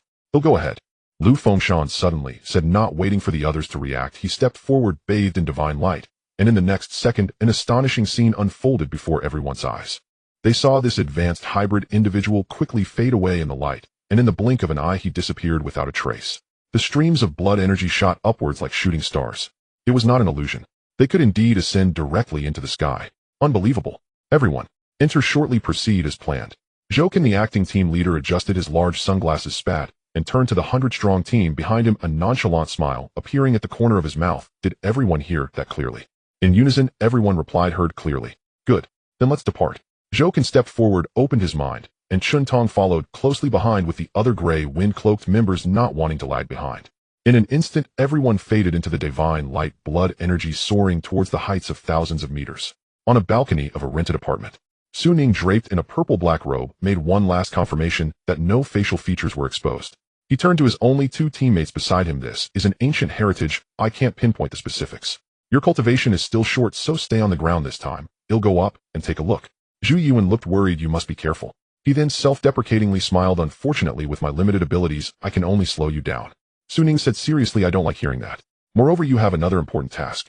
Have you mastered the communication jade talisman assigned to you? I can use it. Why? Zhu Yuan held the green jade Z talisman in his hand, eager to try. Ning leaned closer, whispering a segment in his ear, then smiled. Once up there, whether the talisman can communicate across spaces is uncertain. If it works, great. If not, carry out my second plan. This matter is very important. If I encounter trouble and you're below, you might just save my life. Zhu Yuan immediately became serious. I guarantee to complete the task.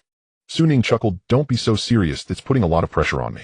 Alright, I'm going up now. Tisk, who would have thought cultivators can ascend directly? This really saves me a lot of trouble. After saying that, Ning lightly leaped, jumping off the balcony.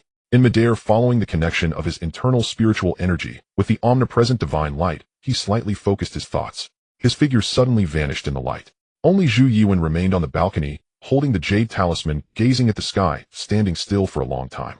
On the 29th day of the first month of the lunar calendar, at the hour of the monkeys, Ning entered the Peach Blossom Land relic with the Shun Chung Temple branch. The vision was briefly blurred, and the body seemed to traverse the crevices of time and space. Ning silently counted his heartbeat, and by the 5th beat, the world before him became bright. His feet felt grounded. Looking around, he found himself in a peach blossom forest with the ground beneath him covered in fallen leaves and rolling hills in the distance. So direct. Ning was still in a daze when an unexpected change occurred. A peach tree beside him, for some reason, had its blossoms swirling and falling, gathering in the breeze to form a human shape. Then a puff of white smoke rose, and an armored warrior appeared, dressed in tattered armor and wielding a long sword. Without uttering a word, he swung his sword at Ning. Whooshed! The sound of slicing air filled the space. What the hell is this? Ning was startled and instinctively sidestepped, feeling the warrior's sword graze his side, but it was blocked by his purple robe, causing sparks to fly. It failed to break through his defense. The armored warrior was momentarily taken aback, pausing briefly, and as Ning regained his composure, he turned around and channeled his spiritual energy into his arm, unleashing a punch. A heavy blow. The fist, infused with immense spiritual energy, landed squarely, causing the warrior's armor to collapse and disintegrate, yet no blood flowed. Instead, it exploded into a cloud of azure mist. It transformed into a tattered paper man. Ning was stunned. Indeed, it was a literal paper man, flat and ragged, slowly drifting to the ground. Observing with a divination technique, he noted that the residual spiritual energy on its surface was rapidly dissipating. It was indeed dead. Not a real person. Of course, how could a living person remain here? Ning recalled the massacre he had seen in historical imagery. This thing seems to be part of the Peach Blossom Mountain array. Ning rummaged through his memories. At that time when the demons arrived, Daoist Chuan activated the protective mountain array, conjuring many guards to resist.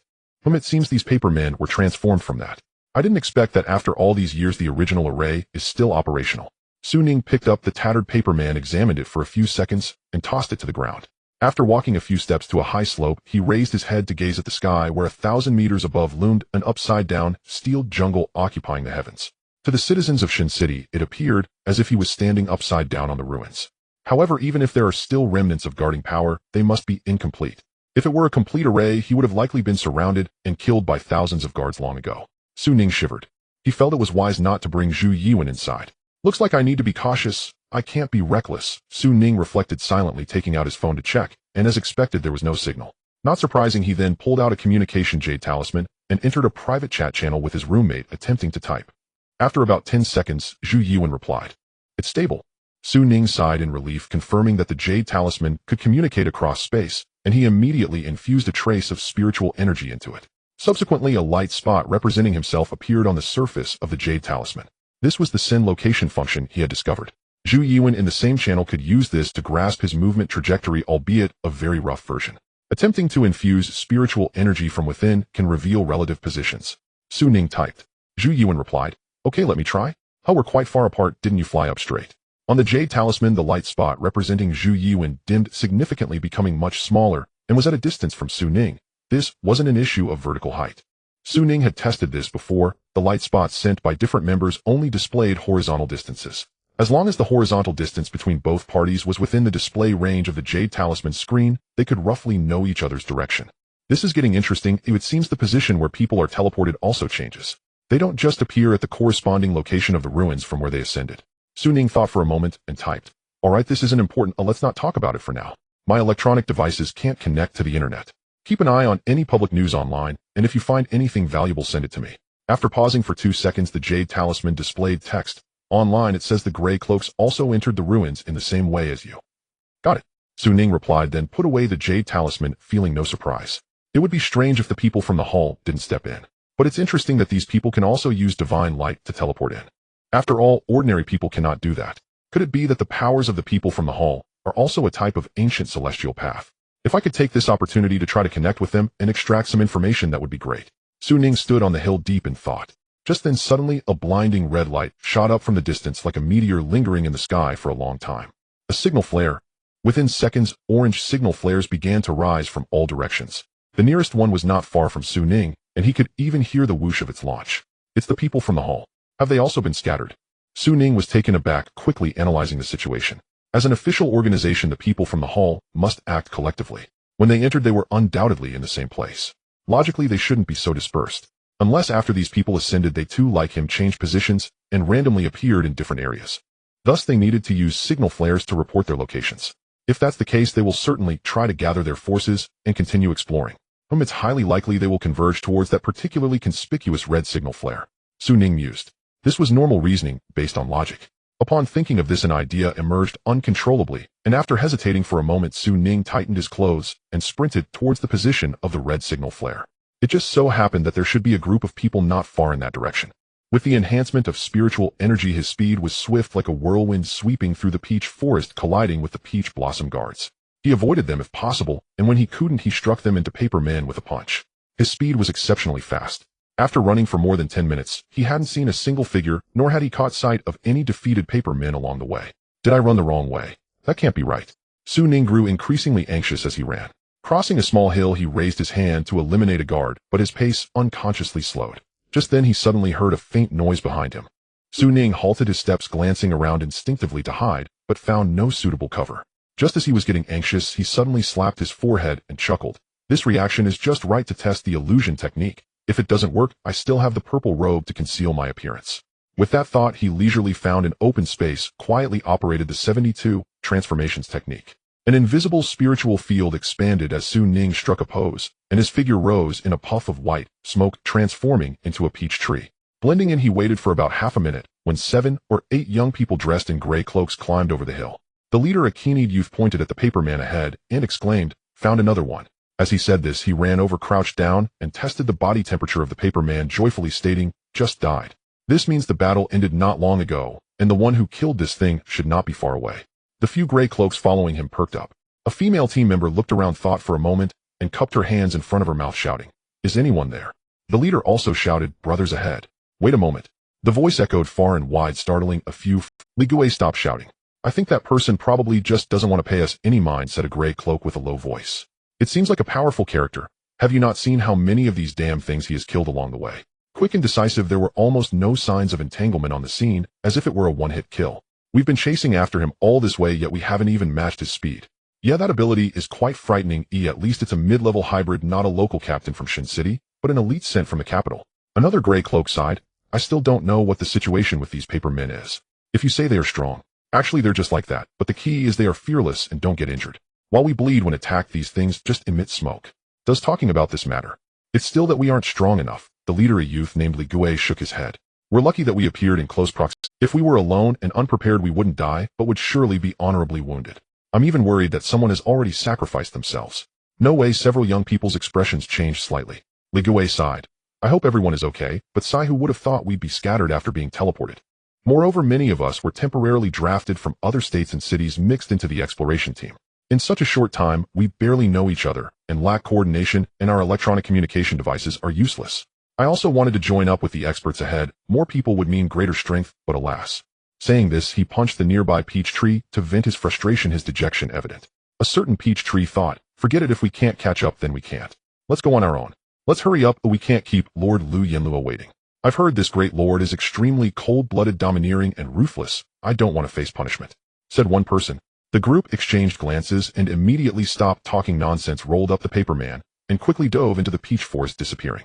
Just then Ning, who had just been punched, dispelled the illusion, clutching his chest, his face twisted in conflict. What the hell? The damage wasn't high, but the humiliation was intense. Li Gui, right. This lord will remember you. This isn't over between us.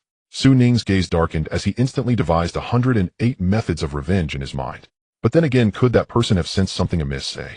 Shaking off a trace of frustration, Ning sank into thought. Was it just a random punch thrown in anger? He felt it wasn't that simple. Judging by their expressions and reactions, they most likely didn't see through my illusion. Otherwise, with so many people, there would be no way they could remain flawlessly composed unless they were all graduates of the Beijing Film Academy. The issue lies with that Li Gui. Every gray windbreaker had an embroidered insignia indicating their origin. Ning noticed that the group from earlier wasn't a cohesive unit. They came from different cities and showed no clear hierarchy. Under these circumstances, for Li Gui to become the leader meant he must possess exceptional qualities. This was also why Ning chose not to follow them. Forget it, I can't judge for now. They'll deal with it later if the chance arises. The people from the Magic City Hall, Ning committed the man to memory and turned his thoughts to the information he had overheard. As I suspected, they were indeed scattered and are now trying to regroup. Two key pieces of information. First, their high-ranking leader is called Lu Yanluo. Whether it's a nickname or his real name, I don't know. Second, these people were temporarily assembled from various places and don't know each other well. Ning stroked his chin, his eyes growing brighter as a fascinating idea took shape. Maybe I could pretend to be a hall member. Try to extract information. With this thought, Ning shifted his intent slightly. The purple gold immortal robe shimmered and transformed from a dark robe into a standard gray windbreaker. Every detail was meticulously replicated. To be cautious, it's best to borrow an existing identity, Ning mused. The purple gold immortal robe rippled, forming a mask over his face to conceal his true features. Then, using the 72 transformations, he altered his appearance to resemble Li Gui. This should do. From a distance, they'll only see the mask. Up close, the illusion will deceive them. Well, it's a bit flawed, but it'll have to do for now. Ning conjured a mirror, examined himself with satisfaction, then changed direction slightly, and continued sprinting. On the other side. Li Gui, you seem a bit off. Did you sense something earlier? A team member sidled up and asked in a low voice. Li Gui paused, then shook his head with a smile. Nothing, it's probably just my imagination. Yet a flicker of doubt. Unlike the combat-focused abilities of others in the group, his bloodline ability leaned toward perception, which was why he had been chosen as the leader. After all, in this perilous place, perception was more crucial than combat. Earlier, he had vaguely felt a gaze spying on them from the shadows, as if hidden near the peach tree beside him. Fearing it might be a new monster, he had taken a risky swing. I'm probably just paranoid.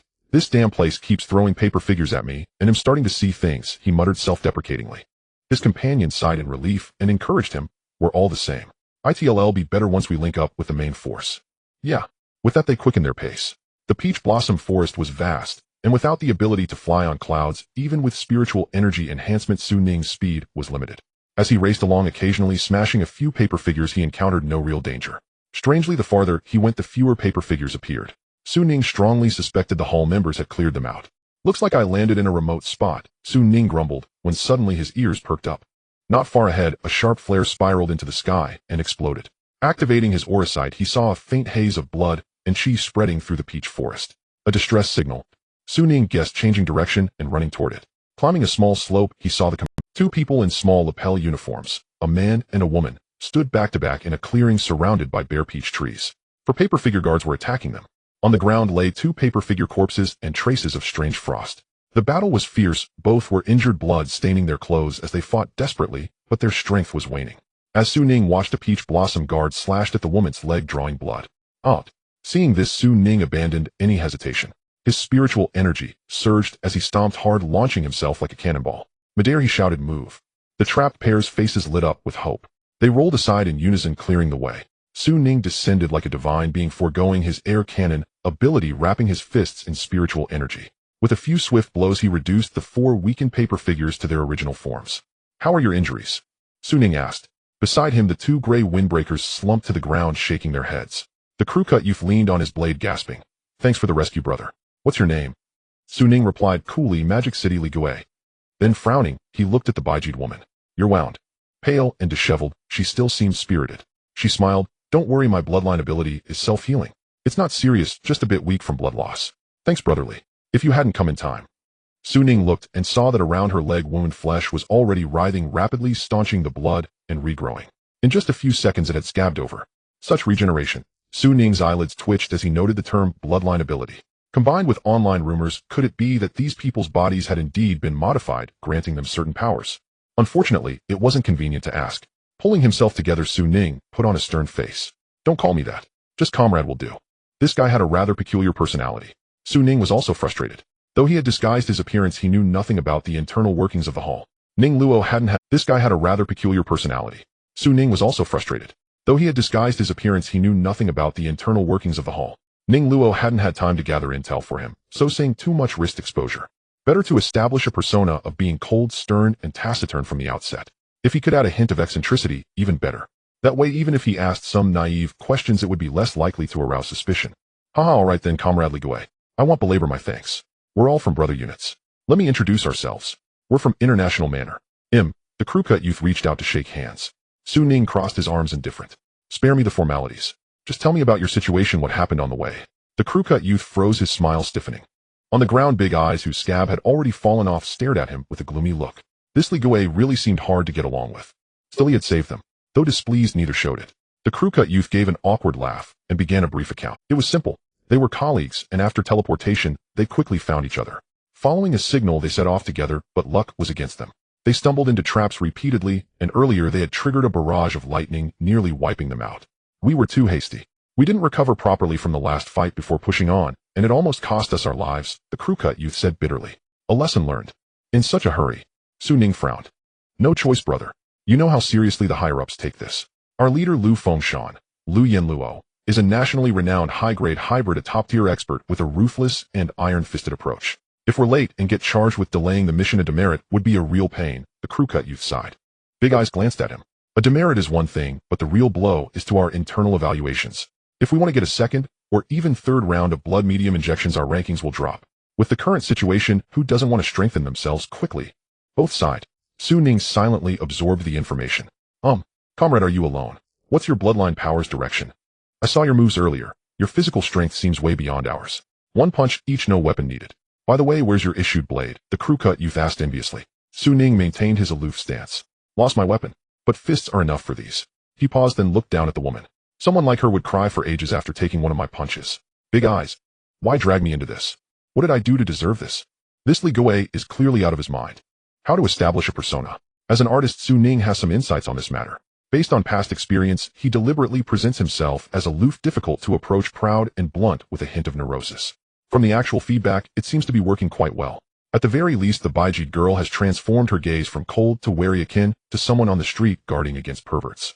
The buzz-cut youth chuckled, offering a token compliment before shifting the topic. "Well, comrade, if you're alone, why don't we?" Under normal circumstances, he wouldn't want to spend too long with Li Gui, but given the circumstances, saying they should team up implied a bit of seeking support. Having cautiously expressed this, he even prepared himself for rejection, but to his surprise, Li Gui simply nodded. After a slight pause, and before the two could show their gratitude, he added, "Whether it's one sheep or two, the task remains the same." The two thought, what if we end up with a partner who has a negative emotional quotient and speaks poorly? While waiting online, he thought, this place has no internet. I'm exhausted and don't feel like talking. As the forest fell briefly silent, the two in gray trench coats from the International Manor rested for a few minutes to regain their basic combat readiness, and Su Ning began urging them to set off. The two were reluctant to move, explaining that they needed to learn from their experiences and restore at least 70% of their condition to avoid repeating past mistakes. However, Su Ning's remark, "With me here, you won't need to lift a finger," left them speechless. Reluctantly, the trio set off, but soon the two, feeling anxious, began to open their eyes wide in wonder. The reason was simple: Su Ning was too strong. The guardians of the peach blossom source, whom the two had to face seriously, seemed like paper dolls before Su Ning. Indeed, they were essentially no match. Su Ning took the lead, often striking before the guards could even step out from the storm of peach blossoms, landing ahead. With the purple-robed celestial attire covering his hands, it was as if Su Ning had donned a pair of remarkably defensive gauntlets. Coupled with the spiritual power within him and mastering the techniques, it truly felt like he could carry the team. Of course, the main reason was the significant damage to the formation, resulting in a scarcity of paper warriors. Initially, the two in gray trench coats maintained their focus and were quite tense, but after 3 rounds of enemies, they had transitioned from combat units to logistic support. During a brief lull in the fighting, Su Ning stood by, recovering his spiritual energy. The two squatted on the ground, rolling up the paper warriors while murmuring, "This Li Gui is a bit abnormal. Usually a regular bloodline doesn't possess such strength. Could he be a mid-level hybrid? Definitely not. The details of mid-level hybrids differ from ours. He might be an elite from the Magic City. After all, it's a big city. I suspect he possesses more than just raw strength. He might have other bloodline abilities. Did you notice how he didn't disperse his blood energy during combat? Or perhaps he has some advanced technology on him. Isn't it said that the Crimson Well in the capital is researching special armor? Alright, let's keep it down. He seems to have heard us." After a brief rest, the three continued on their journey.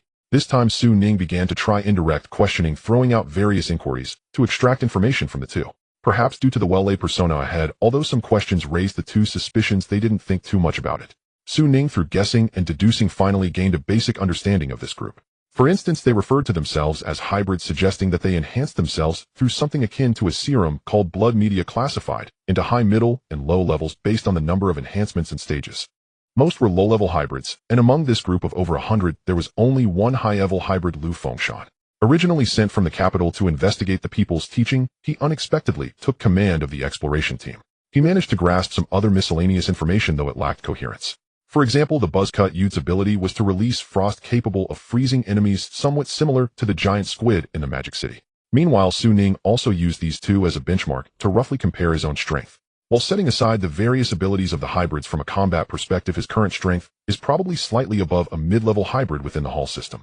That is comparable to the captain level of the Hall branch in Shin City. However, he probably wouldn't stand a chance against that Lu Yanluo. Su Ning was not surprised. After all, that person had an entire country backing him. What about himself? All things considered, it had only been 4 days since he acquired the system. Within 4 days, considering various means, being able to surpass a captain-level figure from a branch was already quite excessive. Meanwhile, after facing various probing questions from Li Gui, the two from the International Manor finally sensed something. This comrade Li clearly had overwhelming strength, yet many of his questions were too naive. While this could be tentatively attributed to his personality, it still felt somewhat strange. Seeing this, Su Ning knew he could no longer press for answers, so he kept quiet. He contemplated simply tying the two up to coerce them into revealing some information. However, on one hand, he couldn't truly resort to torture on these individuals, as deep down, he genuinely admired those warriors resisting demons and protecting their homeland. Additionally, doing so would exacerbate the conflict between the people's teaching and the Hall. The drawbacks outweighed the benefits. Detailed information can wait for Ning Qiu's investigative results. Su Ning thought to himself, focusing on the journey.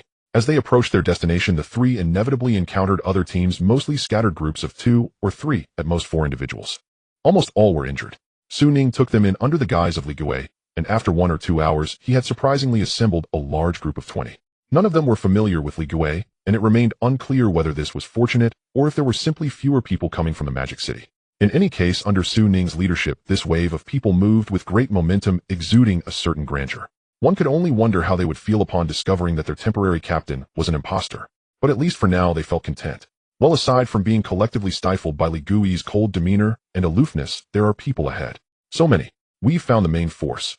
Upon ascending a slight rise, someone exclaimed in surprise. Su Ning looked ahead, and indeed saw a cluster of gray trench coats gathering not far away, thick and numerous, with over 100 people huddled together. Activating the foresight technique, he observed the air above the crowd faintly swirling with a light blood mist. That was the blood energy released by the hybrids. Among them, one particular surge of blood energy was extraordinarily dense, almost forming a pillar of light dazzling like stars. Su Ning's eyelids twitched as he felt a strong sense of threat. Lu Fengshen. the only high-level hybrid. The hall's Yin Luo. Su Ning's mind stirred, and he halted in his tracks. Comradely, why aren't we moving?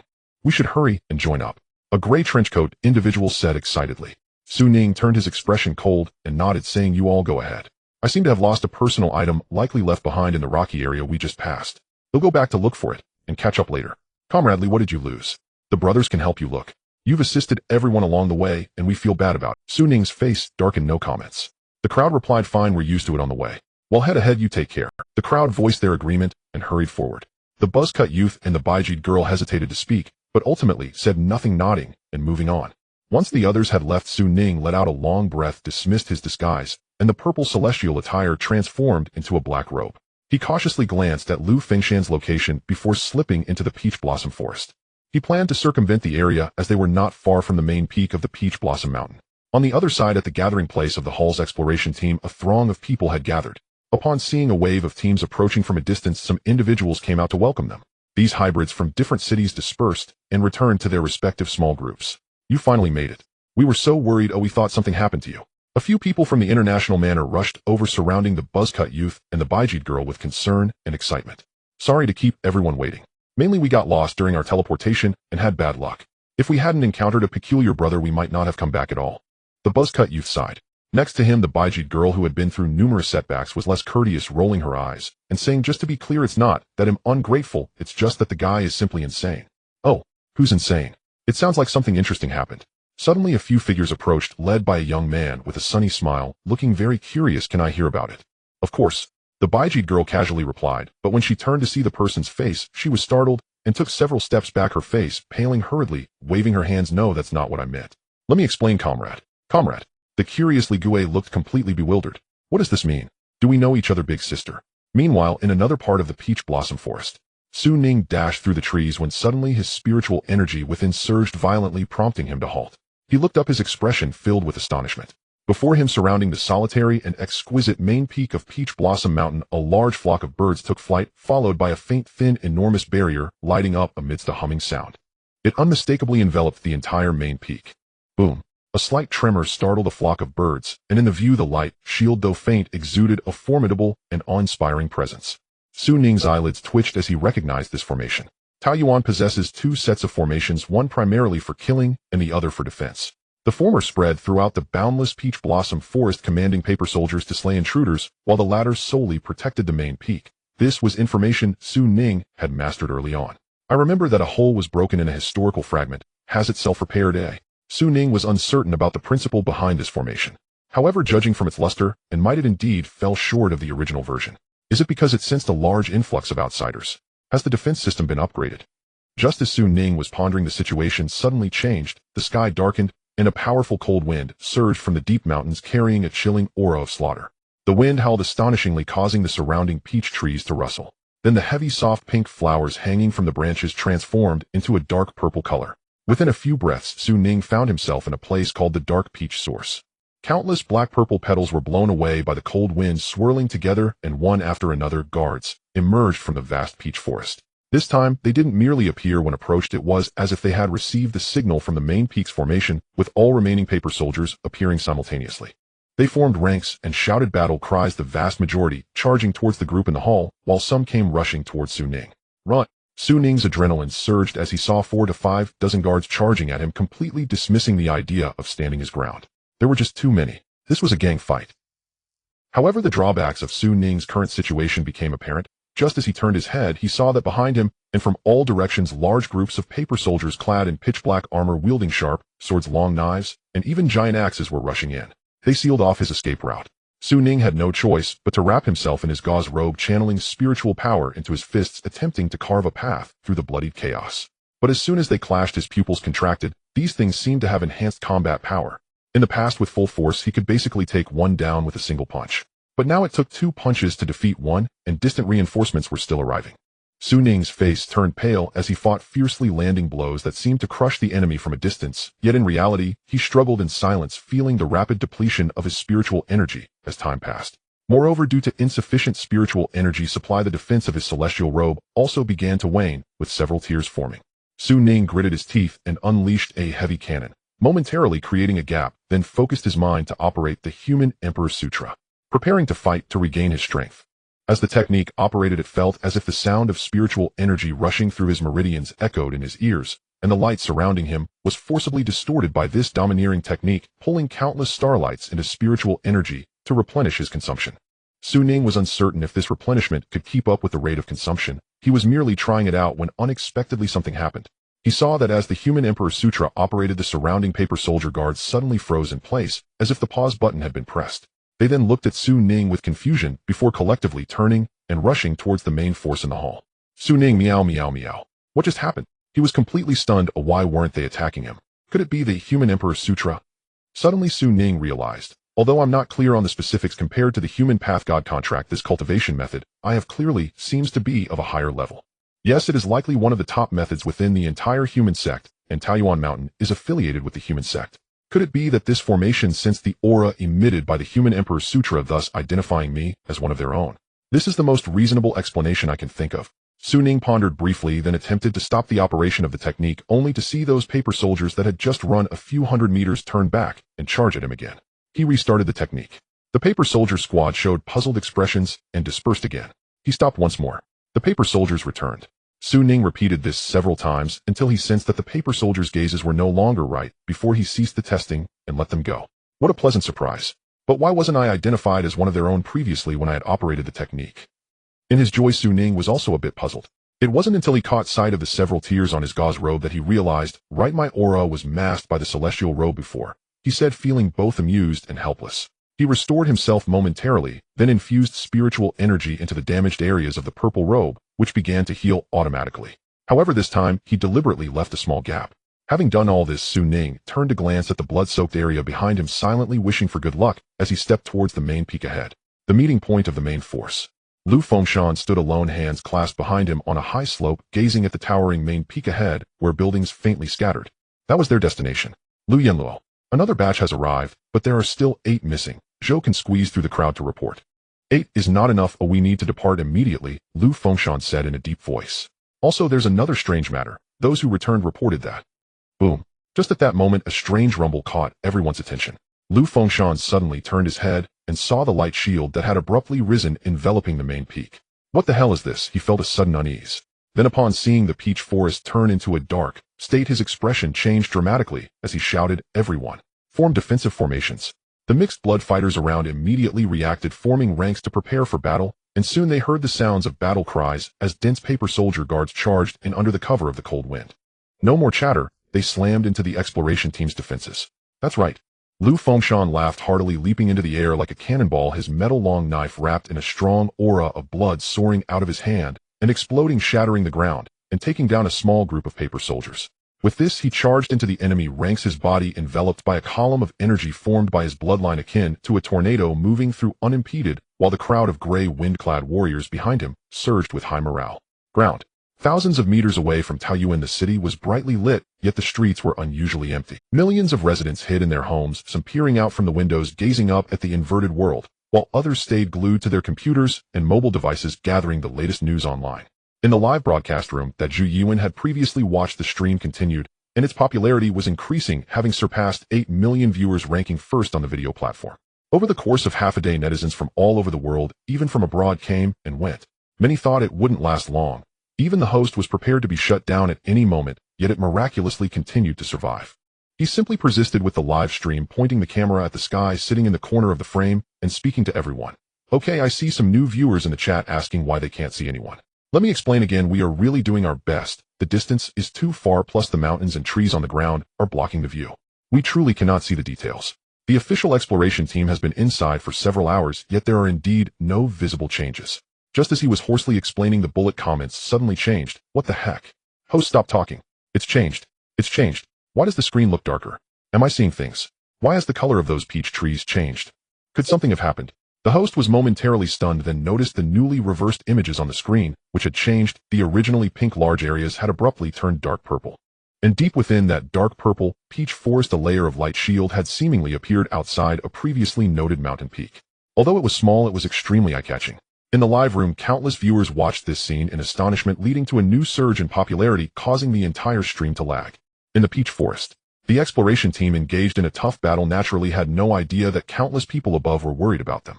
After the initial panic, they finally steadied themselves.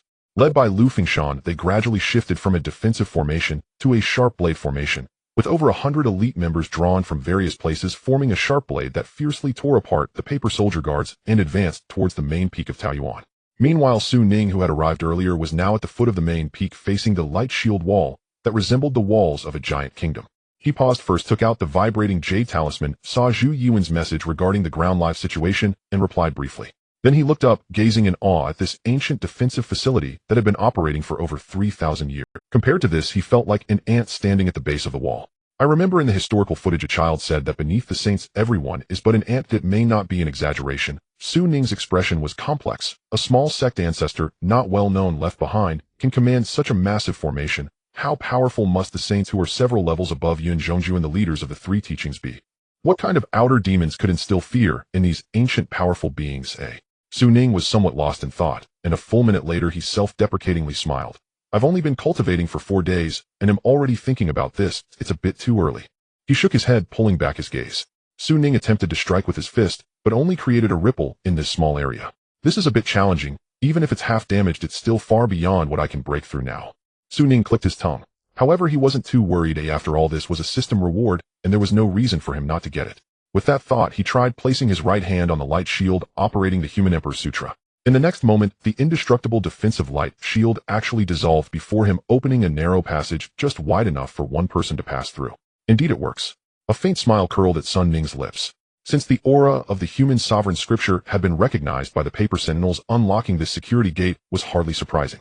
Stepping forward, Sun Ning glanced back, only to see the melted gap seamlessly resealed, its entire transformation confined to that tiny patch unnoticed by anyone. Given this structure's extraordinary durability and those sentinels guarding it, I have ample time to locate the gourd, Sun Ning mused inwardly. Earlier he had harbored mild concern that the artifact might be seized by the hall's cultivators, but now it seemed his worry had been unfounded. Lifting his gaze toward the towering main peak before him, Sun Ning furrowed his brow slightly. The place was strikingly desolate. The entire mountain bore sparse trees and withered vegetation. A long stone staircase wound upward like a celestial ladder flanked by barren, unshielded terrain. Compared to the lush peach grove, this mountain was bald. Almost absurdly so. Could it be the lingering aftermath of Master Chu's self-detonation 3 years ago? Sun Ning pondered idly, then abruptly realized a problem. With such bare terrain, ascending openly would make me instantly visible to the hall's cultivators, wouldn't it? He hesitated, yet almost immediately reconsidered. After all, his purple rank immortal robe concealed his features. Even if glimpsed, no harm would be done. Moreover, by now his impersonation of Li Gui must surely have unraveled. The hall's cultivators would inevitably deduce that external forces had infiltrated. Thus, whether he revealed himself or remained hidden made little difference. Most critically, the grand formation acted as an impenetrable barrier. What could they possibly do even if they saw him? Moreover, by now his impersonation of Li Gui must surely have unraveled. A spark flashed across Sun Ning's mind. Millions of viewers. An intriguing idea took shape. What if they know? At first they'd assume I'm one of the hall's cultivators. But once truth emerged, coupled with clues like the golden armor guardian and the stone gate inscribed with the ancient character Rin, they'd swiftly infer I am a sovereign cultivator of the Rin sect. Might this ignite another surge of glory? Especially with that prophecy still looming. Sun Ning stroked his chin, thoughts racing. Each layer deepening his conviction the plan was not only viable, it was worth attempting. After all, there was nothing to lose. But the distance from Shun City is immense, and I'm too small. From ground level, I'd be no more conspicuous than an ant. How could I draw attention? Sun Ning fell into contemplation again. The 72 transformations. No, they faltered beyond short range. The purple rank immortal robe. Perhaps, not quite. Wait, perhaps it could work. Sun Ning blinked, channeling his will to shift the robe's hue from pitch black to vivid yellow. As universally known among all visible spectra, yellow commands the sharpest visual prominence. Railway workers, traffic officers, all wore yellow-striped vests for precisely this reason. Still, mere color lacks flair. What if it glowed? He channeled spiritual energy into the robe, and it did begin to emit light. At first faint, it swiftly intensified into blinding radiance. Under his control, it pulsed rhythmically, like distant stars. Truly possible. Even Sun Ning was astonished. He'd merely tested it, never expecting success. He could even cycle its hues like a neon marquee. Plan accomplished. Sun Ning drew a deep breath, thrilled yet composed, and fine-tuned the luminescence before sprinting up the stone steps toward the cluster of ancient pavilions atop the peak. Far away, a voice rang out, target confirmed ahead. Maintain formation, advance steadily. These paper sentinels are finite in number. Upon return, every one of you earns a major commendation. Lu Fengshen drove his spear through a sentinel and turned to rally his team. only to meet not cheers but blank bewildered stares. What is that? What's flashing? It's moving rapidly up the mountain. Is it another creature here? Murmurs rippled through the ranks. Lu Fengshen frowned in confusion. What are you talking about? Beside him Qin Tong tilted his head skyward and prompted, Lord Lu, look inside the dome. Up the mountain path. Lu Fengshen whirled and squinted sharply. A sharp intake of breath escaped him, nearly shattering his ironclad composure. What in heaven's name is that? It was human, clearly so. On the ashen stone path a figure clad in a strange yellow robe darted upward with astonishing speed. Each stride triggered a flash, amplified by the dim ambient light rendering it startlingly conspicuous. Is it truly human? Yes, it must be. Could it be the master of this place? Unlikely. Observe. He ascends from the foot of the mountain just as we intended. He's clearly attempting the same ascent. Gray-cloaked cultivators exchanged hushed speculation. Suddenly Zhou Can's expression shifted. Could it be him? Who? Lu Fengshen snapped his head around, eyes locking onto Zhou Can. A mysterious figure, suspected of possessing disguise abilities. He once impersonated one of our colleagues to extract intelligence. Zhou Can hurriedly explained, I suspect he's a transcendent cultivator of the Human Sect. After all, aside from us, the Human Sect remains Shun City's sole other transcendent faction. Lu Fengshen's face darkened. Why did you withhold such critical intelligence? I was about to report it. When you interrupted me, Zhou Can protested weakly. Lu Fengshen shot him a fierce glare. Then realizing urgency barked, if this is a Human Sect sovereign, and already ahead of us. All units, shift to rapid assault formation. Full speed advance. Lu Fengshen roared. Affirmative. The chorus echoed instantly. He surged forward. On the ground within the livestream. Viewership continued climbing, but the growth rate had noticeably slowed. Most had rushed in upon hearing of the peach source's color shift, drawn by fleeting curiosity. Yet from such distance, and with the landscape now cloaked in somber obscurity, details vanished. Many viewers, seeing no further developments, drifted away. No matter how fervently the streamer narrated, engagement dwindled, until suddenly a pulsing point of light captured his central vision. Ah, everyone look. Something new is happening. Most hadn't noticed yet, but the streamer, already adjusting his feed, zoomed in and enlarged the frame. Then clarity. There atop that solitary peak, where faint outlines of peculiar architecture shimmered, blazed a brilliant star-like point hurtling upward with rhythmic luminosity. What is that? Countless viewers wondered aloud. As time passed, and the light drew nearer the summit, the distance to the city below diminished. With professional optics assisting, perception sharpened. Finally, they discerned it unmistakably. A person. That is a person, someone cried. Yes, absolutely human. Wearing a bizarre yellow robe, sprinting up the mountain, another confirmed. Instantly the live stream exploded with chat. Human. For hours, since the city first fell beneath that radiant dome, not a single human silhouette had appeared on screen. Had it not been for the occasional flare of signal rockets, many would have feared the hall's transcendent cultivators had been consumed by that enigmatic land. Now, after interminable waiting, people across the nation, indeed the world, watching this mystic realm, beheld their first human figure. The revelation struck like a boulder dropped into still water, sparking a colossal ripple. Across streaming platforms, viewership surged toward peak capacity. Chat flooded with frantic typing. Is this an official operative? Must be a Hall sovereign. Rumor says their expedition is led by an enigmatic high-ranking master. Skepticism soon followed. This doesn't look like Hall personnel. The attire is completely alien. Their uniforms are standardized, nothing like this. Exactly. The garment is wholly incongruous. And official expeditions always deploy in large formations. Could this figure belong to the Human Sect? Someone ventured cautiously. Instantly discussion paused, hushed. The Human Sect? Yes. Could it truly be a Human Sect transcendent? It wasn't far-fetched. After all, Shin City itself housed the Human Sect's golden armor guardian, a fact widely known. And the stone gate bearing the archaic character Rin deepened the resonance. In fact, for hours public forums nationwide had debated possible links between this inverted landmass and the Rin. So, might this yellow-robed star-pulsing enigma hail from the Human Sect? In a residential complex in Shun City, Ning Qiu sat rigid beside her friend, eyes glued to the stream's commentary. Ning, who do you think that is? Her friend asked. No reply came. Puzzled, her friend turned, only to find Ning Qiu utterly transfixed on the minuscule figure flickering on screen, her slender fingers clenched white-knuckled around her thighs, breath held tight. Ah, you asked something? Ning Qiu blinked back to awareness, feigning nonchalance. When her friend repeated the question, the girl who'd crossed half the country answered without hesitation, definitely, the Human Sect. Silently she added, and very likely. Number 17. Meanwhile, atop the main peak of the Peach Sword, Sun Ning had nearly reached the summit, and via his communication jade token received feedback from Zhu Yuan. Only then, certain his performance had ignited widespread attention, did he cease the luminous pulsing. Focusing his senses, he surveyed the ruined pavilions ahead, his brow furrowing deeply. This place was indeed ravaged by overwhelming force. He stood now at the edge of a vast plaza. the very site where in historical records Master Chu had led his disciples to greet Lord Yunzhong. Before him rose a majestic hall, now reduced to utter ruin. Eve's shattered pillars collapsed, the ground littered with rubble and scorch marks from searing flames. Only its skeletal framework remained upright. Otherwise it resembled nothing so much as a post-earthquake waste. This place looks as though battered repeatedly by Category 10 typhoons and earthquakes, Sun Ning muttered, jaw tightening, as he traversed the shattered plaza. Every surface bears signs of extreme thermal incineration. Humph. The building retained little beyond its stone walls. Just how cataclysmic was Master Chu's self-detonation? Even after all these years, the entire mountain remained barren, akin to nuclear wasteland. Sun Ning stared awestruck and aching with sorrow. He'd hoped to scavenge remnants from these ruins. Now all hope dissolved. Could Lord Yunzhong's entrusted gourd have been obliterated too? That thought unsettled him. Without delay, he dashed toward the rear mountains, alert, vigilant, prepared for any. 5 minutes later, at the rear mountains, Sun Ning halted before a sealed stone gate. The back mountain. Compared to the architectural complex in the front, the devastation here is particularly striking. The earth is barren, resembling the charred blackness left by a fierce fire. Weathered by wind and rain, it remains unchanged. The spot where Taoist Chuan once secluded himself is right here, easy to find, leading directly to a stone door embedded in the mountainside along the damaged path. The stone door is about 2 meters tall, divided into two halves slightly ajar, with a palm-width gap in the middle from which a gentle breeze is flowing. This must be it. Su Ning cautiously activated his divination technique, confirming there was no danger. He pressed his hands against it, his spiritual power surging, channeling all his strength.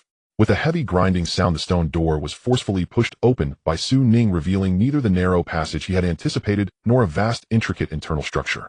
Inside the cave, it was surprisingly simple. Walking a few meters in from the door, he was greeted by a spacious cave the size of a 2-story house, round in shape, with square green stones on the floor and walls covered in green vines. Between the stone crevices, wild grass thrived, and there seemed to be an opening above with sunlight pouring and illuminating the inner space. There are still plants here. Su Ning was somewhat surprised, noticing that compared to the outside, there were almost no signs of explosion here. It was unclear whether Taoist Chuan had deliberately avoided this place, or if a formation blocked it. In any case, after the passage of time, there was no longer any response of spiritual energy. Su Ning carefully walked over and noticed that the cave floor was engraved with a stone-carved formation pattern, its surface covered in dust, having been neglected for countless years. No, the dust here is quite shallow. It definitely hasn't been 3,000 years. Su Ning raised an eyebrow. Perhaps the passage of time here is not entirely in sync with Earth, like the misty space.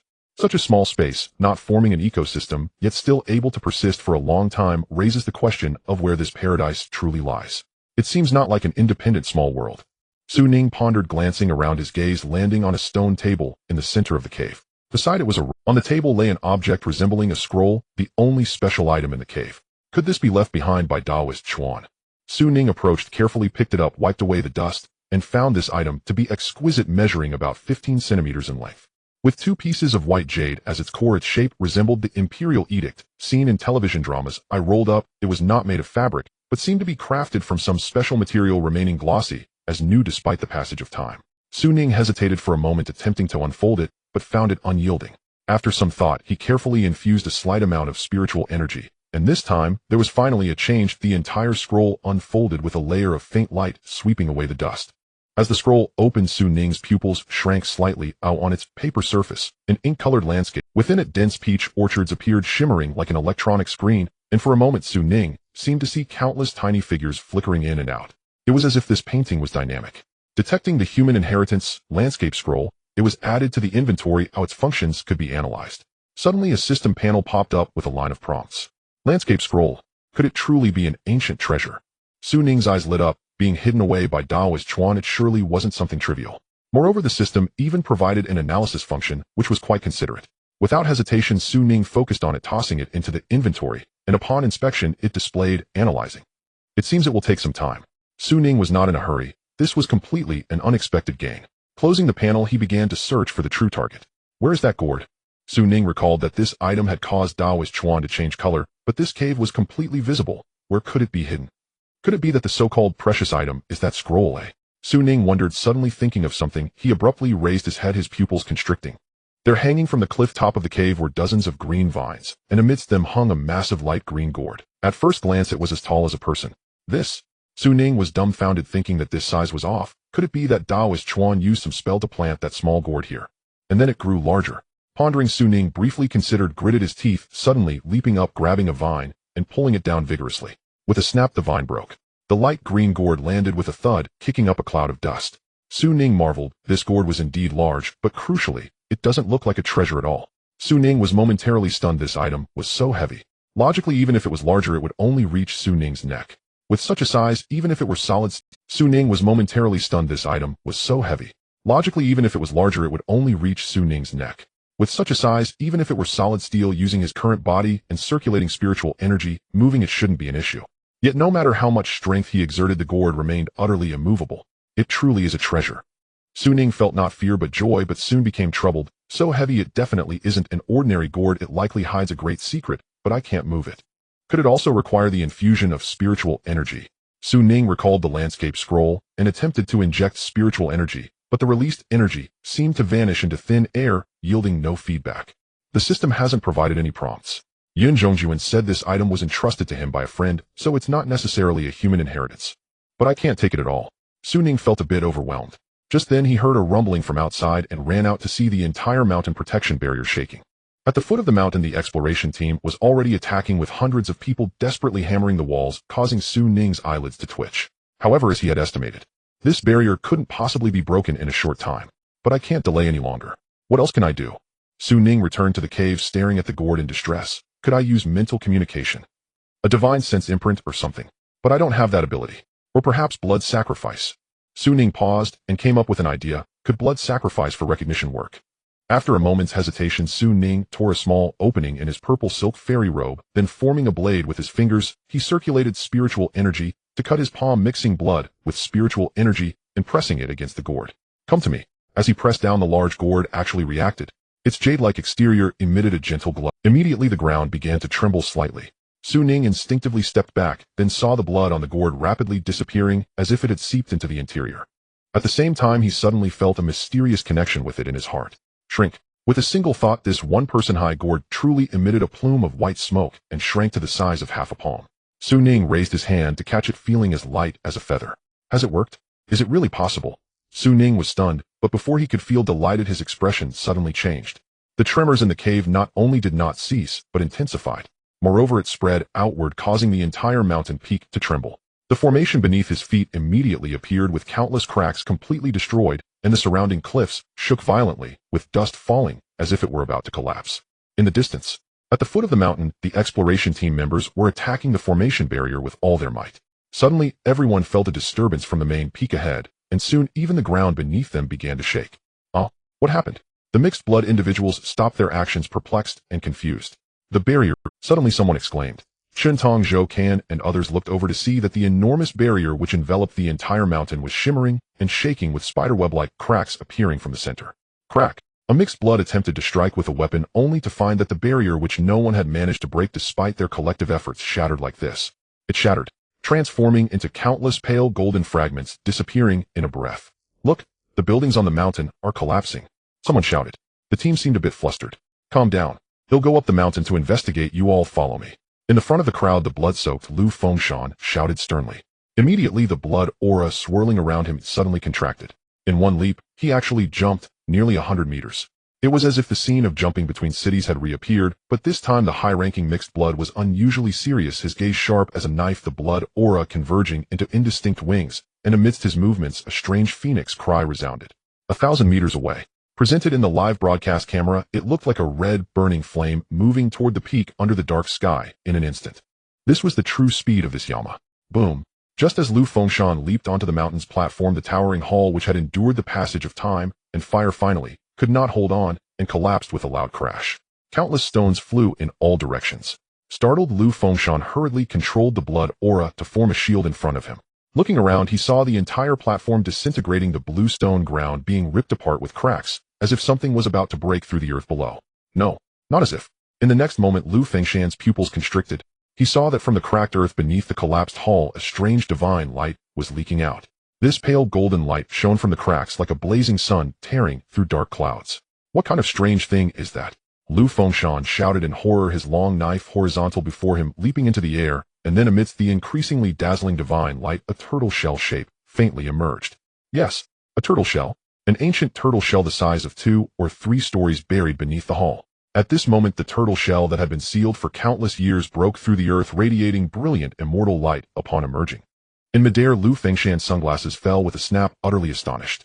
In his view, that massive turtle shell was inscribed with 2 lines of ancient characters radiating immortal light. Line 1, the god-blocking calamity, Zhou's rise, and Yin's fall, the obliteration of Chan, the decline of humanity, for 3,000 years. Line 2, to the year 2020, the demons emerge, the human teachings rise again in the east. Vibrations emanated from the main peak of Taoyin, gradually spreading in all directions. The cold wind howled, dark peach blossoms danced, and the light dimmed further, casting an eerie orange hue over the entire world. However, at this moment, all that occupied Lu Fengshan's eyes were 2 ancient lines of script. Inscribed upon a giant tortoise shell, each character radiated a solar-like brilliance, and under some unknown influence projected towards the sky. The size of the characters surged exponentially with the light. From a distance, these ancient glyphs appeared as if they were meant to illuminate the inverted steel city above. No, it was not as if. On the mountain path, Zhou and Shintong and others looked up, simultaneously witnessing a profoundly shocking scene. Those enormous characters unfurled against the backdrop of the sky. The vastness of the image and the clarity of the characters made it completely legible even from nearly 1,000 meters away. The calamity of sealing the gods caused the decline of humanity for 3,000 years. Shintong, who had a rudimentary understanding of ancient script, murmured the words. By the time she finished reading the first line, her face had turned pale. In Shun City, for the millions of citizens hiding within the steel metropolis, they too saw the characters filling the sky at this moment. However, the writing was shockingly reversed and resembled ancient forms to the extent that most people did not immediately recognize it. Yet there were those who did. In the live broadcast room, as the ancient script projected towards the city, the millions of viewers present had already used screen flip to see the 2 lines of text clearly. Most people lacked the ability to decipher it and were merely astonished by the series of changes. In their view, first the mysterious figure in yellow vanished abruptly, then they vaguely caught glimpses of the exploration team's movements in the hall. Following that, a barrier shattered, red light flickered, the illumination dimmed, and the massive land above trembled, causing panic among the people. Then came the ancient gods that spread across the city. What on earth is happening? That landmass can't really be collapsing, can it? Is this ancient script? The characters projected from that land. What does it mean? Countless inquiries arose. Some attempted to answer, but as the messages were sent, they were swallowed by an ocean of information. Everyone, please remain calm. We have captured the footage and are scanning it, trying to translate it using a digital dictionary. The results are in. The host, also extremely excited, spoke with a slight tremor. At this moment, the assistant beside him handed over a printed sheet, directing it towards the camera, displaying the translated, simplified characters. As he showcased it, he read out loud, word by word: sealing the gods, the decline of Zhou, the destruction of Chan, the decline of humanity for 3,000 years. By the year 2020, demons emerge and humanity revives in the east. Only after finishing the reading did he suddenly realize, startled, jumping up, and cursing, his face no longer able to maintain its composure. Turning to his colleague, "You didn't translate this wrong, did you?" Upon receiving a negative answer, the well-known video creator sat back down in his chair, not bothering to hide his. Yet in the barrage of comments, no one cared about him. As everyone saw the translated 2 lines, they felt nearly the same: shock, astonishment, confusion, disbelief, incredulity. Some remained skeptical, opening search engines and comparing each character one by one. Once they confirmed its accuracy, they could no longer conceal the shock in their hearts.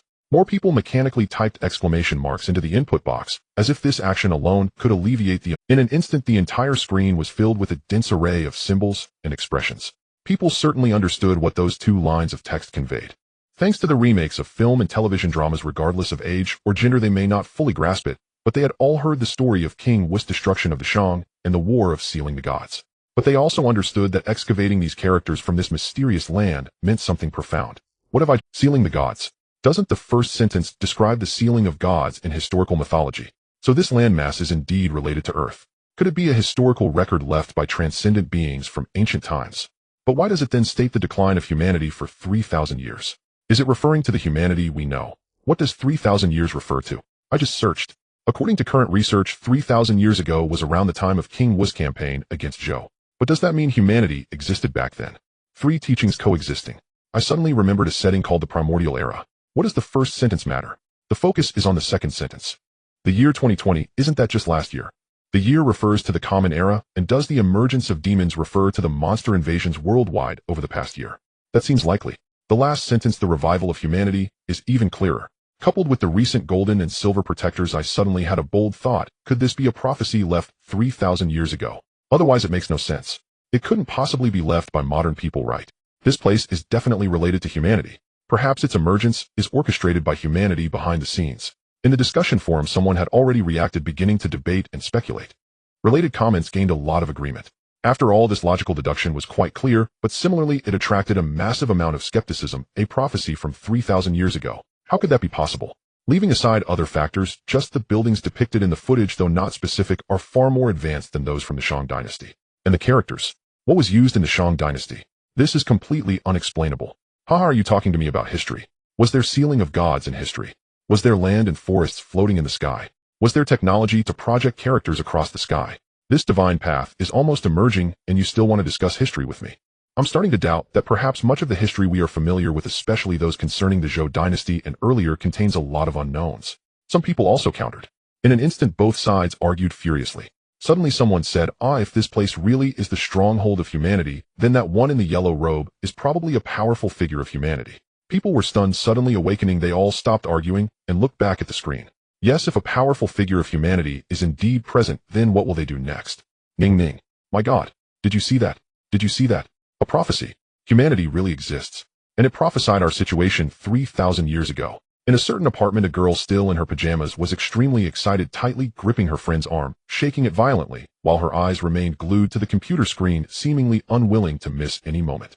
The narration, though slightly shaky from the shaking, still managed to hold up. At this moment, staring at the computer screen, biting her lip, the small face, flushed with excitement, filled with admiration, awe, and a sense of pride. This is humanity. Just as number 17 said, it was once incredibly glorious. Even in its current decline, it can still create such a grand spectacle. She had no doubt that the massive Taoyuan overhead was once a domain ruled by humanity. It was likely a presence similar to that of the gray mist space. However, it was countless times larger and more expansive. Could it be that what number 17 said they were busy with is this legacy?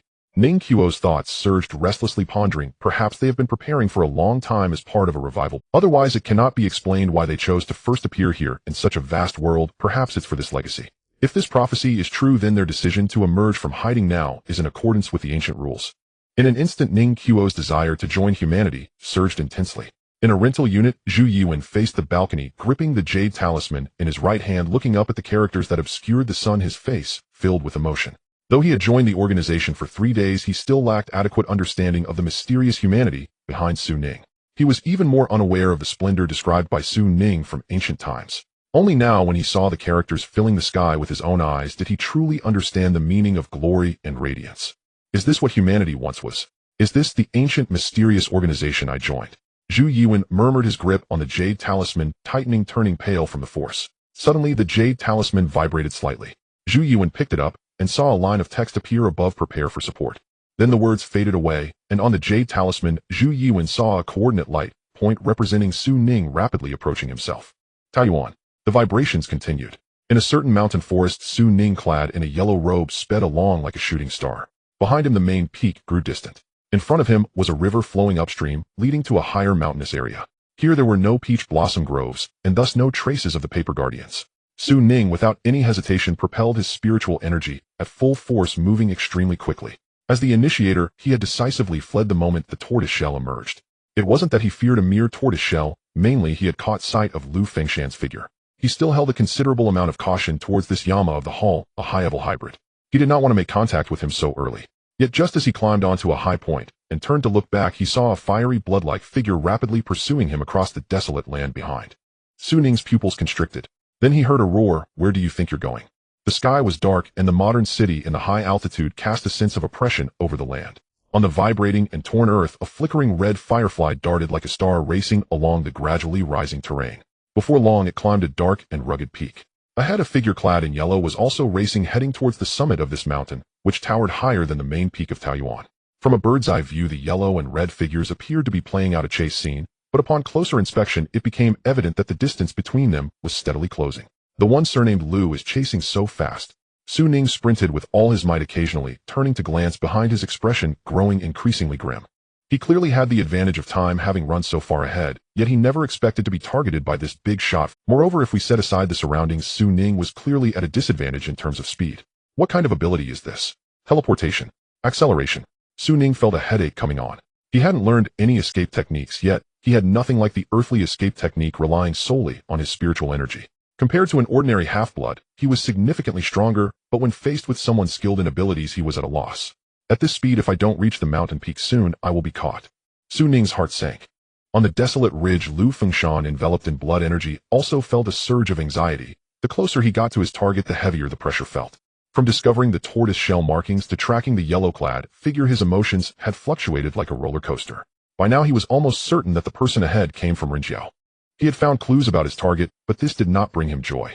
The yellow-clad person was evidently different from the gold-armored and silver-armored guardians. He was known as the third person in Rinjiao. Combining this with previous changes, it was clear that the current situation was orchestrated by the other party. Specifically regarding the yellow-clad individual, although their speed was inferior to his own, Lu Fengshan knew he was also burning through his blood energy to unleash such extraordinary speed in a short time. But what about the other party? Blood energy. It was completely undetectable. Even the so-called mysterious energy mentioned in the data was fully imperceptible. If he closed his eyes, he wouldn't even be able to sense the other person's existence on an energy level. It was as if all of their life energy had been completely shielded. What abilities does he possess? Has Rinjiao arranged any other backup plans? Lu Fengshan continued to unleash his blood energy, his grip on the knife tightening. Gritting his teeth, he struck his chest and accelerated again. Today he must capture the other party. Has this guy taken drugs? So fierce. Ahead, Ning was worried, sensing that the red firefly had closed in again, startling him. At this rate, in a few seconds the other party would catch up. I must use my trump card. At this height, I wonder if my energy will be enough. Ning gritted his teeth, slightly hesitating no longer, and immediately called forth the system panel, preparing to lock onto the item bar, when suddenly his expression changed. On the panel, a row of records of glory increases was continuously refreshing. Glory 99, Glory 101, Glory 236, Glory 500, points skyrocketing. Is it because of those two lines of prophecy? Ning realized. This wasn't the key. The focus was on another pop-up heritage, new unlocked magical artifact, Purple Gold Thunder Hammer. Please claim it as soon as possible. The treasure page unfolded. A small section of mist cleared, revealing a square-headed long hammer, crackling with electric light inside. Purple Gold Thunder Hammer embedded with Thunder Law, infused with spiritual energy, can release purple divine thunder. Extract. In the next second, a beautifully crafted long-handled heavy hammer appeared in Ning's hand. The handle was slender, over a meter long, black in color, with a hexagonal prism at the end forged from purple copper, each face intricately engraved with profound patterns, the entire thing modeled and ancient, as if it had experienced countless battles. Ning attempted to infuse it with spiritual energy, and then saw the entire surface of the hammer surrounded by electric light, twisting like a snake, with the hammerhead flashing symbols accompanied by a faint sound of thunder, evoking an instinctive fear of heavenly might. Ning was still in shock when he heard a blast of air behind him, accompanied by Lu Fengshan's authoritative "Otherwise don't blame me for my phoenix blade being merciless." Ning felt a warning surge in his heart. Even with the protection of the purple robe, a trace of fierce, scalding heat still ran down his spine. It was as if a scorching blade like a branding iron was closing in. In the next second it felt as though he was about to be cut in two. Danger!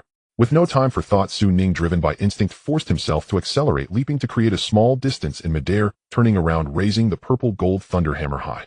In his widened pupils, the imposing figure of the burly man wielding a knife poised to slash was reflected. There was no conversation, no dialogue, no hesitation. The human emperor scripture in Ning's body operated like a furnace, channeling the spiritual energy through his arms into the hammer's handle. In an instant, countless electric currents manifested in the surrounding air. Fierce purple electric serpents wrapped around the ancient war hammer, intertwining, exuding an awe-inspiring might, and centered around the hammerhead, a massive rounded electric sphere formed, enveloping Ning within. It was as if the thunder god had descended. What the hell is this? Thunder-based ability. Behind, Lu Fengshan exclaimed inwardly, narrowing his eyes, instinctively summoning his crimson blood energy to resist. At the same time, a sense of dangerous intuition rose within him. This yellow-clad figure, and the suddenly appeared weapon, made even him feel wary. Lu Fengshan was taken aback, thinking it was bad, hurriedly opened his mouth, trying to negotiate. After all, his purpose was only to capture the other party and uncover the situation concerning Rinjiao, not to fight to the death, and he never considered killing this person. Lu Fengshan was taken aback, thinking it was bad, hurriedly opened his mouth, trying to negotiate. After all, his purpose was only to capture As soon as he uttered a word of weight, Ning's hammer had already fallen. You are ambushing, disregarding martial ethics. Lu Fengshan cursed inwardly, hastily countering with the phoenix blade. Thus the gray wind coat on the distant main peak, along with the millions of residents in the city above and countless pairs of eyes watching this alternate space through the network, all clearly caught sight of the collision of two energy forces, red and purple, erupting with a resounding explosion. Boom! Countless electric serpents flooded the ground, and the crimson blood energy spread outward, shaking like a flag in the dim light of the sky. Lu Fengshan, caught off guard, did not wish to strike with lethal force, so he could only switch to defense. Meanwhile, after exhausting all his spiritual energy to strike that hammer, Su Ning utilized the explosive shockwave to soar into the air, swiftly covering some distance towards the peak before stowing the hammer into the item bar. At the same time, dim metallic components began to materialize from the air, floating and fixing themselves to various parts of Su Ning's body. Guardian armor. After the battle on the Great Bridge of Magic City, the ancient armor had already reached its energy limit. The moment the armor was pieced together, Su Ning manipulated the purple robe to expand, concealing the armor, and then activated it using the last of the energy to fly upwards, straight and radiant, soaring toward the human realm. Look over there. On the dilapidated square of the Taoyuan main peak, hundreds of half-bloods were gathered around the enormous tortoise shell, some even climbing atop it. During the clash between the two, their attention had already been drawn. At this moment, Shintong stood atop the tortoise shell, her ponytail bouncing, her eyes widened, pointing to the sky in astonishment. It's that yellow-clad figure. He has escaped. Did Lu Yanluo fail? The crowd murmured. In the live broadcast, due to the excessive influx of viewers, the screen had begun to lag, and even the streamer's voice was intermittent, but even so, many managed to capture the figure falling towards the city. Someone is flying down. Is it the yellow-clad one? Could it be the extraordinary person from Rinjiao? Heavens! Look, the suspended landmass is fading. Suddenly someone exclaimed. Then people noticed that with the shaking of the landmass, the unfamiliar world suspended above the city, which brought an overwhelming sense of oppression, was gradually fading away. It was as if it was about to revert to its appearance before manifesting. Could it be that this thing is about to disappear? In the city, countless citizens crowded to the windows, disregarding the cold of winter, pointing and discussing the sky. At the battle site on the charred ground, Lu Fengshen emerged from the clash of thunder and fire without any visible injuries, yet his appearance was extremely disheveled. His clothes were burned black, his hair was frizzed out into a comical mess, yet he paid no mind, simply looking up, fixating on the yellow-clad person who was about to escape the attack range, cursing under his breath. Suddenly, he hurled the Crimson Phoenix blade at Su Ning in a shooting star-like manner. Whooshed! This strike once again triggered a blast in the air. However, to his utter surprise, at the point of the blade's aim, the yellow-clad person seemed to have anticipated it, making it. Then he raised his right hand, grasping at the air, as if opening an invisible door. Layers of gray mist swirled and then vanished. In the gray mist space, Su Ning stepped in, shutting the wooden door behind him, collapsing onto the ground, gasping for breath, stowing the purple robe and the now utterly useless battle armor into the item bar. He grasped the communication jade talisman, noticing 2 light spots had already come within reach. Open the door, Su Ning typed. In the next second, within this small space, supported by ancient wood, the old wooden door was pushed open from the outside, revealing Zhu Yiwen, who stood there anxiously waiting. Are you all right? He hurriedly asked. Su Ning waved his hand, stepping through the wooden door back into reality, and in an instant he appeared in the familiar living room of his rental apartment. Exhaling, he slumped onto the sofa, drenched in sweat, his lips dry. Water. Oh good. Zhu Yiwen was momentarily stunned and hurried towards the refrigerator. Su Ning meanwhile took off his sweat-soaked jacket, revealing a robust chest that seemed to have absorbed the steam. In a brief encounter with Lu Fengshen, although Su Ning had the advantage of surprise, the disparity in strength was significant, and coupled with his unfamiliarity with the purple gold thunder hammer, that one strike nearly drained his internal spiritual energy. His entire being was also roasted by Lu Fengshen's burning blood, energy drenched in sweat and parched, as if he had been in close contact with a large furnace. After receiving the mineral water, Su Ning gulped down 3 bottles before finally alleviating his thirst. Is it that hot up there? Zhu Yiwen asked curiously. It's a bit complicated. Oh well, it's hard to say. Basically, I had a friendly spar with the leading expert from the hall, Su Ning explained with a breath. See. As Zhu Yiwen recalled the clash of red and purple, he finally understood what had happened. But friendly spar? He couldn't bring himself to believe it. Did you beat them up? The well-mannered roommate asked nervously. Su Ning paused, feeling awkward about telling the truth, and instead praised, you did well with what I instructed you to do. That's referring to the door-opening matter. Long ago, when I obtained the main and auxiliary keys to the gray mist space, I learned through the system that as long as the main and auxiliary keys are within a certain distance, both can open the spatial door. However, this raises a question. If A enters the Ling Hall upstairs, and then B opens the entrance downstairs, where will A appear when he comes out? This question sounds ridiculous, but it concerns the relative positioning of the gray mist space and Earth. Upon realizing this, Su Ning specifically took Zhu Yiwen for a test, ultimately confirming that the coordinates of the gray mist space would change with the position of the door. For instance, just now, when Su Ning summoned the wooden door above Shenzheng and entered the gray mist space, at that moment the coordinates of the small world were in the sky. Su Ning could only return the way he came from the entrance.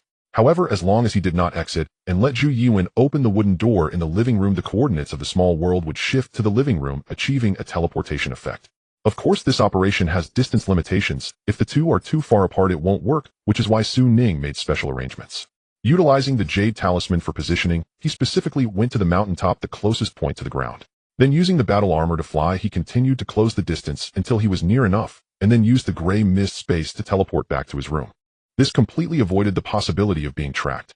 I didn't help much either, Zhu Yuan said, awkwardly feeling somewhat guilty. To him it seemed he just opened a door and did nothing else worthy of praise. This job, anyone could do it. I'm still too weak to help you, Su Ning. No, this job can only be done by you, Su Ning interrupted him seriously. Because I need someone trustworthy to complete it. Zhu Yuan paused for a moment, and then said seriously, I will strive to cultivate harder. Hearing this, Su Ning smiled, and said, don't be so serious. You've only been cultivating for 3 days. If you could handle tasks this soon, I would have nothing to be proud of. Zhu Yuan smiled awkwardly, but felt much more relaxed. So did you get what you needed? I guess I got it, but still need to study it, Su Ning said, suddenly stopping and turning to look at the balcony. They heard a deep rumble from the high sky outside. The two got up and approached the window, looking up to see the divine light that had showered the earth rapidly fading and the entire massive inverted world also disappearing. From a tangible existence, it reverted back to a phantom. Then, like a diluted painting, it gradually vanished without a trace, returning to its original world.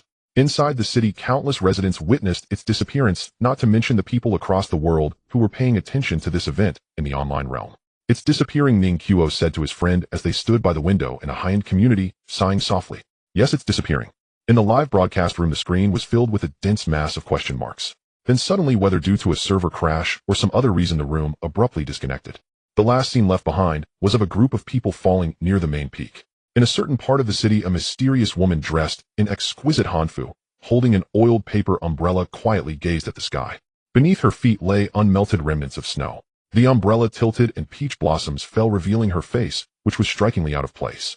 Without a doubt, she was beautiful, with delicate features, pale skin, dark eyes, and long hair, cascading like a waterfall, yet her expression was exceedingly stiff. It exuded an eerie aura. As for her pair of eyes, they were completely black, devoid of any hint of white.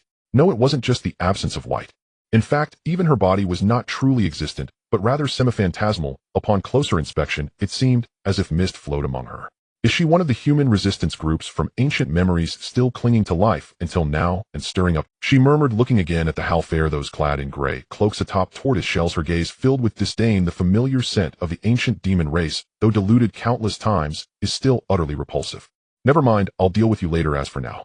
The woman turned to gaze at the brilliantly lit city, her eyes gleaming with desire. This truly is an interesting human world. Be careful. Control the speed. Control it. Amid the shouts, a massive ancient tortoiseshell 2 to 3 stories high crashed to the ground, creating a large pit, causing the gray-cloaked figures clinging, crawling, or riding on it to tumble down. They all looked alarmed and exhilarated. Lu Yanluo, the inverted world has vanished. A mixed blood shouted as he slid down from the giant tortoise shell, gazing up at the sky with a hint of reluctance. In the crowd, Lu Fengshen, holding a phoenix knife, his clothes charred, and sporting an explosive hairstyle, did not wish to speak. Since Su Ning's disappearance, he sensed the earth beneath him becoming insubstantial, and fearing to linger, hurriedly made his way back to the main peak. However, he had only run halfway when he saw a 100-strong team encircling him, carrying the giant tortoise shell and rushing toward him. They had just gathered, and before they could say anything, something fell from the sky. Fortunately, the disappearance of the peach source was gradual. As it faded, the gravity gradually reversed, so there were no casualties, and the prepared parachutes were not even used. What they brought back, besides the collected paper figures, was just this giant tortoise shell. At this moment, it also dimmed down, not heavy, just an unusual one. Lu Yanluo, what should we do next? Zhou Kan and Chun Tong hurried over, tacitly avoiding mentioning the yellow-clad person who had escaped, seeking instructions. Lu Fengshen was extremely irritated, and in response he snapped, how would I know? After realizing it was inappropriate, he corrected himself, compile a report on the relevant circumstances for me. He'll personally contact the capital and then wait for further instructions. The rest of you stay behind, return to the hall's branch, and tally the casualties and gains. He paused, glancing at the giant tortoise shell beside him, and added with a headache, get a vehicle to haul this back. He'll personally oversee the transport. Understood. The two complied and dispersed. Lu Fengshen stood there pondering, feeling as if he had overlooked something. After thinking for a long time, he slapped his forehead and randomly pointed to someone, saying, you. Go get me a set of clothes, sunglasses, and a hat. The person called out Li Gui was taken aback, looking deeply at Lu Yanluo, who had a rather unconventional appearance, and cautiously asked, Lu Yanluo, would you like me to also arrange for a hairstylist? Lu Fengshen's face darkened like a pot bottom. Are you out of your mind? He had no awareness of what topics to avoid. 15 minutes later, a tow truck pulled away with the giant tortoise shell, and numerous mixed bloods also left the scene. In the sky, the peach source had completely vanished, and the people of Xinqing saw the familiar night sky once again. The city fell silent once more, as it had for many years, that ordinary world. Correspondingly, an endless wave of excitement surged online. The one orchestrating all this, the current leader of the human teaching, comfortably took a hot shower, changed clothes, greeted Zhu Yuan, and stepped into the gray mist space. It was time to tally the gains. In the gray mist space, towering ancient trees supported this small realm. In front of the antique Ling Palace, Su Ning sat on a stone bench, his gaze fixed on the system panel. His eyes shone brightly like stars. This wave is simply a bountiful harvest. Su Ning could hardly contain his excitement. He remembered that before entering the ruins the total glory was only a little over 3,000. In just a few hours it had skyrocketed to 5,002. Moreover, this number was still growing, although the speed had slowed considerably. The level of the organization rose to V2. The intangible protective power also strengthened once again. Is the power of the two lines of prophecy really this great? Su Ning was somewhat surprised. After all, at the beginning it was mostly an experiment, and the best expectation was merely to shock those in gray cloaks. Who would have thought that the divine assistance of the Cloud Monarch's great sealing technique would directly maximize the effect, allowing Su Ning to feast? If over 2,000 glory points were earned through normal demon slaying and recruiting, how long would that take? Unfortunately, the ruins are a one-time opportunity. When he entered, Su Ning had checked that the Peach Blossom Source ruins had already turned into a gray icon, unable to be summoned, and he had no idea how long it would take for the next ruins to appear. Forget it, one must be content. Let's see what has been unlocked. With a thought, 3 items appeared on the stone table. From left to right, the first item was a small jade bottle the size of a palm, with an old label that read Qing. Removing the cork, he poured out a dozen rough pills into his palm, yellowish green, which constituted a set according to the system's description. This item could quickly restore spiritual energy akin to a magic recovery potion in the game. Ordinary people could also consume it to enhance their physique. What a good item! Su Ning's eyes lit up. This can enhance my combat endurance very good. I just wonder how effective it is. Su Ning hesitated for a moment, picked up a pill, and put it in his mouth, ready to test its potency. Although it felt wasteful, the testing process could not be skipped. Otherwise, when it was truly needed, a lack of a clear understanding would be detrimental. After ingesting the pill about 3 seconds later, he distinctly sensed a warm current spreading within him, while simultaneously his previously depleted spiritual energy reserves began to recover slowly. After a minute, he had regained about 30%, then the recovery began to slow down. The effect isn't bad. Once fully digested, it should be able to restore 50%. Su Ning felt a bit surprised. Of course, he also understood that as his cultivation deepened and the upper limit of his spiritual energy reserves increased, the effectiveness of the pill would gradually decline. However, at least for now, it was very powerful. Satisfied, he resealed it and set it aside. His gaze shifted to the second item. It was an ancient book similar to the Human Tao reference, with a worn cover that bore the words 5 Elements general outline. Upon opening it, he found quite a few pages, each recording a spell related to one of the 5 elemental elements. However, they were all rather weak. According to the system's description, this was not particularly good and was intended for beginners in cultivation, containing methods to determine the spiritual root attributes of cultivators. For example, if a certain cultivator was determined to have the highest fire attribute, it would be easier for him to learn and master the corresponding fire elemental Tao arts. Conversely, the difficulty would increase dramatically. Looking at the descriptions, these spells aren't very strong. I wonder how they compare with the abilities of low-level hybrids. Curious, Su Ning tried to test himself, wanting to see the attribute corresponding to his own spiritual root. After a moment, he quietly closed the book. Cough cough, it seems I'm not very suited for the elemental mage path, Su Ning thought, feeling a bit embarrassed about his rather unimpressive test results. No wonder I find the purple gold thunder hammer hard to use, it just doesn't feel right. It seems that I simply don't resonate with elemental spells, Su Ning reflected. However, after a moment he regained his spirits. No one is perfect. The 5 element spells are just one branch of the cultivation path. If it doesn't suit me, that's fine. Accumulating spiritual energy and using strength to break spells may be more suitable for me. As for these spells, I can try to learn them, but I won't hold too high hopes. They can be useful as support, and perhaps their greater purpose is to enhance the combat power of other members. Su Ning thought that tomorrow he would test Zhu Yiwen's spiritual root to see which path suited him. Taking a deep breath, he looked at the last item. The Human Alliance roster had a form reminiscent of a royal edict from ancient costume dramas, very thin, a folded golden booklet. Picking it up, it felt a bit heavy. What is this for? Su Ning unfolded it, and found that the first page of the golden booklet actually bore his and Zhu Yiwen's names. Su Ning was written in gold at the top, while Zhu Yiwen appeared in silver below. There was nothing else. Flipping through the pages, there were no more inscriptions. Strange, Su Ning wondered, trying to channel a bit of spiritual energy, and then the gold lit up, an influx of information flooded into his mind. After a moment, Su Ning opened his eyes, fully understanding the purpose of this item. In simple terms, this was clearly the name list of the Human Alliance, or rather a member roster. Every formally joined member was recorded in this booklet, with Su Ning as the highest authority at the top of the first page, while Zhu Yiwen belonged under his jurisdiction. Additionally, the golden booklet could also include outer disciples, meaning individuals who did not join through the Ling Palace, were not formal members, did not enjoy the protective light, yet still fell under the jurisdiction of the Human Alliance. For example, Ning Qiu, who was currently in the trial period, could be recorded using specific methods if needed. However, the capabilities of the golden booklet were certainly not limited to merely recording names. Its true power lay in surveillance and expulsion. As the leader, Su Ning could monitor the status of members based on the color of their names. For instance, if Zhu Yuan was out on a mission severely injured or caught in a predicament, his name would turn red. In another scenario, if a member became disloyal to the organization, harbored discontent, and attempted betrayal, their name would fade. If a member died, their name would appear in black, and so forth. However, the most powerful function was not this, but rather expulsion. If Su Ning decided to punish a member, he could use his spiritual energy to attempt to erase the corresponding name. Applying punishment could have several levels. The mildest would instill fear in the target. A higher level could erase the target's memory of anything related to the human alliance, akin to memory erasure. At an even higher level, he could manipulate the protective light of humanity to backfire, causing severe injury to the target. The highest level could even directly annihilate their life. Of course, the actual operation was not that simple. The harsher the punishment, the more spiritual energy Su Ning would need to expend. Furthermore, the difference in rank between both parties would also affect the outcome.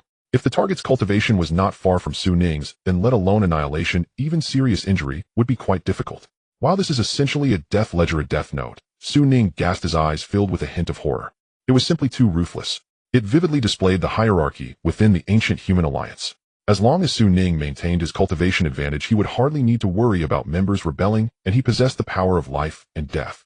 If someone attempted to harm the organization, he could directly annihilate them, injure them, or at the very least erase their memory. No wonder the ancient wise men developed such a brutal punishment mechanism during the war years to unify internally and resist the demons. It can be understood. Simultaneously, he suddenly realized that the so-called protective light of humanity was both a benefit and it could enhance himself and bring advantages, while conversely the leader of the human alliance could also use it for long-range attacks. Indeed, there are no free gifts in this world. In legends did the ancient sages punish their disciples using such means. Su Ning couldn't help but associate this, and frankly he felt a bit wary of it. Firstly, this thing was truly powerful. Currently, it might not be needed as there was only Zhu Yuan as a member, but what about in the future? The organization would surely expand. Human hearts can change. Would there be internal strife among members as numbers increased? In the future, when demons descend, would anyone hesitate in battle, harming the organization? These are very realistic issues. But with this roster, the risk could be greatly reduced. This item could also have negative effects, such as creating a sense of hierarchy within, where members no longer strive to protect humanity, but do so out of fear. Furthermore, would Su Ning, as the controller, change? Would he be tempted by power? Would he become a slave to desire? If a tyrant were to hold power, it would only bring disaster. I must use this cautiously. Su Ning remained silent for a long time, closing the roster, his gaze clear. Showing member status and erasing related memories are excellent functions that can be used. But punishment, even to the point of annihilation, must be approached with caution. Of course, if in the future a traitor truly appears within the organization, the necessary punishments must not be lenient. Su Ning exhaled deeply, resolutely deciding to add the 3 items to his inventory. He paused for a moment. With a wave of his hand, 3 other items appeared on the table: the purple gold thunder hammer, the scroll of mountains and rivers, and a small emerald green gourd that was translucent. This time the harvest was truly rich. Compared to the old 3 items, Su Ning was more familiar with the new 3 items in front of him. To his left, the long-handled purple gold thunder hammer exuded an ancient aura. Without any infusion of spiritual power, this object appeared exceptionally ordinary. As he touched it, the surface showed clear signs of wear and tear. This thing has definitely seen the battlefield. Unfortunately, it's not very handy, Su Ning sighed. The power of this war hammer had already been validated, so there was no need to elaborate. The only issue was that Su Ning himself was lacking in elemental affinity, so while he could use it, he would ultimately struggle to unleash its full potential. Of course, at this stage it was still quite good to use. Releasing thunder attacks was clearly much stronger than a punch. Shifting his gaze, Su Ning looked to his right. He raised his hand and picked up a small gourd which was about the size of half a palm. He still had no idea what this object was. Within the peach source, after absorbing his blood, it had established a strange connection with Su Ning. He couldn't say for sure if it counted as recognizing its master successfully, but in any case he could enlarge and shrink it at will. Additionally, the surface of the green gourd had become increasingly lustrous, feeling cool to the touch, and vaguely it seemed as if there was still some energy circulating inside. But I completely don't understand how to use it, Su Ning complained. He fiddled with it repeatedly, exhausting all the methods he could think of, but aside from enlarging and shrinking it, he found nothing else. Surely I can't just throw this thing at someone, right? Su Ning enlarged the gourd and tossed it onto the grass, looking troubled. Surprisingly, theoretically, it was feasible. Once enlarged, the gourd's weight was astonishing. If he threw it and controlled it to grow larger, it could indeed be considered a rather practical attack method. The problem was that this was completely inconsistent with his expectations. The system doesn't provide any hints, and since Yuan Zhongjuan values it so much, it must be significant. So have I just not found the correct way to use it? Su Ning pondered for a long time, but couldn't find a solution, so he had to smear a bit of his blood on it again, waiting for it to be absorbed. He then tucked it into his inner pocket, planning to later make a string to hang it around his neck, as it couldn't be placed in the system's item slot. It had to be this way. Forget it, I'll just leave it here for now, Su Ning said, helplessly returning to his seat and looking expectantly at the last item, the scroll-like landscape painting. After such a long time, its relevant information had been fully analyzed. Landscape painting, immortal treasure, originally under the jurisdiction of the human education from the Peach Source Mountain in the East Victory divine continent, possessed by the celestial immortal Chuliang. It has absorbed a wisp of pure energy from Nu Hua, transforming the landscapes within, nurturing endless immortal weapons and allowing paper cutouts to become divine abilities. Cultivators can infuse spiritual power to create paper substitutes. The text analysis was quite lengthy. Su Ning read it several times before fully grasping it. Stripping away the fluff, the core idea was the 5 characters paper person technique. That is, the controller can visualize an image in their mind, and then by consuming spiritual power, they can use this scroll to create a paper person. The paper person lacks intelligence and can only execute extremely simple commands, but anything slightly complex would be beyond its capability, unless the user links their spirit with a specific paper person, achieving a substitute effect. If sufficient spiritual power is infused into the paper person, theoretically, it can possess up to 70% of the original strength. Of course, this is purely theoretical. In the Peach Source, those guard soldiers were likely produced using a similar method in bulk. However, Chuliang probably couldn't control so many paper people simultaneously and had to rely on the mountain protection formation. This feels a bit powerful. After reading the analysis, Su Ning's eyes changed. He lacked the formation assistance, so it was impossible for him to summon a paper army. His cultivation level was several magnitudes lower than Chuliang's, so even if he controlled this so-called immortal treasure, the effects he could unleash would still be limited. However, it's still quite strong. The key is that this substitute seems capable of performing many operations. Su Ning's eyes sparkled. Could he summon dozens of guards for battle? It wasn't suitable for him, not to mention the enormous consumption of spiritual power, but just the fine control of dozens of combat units could lead to personality fragmentation. But this substitute ability was very intriguing. What if its combat ability was lacking? The critical point was how to operate it. I found a treasure. Su Ning's mouth curled up and the gloom brought on by the gourd dissipated. He unfurled the scroll and saw that the painting inside had changed again. It was still an ink-colored landscape, but the peach forest was gone, replaced by a blurred outline of a city. Stick figure-like little people flickered in and out of sight, appearing lively. The Qingming scroll is nothing compared to this. Su Ning sighed, closed his eyes, and began to visualize the image he wanted in his mind. What kind of paper person should I create? A series of images flashed through Su Ning's mind. Famous celebrities, top-tier stars, and respected teachers. One by one he dismissed them. After all, they were real people in the three-dimensional world, and infringing on their likeness rights wouldn't be good. So should I try a two-dimensional character? Su Ning suddenly became curious about what a large paper cutout would look like. Thinking of it, he immediately made a choice and began to sketch. At the same time, the little bit of spiritual power he had just accumulated was fully infused into the landscape painting. Immediately, the entire image emitted a faint glow and a thin stick figure jumped out from the painting, starting to change its appearance according to Su Ning's outline. After about 2 minutes, Su Ning gently shook the scroll, causing the paper figure to fall to the ground, releasing a puff of white smoke. He opened his eyes, looking forward with anticipation, and saw a figure dressed in a maid outfit slowly emerging from the white mist. It was a beautiful girl who invoked a sense of pity. She wore a classic maid outfit in black and white with floral lace at the collar and cuffs. Her hair was blue, adorned with a pink hairpin, and she had a headband decorated with pure white flowers. At this moment, stepping out of the mist and facing Su Ning's scrutiny, she nervously bowed and softly said, "Respected master, you can call me Rem, and am very pleased to serve you." Su Ning took a sharp breath. Amazing. My paper person technique. A real paper cutout wife is this for... While Su Ning was absorbed in the gray mist researching his new treasure, Zhu Yiwen sat in his bedroom feeling anxious yet excited as he looked at the comments online. The Peach Source had disappeared, but the subsequent effects it caused were just beginning. There was no doubt that all the news from tonight would spread throughout the world through various channels. Online people were eagerly discussing everything related, and some attempted to upload relevant footage to major platforms only to be shocked to find that their reviews had failed. Some that slipped through the cracks were quickly blocked. Combined with the previous live broadcast that was allowed, Zhu Yiwen immediately sensed a hint of an ambiguous attitude. The simple footage from the Peach Source was unproblematic, but any mention of those 2 lines of prophecy from the human education was restricted from dissemination. The subtle differences within were quite thought-provoking. Is it due to their fear of our influence? Zhu Yiwen couldn't help but wonder.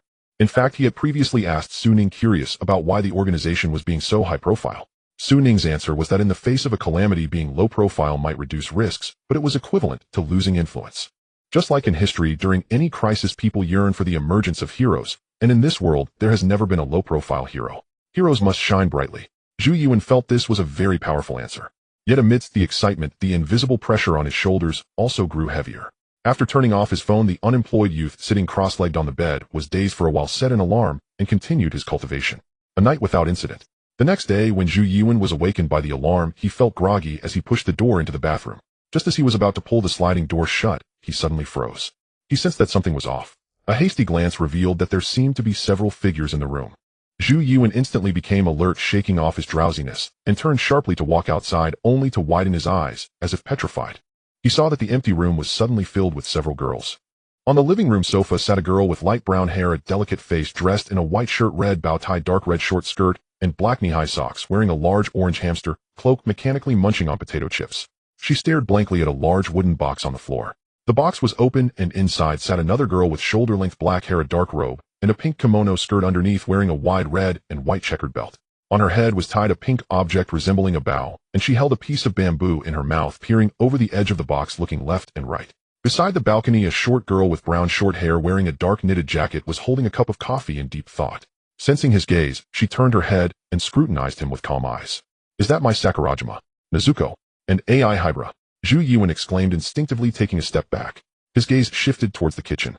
He was stunned to see Rem dressed in a maid outfit, resting her chin on her hands, staring blankly at the ingredients in the room. Next to Rem was a tall figure with light purple long hair, wearing a fantastical trench coat, with long legs adorned with dark golden patterns, holding a short blade in her hand, as if ready to fight at any moment. Rem and Keqing. Zhu Yuan stared blankly. Just then the door to Su Ning's room opened. A girl with sky blue eyes gracefully walked out, her smooth hair styled into a bun with a deep red ribbon. She wore a dress with satin decorations, and a grandmother green brooch sparkled at her chest. The girl, resembling one from a fairy tale, calmly looked at Zhu Yuan, raised her mechanically constructed palm to greet him, and softly said, "Good morning, Violet Evergarden sends her regards." Then with her other hand, she led a small figure dressed in pink and white with short white legs and two small horns on her head, who walked towards the kitchen. Zhu Yuan was dumbfounded for several seconds before collapsing to the ground, covering his face with his hands, his body trembling uncontrollably. Am I really still not awake? This dream is incredible. The morning light filtered through the thin curtains, illuminating the bedroom. Zhu Yuan felt enveloped by a great absurdity and happiness, pinching his thigh to confirm the sharp clarity of the pain. He chuckled, recognizing the stubbornness of this dream. It is often said that when a person realizes they are dreaming, they will automatically awaken. Yet Zhu Yuan found himself in a unique situation. Perhaps he should not rush to leave just yet. After all, this sensation was rather novel.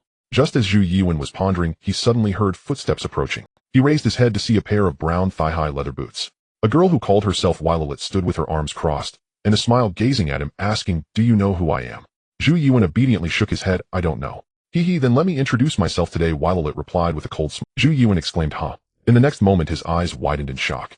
He watched as the colors on Violet swiftly faded, her form transforming into an uncolored model, and with a pop of green smoke, she shrank into a palm-sized paper figure. It wasn't just her. In the living room and kitchen, one paper figure after another materialized. A gentle breeze swept through the room, carrying 7 paper figures into the right side door, landing in Su Ning's palm, which were then stuffed into his pocket. Su Ning. Zhu Yuan was momentarily stunned, foolishly glancing around before suddenly jumping up in realization. "Is this your special ability?" He began to understand. Su Ning smiled and corrected him. "The formal name is paper cutting transformation technique. Yes, that's roughly what you're seeing, and it's one of yesterday's gains. What do you think? Isn't it fun?" Zhu Yuan was still trying to wrap his head around it. He nodded vigorously, then expressed his amazement, noting that this technique was nothing like he had imagined. In his mind, an ancient cultivator would be performing hand seals, chanting spells with disheveled hair, and some talisman a day. However, he felt like he had opened the door to a new world. "So can anyone be transformed?" Zhu Yuan asked suddenly amidst his musings. Su Ning glanced at him. "Who do you want to transform? How about Shin Hikari?" Su Ning waved his hand, dismissively. "Get lost." Zhu Yuan hurriedly chased after him, grinning. "Ning, how about Hashimoto Kanna instead? Get lost. Come on, let's negotiate. Can I learn this technique if all else fails?" Zhu Yuan pressed stubbornly. Su Ning relaxed on the couch, shot him a glance. "You want to learn?" "Yes, I want to learn." Zhu Yuan nodded vigorously. Su Ning chuckled softly, thinking to himself that he didn't even know how to do it, yet let alone teach Zhu Yuan. He cleared his throat and shook his head. "I can teach you, but with your current cultivation level you won't be able to learn it at all." "Oh, I see," Zhu Yuan said dejectedly. "Don't be impatient. The path of cultivation requires steady steps. Here, try this first, and see if you can learn it." Su Ning handed over a printed, simplified version of the 5 elements overview. Zhu Yuan was momentarily taken aback, quickly taking it and flipping through it. His eyes gradually brightened. While joking about transforming into a paper doll wife was entertaining, he knew that at his current stage what he desperately needed was combat ability. The 5 elements overview was undoubtedly what he craved. First, measure your talent inclination according to the methods inside, then try practicing these simple 5-element spells to find what suits you, and then let me know. Su Ning explained the usage. The complete 5 elements overview was rather thick. This printed version he gave to Zhu Yuan only selected a few entry-level spells to help him find the right path, before providing targeted follow-up series. Alright, I'll go try it now, Zhu Yuan said. After saying that, he immediately opened the gray mist space and hid inside to cultivate. It was clearly more suitable to practice spells in a small world. Su Ning originally wanted to tell him not to rush and to go eat breakfast first, but before he could speak, Zhu Yuan had. With no other choice, Su Ning changed into winter clothes, opened the door, and walked towards a breakfast shop located 2 streets away from the community. In this day and age, ordering takeout often starts at 15 or 20 yuan, and even arranging a simple order requires various combinations and can be quite troublesome. Therefore, he was used to eating at the shop. He heard that big cities are even more expensive, but Su Ning didn't know if that was true. The largest place he had ever lived in was Xin City. On a winter morning, the outdoor temperature was quite pleasant. Although the city had been lifted from restrictions, there were still few people on the streets at this time. However, there were cars rushing by, and the ground was still littered with peach blossoms mixed with the remnants of snow, creating a strangely beautiful scene. While eating, Su Ning opened his phone to check the situation online. As expected, there were various discussions and arguments, but the topic of prophecies had been restricted, and it did not appear on trending searches. Su Ning was not particularly concerned, as the marginal diminishing returns effect of the growing glory always existed. After a night had passed, the system's income had only increased by a few hundred points, still not reaching 6,000, and it had stopped rising. However, he wasn't anxious. He was more interested in the public's attitude towards human education. A simple observation showed that the general sentiment was positive. Although there were inevitably some conspiracy theorists who even fabricated unfounded dark intentions, considering that human education had eliminated demons twice, their public image was temporarily positive. Especially the people of Xin City, whose attitude was particularly clear: what does it matter what it is? As long as it serves to eliminate harm for the people and protects ordinary citizens, then it's a good thing. The restaurant owner was clear in his stance. But what if it turns bad? Su Ning tentatively asked. The owner pondered for a moment and confidently replied, then the officials will certainly take care of it. Su Ning smiled, not saying anything. At that moment, the communication jade talisman in his arms suddenly vibrated. Su Ning was taken aback, avoiding the camera, and activated 72 transformations, turning the talisman into the shape of a phone. Taking it out, he saw a message from Ning Qiu. 69 Sir Proxy, I have gathered the intelligence about the hall. How should I send it to you? Su Ning was surprised, thinking to himself that this efficiency was commendable. After a moment of thought, he replied, if convenient, let's discuss it in person. They'll send you an address. You can head over there shortly. At a certain upscale neighborhood. Hiding in the bathroom, Ning Qiu saw the white characters on the talisman, silently noting the location, and then carefully tucked the talisman away. She left a note on the table for her still asleep friend. After that, she put on her coat and headed towards the designated Central Lake Park. In the morning, this park, open to the public, had sparse foot traffic, and when Ning Qiu arrived as promised, she could still see peach blossoms scattered on the ground. If it weren't for the desolate landscape and the chill in the air reminding her, she would almost think she had returned to the south. North side of the Ice Lake Center bench. Ning Qiu recalled the location information, jogging along the stone path by the lake. The temperature was indeed very low. Today she wore a long, black down jacket with long sleeves and a gray patterned scarf, not wearing a hat, her hands stuffed in her pockets, hopping slightly, while jogging with her nose and mouth reddened from the cold, releasing white vapor. Huff, still half an hour left. Sitting on the empty bench facing the frozen lake, Ning Qiu checked the time, sighed in relief, and then was hit by a wave of drowsiness, unable to resist yawning. Last night, after watching the live broadcast, she had been eager to contact number 17, but was worried about disturbing. She could only suppress her curiosity and gather a considerable amount of information about the hall through friends in her mysterious enthusiast circle back home. As a genuine rich second generation, most of her friends came from well-off families, and many were young masters. Therefore, much of what was considered secret information for ordinary people was already public knowledge in their circle. This also gave her the courage to seek out number 17. Huff, according to rumors yesterday, the hall's powerful individuals clashed with the human educationalists in yellow robes. I wonder if it was really number 17. Ning Qiu curled up on the bench, trying to stave off sleep as she contemplated. Suddenly, she felt as if the surrounding light had warped. The sunlight collapsed like a black hole. On the ground, the uncleaned peach blossoms swirled and gathered, condensing into a humanoid form beside her. Then, cloaked in a mysterious dark robe with no visible face, number 17 appeared out of thin air on the bench. Oh. Ning Qiu jumped up hurriedly, bending down to salute. I have met the proxy. No need for such formality, a light laugh echoed from within the robe. You haven't joined yet, so there's no need for this. Once you officially become a member, we will be companions, and there's no need for such gestures. All beings are equal, and we should respect each other rather than artificially establish hierarchies. Just call me. Ning Qiu lowered her head in shame, feeling embarrassed about her own vulgarity. I was mistaken. 17. I have gathered the intelligence about the hall organization. Your performance surprises me, Su Ning replied lazily. I thought it would take you several days. Ning Qiu sat back down, proudly straightening her back, a smile forming at the corners of her mouth, and humbly said what I could collect were just some basic non-confidential messages. For the more core information with my social resources, I currently have no access to it. That's fine. Where's the information? Su Ning smiled. Ning Qiu took her backpack, then paused, looking around with a hesitant expression. This time Su Ning did not shroud the surroundings in darkness, allowing Ning Qiu to see citizens exercising not far away. Should we discuss it here? She hesitated. Su Ning noticed her concern, chuckled lightly, and spoke in a low tone. Don't worry, in this city, without permission no one can step into my domain. Without permission no one may step into my domain.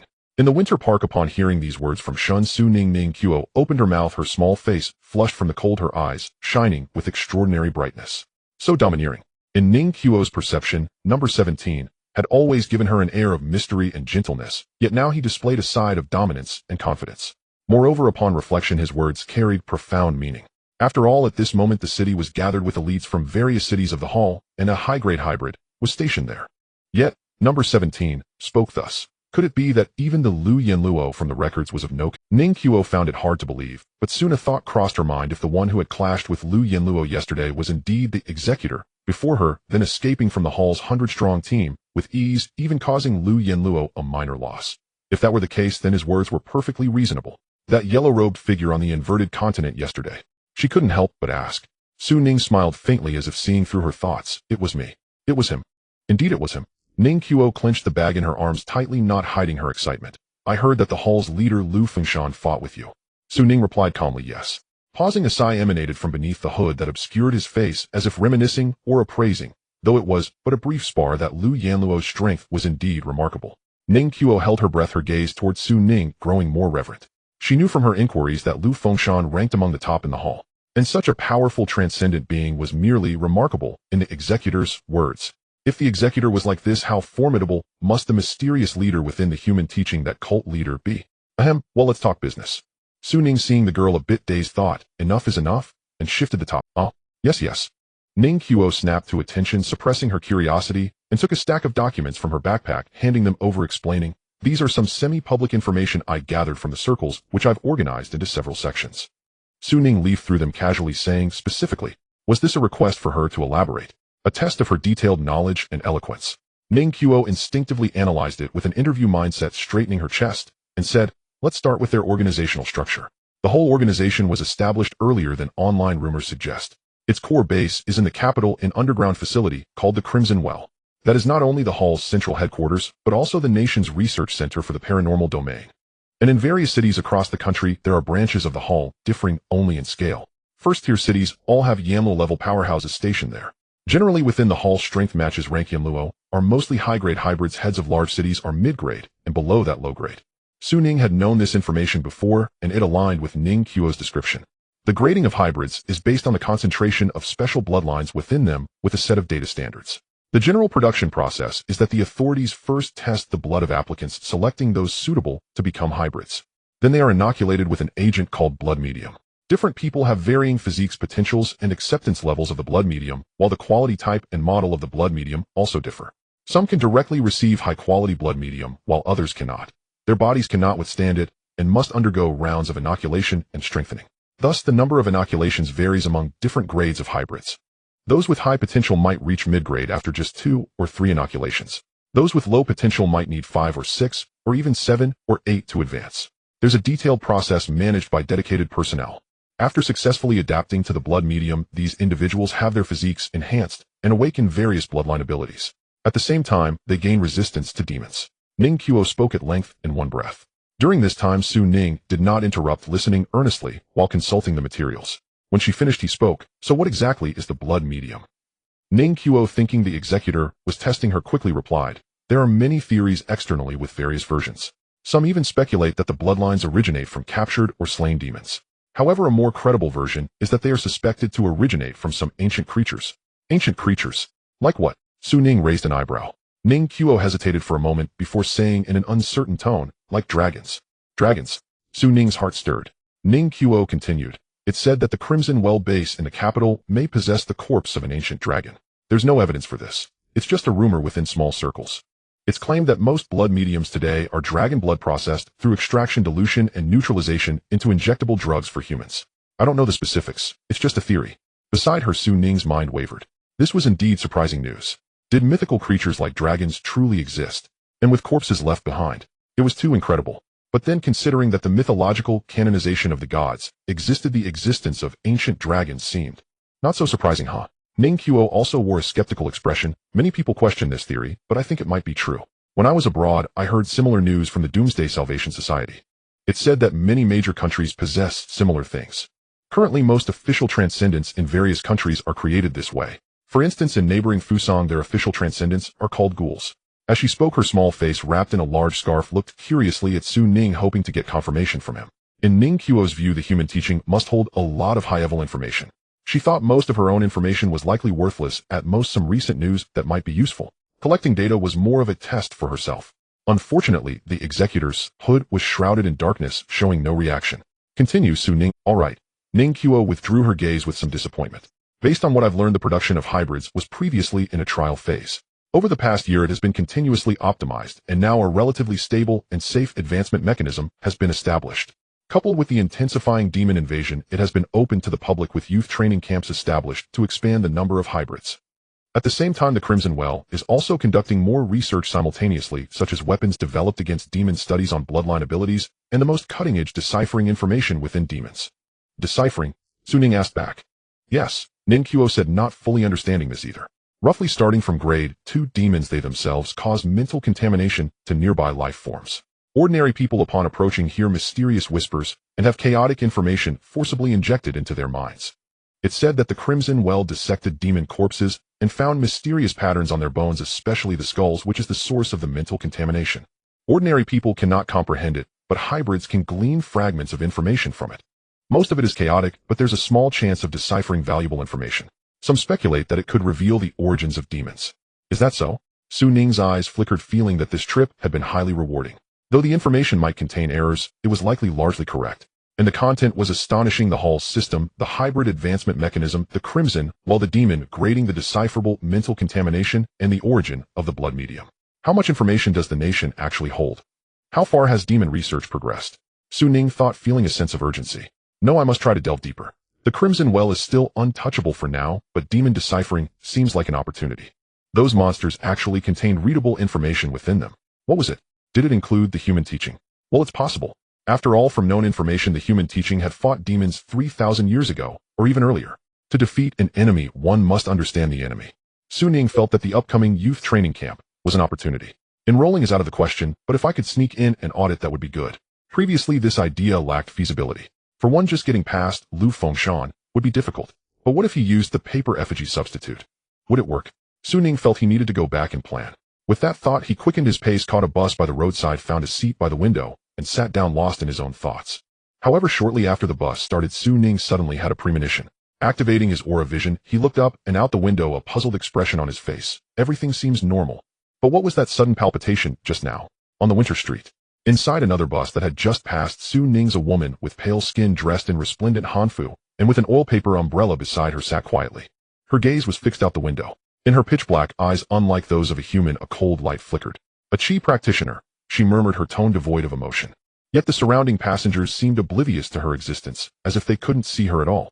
After some time, the bus stopped near a school. The woman rose, gliding like a ghost through the boarding passengers toward the... Along the way, all the passengers she passed through felt a chill and shivered, but attributed it to the weather, not noticing their own weakened state. Soon the bus departed.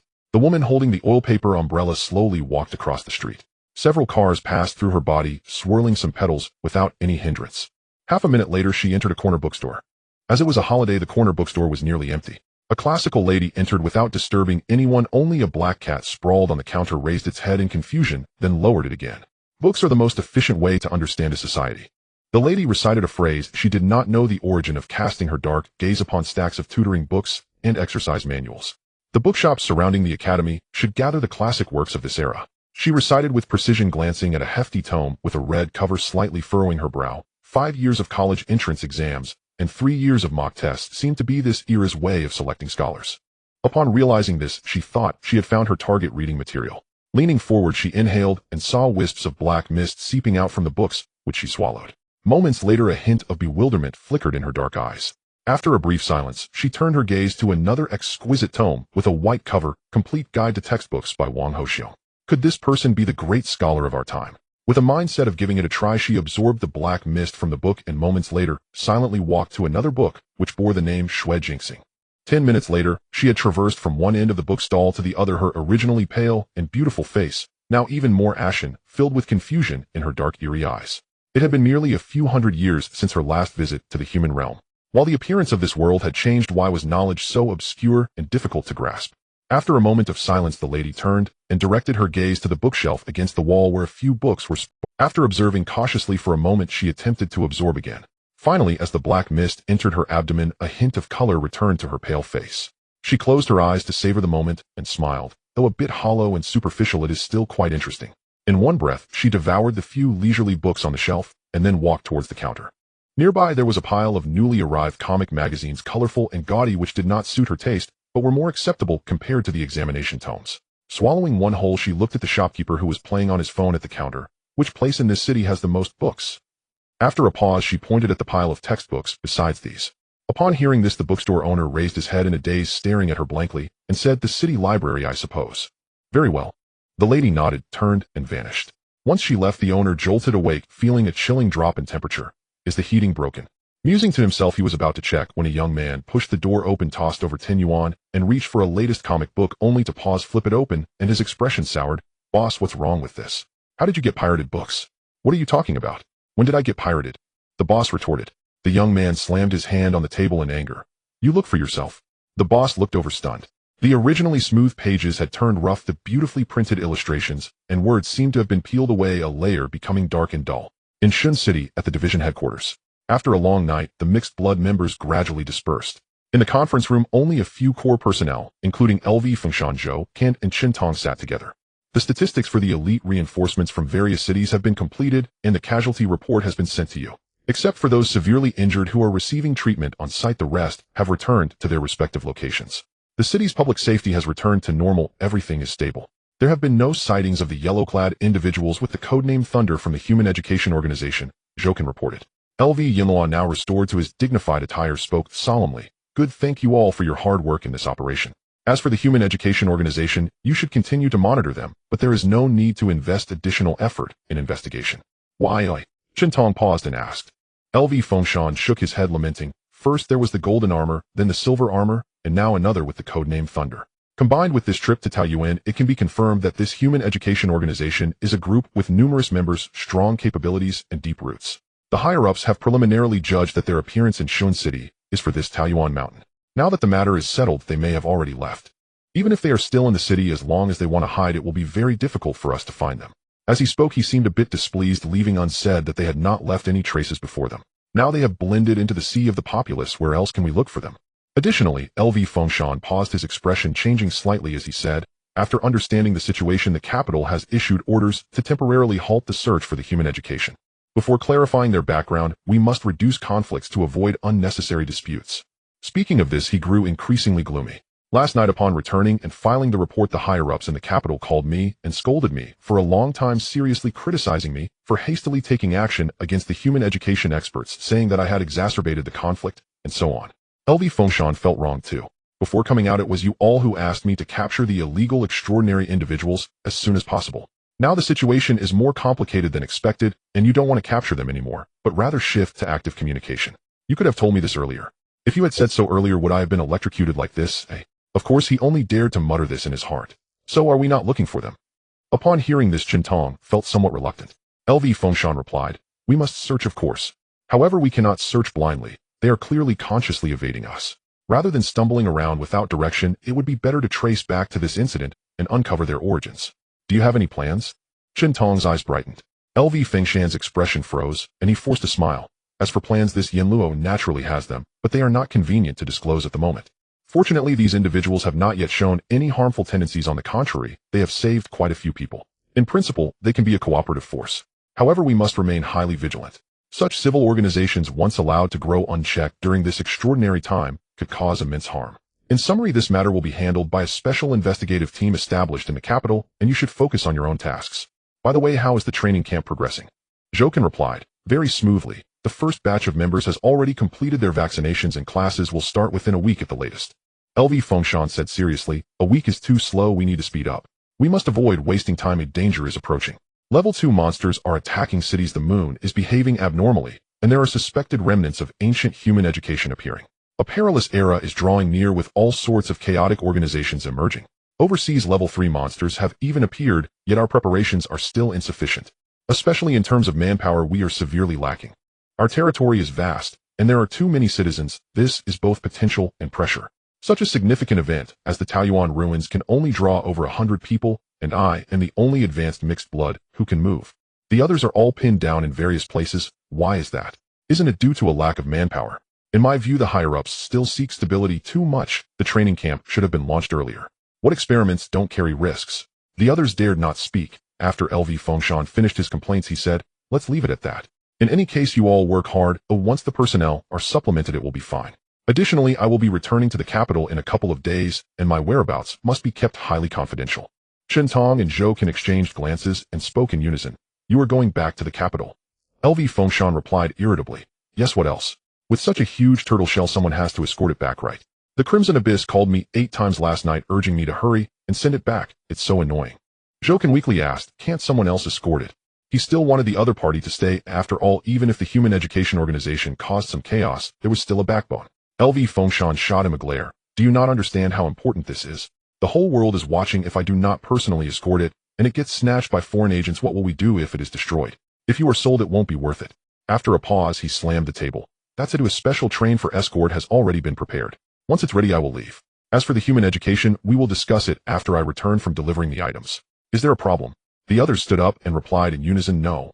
On the other side, on Huaxia Street, as Ning jumped off the bus clutching takeout, breaking through the cold wind back to his rented room, he saw Zhu Yuan excitedly pacing in the living room. He looked just like a husky wearing glasses. Ning, you're back. Zhu Yuan walked over excitedly. What happened? Ning asked curiously. I learned magic. Zhu Yuan exclaimed with excitement, his entire being overflowing with enthusiasm. Oh, which element is it? Ning was also a bit surprised. He had only been gone for less than 4 hours, and he had learned it. Truly a genius with top-quality spiritual roots. Zhu Yuan did not answer. He suddenly picked up a light bulb, placed it between the two of them, and then shouted as a stream of white and purple electricity crackled, and the bulb lit up. How is it? How is it? He looked eagerly for praise. Ning remained silent for 2 seconds, patting his shoulder. Very good. From now on, we won't pay for electricity. It'll be up to you. Zhu Yuan's spiritual root attribute turned out to be of the lightning element, which Ning had not anticipated. This meant that among many spells, his affinity was most harmonious with lightning. Combined with the recently acquired purple gold thunder hammer, his situation certainly warranted deeper contemplation. Is there any pattern to the unlocking sequence of the human heritage? Is it prearranged, or will it dynamically adjust based on my current condition? Ning found himself lost in thought. Once again, he recalled the elusive protection of the human race. Now that the system had upgraded to V2, the so-called light of protection had yet to manifest any power. The appearance of the roster made Ning realize that one of its functions was punishment. However, it clearly had a greater purpose. Previously, he had speculated that it might be fortune. His understanding of it deepened. The system upgrade enhances the member's fortune, and the effects manifest as the unlocked items often meet the needs. But what about Zhu Yuan? How significant is the impact? Ning pondered whether he could test his luck by having Zhu Yuan draw a mobile game. If it really works, I could also use it to buy lottery tickets and solve some funding issues. Shaking his head, Ning pushed these thoughts aside, returned to his bedroom, and first tied the green gourd with the rope he had just bought, hanging it around his neck, then dripped a bit of blood on it again. Seeing no reaction, he had to set it aside, and began to browse through the materials sent by Ning Qiu. On the other side, Ning Qiu had also returned home. To disguise her outing, she had specially bought takeout, which made her friend, who had just woken up, burst into laughter.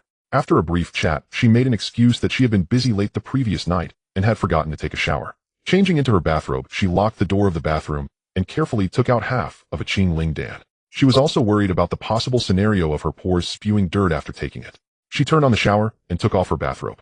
Ning Qiu swallowed the pill, and after a moment, she felt a warm sensation spreading from her lower abdomen. Her body, as described, began to sweat profusely, also bringing out some dirt, which made her feel relieved. About 20 minutes later, the sweating stopped. Ning Qiu opened her eyes and felt as light as a swallow, radiant and refreshed. However, before she could rejoice, she suddenly clutched her lower abdomen as her stomach gurgled and her bladder stirred. Oh no! Ning Qiu's expression changed, and she hurried to the toilet next door.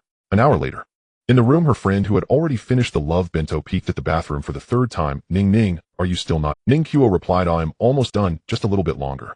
Unable to resist, her friend got up holding her stomach and came to the frosted glass door, her expression complicated. Then you should open the door first. You can wash up, and I need to use the toilet. Ning Qiu's voice was somewhat flustered. I'm using the toilet too. Can you wait a moment? Her friend was taken aback listening to the sound of the shower, her face revealing a puzzled expression. After a moment, she suddenly grinned and said, you aren't doing anything shameful, are you? Ning Qiu's voice grew more panicked. Oh no. I'm just taking care of business. Please wait a moment. All right, her friend said, but using the sound of the shower as cover, she secretly grabbed the key, then quickly pushed the door open and rushed in shouting, ha! Look what I found. As soon as she finished speaking, her smile froze, staring at the toilet, her expression utterly exquisite. Inside dressed in a bathrobe, Ning Qiu stood frozen in the corner, clutching a toilet plunger. In front of her was an astonishingly large, solid black mass clogging the toilet. Her friend gasped, Ning, you have something there. Ning Qiu covered her face and fled. The Peach Blossom source disappeared, and Xin City returned to calm. Discussions online continued, but ultimately, they would cool down with time. In the following 2 days, there were no more phenomena like Red Moon and Peach Blossom source. However, the appearance of monsters and demons around the world became increasingly frequent. People's attention gradually shifted from this northern city to others. This is an era that never lacks news. Su Ning also remained dormant. The growth of his glory points gradually stagnated, and no new items were unlocked, nor did temporary tasks appear. He finally found some leisure to focus on his cultivation and consolidate what he had gained. During this time, Zhu Yuan was busy practicing the lightning techniques from the human path reference, and the 5-element general outline moving between his bedroom and the gray fog space. Su Ning was similar, focusing on mastering the paperman substitute. Until February 3rd, Ning Qiu finally sent a new message through the communication jade symbol. I got the list of the first batch of local youth training camp trainees. After saying this, she scanned the list over using the jade symbol. Su Ning was quite surprised. The entire list was indeed detailed. From names, genders, ages, and other basic information to home addresses and contact numbers, everything was included. There were over 100 people, and the jade symbol was filled several times before it was completely sent. The youngest was 18 years old, the minimum age for registration, and the oldest was only 25. According to the data, this age group had the best vaccination effects. Su Ning glanced through and saw no familiar faces, but judging from the home addresses, a significant portion had considerable economic strength. Especially at the end of the list, a few trainees were listed separately. What does it mean that these few are separated? Su Ning inquired. Ning Qiu quickly replied, they are the ones who got in through what? Su Ning was confused, thinking to himself, is there really such a thing as getting in through connections? And they are so brazenly listed separately. Which parent would be so reckless as to send their child to this place through the back door? This is a place meant for the battlefield. Moreover, this is an official extraordinary organization. It belongs to a special forces unit, right? And they openly list connections. Have the higher-ups gone mad? Fortunately, Ning Qiu's explanation came quickly to him. Actually, these few are different from the others. Although they will all be vaccinated, their talents are lower, and they cannot have high combat power. In the future, they will mainly engage in logistics and administrative work within the hall. Su Ning responded. Administrative work. Ning Qiu confirmed yes. It seems that many people have realized that a new era is about to arrive, and extraordinary individuals will undoubtedly become the protagonists of this era. For self-preservation or whatever reason, many individuals with backgrounds want to connect with the hall as much as possible. Some children with high talents directly enter combat sequences. Although there is a risk of death, it also means opportunities. The other part either has too low talent or is unwilling to let their children take risks, but do not want to sit idly by. Thus, they find a way to secure logistics or administrative positions. Although they do not receive much attention, they at least count as part of the internal staff of the hall. As for the hall, it is said that the attitude is also very clear. The requirements for combat sequences are very strict. Those without potential or ability cannot even think about entering. However, the logistics positions are much more lenient. After all, there will always be a need for a group of people, so some wealthy individuals are tacitly permitted to insert their people. After all, the basic blood media are not scarce, and the truly scarce advanced potions for progression are not allocated to logistics personnel. Moreover, those who are inserted may not even want to fight demons. For example, there is someone named Su Lin among them. His family coincidentally knows mine, and I heard he is unwilling to go and was forced to register by his family. Su Ning's face showed realization, and upon careful thought, it was not surprising. Or rather, it would be strange if such a thing didn't happen. Do these people receive training, just like the formal trainees? Su Ning asked.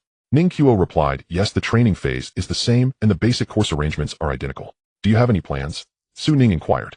No, I just wanted to ask. By the way, when does the class start? Have these people been gathered yet? Classes start tomorrow morning.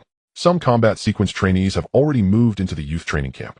A few others, as well as those who got in through connections, will go tomorrow. That's great, your information is very timely, Su Ning praised, casually asking, by the way, how effective is the Qing Lin? This time there was a long pause on the other end. Just as Su Ning began to wonder, a delayed response finally came. The effect is astonishing. That's good. Let's leave it at that for now. After Su Ning finished speaking, he put away the jade symbol, his face showing confusion. Why do I feel like she seems a bit reluctant? Is the effect of the pill not satisfactory? Next time I'll find a chance to check the effect. If it's not good, I'll give her another one. Su Ning thought it wouldn't be right to treat her poorly. Putting this matter aside, he copied the list and leaned back in his chair, lost in thought. Tomorrow is quite urgent, but I've also nearly mastered the paper person technique, so it's time to take it out for a spin. To be cautious, it's best to use a substitute for the person. Connections. Su Ning flipped the list to the end and circled the name Su Lin. Since you don't want to go, then it'll be cheap for this teacher of mine. The next day, February 4th. Early in the morning, Su Ning set out wandering around, and after using illusion techniques and the purple silk immortal robe to obscure his tracks, confirmed that he had sufficiently confused his traces. He arrived at the residential area by the Rose River in Shin City. According to the address on the list, this was the home of a trainee named Su Lin. By the Rose River, Su Ning had heard of this name belonging to a high-end residential area with a strict property management, yet it was merely a facade for him. The ever-present cameras posed some trouble. Sometimes Su Ning thought that perhaps the immortal who invented the 72 transformations would never have imagined that years later the human world would be filled with cameras. Fortunately, it was only a minor inconvenience. He used his immortal attire to transform into a new outfit concealing his head and face, and employed illusion techniques to bypass the security guards, arriving outside the corresponding villa where a car was already waiting. Su Ning confidently sat in the back seat, not drawing the driver's attention. Soon the villa door opened, and a reluctant young man in his 20s walked out, followed by his mother, who was seeing him off. That must be Su Lin. All right, you can go back now, Su Lin shouted as he got into the car sitting next to Su Ning, and said to the driver, "Okay," the driver replied, starting the car and quickly leaving the neighborhood. After several minutes, they arrived near the training camp base. During the journey, Su Lin kept his head down, playing on his phone, occasionally exchanging a few words with the driver, completely unaware of the impending danger. Until a moment came when he suddenly heard a voice beside him say sorry, and before he could react, a hand swiftly knocked him unconscious. Immediately, Su Ning erased the presence of the assailant, transforming into Su Lin's likeness, and said, "Stop the car." Using Su Lin's identity, Su Ning falsely claimed he needed to buy something at a nearby supermarket, temporarily evading the driver's gaze and tossing the unconscious rich heir into the gray mist space. He then entered the space using the prepared ropes and blindfolds to securely bind him while meticulously observing his facial features. After completing this, Su Ning took out the scroll of mountains and rivers, sat cross-legged on the ground, focused for a moment, and gently shook it. A palm-sized paper figure floated down, and with a loud bang, white smoke dispersed, revealing another Su Lin. "Who are you?" Su Ning asked with a smile. He then switched his consciousness, responding with Su Lin's identity, smiling, "Now I am Su Lin." After saying this, Su Lin glanced at the original body, which had its eyes closed, as if meditating, muttering, "Hope everything goes smoothly," and stepped out into reality. Back in the car, leaning against the soft seat with his new body, he said, "Let's go." The driver nodded. "All right, young man." The young master. Su Ning's lips twitched slightly. After 2 days of testing, Su Ning had roughly figured out the data regarding the paper doll substitute. For instance, with his current capabilities, he could allow the substitute to store up to 30 units of spiritual energy from his original body. The substitute could utilize most magical artifacts but could not release elemental spells, and there was a maximum control distance. If it strayed too far from the original body, it would result in a forced disconnection. Additionally, the gray mist space also had a certain impact on the signal. He pondered for a long time before confirming. "If I'm discovered, I will sever my connection to survive," Su Ning thought. It was quite a cautious approach. In a daze, they arrived at the gray building where the training camp was located, surrounded by high walls and a large courtyard likely repurposed from an unused campus. After bidding farewell to the driver, Su Ning presented his credentials, smoothly passing the inspection and following the directions into a large building. The lobby on the first floor was already crowded with students, all dressed like students, some eagerly conversing, while others leaned against the walls looking at their phones or resting their eyes. They were likely the first batch of trainees. A few people nodded slightly at Su Lin, likely recognizing him, but not being familiar. Su Ning remained silent, nodding in response, and then curled up in a corner to observe. After waiting for about half an hour, footsteps echoed in the corridor, and the noise in the hall quickly faded. The trainees hurriedly made way, and Su Ning raised his eyes to see several figures in gray trench coats. The leading figure, a robust man wearing sunglasses, scanned the crowd and said, "Time's up, everyone is present. Some trainees just arrived today. Let me introduce myself. My surname is Shi, and I am an instructor for this first batch of the training camp. Today, my colleagues and I will be conducting your first lesson." He paused for a moment, noticing the awe in the trainees' gazes, and the instructor, Shi, was satisfied, stating, "Since you can stand here, I believe you are already aware of the information and requirements regarding the training camp. For those who are not fully clear, there will be corresponding teachers to guide you later. Today marks the opening day of the first batch of the training camp. Initially, there were plans for a formal opening ceremony, but given the current urgent situation, the leaders have decided to skip that and go straight to the main topic. The initial blood medium has been inoculated. Over the past 2 days, you should have felt changes in your bodies. However, some trainees have asked why they haven't awakened their bloodline abilities. Am I right? Many trainees nodded, their expressions revealing confusion. Instructor Sure smiled and said this is quite normal. For ordinary people, the first inoculation without external assistance often takes about half a month to fully adapt and gradually awaken their abilities. External assistance. A trainee caught on to this term. Instructor Sure replied with a smile, exactly. You can understand it as a safe catalytic method that can help you integrate your bloodlines more quickly. This is also the content of our first lesson. Meanwhile, this first lesson serves as a small test. Don't be nervous, it's just to assess your adaptability to the bloodlines. It's not difficult, but it might be a bit chaotic. Chaotic? Su Ning raised an eyebrow, intrigued. According to the intelligence from Ning Qo, this first lesson was actually a decoding class. After the initial inoculation, ordinary people witnessing the remains of demons would be most likely to extract information from it, and it would also help to categorize the different trainees' potential. Those with higher potential would receive more information. Those with lower potential would receive significantly less. Regardless of the level, the vast majority of the information would be vague and chaotic, requiring documentation to be sent back to the capital for analysis. Su Ning contemplated as Instructor Sure began to assign testing locations. The trainees instantly grew tense, murmuring among themselves. Su Ning contemplated as Instructor Sure began to assign testing locations. The trainees instantly grew tense, murmuring among themselves. Those who were informed in advance were somewhat better off. Those from ordinary families without information channels inevitably felt anxious. An exam right at the start of school. What's the test about? It won't be a chemistry exam, will it? I'm not good at that.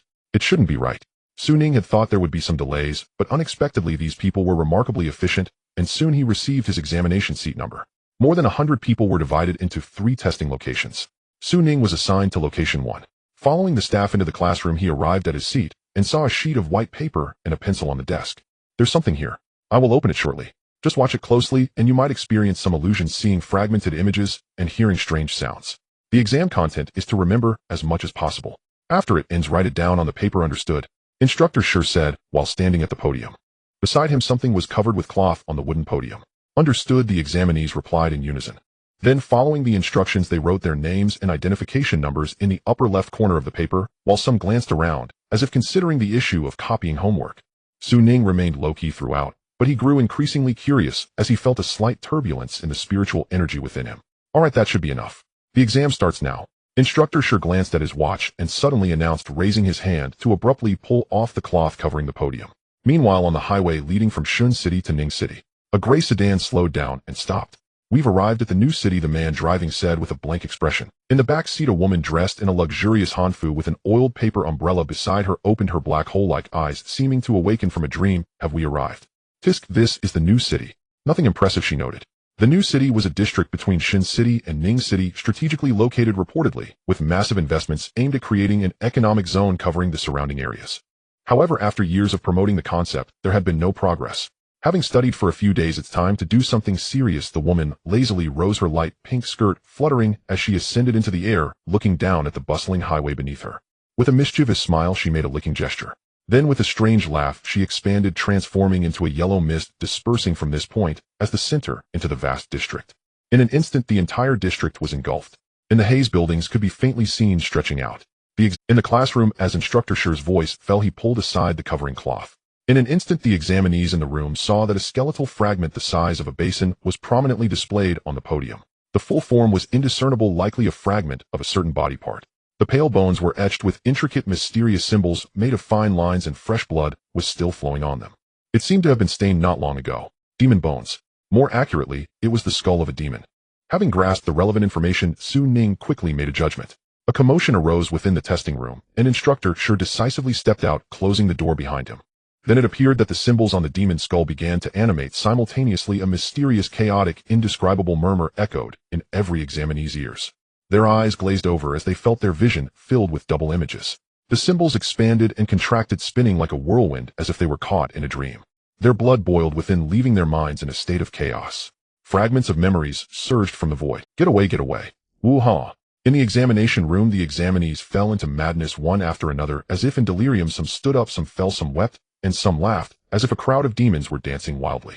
Su Ning sat upright, staring at the system interface that popped up, utterly astonished. Knowledge carrier detected. Do you wish to establish a connection? The paperman substitute in essence possesses no life. Even if it did, Su Ning had not been injected with the blood medium. To be honest, he himself was uncertain if he would gain anything before the exam. However, unexpectedly, at a critical moment, the system activated a divine assist. Suppressing the ripples in his heart, Su Ning did not rush to confirm, but instead looked around. In just a few seconds, the appearance of the entire classroom of examinees changed. It was as if they had collectively been possessed. Some jumped on the desks, pointing at the sky and shouting. Some fought with the air, roaring in anger.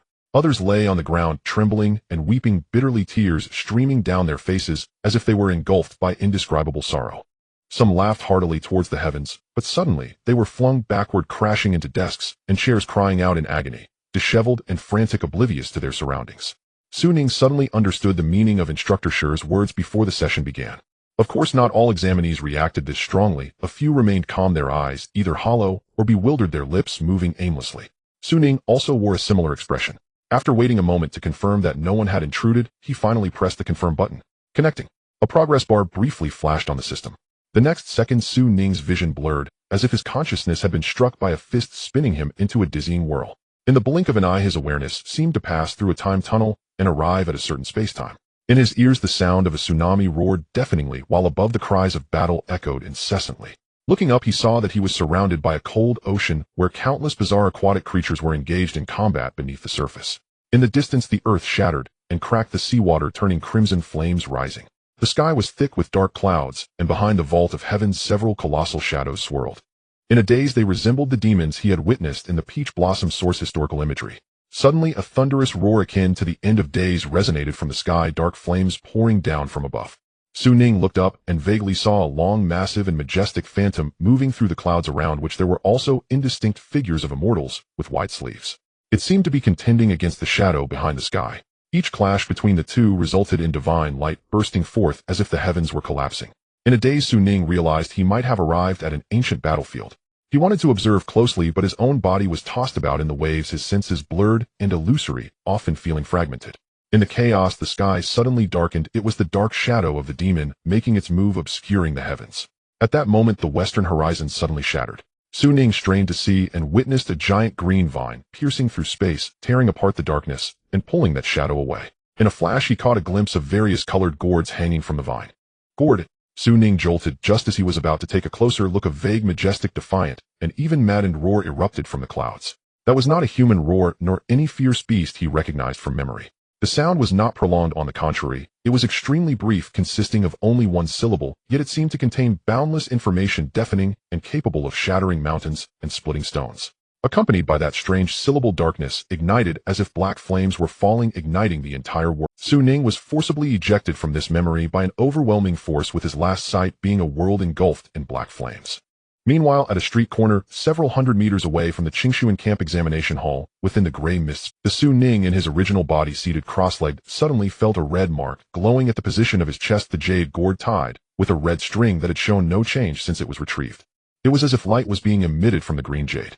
The entire jade gourd pulsed like breathing, releasing high temperature, but this change only lasted for a second before returning to its original state. Outside the examination hall in the corridor, three figures in gray windbreakers gathered together, listening to the sounds of crying and laughter coming from various classrooms without a hint of surprise. "I wonder how many good seeds will emerge from this first session," one of the figures in gray said. "Let's see. Based on experience, we can roughly assess their potential from their reactions. I just looked and found that there are two in my room who seem decent, estimated to reach a clever potential rating." "Let's see, right. What are you looking at so seriously, old Shi? Did you find an impressive seed candidate?" Shaking his head, Instructor Shi replied, uncertainly, "It's hard to say. There is one student whose reaction is a bit. What's strange about it? It's somewhat similar to the reactions of that S-level newcomer from the capital in the records." Instructor Shi hesitated. The other two colleagues were stunned, exchanging glances, becoming more serious. "Are you joking? That kind of prodigy appears only once in the whole country. How could it be possible? Who is it? What's their name?" Instructor Shi turned back and said, noticing that both his colleagues looked somewhat confused. He added, "One of those who went through the process." The two of them were taken aback, speechless. "Then you must have seen it wrong. That kid probably has a poor bloodline fusion rate and feels nothing, just doodling." Instructor Shi let out a breath self-deprecatingly, saying, "It should be. I also think it's too absurd." While speaking, suddenly the three of them turned their heads to the end of the corridor simultaneously. A few seconds later, they saw several figures in gray windbreakers rushing over, led by a girl with a single ponytail and dark circles under her eyes. It was Qintong. Why was she here? Why did she look so anxious? The three were puzzled and hurried over. As they met, Qintong straightforwardly asked, "Has the exam started?" "Yes, it has started." "Is there a student named Su Lin here?" Qintong inquired. The three exchanged glances, surprised, and recalling their previous discussion, their expressions slightly changed. "Yes, he's in examination room 1. What's wrong?" Qintong's expression immediately darkened. "Take me there." "Okay." The group turned and headed straight for examination room 1, during which Chen Tong and the few people behind her instinctively placed their hands near their knife handles. Instructor Shi and the others felt their eyelids twitch. Arriving at the door, Chen Tong kicked it open, her sharp gaze sweeping across the room. Who is Su Lin? At this moment, most of the students were still in a frenzy, but only Su Ning, sitting in the center of the classroom, put down his pen, looked up at Chen Tong, his eyes clear, and with a hint of surprise said, "It's you. I thought it would be LV Fengshen coming." Su Ning smiled. "Catch him." Before the words fell, Chen Tong had already drawn her sword, her pupils burning with crimson flames as she lunged towards Su Lin. However, as soon as she arrived, she saw Su Lin suddenly transform into a light floating paper man, with a pop sound, losing all color amidst the swirling green smoke. Oh, everyone was dumbfounded. Chen Tong was even more dumbstruck, standing there for several seconds before realizing what had happened. She turned to look at the desk in front of Su Lin, her pupils contracting. There on the originally plain white paper were rows of mysterious symbols that nearly filled the entire exam paper. At the top of the paper there was a palm-sized jade talisman, like a green jade paperweight. In the gray mist space, Su Ning suddenly opened his eyes wide, looking around to confirm he had successfully returned to his original body, and couldn't help but exhale lightly. What is the experience of connecting with the skull of a demon? According to Ning Qiu's intelligence, the majority of hybrid beings upon awakening do not remember the specific images they witnessed, just like waking from a dream and forgetting everything. They only leave behind some chaotic lines, and this too will soon be forgotten, which is why I prepared paper and pen. Su Ning's situation is unique. He possesses no so-called bloodline, and all decoding is handled by the system, thus the visions he sees in the dream are vivid and clear. Combining this with the experience of revisiting 3,000 years, Su Ning pondered, I might have witnessed the front line of the ancient era where the human race resisted the demons. Moreover, it was not an ordinary battlefield. The scale should be considerable, and it occurred at sea. The identity I assumed seemed to be that of a demon in the water. Could this be the memory of the ancestor of this demon? The battle his ancestor once experienced, the memory preserved. Su Ning attempted to speculate. If that's the case, the high-level beings in the sky should belong to both factions, perhaps ancient immortals, or even local demons. Although the memories are vague, Su Ning is certain that the human camp on the battlefield did not consist solely of humans, but included other creatures. For instance, lurking in the clouds, letting out a strange roar, is some unknown life form. Could it be a dragon? Su Ning thought of the ancient dragon race mentioned in Ning Qiu's intelligence, and let his imagination wander. Another key point is the gourd. Su Ning clutched the green gourd pendant, his gaze complex. In the vision, a massive gourd vine had pierced through the demon's barrier. Though separated by a paper doll, Su Ning still sensed the heat at the center of his chest at that time. Now seeing the mark, he becomes increasingly certain at that time this gourd reacted abnormally. This discovery invigorated Su Ning, yet no matter how he observed, the green gourd in his hand seemed no different than before. Helpless, Su Ning had to put it away again, planning to study it further when he returned. Aside from this, there was another gain, the lines and symbols decoded resembling ghostly drawings. After Su Ning interrupted the connection, those patterns appeared on the system panel. They were displayed very clearly, but the key is that Su Ning could not understand them. To put it figuratively, it was like he had rummaged through an enemy's belongings and found a letter filled with encrypted codes. Yet without a cipher, he was unable to translate it. The system also did not assist. It was quite frustrating. After thinking it over, Su Ning decided to copy the symbols onto his test paper and keep it. His reasoning was simple: he could not decode this thing. Keeping it in hand was useless. It was better to hand it over to the state for the experts at the deep red pit to analyze, considering it a contribution to science. He also separated a ZU talisman to keep. This could establish a channel for communication between both sides, and later, he could see about contacting the people in the hall online, building a basic trust. When the time is right, he could also meet in person, which was one of his goals for today. As for being recognized by the people in the hall, he was not surprised. Though he was unclear how they detected him, Su Ning's actions were not without flaws. With so many clever people in the official ranks, getting discovered was not surprising. Mission accomplished. Su Ning exhaled and decided to move immediately. At that moment, he suddenly heard a whimpering sound beside him. It was Su Lin struggling. "Oh, you're awake." Su Ning approached, removing the small ball from Su Lin's mouth, and with a disguised voice he chuckled. "Cough, big brother, let's talk it out. How much money is negotiable? Just don't rip me off. I am a trainee from the hall's youth training camp. If we are talking about money, there's no need to escalate the situation, right?" Bundled like a dumpling, Su Lin spoke quickly. He wore an eye mask and could not see Su Ning, so he was talking in the wrong. Su Ning was taken aback, thinking how considerate he was. With a sly smile, he said, "Who said I was here for money?" Blindfolded, Su Lin was stunned for a moment, then his face turned pale, trembling, as he said, "Big brother, we don't joke around. I can't take it. I have a sickness. You should find someone else." Su Ning was speechless, thinking to himself, are the young people nowadays really this unrefined? Understanding in an instant. "Alright, I won't joke with you anymore. Don't worry, I mean no harm. I will let you go now," Su Ning said, raising his hand to pat Su Lin's back, channeling a trace of spiritual energy. Although it was far from as effective as taking a pill, it still helped enhance his physique. Soon after, Su Ning led Su Lin out of the gray mist space, releasing him, while he quickly left under the cover of the Zhou Xianyi. After making a large detour and confirming he was not being followed, he took the bus back to his rented apartment. As he pushed the door open, he heard Zhu Yuan standing on the balcony talking on the phone. Seeing him return, he said, "All right, my roommate is back. He'll hang up now, Mom," and ended the call. "What's wrong?" Su Ning asked. Zhu Yuan smiled helplessly. "My family has called several times in the past few days, probably because they think Shin City is unsafe, urging me to take leave and go home to hide. If it gets really bad, I should resign from my job." He hasn't told his family about resigning yet. Su Ning nodded seriously and said, "It's normal for your family to worry, especially since there have indeed been many unusual occurrences lately. You should go back just in time for the new year." Zhu Yuan hesitated, "But what about you here?" Su Ning smiled and said, "What you need to do now is focus on your cultivation and grow as quickly as possible so that you can truly help me." Zhu Yuan was silent for a moment, then nodded firmly, suddenly, saying, "Why don't you come to my house with me? We can celebrate the new year together. My parents were mentioning you. We'll talk about it later. I still have things to do for now. You should go back and not make your family worry," Su Ning said cheerfully. "After all, your home is not far from here, and it will be convenient to meet if anything comes up." Zhu Yuan's home is indeed nearby in Ning City, just a 2 to 3 hour trip. "All right, then I'll go back for a couple of days." Zhu Yuan sighed and turned to pack his luggage. Since it's close, he didn't need to buy a ticket, he just needed to find a shuttle bus that runs between the two places. "Hey, wait a minute." Suddenly inspired, Su Ning called him back, raised his hand, and threw the shrunken purple gold thunder hammer at him. "Take this weapon, practice with it when you have time. I find it not very convenient to use. If you think it's suitable, you can use it in the future." In Shin City at the Hall's branch. In a spacious corridor, a group of people hurried over, led by the team leader Zhou Can. "Where is Chen Tong?" "In the secret room," someone replied. "Go take me there." Zhou Can strode upstairs looking quite serious. He had been outside and rushed back immediately upon hearing about the incident at the youth training camp. On the way, he learned relevant information and inwardly cursed. What he feared had come to pass. Lu Fengshan returned secretly to Beijing, and powerful beings from the human teaching infiltrated the training camp examination. He felt overwhelmed. "What is the situation?" Zhou Can pushed open the door to the secret room and asked. Shen Tong stood in front of the computer and shook his head. "The message and that test paper have been sent back to the deep red pit, but they haven't responded yet." "What are the details of the incident?" "Tell me again," Zhou Can said. Shen Tong immediately recounted the events again, concluding the paper doll disguised as Su Lin is similar to what we saw in Taiyuan, but clearly possesses higher intelligence. "I suspect it is some kind of substitute or a telekinetic ability.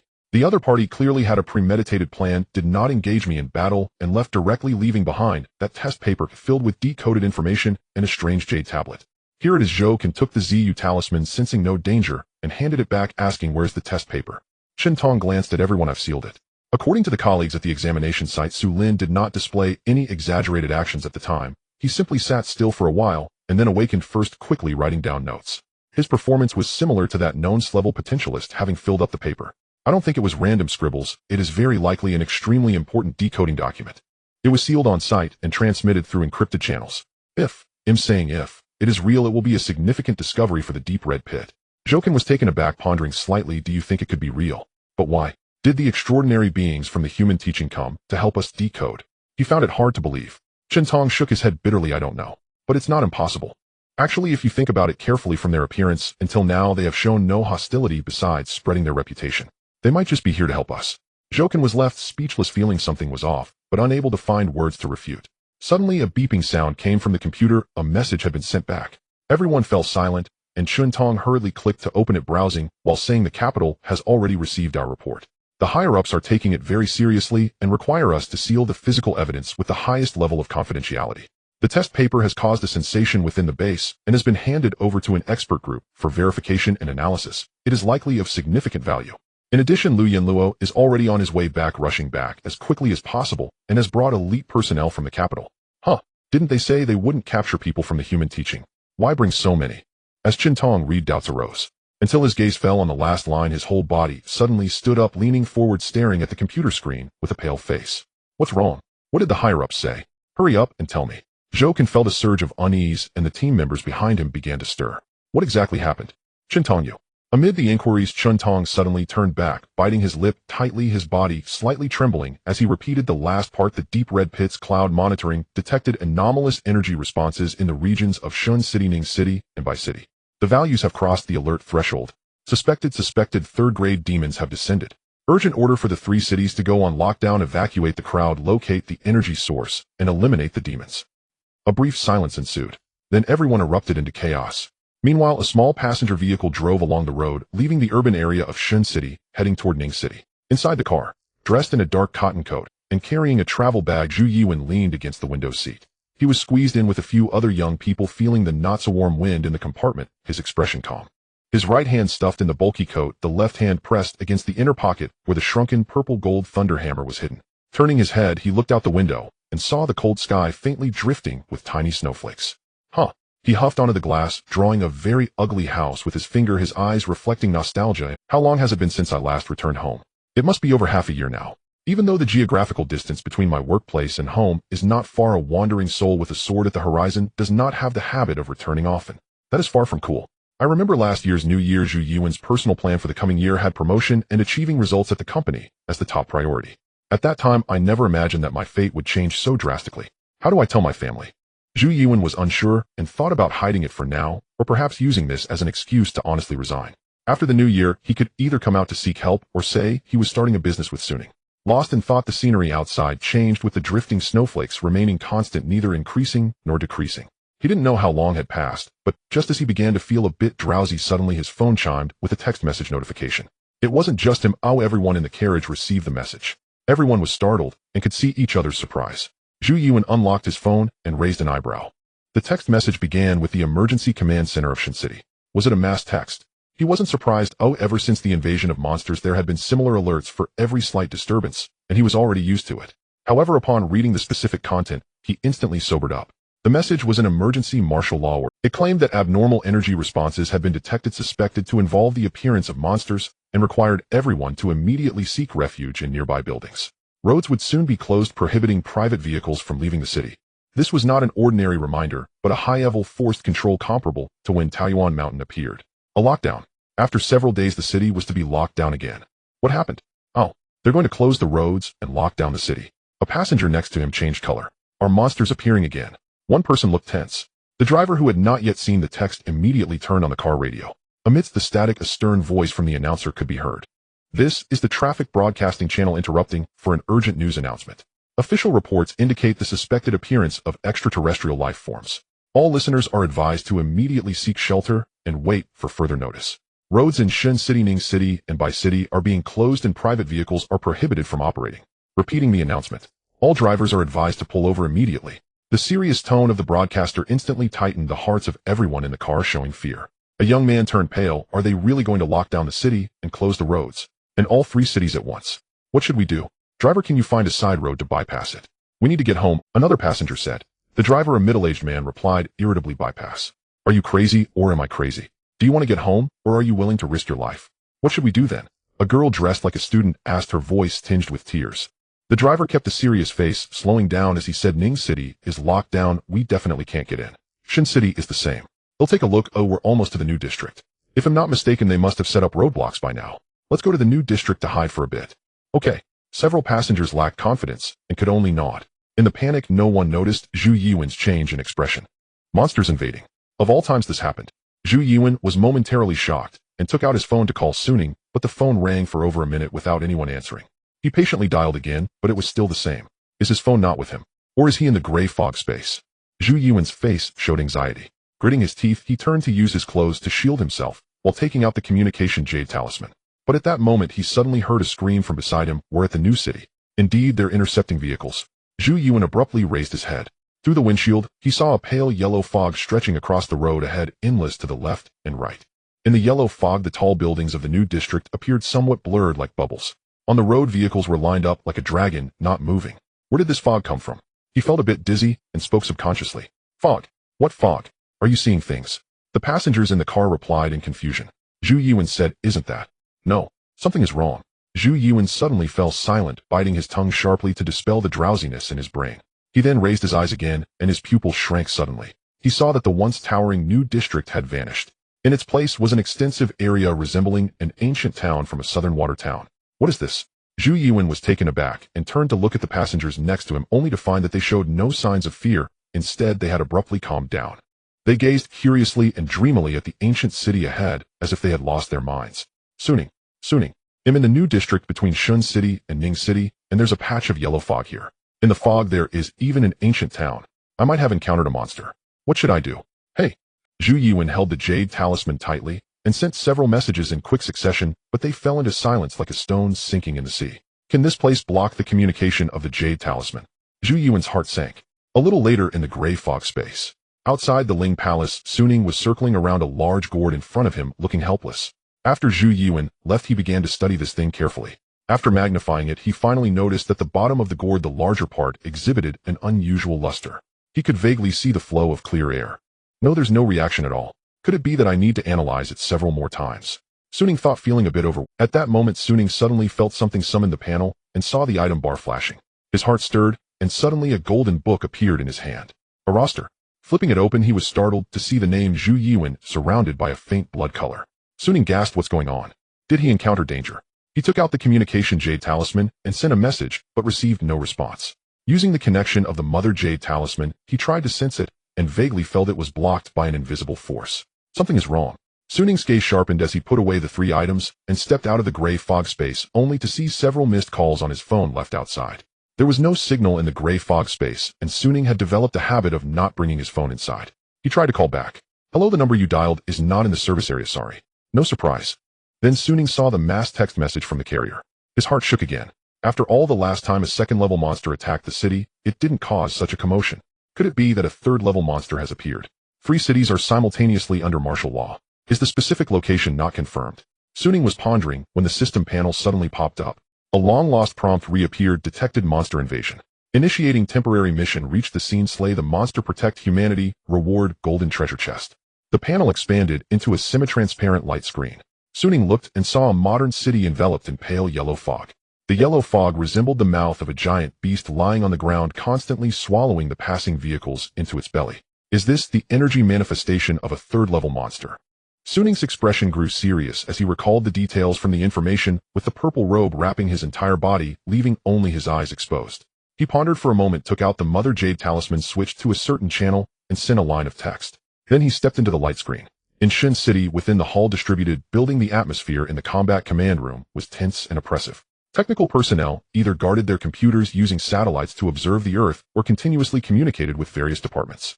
The room was filled with the noise of conversations, and the air was permeated with an invisible tension. Is there any news from Beijing? Satellite. Has the satellite detected any abnormal areas? How long until Lu Yanluo and the others arrive? Not yet found. Zhouken was anxiously pacing back and forth, frequently asking questions. In the corridor, the mixed-blood warriors were ready to go. According to the intelligence, the attack methods of third-level monsters are extremely strange and hidden, making it difficult for conventional technology to lock on. The distance is too far.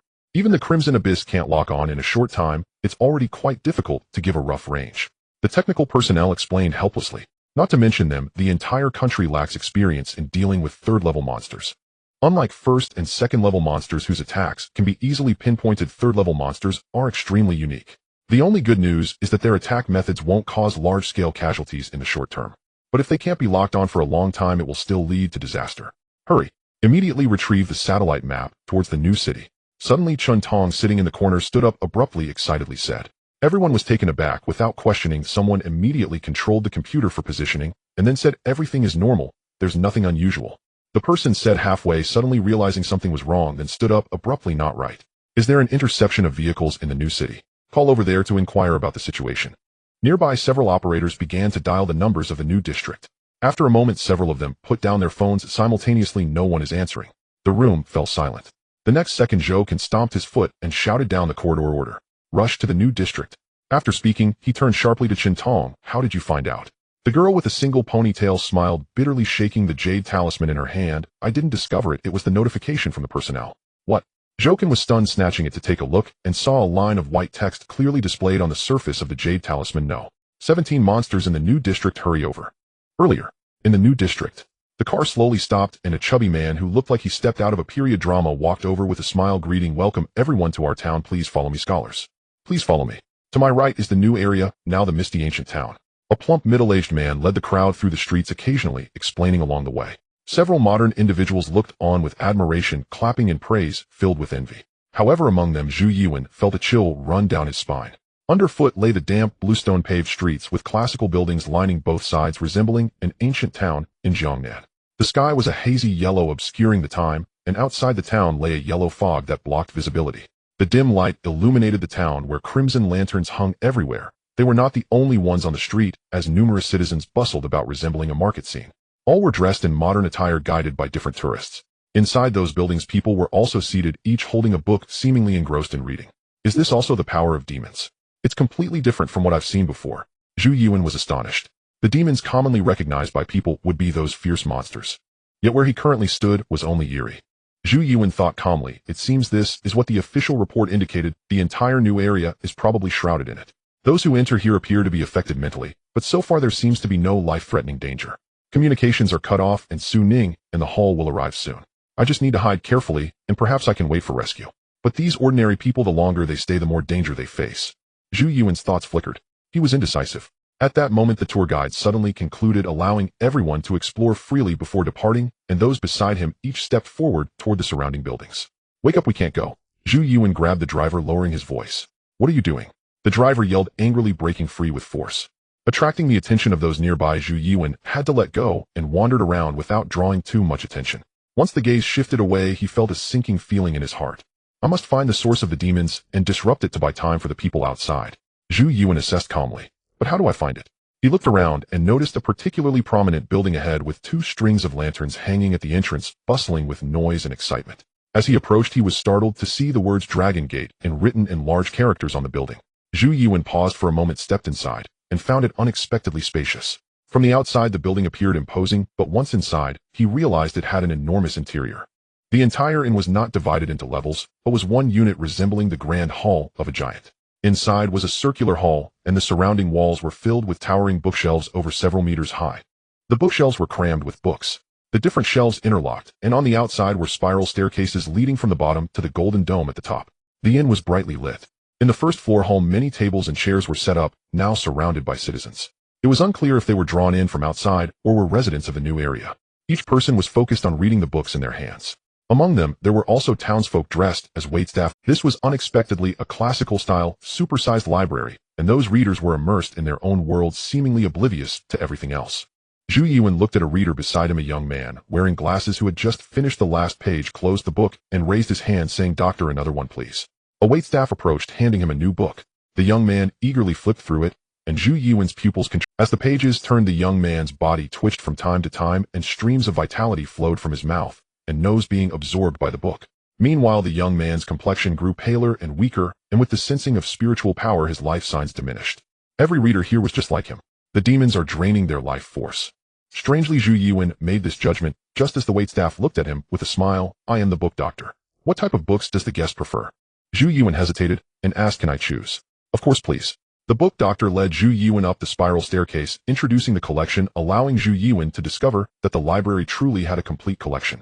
Classic Western and Eastern literature, bestsellers, success guides, reference books, published works, and comics, yet there was a notable absence of teaching materials.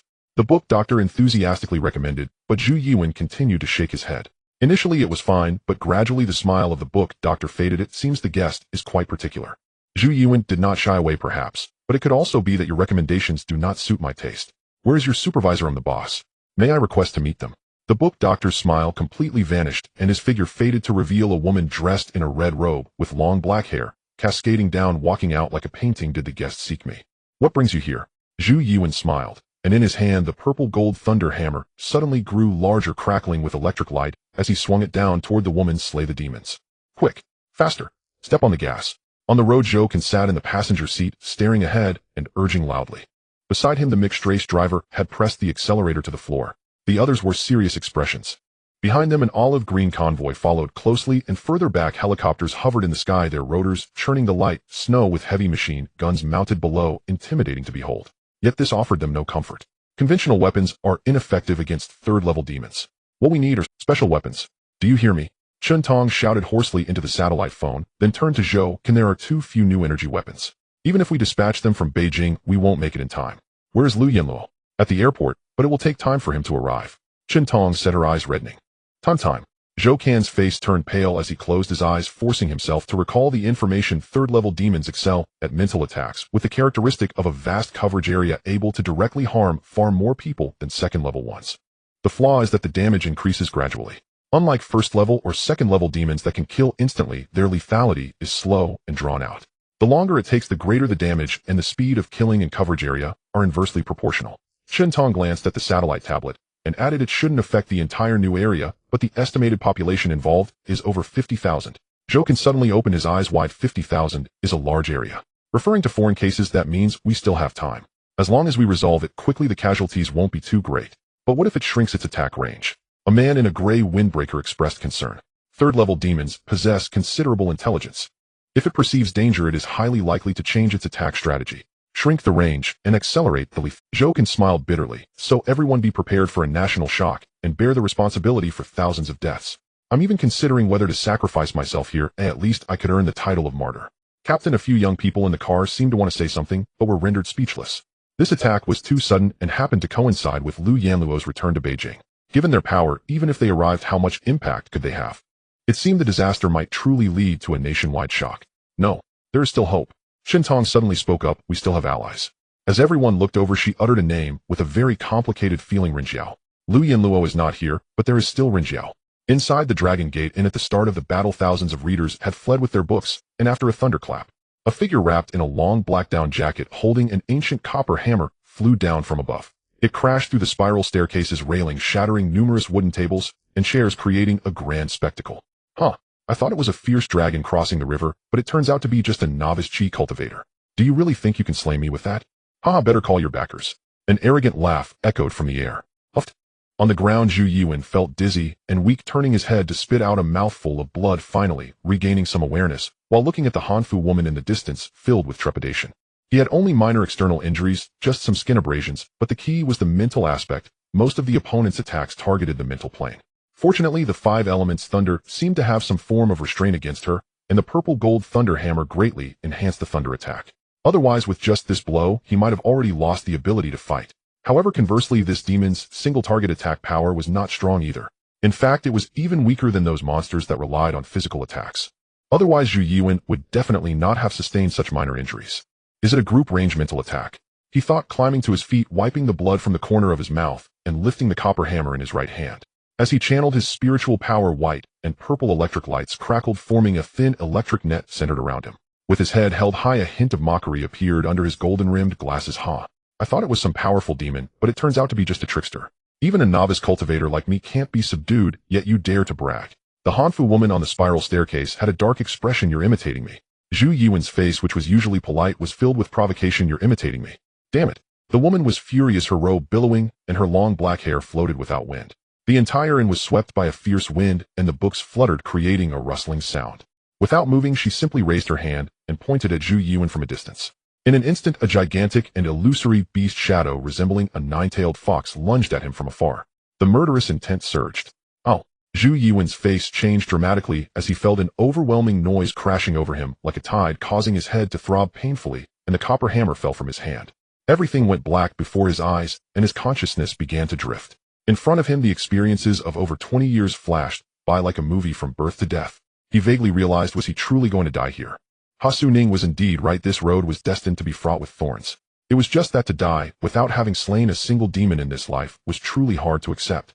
And my parents, I fear I can't return. Zhu Yuan thought, feeling himself plummeting towards the abyss of death, as if falling into a deep, everything in the world swiftly receding. Just at that moment, suddenly, a hand flew down from above the well mouth, cutting through the darkness, grabbing his collar, and forcefully pulling him back to the human realm. A familiar voice ringing in his ears. Want to kill him? Did you ask me? Outside the Dragon Gate, in a fierce and pure spiritual power fist, shadow flew in like a cannon. With just one blow, the nine-tailed fox's illusory form shattered. Ning stepped in, speaking coldly. A fierce cold wind blew in from outside, swirling flakes of flying snow as the red lanterns swayed violently. Ning, wrapped in a long robe, walked in with a cold smile. Spiritual power enveloped Zhu Yuan.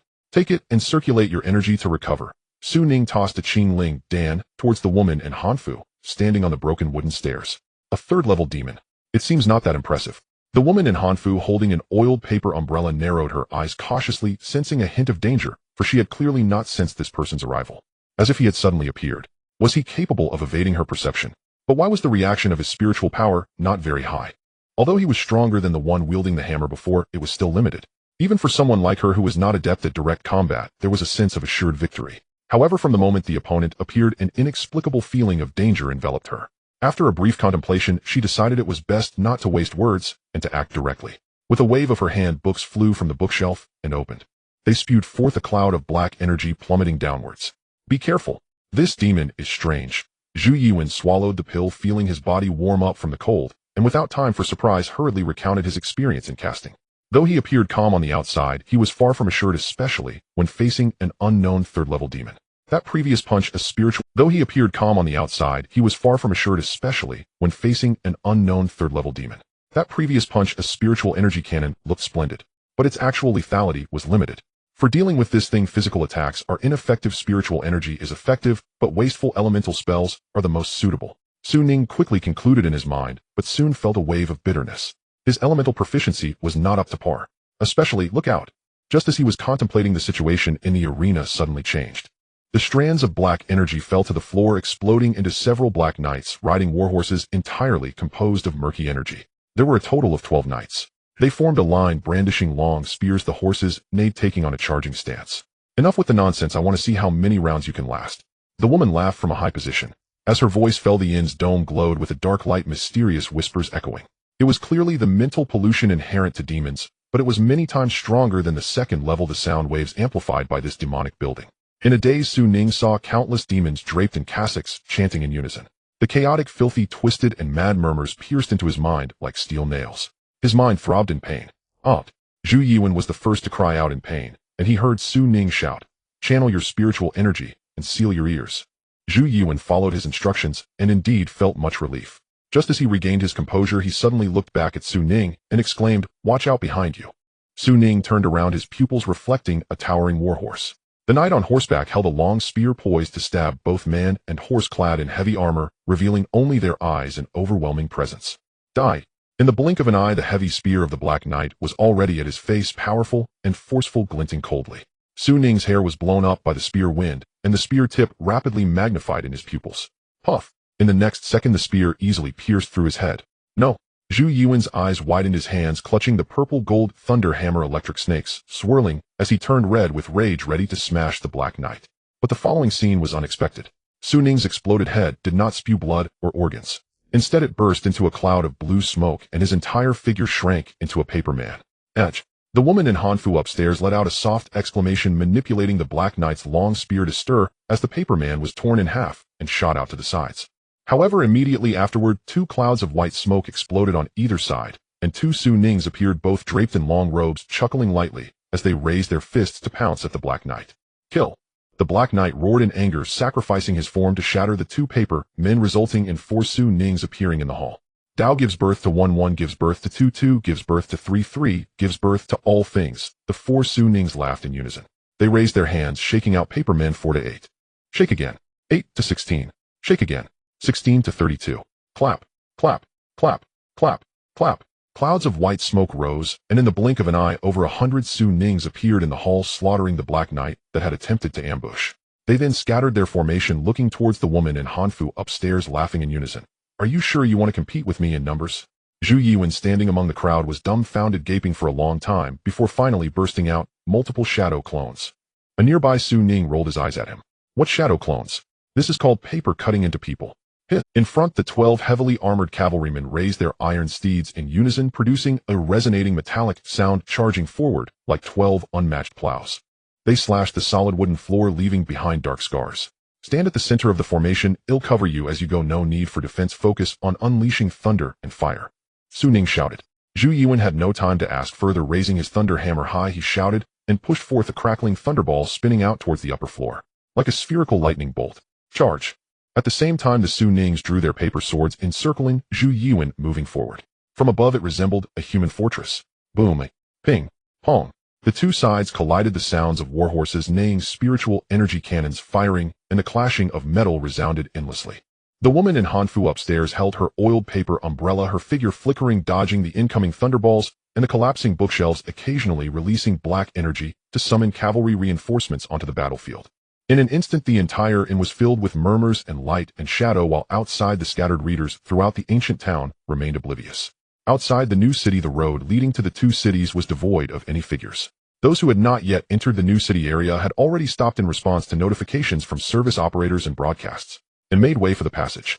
Many keen individuals had already realized that demons had appeared in the new district, and in an instant countless gazes were cast.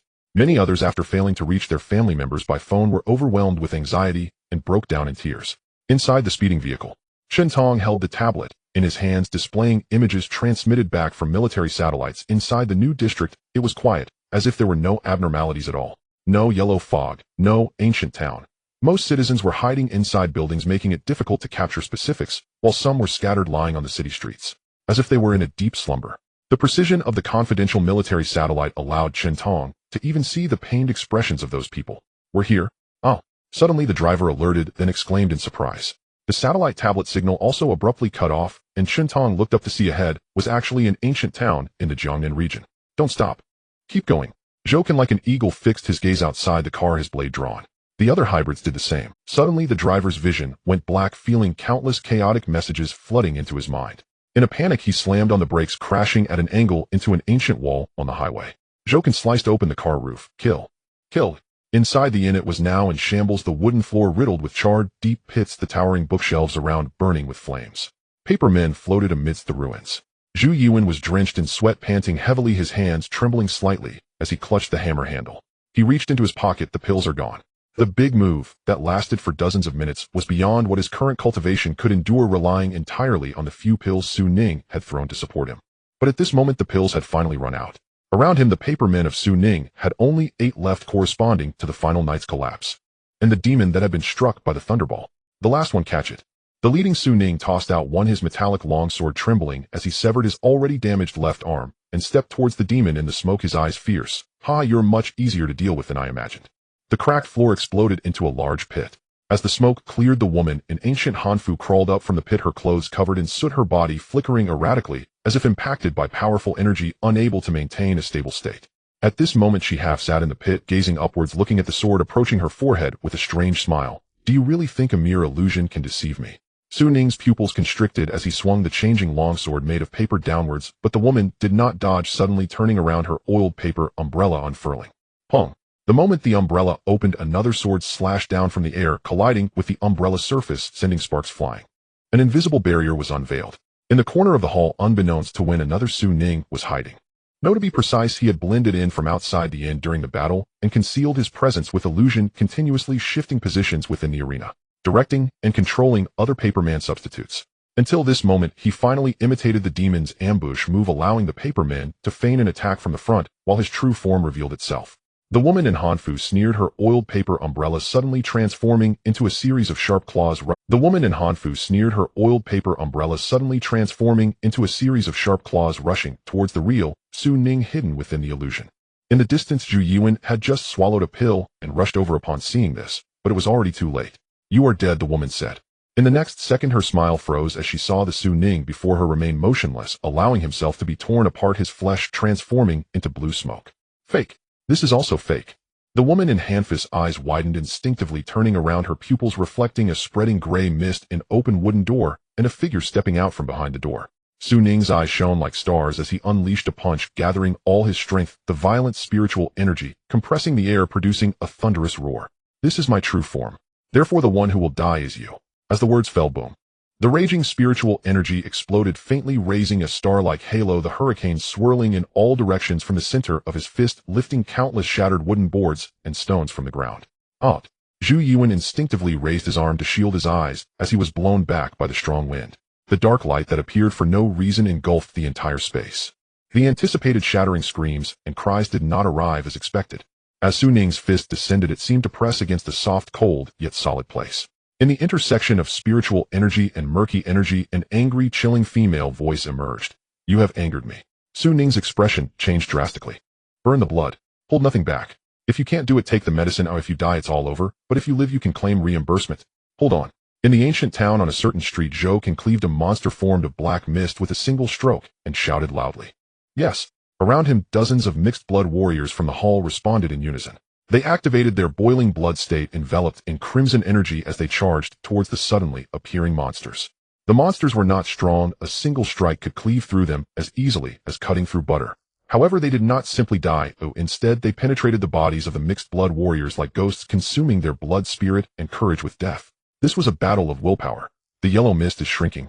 Suddenly, a mixed blood warrior standing on a rooftop. If one were to elevate their gaze, they would notice that the yellow mist engulfing the new city abruptly writhed and contracted, with many of the scholars at the edges suddenly collapsing or falling down.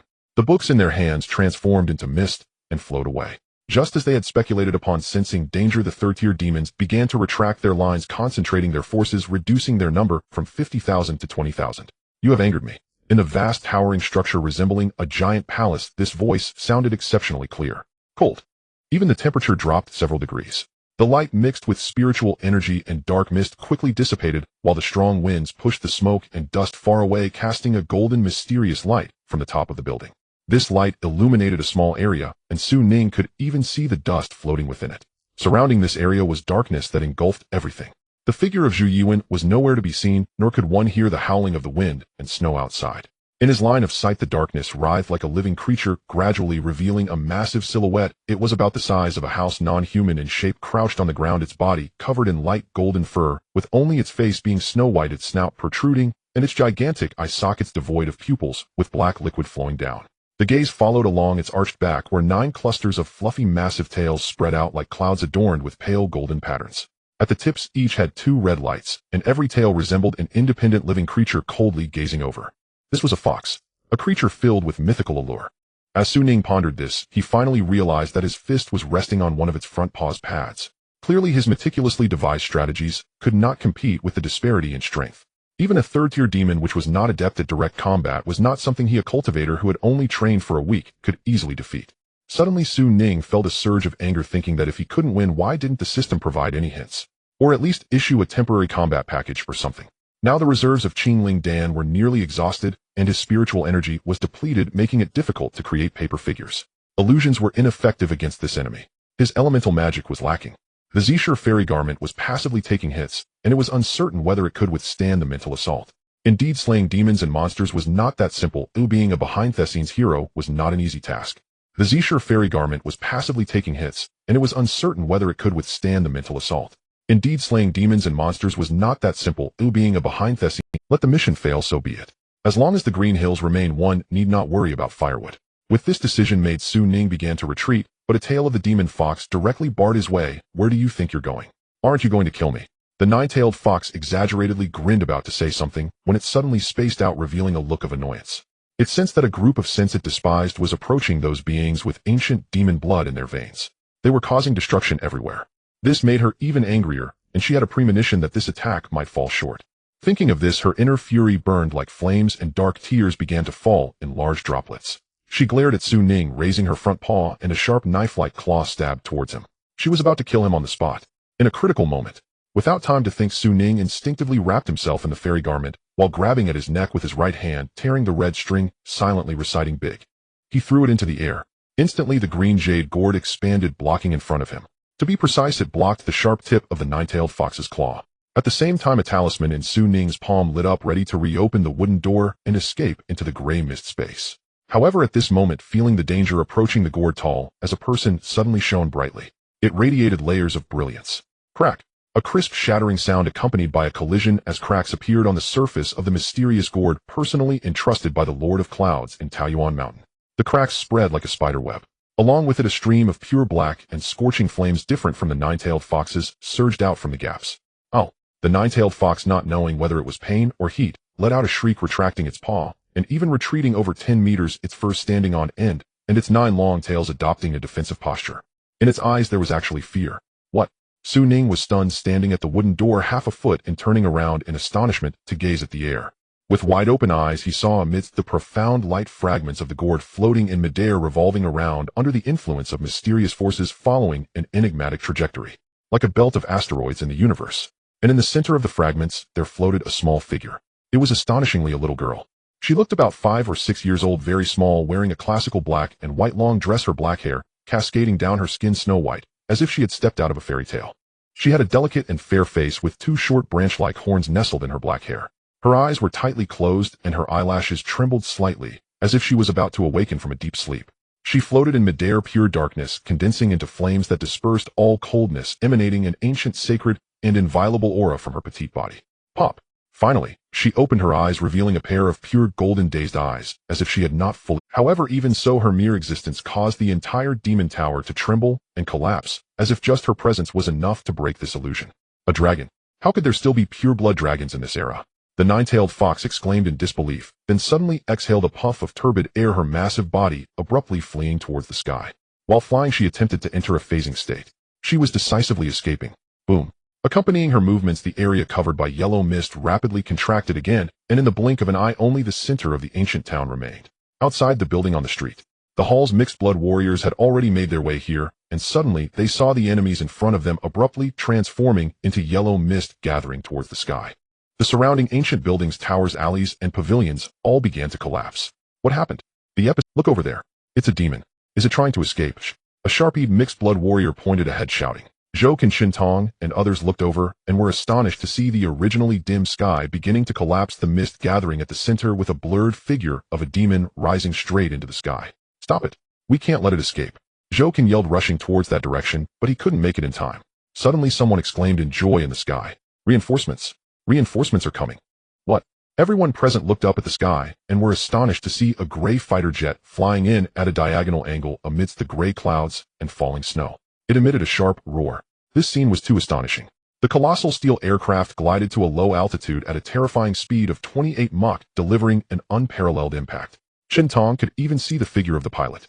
It was too close. Too close. It felt as if that steel wing would crash to the ground in the next moment. Boom. However, the worst-case scenario did not occur. Under the pilot's control, the gray military fighter jet gracefully traced a beautiful arc just 100 meters above the ground, then ascended. At the lowest point, several figures clad in gray cloaks jumped out of the cabin. Leading them was Lu Fengshan. Lu Fengshan roared, wielding his phoenix blade, and the vast crimson blood energy surged like a burning cloud, enveloping half the sky. The fleeing nine-tailed fox let out a mournful cry, only to be forcefully cleaved back to the ground by his brutal and utterly unreasonable strike. The momentum of the blade did not diminish as it fell slicing through the yellow mist like seawater, creating a terrifying scar that stretched 100 meters along the ancient stone road. Zhou Qinshintong and others scattered to escape, falling to the ground. When they turned to look again, their eyes were filled with shock. So this was the real power of Lu Yinluo. Don't let it escape. Inside the inn's demon tower, the ground cracked, and the surrounding bookshelves towering dozens of meters began to collapse, making the entire building tremble. Seeing the nine-tailed fox attempt to flee, Su Ning was momentarily stunned, then suddenly reacted, shouting to the little girl above him. However, the little girl merely looked at him blankly, seemingly not understanding. Forget it, I can't catch up. Su Ning sighed helplessly, just thinking that the mission was about to fail, when suddenly he let out a soft "ah," looking up to see the already escaped nine-tailed fox suddenly falling from the dome. Vaguely he could still hear a familiar gruff voice. Is this even possible? Su Ning was taken aback, then grew anxious again, thinking that the little girl above did not understand his instructions at all. In the next moment he saw the nine-tailed fox, which had been sent back, let out a desperate wail, seemingly aware that there was no escape left, and suddenly lunged at the little girl floating in midair. Watch out! Just as Su Ning shouted, he saw the adorable little girl frown, slightly raise her right hand, and point at the approaching foe. In an instant, an endless stream of black flames erupted like a dragon, exhaling, engulfing it in searing heat. This third-tier demon was also consumed by the black flames, burning into nothingness. Before its death, it glared fiercely at the two, its lips moving as if to speak, yet no sound escaped. The third-level demon perished not in a grand manner, but rather with a sense of frustration, as the invisible yellow mist that floated through the city dissipated along with it. Like waves rolling over the beach, the slumbering people in the new city began to awaken. Some leaned on their desks, rubbing their eyes in confusion as they looked around. Some lay on the street, opening their eyes to see cold snowflakes falling on their cheeks. Weak, cold, fatigued, with a throbbing head, their steps were unsteady, resembling characters from a ghost story who had been drained of their vitality. Where am I? A driver rose in confusion on the street, clutching his head, struggling to recall, but could only remember scenes from before entering the new district. Everything afterwards was a blank. Achoo! So cold. Beside him, a robust young man hugged his shoulders, his complexion pale, as if he had just recovered from a long illness. It's so cold. What's going on? More and more people began to feel their weakness, and it was foreseeable that in the coming days tens of thousands would need to rest and recuperate. The good news was that being weak was better than losing one's life. Tap, tap, tap. A helicopter hovered above in the sky. Higher up, gray steel wings circled the earth. Relevant departments waiting on the road entered in force, starting a tense search for any possible oversights while directing and rescuing the citizens. Lu Fengshan, accompanied by a group of elite personnel, landed with a mix of relief and regret, nodding towards Zhou Can and others before hastily rushing towards the sensed energy center. The demon tower crumbled little by little, revealing the skyscrapers outside, while the mysterious light above dimmed, and a half-meter-long charred tail fell from the sky. Holding it in her hand, Su Ning froze for a few seconds before realizing it was a remnant of the nine-tailed fox. If a first or second level demon left behind a corpse, this third level one only left a tail. She still had 8 similar tails. It can't be that it's not dead, right? Su Ning thought to herself, suddenly sensing something else falling down. Using her arm to scoop it up, it turned out to be the small girl with horns on her head. After she had seemingly exhausted all her strength in killing the 9-tailed fox with a single poke, she closed her eyes again, falling into a deep sleep and dropping straight down. Not heavy, small, akin to a human child of 5 or 6 years. Caught in Su Ning's embrace, her 2 little arms instinctively wrapped around his waist, burying her head in his chest, and fell into a deep slumber. Only the delicate little nose exhaling faint breaths indicated that her vital signs were normal. Su Ning, cough, cough, are you alright? Hey, how did a little girl appear? Zhu Yuan rushed through the smoke, coughing, and paused for a moment upon seeing this scene. Su Ning helplessly spread his hands about to explain something, when suddenly his expression changed, saying, "The people from the hall are coming, hide." "Oh, okay." Zhu Yuan quickly dashed into the gray mist space, followed closely by Su Ning. Just as he stepped inside, the demon tower completely collapsed. Lu Fengshen ran over breathlessly, opening his mouth to shout stop. However, he had barely uttered the word stop when he abruptly fell silent. The last scene he saw was a corner of a robe disappearing into the gray mist. "Comrades of the human teaching, I won't capture you this time. Can you come out for a moment?" "Where the hell did that person go?" Lu Fengshen shouted for a long time without a response. The gray trench coat following behind couldn't stand it anymore, and quietly raised his voice. "Lu Yan, someone is watching nearby." At this moment, many people around had gathered, forming a circle, some even taking photos with their phones, the flashes creating a spectacle akin to a press conference. Seeing this, Lu Fengshen's expression stiffened, adopting a reluctant farewell demeanor. He proudly declared, "The roads of the Jianghu are long, may we meet again, but I won't see you off." After saying this, he turned to look at the densely packed crowd around him, their faces filled with admiration, suddenly becoming nervous. After a long pause, he recalled a line from a drama. Someone announced the people's safety. Everyone inside the gray mist space. Bang! Su Ning shut the wooden door behind him, severing the connection with the main space of Earth. Leaning against the door panel with his left hand cradling the little girl and his right hand gripping the fox's tail, he felt extremely weak. Having continuously controlled over 100 paper figures in battle, he now felt an overwhelming wave of exhaustion. It felt as though he had no strength left. They won't rush in, will they? Zhu Yuan was in an even worse state at this moment. He could barely lift his hammer, his muscles twitching all over, nearly collapsing to the ground, tongue out. Zhu Yuan was in an even worse state at this moment. He could barely lift. Zhu Yuan tiredly shook his head. "Just some minor scratches on my body, but my mind is still dizzy, ugh." As he spoke, he leaned on the grass, retching, feeling darkness closing in on him. "Quickly go to the spirit hall to circulate your techniques. You're experiencing mental exhaustion," Su Ning advised. Zhu Yuan hurriedly stumbled away to meditate and recover. Su Ning remained where he was, taking out the last half of a Qingling pill, placing it in his mouth, and silently circulating the human emperor's scriptures. After 2 minutes, he finally regained some strength. "Now there isn't a single pill left in the group of medicinal pills," Su Ning said with a bitter smile. "I hope the golden treasure chest yields something good, otherwise this round will be a loss."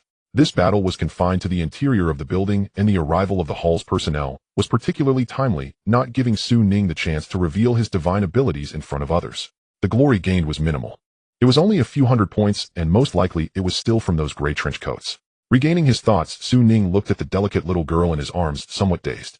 The gourd had unexpectedly produced this. He had initially speculated that this gourd concealed a flying knife, or perhaps something to make someone turn around, or simply something like, "If I call you, will you dare to respond?" Something akin to the gourd treasures found in ancient myths. Instead, a little girl had popped out. "So the script I got is that of the gourd baby. What is this, the gourd little gold king? Why does she have 2 horns? Could she be a dragon?" Su Ning pondered. Could she be a dragon? One that has transformed into a human? He suddenly recalled the morning's episode of dreaming back to the ancient times. At that time, the gourd had reacted unusually. Su Ning had thought it was related to the gourd vine that pierced through space. But it seemed that was not the case. He remembered that a dragon's roar had also appeared in the scene at that time. He tentatively speculated as such. Then it might be that the reaction of the gourd was triggered by that dragon language. What was that syllable again? Su Ning recalled, shaking his head after a moment. He'll ask her when she wakes up. "Hey, little girl, wake up." Su Ning attempted to call her, pinching her tender chubby cheek, but it only caused her to frown and bury her little head deeper. Su Ning fell silent for a moment, stood up, and tried to pull her down, but found he could not. Hiss is this dragon like a koala, clinging on and not letting go. Although it doesn't greatly affect my actions, how am I supposed to go out and meet people like this? Su Ning consoled himself, finally looking at the charred foxtail. This thing was quite strange, its fur charred black, soft, and drooping. Upon closer inspection, intricate patterns were hidden beneath the fur. It can't be that the 9-tailed fox really has 9 lives, right? Su Ning frowned, recalling that before this demon died it had stared at him and said something. He couldn't comprehend the lip language. However, it was certainly not good words. Revival. It can't be right. Su Ning was uncertain at this point. Now that he was mostly assured of his safety, a system panel suddenly popped up. Knowledge carrier detected, established connection. Huh. Su Ning was taken aback, then his eyes brightened. The patterns on this tail are similar to the demon's skull. Can they be analyzed? This is indeed an unexpected gain. Although the lines extracted cannot be understood, obtaining some of the memories from the other party might help me acquire more information. Thinking of this, Su Ning decisively said connect. Connecting. A progress bar briefly flashed on the panel. In the next second, Su Ning's vision blurred as his consciousness was once again hit by a punch spinning him around. His consciousness seemed to fall into a memory kaleidoscope. Arriving at a certain time and space, before him stood a grand ancient palace supported by huge bronze pillars with bird-shaped lamps scattered throughout the hall. The candle flames flickered, casting distorted shadows on the ground, clawing and dancing like ghosts. Deep within the hall, in a place guarded by steps, there was a bronze throne upon which sat an exceptionally tall figure, over 2 meters in height. Shrouded in darkness, his face was obscured, illuminated only by parts of his luxurious clothing reflecting. Report. Yixiang Baigan requests an audience. A guard called out from outside the hall. Pleased. The voice of the figure was deep. Moments later, a middle-aged man dressed in a long robe stepped in, weary from travel, his robe partially open, moving with steady steps. From Su Ning's perspective on the side of the hall, he saw that the man was missing a piece of flesh from his chest, and within his gleaming white bones a purple golden heart, unlike that of a human, pulsed slowly. My lord, 700,000 slaves have been brought to Lutai. The first 1035th simulation of the Dian Heavenly Machinery Array has concluded and is ready for official operation at any time, Baigan reported. Good, the figure said. Yixiang, you have worked hard. Please go rest. The middle-aged man nodded in response, turning to leave the hall. His gaze, fleeting yet sharp, glanced at Su Ning before he quickly departed. Is he looking at me? Not the nine-tailed fox. Su Ning thought. He was already quite adept at this memory retrospective. In the next second, he saw himself looking at the figure on the throne, speaking softly. My lord, is this action not inappropriate? Outside, Chao Gu many criticized King Zhou's cruelty. King Zhou stood up, stepping out of the shadows, revealing a bronze-colored face. Mei Ji, my will is set. No need for more words. Understood. As the word promise was uttered, the scene suddenly shattered. Su Ning fell once more into a kaleidoscope, the god of time fiddling with the progress bar, revealing not Chaoga, but a high platform adorned with flowers and carpets. Below there seemed to be some kind of celebratory ritual, gardens, banners, elephants draped in vibrant garments, and countless subjects adorned with blooming flowers. Before him was a golden wine goblet filled with seasonal fruits. Su Ning was puzzled when he noticed a bearded man with a headscarf and jewelry raising his cup, saying Huayang. Unfortunately, Su Ning only heard a name before the scene jumped again. This time the setting was a hot spring bath, where he slowly walked into an elegant room, raising both arms as maidservants approached from either side to drape a robe over him. Soon after, he sat before a mirror, allowing the maidens to shape his brows and adorn him. Before long, a beautiful woman in a kimono appeared in the misty reflection. Just as Su Ning was astonished, he saw himself open a drawer, retrieve a fox mask, and slowly don it. Behind him, a voice of a female official said, Tamamonome, the banquet is about to commence. In the mirror, an exquisite smile peeked from beneath the white fox mask. Coming. The scene shattered once more. Su Ning's consciousness traversed through the tunnel of time, this time clearly realizing he had reached the end of a memory. This time what filled his vision was the vast ocean. He floated in midair, surrounded by the endless sea, where monstrous waves surged and grotesque beasts roiled beneath, letting out furious roars. Each of them rivaled second-tier demons. They were numerous. Upon closer observation, one could see that chains extended from each beast's neck, semi-transparent, ethereal, and a ghostly blue, as if herded by an unseen hand. At the ends of the chains was a figure formed of flowing water. The Taotai is about to awaken and descend upon the human realm. At this time, you should be lying in wait. Su Ning heard himself say. Below, a waterman resembling a sea god scoffed, Beautiful maiden, I don't need to report my whereabouts to you. If your true self were here, I might think twice, but how can a mere avatar restrain me? The beautiful maiden retorted coldly, I am only reminding you, do not miss the big picture. The waterman laughed dismissively, you need not worry about that. The beautiful maiden fell silent for a moment, then relented, fine, I won't interfere, but I want to know where you plan to attack. The waterman replied nonchalantly, the Eastern Earth continent. Now it's called China. The beautiful maiden attempted to emphasize specific location. The waterman impatiently spat out a place named Demon City. The scene shattered once more. This time the memory imprinted on the tail reached its end. In the gray mist space, Su Ning suddenly opened his eyes. While countless individuals were tense and anxious about the events in the new district far from this land, a large international cruise ship was sailing steadily over the East China Sea. The sky was piled with dark clouds, and the cold wind whipped up the waves, yet it could not shake the massive vessel. At the door of a certain room, a girl with short, light, golden hair blocked the doorway with her body, bravely, saying, Can I join you for the board game? Let me in. Inside, 2 young men dressed as students remained unmoved, struggling to push her out, while pleading, Senior, please let us go, we really can't handle your skills, Pong. As they spoke, the door closed. The last seen in the gap of the door was a group of students of varying hair and skin colors sitting at a long table grinning broadly. Hey, if you keep this up, I'm going to tell the professor. The short-haired girl futilely pounded on the door, her face full of frustration. If you don't let me in home. After saying that, she angrily walked down the corridor to the open deck. After searching among the tourists for a while, she finally scampered over to an elderly white man at the edge of the deck, gazing at the sea. Professor, what are you looking at? The girl exclaimed with surprise. Addressed so eagerly, the elderly man with graying temples turned his head somewhat awkwardly, revealing a smile. Oh, it's Shirley. Why aren't you playing cards with the others? The mixed-race girl named Shirley lowered her head dejectedly, saying they won't let me. Then suddenly breaking into a radiant smile, she added, but I know you won't find me bothersome, right? Otherwise you wouldn't have brought me along to Demon City this time. The elderly white man, dressed in a suit and tie with an air of an old-fashioned English gentleman, remained silent for a moment before forcing a smile. Of course not. After a pause, seeing that the girl had no intention of leaving, he asked, by the way, how do you think Ning will react to our... Shirley replied cheerfully, I haven't told her yet. I was thinking of giving her a surprise. Back at school she respected you a lot, and knowing we are coming she will definitely be very happy. Especially since you...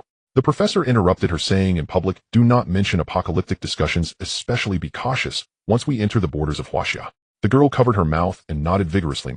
It's going to rain, you should return to the cabin for now. You are closest to Ning. Contact her when you have the time, and when settled invite her to a gathering. The professor instructed. After Shirley obediently ran off, the kind smile on his face faded, and he turned to gaze at the raging sea beneath the ship. The sky grew increasingly dark. In the wind, light raindrops began to fall. There were flashes of lightning on the horizon, signaling the arrival of a tourists on the deck began to move towards the cabins. The professor leaned on his cane with his left hand while retrieving a glass vial from his pocket with his right, shattering it and tossing it into the sea. He then turned and walked away. Beneath the international cruise ship, as the glass vial sank beneath the waves, crimson liquid spilled out, diffusing far and wide, causing the fish to flee in terror.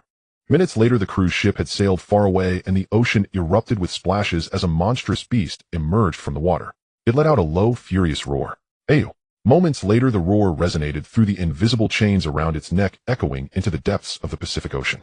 Oh! In the gray mist space, Ning suddenly opened his eyes wide, propping himself up with his hands on the ground, gasping for breath as tumultuous waves surged within his heart. On his retina, the system panel disappeared, indicating the end of the analysis. For some reason, no chaotic lines resembling demon skulls were left behind. However, the mere remnants of memories in the tale were enough to make Ning restless. The memory of King Zhou of the Shang and bygone, so the first memory comes from 3,000 years ago. This demon's ancestor was Daji. The second segment was too brief, but the scene was somewhat reminiscent of ancient Tianzhu Huayang, referring to Huayang Tian. The third act, Tamamonome, the memories of the Kitsune from the Heian period, transcended different countries and eras. So this demon's ancestor was active in various periods on Earth. Not necessarily, it doesn't have to be the ancestor. Ning then recalled a story. Legend has it that Daji of the Yin and Shang, Huayang Tian of ancient Tianzhu Baoxi of the Western Zhou, and Tamamonome of Fusang were all transformations of the same ancient fox demon. While this was merely a story in the past, combining it with the analysis of the scene becomes rather mysterious. If this is true, then the origins of this demon become complicated. Moreover, according to the waterman, could it be that the one I killed was merely a split body of the beautiful maiden? Ning looked at the tail in his hand, his expression growing complex.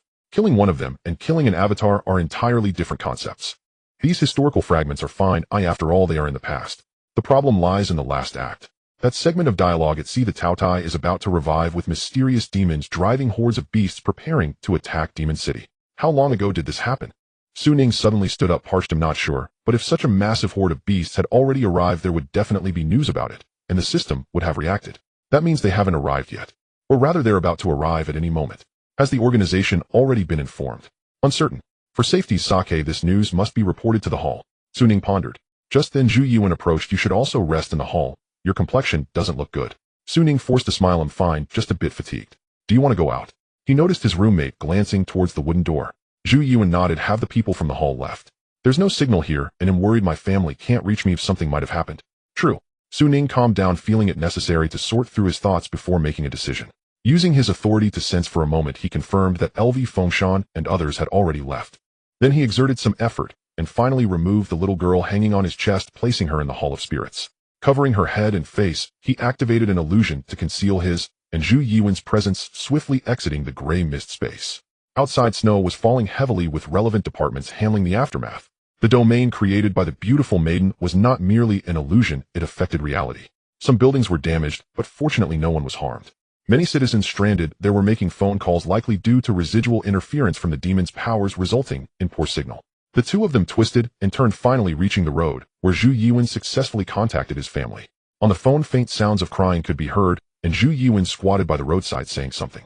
Not far away, Su Ning leaned against a Santana, looking at the news on his phone, aware that the lockdown was gradually being lifted. In the news video, local department leaders were discussing the statistical situation. Essentially, due to the timely extermination, casualties were minimal, though specific numbers were yet to be counted.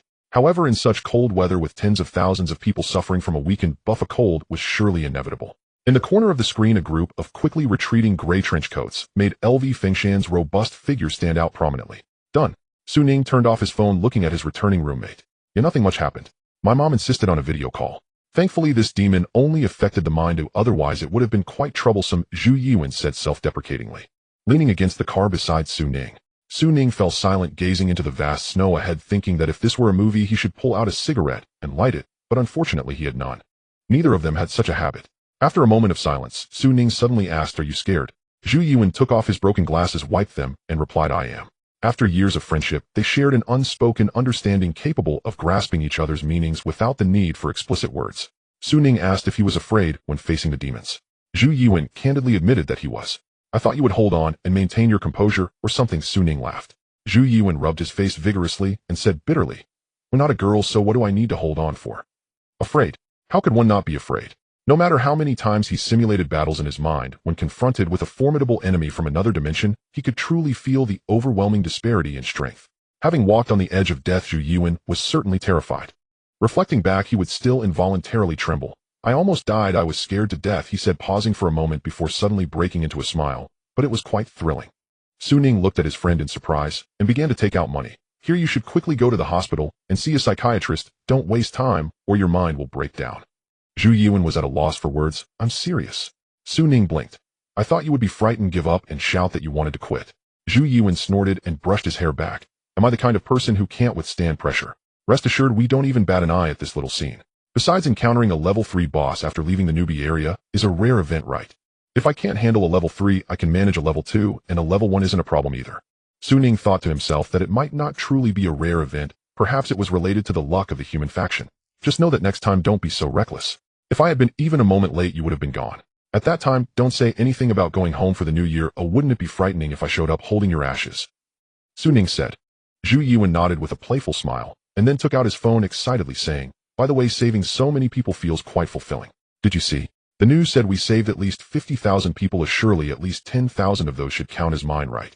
They'll count you for 20,000 for your character." Su Ning laughed and scolded. At that moment, the highway reopened, and the cars that had been stuck began to leave. The two waved goodbye. Zhu Yuan got in a car to go home, while Su Ning boarded an inner-city bus returning to Xinxing, using an illusion to squeeze in. Once the vehicle started moving, Su Ning's smile faded as he took out a jade talisman, noticing several messages on it. "Number 101, are you there? Is it convenient to talk? We hope to have a friendly exchange with your side." The first few messages were likely sent by that girl with a single ponytail, and the tone was quite polite.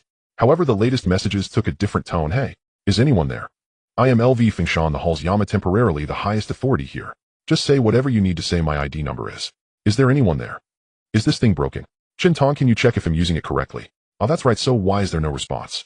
What a broken thing, this isn't working. There's no confirmation button. Whatever, I think it just sends that. How's that possible? Can I send a voice message? I want to curse at him." "Su Ning, what is all this? So you really don't know how to use it, huh? This is all just mindless trash talk. Is that really LV Fengshen? The cold-blooded, merciless, and domineering official powerhouse from the rumors? He doesn't sound like it." Su Ning had initially felt rather heavy-hearted, but upon seeing this, he completely broke down and felt entertained. It was quite relatable. Just as he was thinking, the other side sent another message. "Number 101, speak. If you don't talk, I'm leaving." "'Tis quite the tsundere." Su Ning was amused and thought for a moment before replying. "Are you LV Fengshen?" A brief silence. "Number 101, no way. Alive. There really is a living person on the other side. Hey brother, don't hang up. I am Yama. LV, which one are you? Was it you who ran from the new city earlier?" "What do you mean running? I didn't even make a move." "Number 17, shut up. Number 101, you speak." "Number 17, I have a piece of news for you. Want it?" "Number 101, what news?" "Number 17, after we killed the demon in the new city, we deciphered a piece of information from its remains. Yes, you know we have that capability. On the highway to Xinxing, inside a certain vehicle." LV Fengshen looked at the words on the jade talisman, stunned for a few seconds, somewhat surprised. Next to him, Chun Tong hurriedly said, "This morning that person left a test paper at the training camp. I know, LV Fengshen interrupted her, contemplating deeply. What I'm curious about is his purpose. As he spoke, the jade talisman vibrated, revealing white characters. No particular purpose, just hoping to save fewer people from dying. Damn, I couldn't hold back, and what I said went out. LV Fengshen concentrated. What's the news? What's the Number 17, I haven't thought of a price yet, so I'll hold on to it for now, and if there's a need I'll find you. As for the news, it's related to the demon city. Following this, Ning described how he had driven away a horde of monsters that were about to attack the demon city. LV Fengshen's expression changed instantly, his tone serious. Is the news true? Number 17, I can only guarantee the authenticity of the memories obtained. Number 101, this news is extremely important. I will report it to headquarters for verification. If it's true, there will be significant rewards. Number 17, let's talk later, I'm hanging up now. After saying this, all the characters on the jade talisman faded away and disappeared. LV Fengshen didn't waste any more words, put away the jade talisman, and gazed out the car window at the snowstorm, his expression deep. We're in big trouble. On the other side, Ning put away the jade talisman, letting out a long breath, feeling much more relaxed. The message had been sent, the rest was up to the authorities. Facing a level 3 demon had exposed all his cards. Trying to resist a horde of monsters with just his own strength in a short time was akin to dreaming. I really need to increase my power. Sighing, Ning summoned the system panel, noticing that his glory had increased a bit more, and in his item slot a golden treasure chest was shimmering. Suppressing his anticipation, he closed his eyes to rest, preparing to open it when he returned. An hour later, Ning got off the bus, bought some food, and returned to his place alone. On the way, he scrolled through his phone, looking at the follow-up reports. Online, the new city incident had settled down, and related news was spreading like wildfire. This time, the authorities finally contributed, avoiding being reduced to mere supporting characters. It was commendable. However, there were also insiders reporting that when the authorities arrived, the ancient town had already collapsed, which was considered a lucky break. The true conquerors of the demons were still the powerful figures from the human faction. For this, Ning silently gave them a thumbs up. Just then, suddenly a piece of news broke out, overshadowing the new city's heat. Urgent report. A small country in Africa is under attack by monsters with 80,000 people mysteriously dead. Boom. A single stone stirred up 1,000 layers of waves, and the online world suddenly boiled over.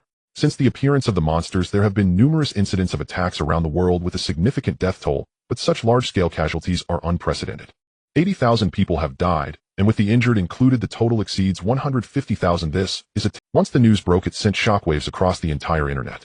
In the country alone, it topped the headlines of almost all media outlets, overshadowing even the new city incident, as there were almost no fatalities here. Opening the news, detailed reports could be seen. The name of the affected country is quite obscure, a small nation that Ning had never heard of before.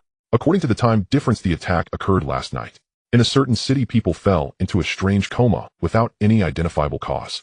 A few hours later, tens of thousands had their hearts stop beating, and the survivors were left gravely ill and extremely weak. Level 3 monsters. At least level 3 or higher. This resembles the recent incident that occurred domestically. Someone excitedly exclaimed online. The classification of demon levels is now semi-public.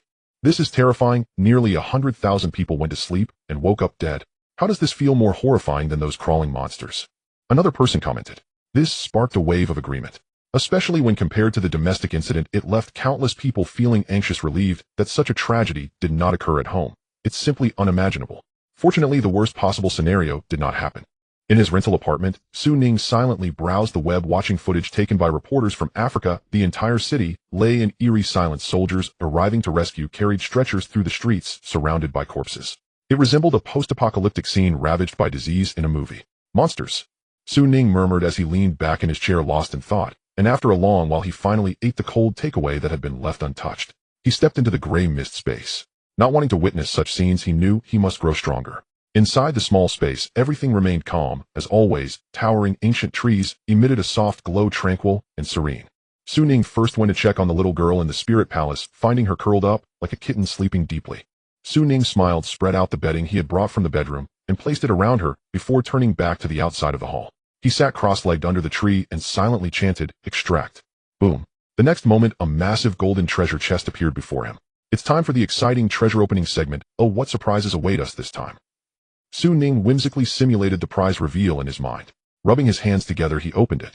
As he lifted the lid, pure white light overflowed, dissipating after a moment to reveal the contents within.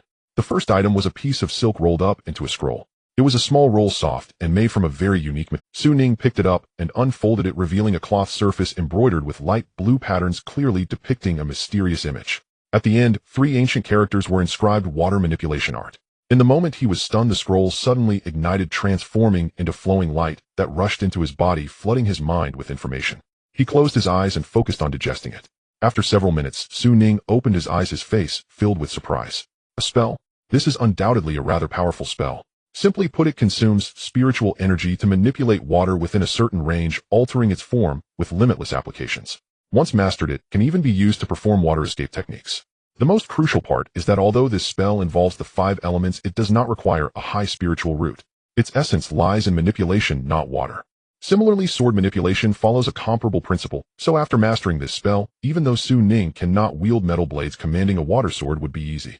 By the same token, he could also form a shield made of water or throw water balls at people, and even alter its form to freeze water into ice. This falls under advanced coursework. In conclusion, it is a highly versatile ability. Not bad, not bad. Now I have a legitimate spell. Su Ning was. It's also somewhat tragic to think about. Zhu Yuan has learned a complete set of thunder techniques, and even has a dedicated weapon, yet here is Su Ning, the sect leader, still relying on primitive spiritual energy artillery in combat. Unfortunately, like the Emperor's Sutra, this can only be learned individually. It has turned into a state similar to superpowers, making it impossible to teach others. Letting out a sigh, Su Ning reached for the second item, which was a small box. Upon opening it, he found a fist-sized pill inside.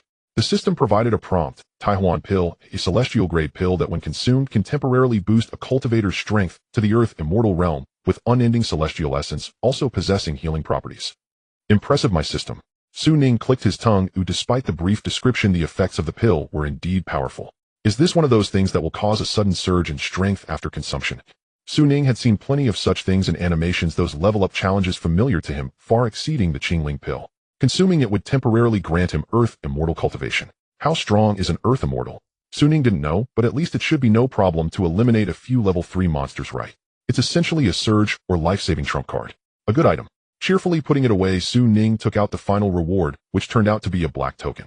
Just as he was puzzled, the token suddenly transformed into flowing light, tightening in his palm.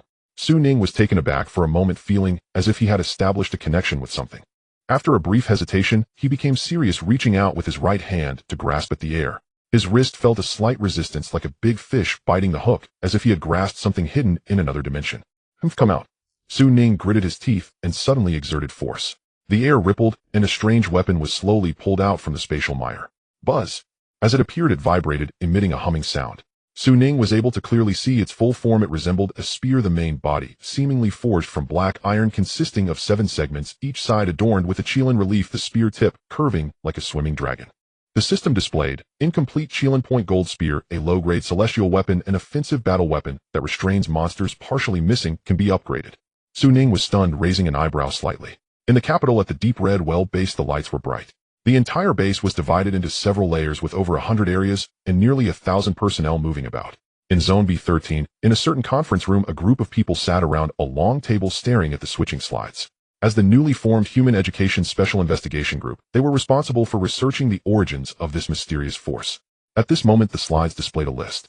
As you can see, based on the materials sent by Shun Chung, we have conducted an investigation into the so-called primordial flow theme. Currently known, the present primordial system originated from a work created by the author Dream God Machine, and over the past decade a vast number of authors have derived, perfected, and recreated on this foundation, gradually forming the current system. We have compiled a list of some of the more well-known web authors among them. One of the researchers interjected, "I have to reiterate my view, this direction is too absurd." There's nothing absurd about it. Research requires bold hypotheses and careful verification. Moreover, this direction is not without theoretical basis. Do you remember the latest discoveries from the base? Just like how demons can spiritually pollute humans, perhaps, when we gaze at the starry sky, we are also unconsciously receiving mysterious information which manifests as fleeting inspiration. Throughout history, countless scientists, musicians, poets, and writers have experienced flashes of insight that came from nowhere. Who can guarantee that their creations, inspirations, and thoughts were not influenced by unknown forces? Is it possible that the collective ideas of these online authors are subconsciously shaped by interference from the information of the starry skies? After all, we all know what is hidden in the starry sky. Upon hearing this, the crowd fell silent. Seeing this, the speaker cleared his throat and said, "Then I will continue. Based on the principle of better to catch the wrong person than to let one slip away, we have obtained the identity information of the above authors from the website and implemented arrests, invitations. Currently, the first batch of personnel has arrived in Hangzhou. The remaining locations will also proceed with invitations according to the list." The meeting continued. Meanwhile in Hangzhou, in a certain room, a young man with a haggard expression was sitting in front of a computer typing on the keyboard as lines of text scrolled down the document. After a while he copied and pasted it into the author backend, skillfully adding a PS at the end. In the new month, I humbly ask the dear readers for a guaranteed monthly ticket. Clicking send, the young man stretched and suddenly heard a knock at the door. Who is it? Checking the water meter, please open the door. The young man was taken aback for a moment, walking over to open the door. You must be mistaken. But upon seeing the armed group outside, his knees buckled and his face turned pale instantly. Meanwhile, similar scenes unfolded across the country. The rewards from the golden treasure chest include water manipulation technique, Taiwan pill, and the Qilin pointing gold spear. One is a spell geared towards water combat, while the other is a powerful external aid, a close-range weapon. Why do I feel like this is preparing me for the next impromptu mission? Su Ning said, somewhat speechless, feeling that this reward was filled with malice. Well, at least it is indeed generous. After this wave of rewards, he finally had no obvious shortcomings. Techniques: Human Emperor Sutra, Reconnaissance Qi Observation Technique. Spells: Water Manipulation Technique, 72 Transformations. Defense: Purple Robe of Immortality. Attack: Qilin Pointing Gold Spear. Magical Treasures: River and Mountain Scroll Registration Book. Member Benefits: Human Endowed Divine Contract, 5 Elements, General Outline, Human Race Protection, and more. All set. Also, my internal spiritual power limit has increased, Su Ning noticed after meditating for a while, realizing that the speed of refining spiritual power had also accelerated. His overall strength had greatly improved. Not to mention, he had also picked up a young dragon. Thinking of this, Su Ning returned to the spirit opening hall, only to find the little girl still asleep, sprawled out with her blanket kicked to one side. Can't even sleep properly, he mumbled as he neatly covered her again before leaving the gray mist space. Returning to his bedroom, it was already evening.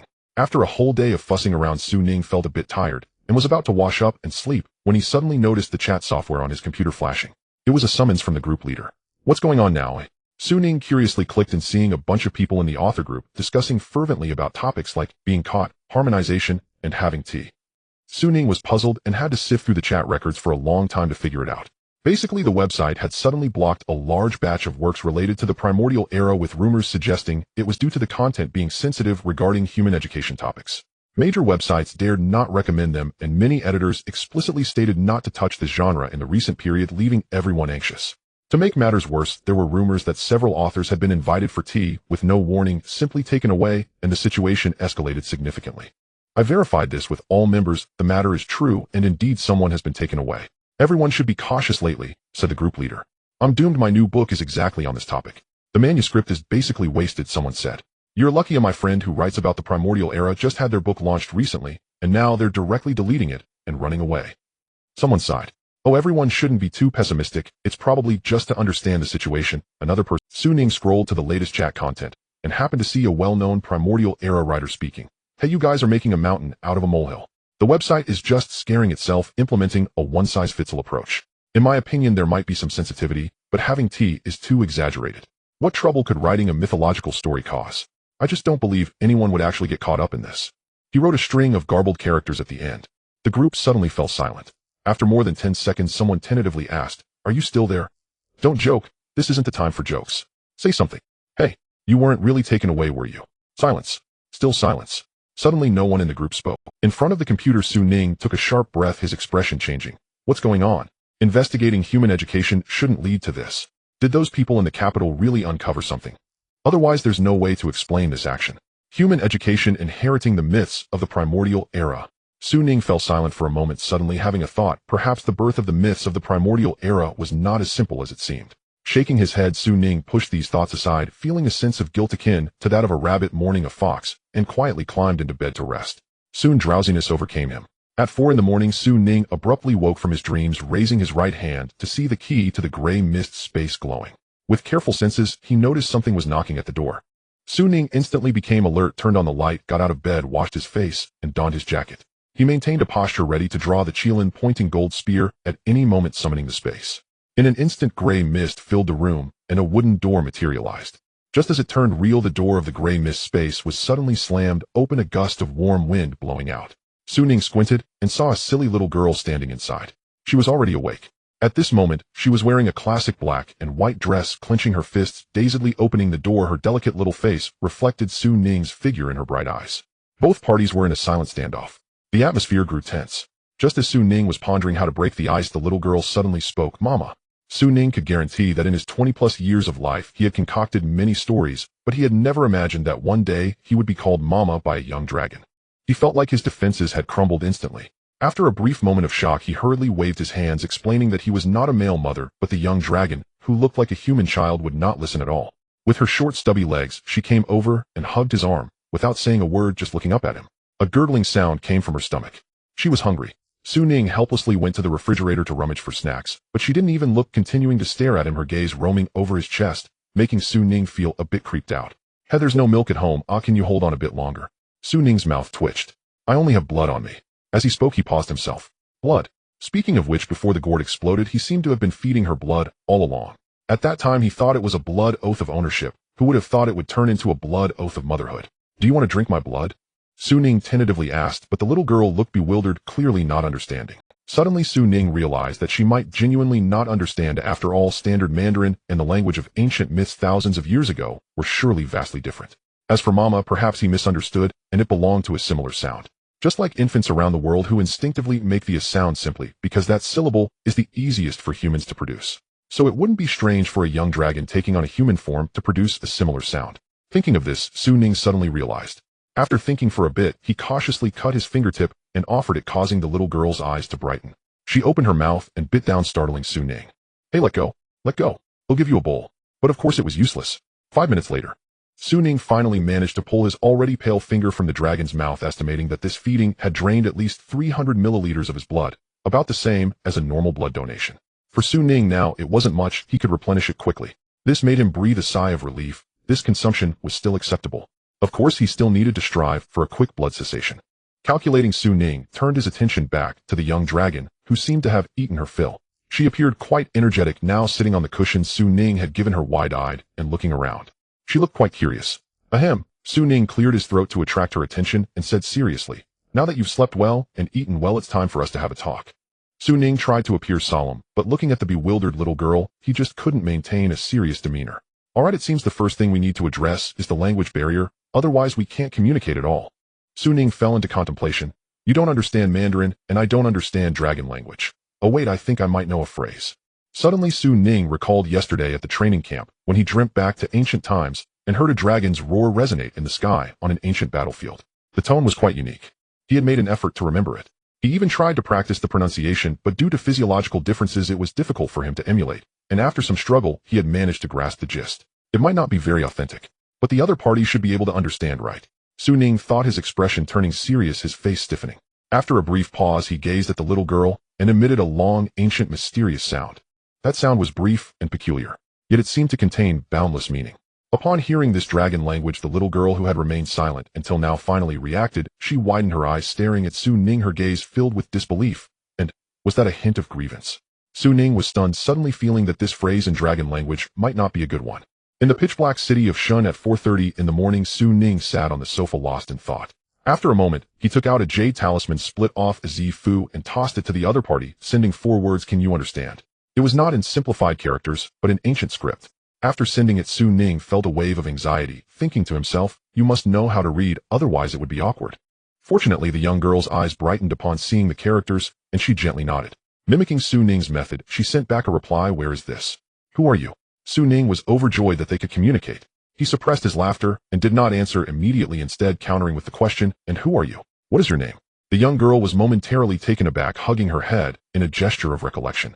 After a moment, she shook her head and typed back, "I forgot." Su Ning sighed. 10 minutes later, he leaned back on the sofa, feeling a bit of a headache. Through the communication via the jade talisman, he finally grasped the situation of the other party. It was essentially a blank slate. He understood, but not completely. The young girl had completely forgotten her origins, including her name, home address, parents, and contact information, reminding Su Ning of the classic trope of forgetfulness in soap operas. However, judging by her ability to express herself, she was definitely not an infant. Although she appeared small, her intellect was far superior to that of her peers. Su Ning suspected that her memory might have been damaged, or perhaps completely sealed. Combining the conversation with Yun Zhongjuan and Chu Doran, he formed a hypothesis: a great war is about to break out. A dragon clan friend of Yun Zhongjuan realizes the danger and seals their young kin in a gourd, seeking Yun Zhongjuan's help to place her in a safe location to escape the fate of destruction. As a result, she fell asleep for 3,000 years, only to be excavated by Su Ning from Taoyuan Mountain. "This is troublesome," Su Ning said with a bitter smile. He had hoped to learn about the ancient data from her only to end up, however on the flip side it was also a good thing. At least she was easier to deceive. Ahem, that's basically the situation. You were dug up by me from the ruins, so from now on just stick with me. As for the current era, well, you are definitely not familiar with it. No worries, I will teach you slowly starting with the language. Although they could communicate through typing, it was inefficient. Moreover, while Su Ning had studied ancient characters, he was not a professional, and it took him quite a while to express even a single sentence. This wouldn't do. Therefore, teaching her to learn Mandarin was the primary task. As for the method, Su Ning already had a plan. He stood up, opened his computer, logged into a certain ancient character learning website, and downloaded a reference chart of commonly used ancient and modern characters. He printed it out, cut each character out, and made flashcards. In the living room, the young girl sat dazedly on a teddy bear cushion, watching him busying about with wide eyes. Alright, next I will teach you the pronunciation of each character, Su Ning said. He then thought of a crucial issue. Well, before that I need to give you a name. Why don't you pick 2 characters? Su Ning had heard that some people choose names by randomly flipping through a dictionary. He didn't have a dictionary but had the flat. The young girl glanced at him, hesitantly reaching for the pile of disordered cards. She randomly flipped over 2 and then innocently looked up at him. Those were 2 commonly used characters, Luo and Yi. Thus she was named Luo Yi. When was the last time he taught someone to speak? It was during his part-time job in school tutoring someone in English. Teaching Mandarin was undoubtedly simpler. Su Ning didn't sleep and started practicing pronunciation with Luo. Being a dragon, her learning ability was astonishing. She learned the pronunciations he taught her in just one go. After an hour, he had already taught her the pronunciations of commonly used characters. Luo Yi also appeared a bit tired. Su Ning thought for a moment. He could not rush things. Today they would recognize single characters, and he would teach her modern grammar in the evening.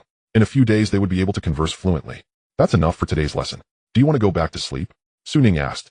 Luo Yi rubbed her eyes and nodded. Then quite naturally she followed Su Ning back to the gray mist space, diving into the quilt in the spirit palace. Although this dragon didn't even remember her own name, she showed no signs of being unfamiliar. Su Ning thought it might be related to his blood. Don't rush to sleep yet. Let me show you something interesting. Su Ning stopped Luo Yi, who was halfway into the quilt, with a gentle smile.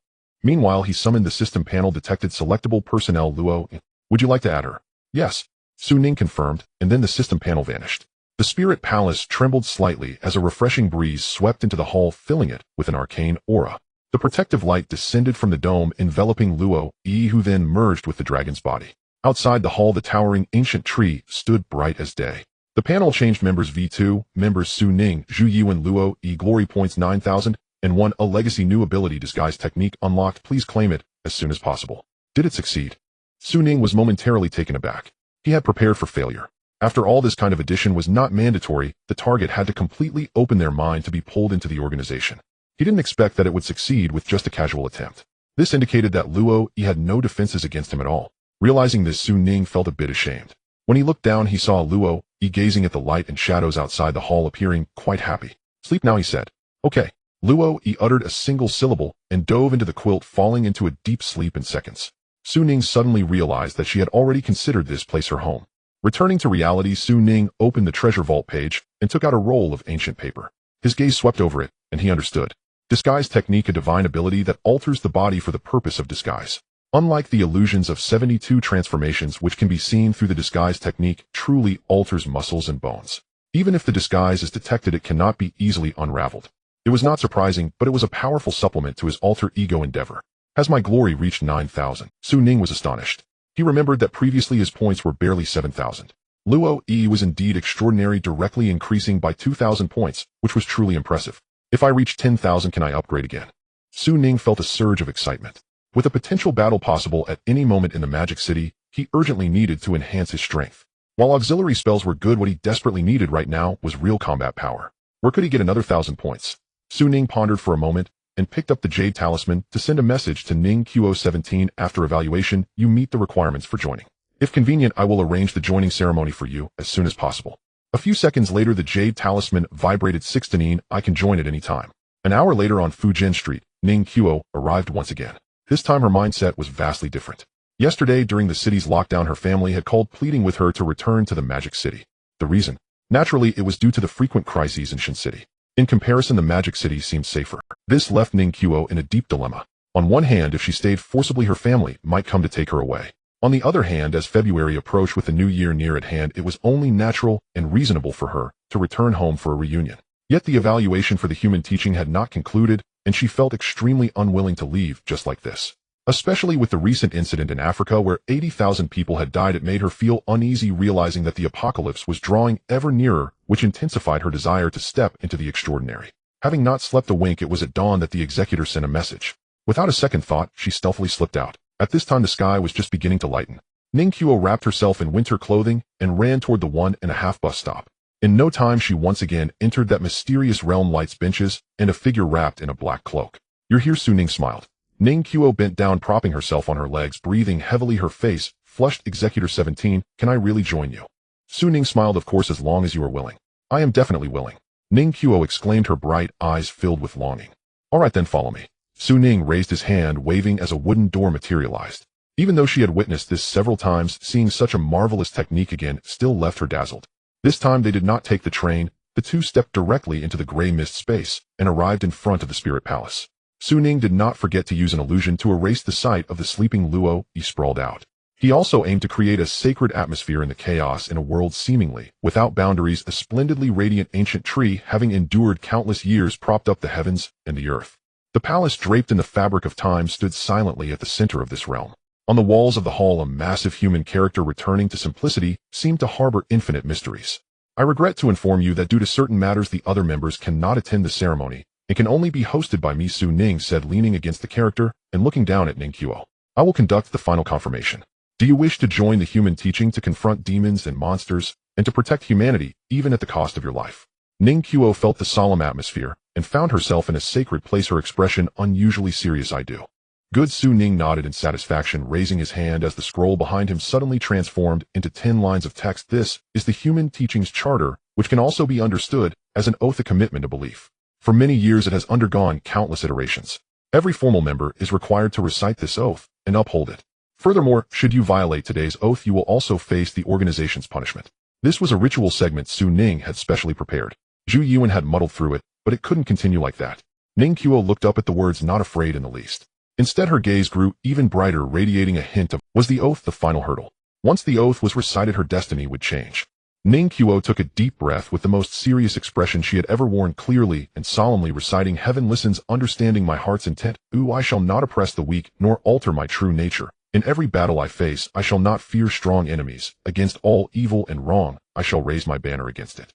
For the sake of the weak, I shall fight. For the elderly and the young, I shall not offend. With colleagues of like-mindedness, I shall do my utmost to support. I shall treat friends sincerely, as gentlemen. My oath is loyal and unyielding. As it is today, so shall it be every day." Upon speaking, Ning suddenly felt a clarity in her spirit as the medicinal power of the Qingling Dan within her body fully unfurled.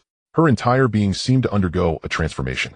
No, not only that, she vaguely saw a divine radiance emerging from that declaration, enveloping her with ancient trees shimmering and a gentle breeze flowing. In her consciousness, it was as if celestial beings were manifesting everywhere.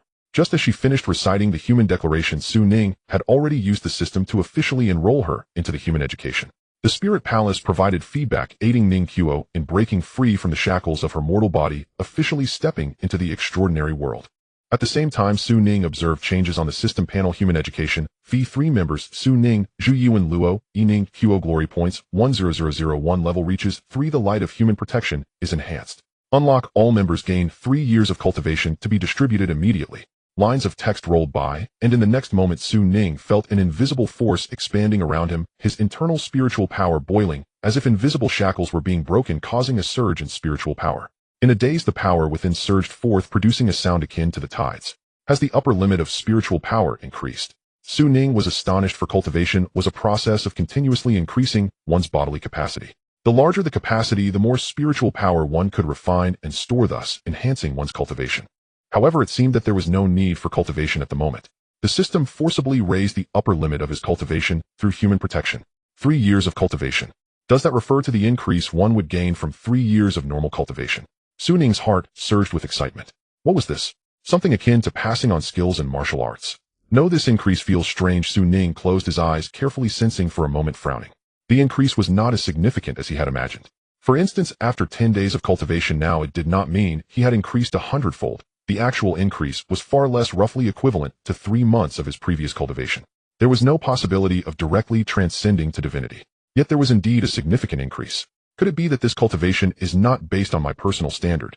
Ning fell into contemplation. To have cultivation as part of his inheritance was truly unexpected. Can cultivation also be passed down? Moreover, what was most astonishing was that it was not a reward for individuals, but rather an increase for all members. Su Ning turned to look at Ning Qiu. The girl was currently sitting cross-legged, eyes tightly closed, her complexion flushed, beads of fine sweat glistening on her forehead. Under the Qi observation technique, her displayed cultivation was far beyond that of Zhu Yuan, who had just embarked on cultivation. In contrast, Luo Yi, who was sound asleep, showed no changes at all. Huff. After 10 minutes, Ning Qiu stood up, her eyes shining brightly, radiating a compelling light. She bewilderedly clenched her fists, filled with shock. Is this what it means to be extraordinary? Although she had not actually made a move, she could clearly sense the overwhelming power surging within her. Her entire being was undergoing a transformation. You are indeed fortunate. Su Ning suppressed his emotions, smiling, as he said, joining the human education, enjoying human protection, you will come to understand its wonders in time. As for now, you need time to adapt after your initial awakening. This is a method of cultivation within the sect which will be destroyed after reading and must not be shared. Saying this, Su Ning handed her the simplified version of the first chapter of the Human Declaration. Once you master your power, I will formally grant you the 5 element spells. Ning Qiu excitedly accepted it with both hands enveloped in immense joy, nodding vigorously. Su Ning also reminded her about organizational discipline, and Ning Qiu, resembling and in turn diligently memorized each point. Once he finished speaking, she curiously asked, so can I know your real identity now? If it's inconvenient, just pretend I didn't. Su Ning smiled, casually pulling down his hood and dispelling the illusion to reveal his true appearance. Of course, from now on we are comrades. Ning Qiu gasped, covering her mouth in surprise. You are younger than I imagined. Su Ning chuckled. I will take that as a compliment. The wealthy young lady smiled, subtly, her eyes sparkling. She enjoyed this atmosphere of equality, especially in contrast to the oppressive hierarchical atmosphere of the Apocalypse Salvation Society. So what will my next task be? When can I meet the other members? Also, if possible, could I be assigned to Magic City? It's mainly because the new year is approaching. She felt a bit embarrassed mentioning this. Su Ning smiled. The other members currently have their own tasks scattered across different locations. You will meet them in the future. As for the task, conveniently, I plan to visit Magic City in a couple of days. How would you like to arrange that? Ning Qiu was initially surprised, then puzzled. You are going to Magic City. Su Ning nodded. There shouldn't be any incidents in Xincheng for the time being, but Magic City is uncertain. Ning Qiu froze, suddenly feeling uneasy. Are you referring to? Su Ning looked deeply at her, his smile fading. The organization has received intelligence that Magic City is likely to be attacked by a large number of demons. The situation is urgent, and the sect leader has specifically ordered me to lead a team there. Your family is also over there, right? Find a reason and try to get them to hide for a while. Ning Qiu's rosy complexion vanished in an instant, turning pale. 5 minutes later, Su Ning returned to his residence by car, preparing to pack for the journey. Magic City was about to come under attack, and he decided to go ahead of time. This was not a spur-of-the-moment decision. On one hand, for the organization to develop in the long term, it must recruit more personnel. Considering the limited resources, Su Ning did not plan to recruit on a large scale. He intended to select elites for cultivation. This required a sufficient base of talents, and Xincheng could no longer meet that need. In the country, the capital has the deep red well, with strict controls making it difficult to act. Comparatively, Magic City is a good choice, especially with Ning Qiu, the local snake, to arrange things, making it more convenient. Additionally, with the organization reaching V3, the combat power gap was filled and cultivation increased. Su Ning felt more confident about the battle in Magic City. However, this incident was different from the past. Relying solely on himself, it would be difficult to achieve complete success. Going in advance to assess the temple arrangements would also allow him to seize the opportunity. To avoid a hasty teleportation causing chaos. Su Ning, my cultivation has suddenly increased. Is this normal? Zhu Yuan sent a message, his tone tense. Su Ning was not surprised, and simply explained that it was a feedback from the organization's strength increase. The latter finally felt relieved. That's good. I feel like I have become much stronger. Su Ning replied, that's a good thing. I was still thinking that since your cultivation was shallow, it would be more reassuring for you to stay outside the barrier. Zhu Yuan was taken aback. Are you leaving? Yes, there are few talents outside the barrier, and I plan to go to Magic City to look for opportunities, Su Ning said. You happen to stay and hold the fort in the north for me. Zhu Yuan hesitated for a moment and messaged, can I handle it? Su Ning encouraged, don't underestimate yourself, you're quite you as you are now can stand your ground, even in the temple. Once you digest this 3 years of cultivation paired with the purple gold hammer and thunder law, you could even contend with squad leaders of the temple branch. Besides, you've said it yourself, if you can't handle level 3, what about level 2 or 1? Alright, before I leave, I will stop by your home and explain everything in detail then. Okay. After hanging up the communications, Su Ning gazed at the streets that were beginning to feel festive, his expression filled with nostalgia. You're leaving already? So soon? In a certain residential area, Ning Qiu's friend wore a sad expression. You've only stayed a few days, and now you're... Ning Qiu leaned against her friend, their fingers interlocked. I have no choice. If I don't go back soon, my aunt will come to get me. Besides, the new year is approaching, so I won't interrupt your family reunion. So fine, then when are you leaving? They'll see you off. Tomorrow I just booked the plane ticket, Ning Qiu said, and just then her phone suddenly rang displaying a familiar, yet unexpected number. Hello, Sherry. Aren't you busy with your thesis?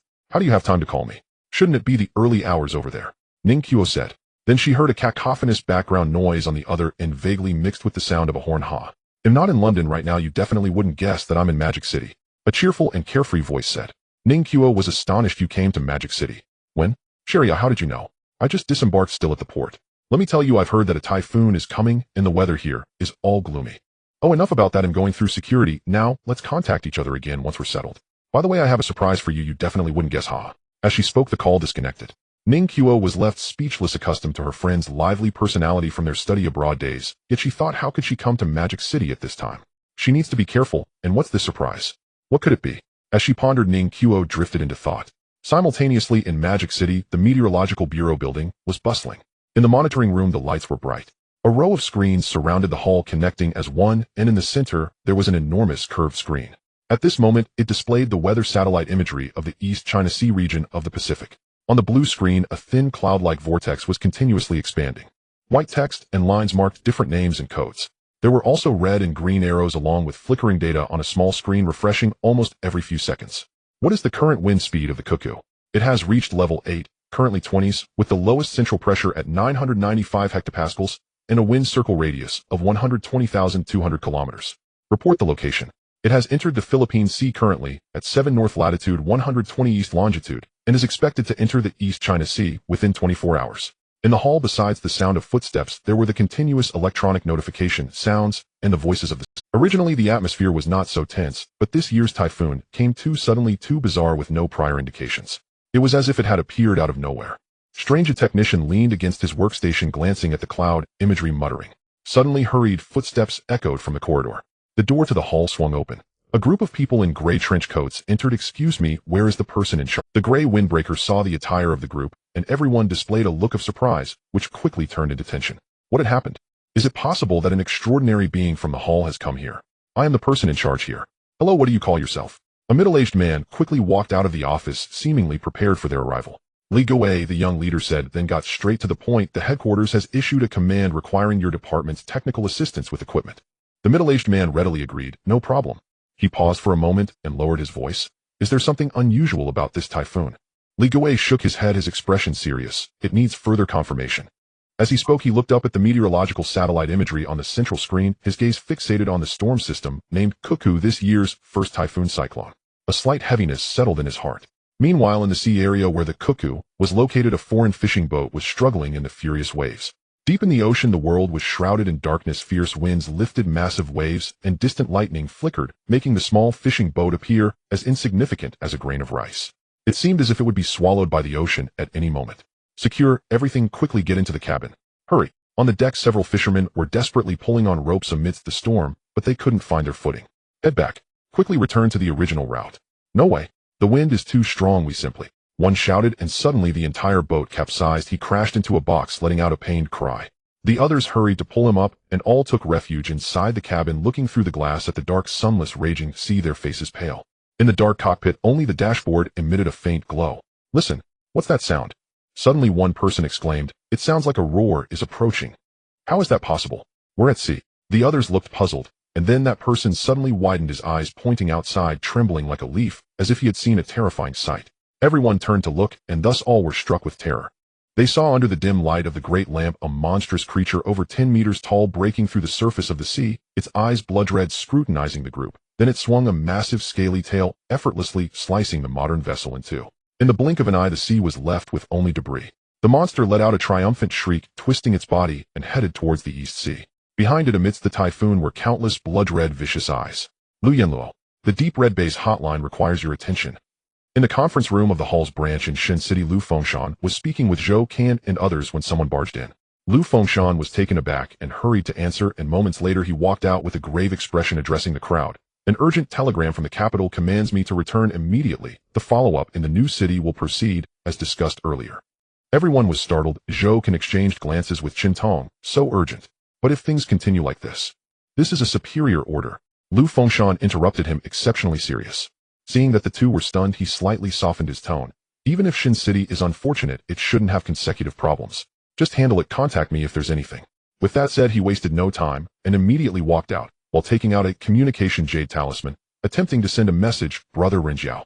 An unusual typhoon has appeared near the East Sea, detecting a suspected dangerous energy source. Your intelligence was very timely and has drawn the attention of the higher-ups. Is there any further news regarding this matter? After a pause he added, I'm not asking for news for free, state your price. Hello? Is anyone there? In the rental apartment, in the living room.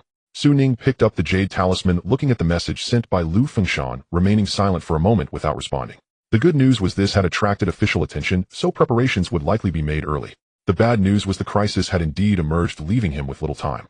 Oh, relax. With the Hall stepping in, they should be able to control the situation. If not, having one more person won't make much of a difference, Su Ning sighed. He smiled self-deprecatingly. Why should he, the head of a civilian organization, worry about the country and its people? Alright, the grammar has been handed over to you. Just nod if you understand. Su Ning looked at Luo Yi, who was sitting across from him. After returning to the rental apartment, he prepared for the move. In fact, there wasn't much to take, just some closed documents and personal items. After organizing them, he stuffed them into the gray mist space, and that was done. He even skipped the step of carrying a suitcase. If it weren't for the isolation of network signals in the gray mist space and the inconvenience of communication, he would have wanted to live there permanently to save on rent. Aside from that, the main task was to teach Luo Yi how to speak. The little girl woke up by noon, and Su Ning printed out grammar materials using cards to teach her for several hours. By now she could understand simple things he said. She could also read individual characters, but had yet to say any words. Su Ning was quite curious about what her first learned word would be. At this moment Luo Yi listened to him, nodded, and held a bunch of cards. Alright, you review on your own for a bit. Su Ning exhaled and stood up, walking toward the bathroom. He had been holding it for a while. Sitting on the toilet, he picked up his phone to browse the news and confirmed the flight with Ning Qo on WeChat. Although the jade talisman could send messages, it still had its limitations. After revealing their identities, they added each other as friends, which also made it convenient. As long as they were cautious while talking, there was no need to worry about data being intercepted. When he pulled up his pants and returned to the living room, Su Ning glanced and was startled. Little ancestor, don't move around. He saw Luo Yi for some reason standing awkwardly at the computer desk, clumsily holding the mouse and staring at the computer screen. She looked very serious.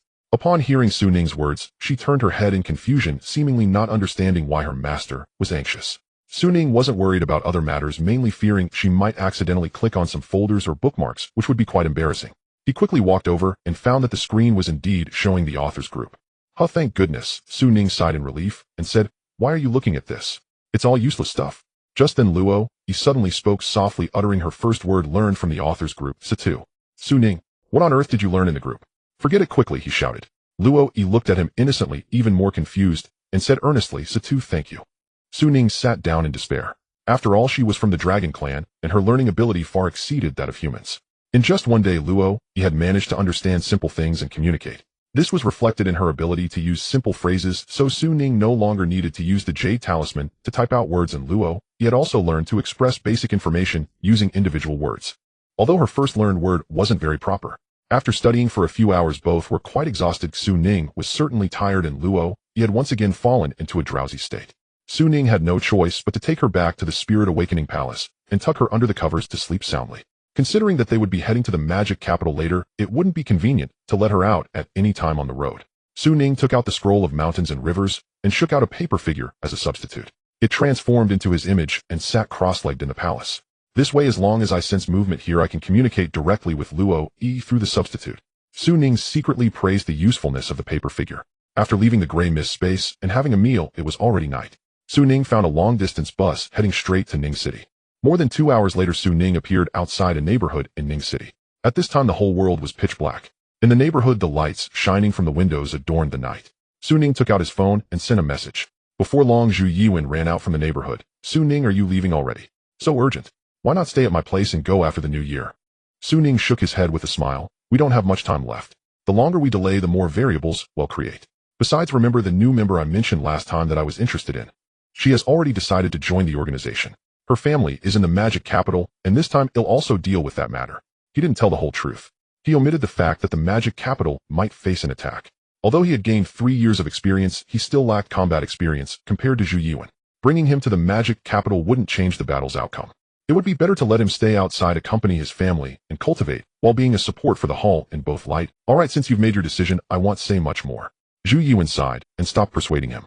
In this day and age, transportation is convenient and communication is easy. Wanting to meet is just a matter of a plane ticket, so there's no need for any sadness. Su Ning smiled and said, I heard that after the last incident in Taiyuan, the hall assigned me a code name called Thunder. Since you specialize in thunder techniques, it fits perfectly with this title, and it also helps me cover up. He then took out a booklet. This is a divine ability called the 72 Transformations. The name sounds familiar, right? It's actually an illusion technique. Try to practice it. Ordinary half-bloods in the hall cannot see through it. As long as you don't run into someone like Lu Fengshen, it will be easy to keep people in the dark. You mentioned before that as your cultivation deepens, you can see some spiritual energy fluctuations, demonic vibes similar to the yellow fog incident in the new city. This should be considered a kind of foresight ability, right? It seems this ability naturally comes after one's cultivation level increases. With this ability, you can detect the traces of demons early. Also keep an eye out for any seedlings with excellent spiritual roots and good character, and let me know. We might be able to bring them into the organization. On a wintry night, two young men leaned against the darkness at the entrance of the neighborhood. Su Ning spoke while Zhu Yuan listened. After a while, when Su Ning considered he had no more reminders to give, he said, "That's all for now. Actually, I didn't need to come all this way. Things that could be solved by phone video or Jade Talisman messaging." Zhu Yuan fell silent for a moment and said, "It's still different in the end." Su Ning nodded, and both, after standing in silence for a while, Su Ning said, "All right, it's been a good while. You should hurry back. Don't let your parents get suspicious. I still have to catch my flight." With exactly 60 chapters, the first volume concluded, unlocking a new map in the magical capital. After bidding farewell to Zhu Yuan, Su Ning chose not to find a hotel, but instead spent the night in the gray mist space, sleeping on the floor, feeling awkward about taking the landlord's bed. The night passed without a word. The next morning, Su Ning got up and took a car to Shenzhen International Airport, where he met the organized Ning Qiu. The flight tickets were arranged by her, and Su Ning simply carried a backpack, acting like a carefree manager. After the two met, they went straight to the waiting room. Along the way, well-dressed girls frequently cast glances at him, making Su Ning feel a bit uncomfortable. "Why do you keep looking at me? Is there something on my face?" "No," Ning Qiu replied, her face turning bright red, feeling awkward. Pulling her suitcase, her beautiful face flickered with evasive glances. "I was just curious about what you usually look like." The temperature was low and the little rich girl was bundled up tightly, yet just her face was enough to attract the attention of those around her. However, Su Ning turned a blind eye to it, chuckling, "Of course, I'm just an ordinary person. What else could I be?" Ning Qiu laughed, awkwardly drawn out a long sound, saying, "You are much more approachable than I imagined." Yet in her heart she was amazed. This is the demeanor of a proxy possessing such immense power, yet living like an ordinary person. This undoubtedly reflects a high state of mind. Previously, although Su Ning had emphasized this many times, it was still limited to words, and she had some doubts. In the mundane world, merely having power and wealth could intoxicate someone, let alone extraordinary strength. Thinking of those in the foreign Doomsday Rescue Association who either worshipped and greedily sought the extraordinary or relied on power to exert authority, Su Ning truly lived with sincerity. It wasn't just lip service, he genuinely lived like an ordinary person.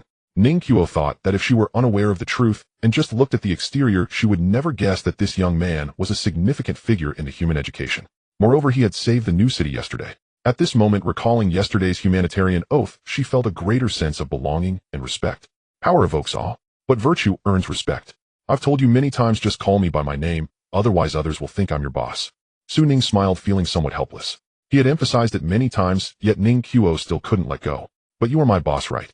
You are certainly my superior." Ning Qiu's eyes curved with a playful smile. Su Ning sighed, "Do as you wish." As they conversed, they entered the waiting room.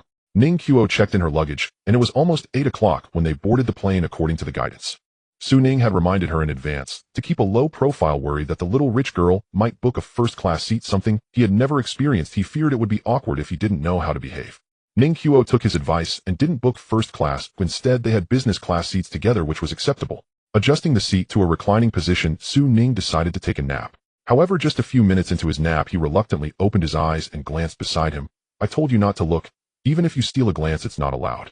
If I were a handsome guy, people would just think you're infatuated. But with you doing this, others would just think I'm wealthy." Ning Qiu laughed cheerfully. "You must be much richer than I am." "That's not true at all," Su Ning wanted to say, but he saw that Ning Qiu was already obeying and had closed her eyes to sleep.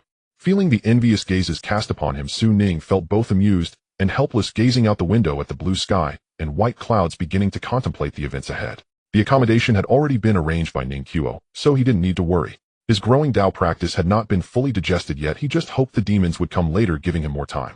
If things were resolved smoothly, he would then consider how to find the immortal seedlings and expand their numbers. Oh right, there were also relics. Having reached V3, yet still not unlocking new relics, did that mean he needed to reach level 4? No way, that could take ages. While thinking, a wave of drowsiness washed over him. He didn't know how much time had passed when he was startled awake by the airplane announcement. "Ladies and gentlemen, due to thunderstorm weather in Modu, this flight cannot land as originally planned and will divert to Hangzhou Airport for backup." Su Ning opened his eyes to see the cabin buzzing with discussion and a few business people in suits showing signs of anxiety calling a flight attendant to inquire about the situation. The answer received was that they were affected by Typhoon Duan. Su Ning looked out the window and saw that the once blue sky and white clouds had vanished, replaced by a black ink-like sea of clouds, the light dimmed with no sunlight visible. From this angle, he could already see the super city below. The entire city was shrouded in a restless rain cloud, the dark clouds flying in from the East China Sea spreading towards them at a visible speed. What happened? Ning Qiu awoke from a light sleep, pulling off her eye mask in surprise. Inside the cabin the lights were dim and people whispered among themselves, showing dissatisfaction, but also feeling helpless. In previous years would a typhoon come at this time? Su Ning withdrew his gaze. Ning Qiu replied, a bit early, but it's normal. Is that so? Su Ning quietly gazed out the window, sensing a dangerous aura. At that moment the plane began to adjust its direction, trying to escape the thunderclouds. However, this storm was spreading at an astonishing speed. Like a giant beast preying on its target, it wasn't long before they were engulfed. Bang! Suddenly the plane shook violently, and a passenger's cup fell to the ground, rolling far away. Out! In a brief gasp the cabin trembled even more violently. People held onto their seats, their faces showing terror, and a flight attendant even fell. Outside the window the sky darkened, flashes of lightning flickered and fierce winds whipped raindrops. This steel aircraft was like a small boat at sea being tossed high and then dropped heavily. The thunderclouds had arrived. The cabin was thrown into chaos. The lights flickered dim and unclear, and screams rose and fell. Dear passengers, due to thunderstorm weather our airplane is experiencing turbulence. Please fasten your seatbelts, protect your heads and personal belongings, and refrain from moving. We repeat. The announcement echoed. However, it was of no use. Amidst the chaos, Ning Qiu nervously gripped the armrest, instinctively looking toward the proxy, then froze. She saw Su Ning calmly gazing out the window, his brows slightly raised as if he were staring at something. It's here, Ning Qiu asked. What? The next second she heard a woman in the front row pointing outside, exclaiming, monster. This sharp voice instantly captured everyone's attention. Following her finger, people saw a terrifying sight. Amidst the pitch-black sea of clouds, a monstrous bird with wings emerged from the clouds, screeching as it charged toward the plane. That was a demon. Modu, as one of the super cities, was like a living organism. From high above one could see that the intertwining roads resembled the arteries of a human body, dividing the city into several zones. Inside the residential areas, buildings formed countless tight passages between one another, densely packed throughout the city, like capillaries, yet full of vitality. Different eras, regions, and ethnicities have various names for this. The people of Jingxing call it Hudong, the people of Wuqing name it Lixiang, while the people of Modu refer to it as Nongtong. When Lu Fengshan donned a cloak and wielded a phoenix knife trudging into this alley called Yuhua, he was immediately enveloped by water vapor. On both sides, ancient-style blue brick buildings towered, framing a sliver of blue sky. Beneath his feet, stone slabs and cobblestones intermingled, glistening like mirrors under the light rain. In the alley, shops were crowded, stepping in felt like time traveling back to the old Modu depicted in films. Perhaps due to the weather, there were few people. Lu Fengshan moved through the streets, his expression solemn, resembling a chivalrous hero from the martial arts world. As he walked deeper, he suddenly stopped, squinting at a figure under the awning ahead. Under the awning was a wooden table, beside which sat a man in his late 20s, dressed in a white suit, handsome, with shoes that gleamed as if new, sipping a cup of fragrant tea. Noticing Lu Fengshan's gaze, he leisurely lifted his eyes to meet his. You've come. I've come. You shouldn't have, but I still came. What are you here for? I'm here to kill enemies. Kill what enemies? The enemies that should— What is that in your hand? A knife. What kind of knife? A knife for killing enemies. The man in the white suit sighed lightly and set down his teacup. You shouldn't have come. Lu Fengshan was stunned. Why are you bringing this back around? Rude. The man in the white suit frowned. Who are you cursing? Lu Fengshan flipped open his trench coat, revealing the hilt of a knife. But you don't think just because you took the name of an ancient figure that you're a god of murder. Are you up for a spar? In the hall division by Yanhua, stationed in the Magic City side, turning to gaze at the rainy alley with deep-set eyes. Everyone inevitably does a few foolish things in their lifetime, and meets a few foolish people. If everyone only did clever things, and loved only clever people, life would be far too dull. Lu Fengshan pondered for a while, pretending to draw his knife. Are you insulting me, eh? Alright, are you two done yet? Suddenly a graceful figure walked out of the shop. Dressed in a short cheongsam and a floral apron, her beautiful face was that of a typical Jiangnan woman. Holding a bowl of plain noodles, her arms were fair and tender black hair tied up at the back. She feigned anger and said, We are all old classmates, and you still act like this every time we meet. It's so embarrassing, the girl said, slamming the bowl of noodles onto the table. Thus the two renowned Yinluo in the Huaxia Hall suddenly became obedient. Coughlin Wainer, we were just joking. Bai Qi explained gently. Lu Fengshan quickly sheathed his feng knife, boldly moved closer, and sat down, his fierce face breaking into a smile. Right, little Wainer, I was just teasing old Bai. Is little Wainer what you call her? Bai Qi shot him a glance. Clearly a rough fellow speaking so without decorum. Lu Fengshen retorted sarcastically, you have decorum. A grown man, especially one with a military background applying makeup and hair gel an inch thick, and yet you're so meticulous. You. The girl named Lin Weiner beside them shook her head helplessly, looking rather exasperated, then suddenly burst into laughter, leaving the two men stunned. Years have flown by, seeing you both like this feels like we're still in school. The two fell silent, memories washing over. Time passed swiftly. A few years ago the three of them were classmates at a military academy in the country.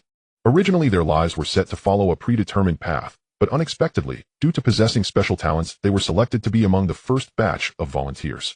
Lu Fengshen and Bai Qi successfully fused with the blood medium of their generation, becoming hybrids, and gradually grew to become pillars of the hall. However, Lin Weiner faced a setback in her advancement and had to withdraw from the hall, opening this small shop instead. It feels like not much time has passed, yet it seems like a lifetime ago. Alright, I'll go get the plain noodles, you two chat. Lin Weiner smiled and walked towards the kitchen. Lu Fengshen and Bai Qi exchanged glances over the bowl. Is the situation really that serious? Does the higher-ups think I can't handle it? They want to send you over. Bai Qi placed his hands on his legs and asked with a proper posture. Lu Fengshen poured himself a cup of tea and sighed. The specific data hasn't come out yet, but we did detect anomalous energy responses. But even so, it shouldn't warrant a large-scale mobilization. Bai Qi, handsome in appearance and with a scholarly demeanor, spoke confidently. Within the borders, the defenses in the Magic City are second only to the capital. After the last incident at the Cross River Bridge, additional equipment has been added. Even against third-tier demons, I'm confident I can take them down. Lu Fengshen said quietly. I'm afraid it's not just that. Bai Qi frowned. Source of the information. Ren Jiao. Lu Fengshen replied. The location of the third-tier demons in the new city beyond the borders was provided by them, and they dealt with it themselves. Bai Qi questioned, how strong is Ren Jiao really? Very strong, much stronger than you imagine. Lu Fengshen continued. Currently there are at least 3 known strong individuals. I had a brief encounter with one codenamed Thunder, but unfortunately the other party showed no inclination to fight and remained elusive. They should not be underestimated. Bai Qi fell silent. Although he often disapproved of Lu Fengshen's style and intellect, he acknowledged his strength. Otherwise the higher-ups wouldn't have appointed Lu as a firefighter. Mobile support across regions. Assuming the information is true, if a large group of demons is indeed approaching from the East China Sea, the biggest problem lies not in how to kill them, but rather the lengthy coastline is likely difficult to defend completely. Bai Qi stated, and once a few slip through the cracks into the city, the casualties and impact will be unimaginable. Lu Fengshen nodded. This is also what the higher-ups are most concerned about. Therefore, in addition to sending me to support the elite forces from the capital, they have also deployed something else. What? Lu Fengshen dipped a finger into the blue and white porcelain teacup and drew characters on the table. The characters formed. Bai Qi's breath hitched. Are you serious? Oh, it's a monster. There is a monster in the clouds. Inside the cabin, when everyone witnessed the approaching demon from afar, fear peaked. If one were to pull back their perspective to the outside, the scene would be as follows. In the pitch-black sea of clouds, a Southern Airlines passenger plane trembled and rocked, trying to escape the thunderstorm zone. On one side of the cabin, many portholes revealed a pale face against the glass. Not far away, a demon that was as fierce as an ancient pterosaur roared and approached. This demon was not strong, only first tier. Yet as a flying demon, the sky was its domain. At a moment where even a small bird could crash a passenger plane, what kind of destruction would a demon several meters long and immensely powerful bring? Help! Are we going to die? I don't want to die. Parachute. I want a parachute. Inside the cabin, people completely lost their minds. A cacophony of screams, cries, and curses blended together. Some tried to rush to the cockpit. Some sought parachutes, but commercial airliners had none. Others clung tightly to their loved ones, weeping uncontrollably. Some prayed for divine protection. However, they all knew it was futile. At this altitude, no one could contend with. What do we do? In the business class, Ning Kuoqi looked anxiously at Su Ning. Though she was also afraid, seeing Su Ning made her feel safer. In her eyes, the powerful substitute must have the ability to resolve the crisis. I'll go take a look outside. Su Ning stood up, walking toward the bathroom, feeling heavy-hearted. Under the divination technique, the demon's level was not high, but the problem was he couldn't leave the cabin. His protective battle armor was completely destroyed. He couldn't fly. Water manipulation technique. With just the rain outside, it was far from enough. Forcefully opening the hatch and battling using the aircraft as a platform. Don't be ridiculous. Commercial airliners fly at an altitude of 10,000 meters in a frigid and oxygen-poor environment. If a breach is made, everyone would suffocate to death. The only way was to throw everyone into the gray mist space, wait for the plane to crash, and when nearing the ground, Su Ning would hide in the gray mist space to cushion the fall. But he was unwilling to use this method unless absolutely necessary. Even if he could use illusions to cover, it would still lead to a lot of trouble. Gray mist space. In his anxious state, the symbol in his palm flickered, and he sensed the sound of someone knocking at the door again. It was Luo. Through the bloodline connection, he could sense her agitated and angry emotions. Is she coming out? Su Ning was taken aback.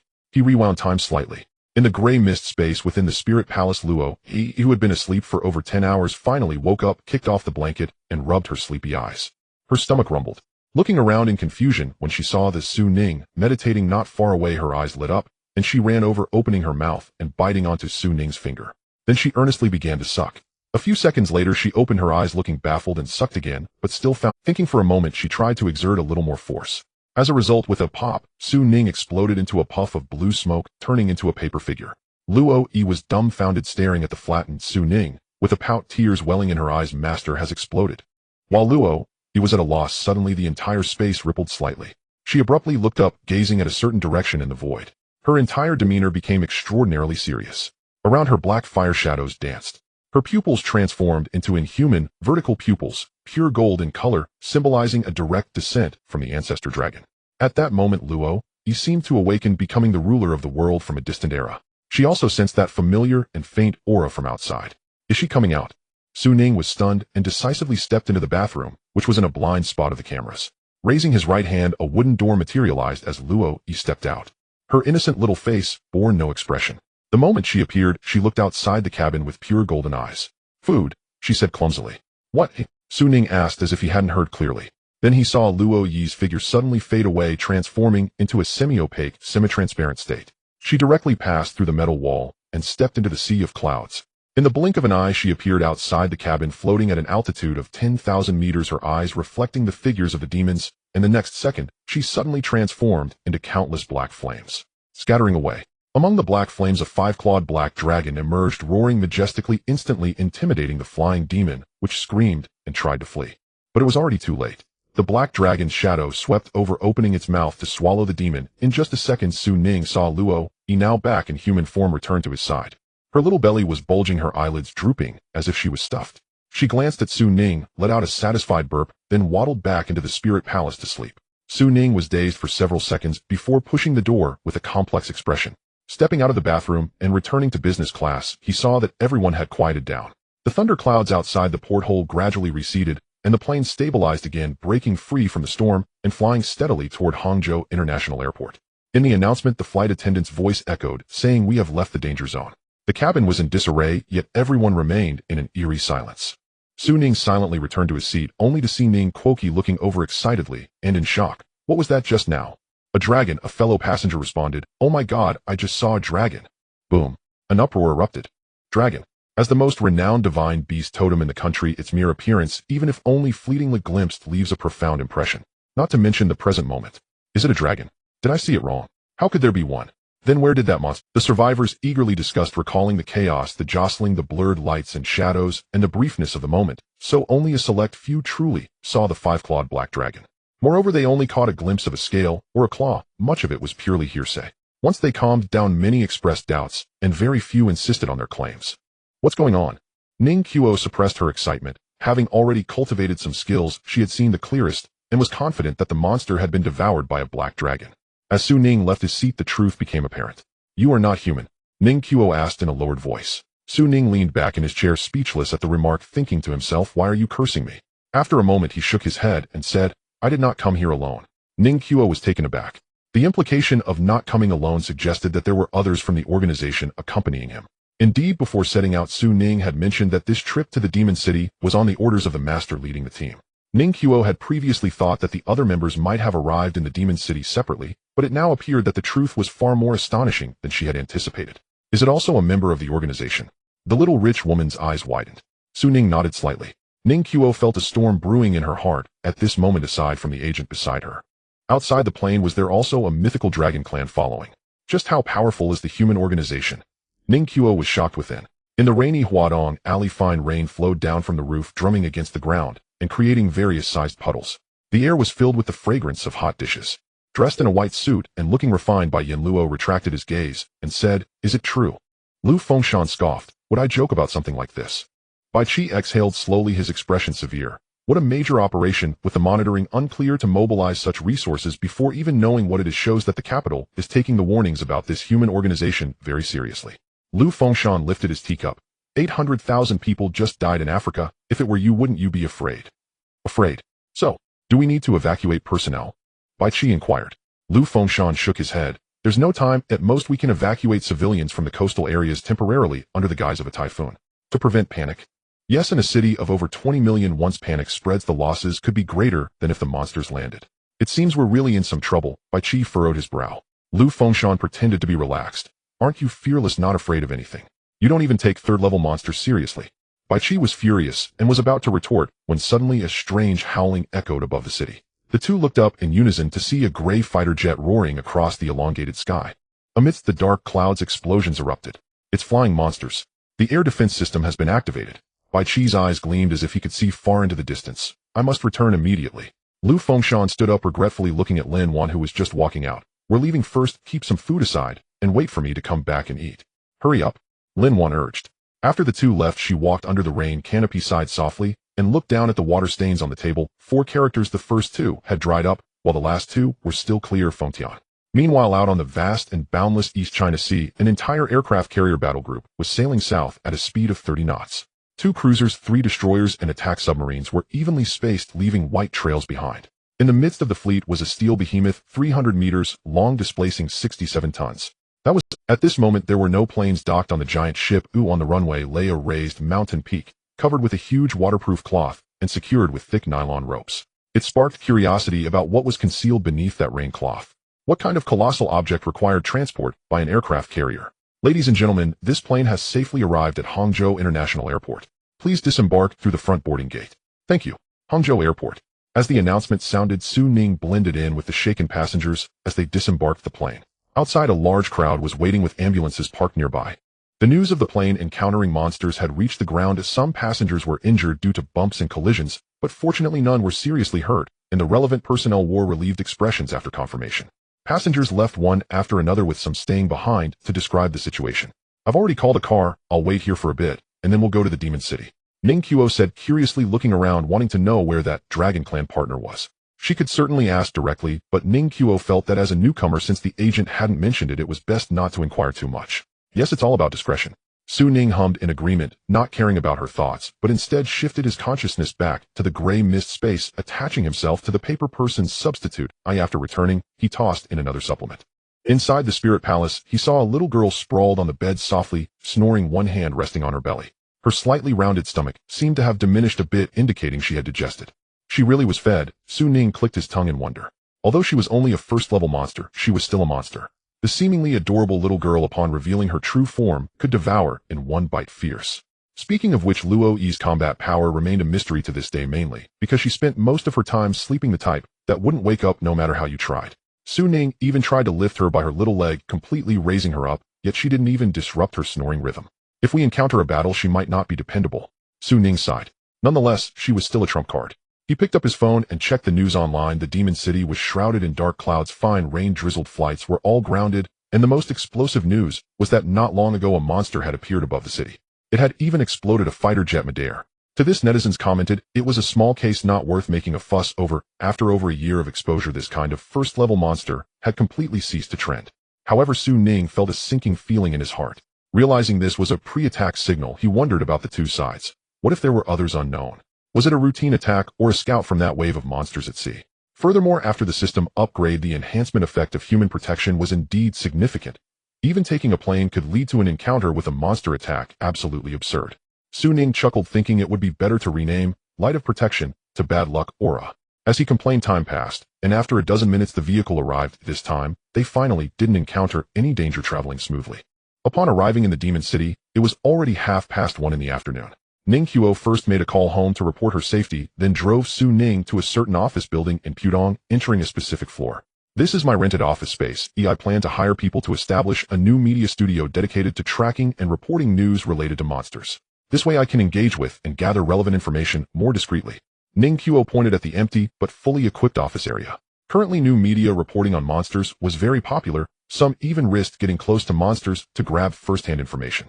Ning Qiu had mentioned this idea on the way. One reason was to cover her identity as a transcendent, and secondly, it also provided an explanation to her family, as having a startup excuse made things much more convenient.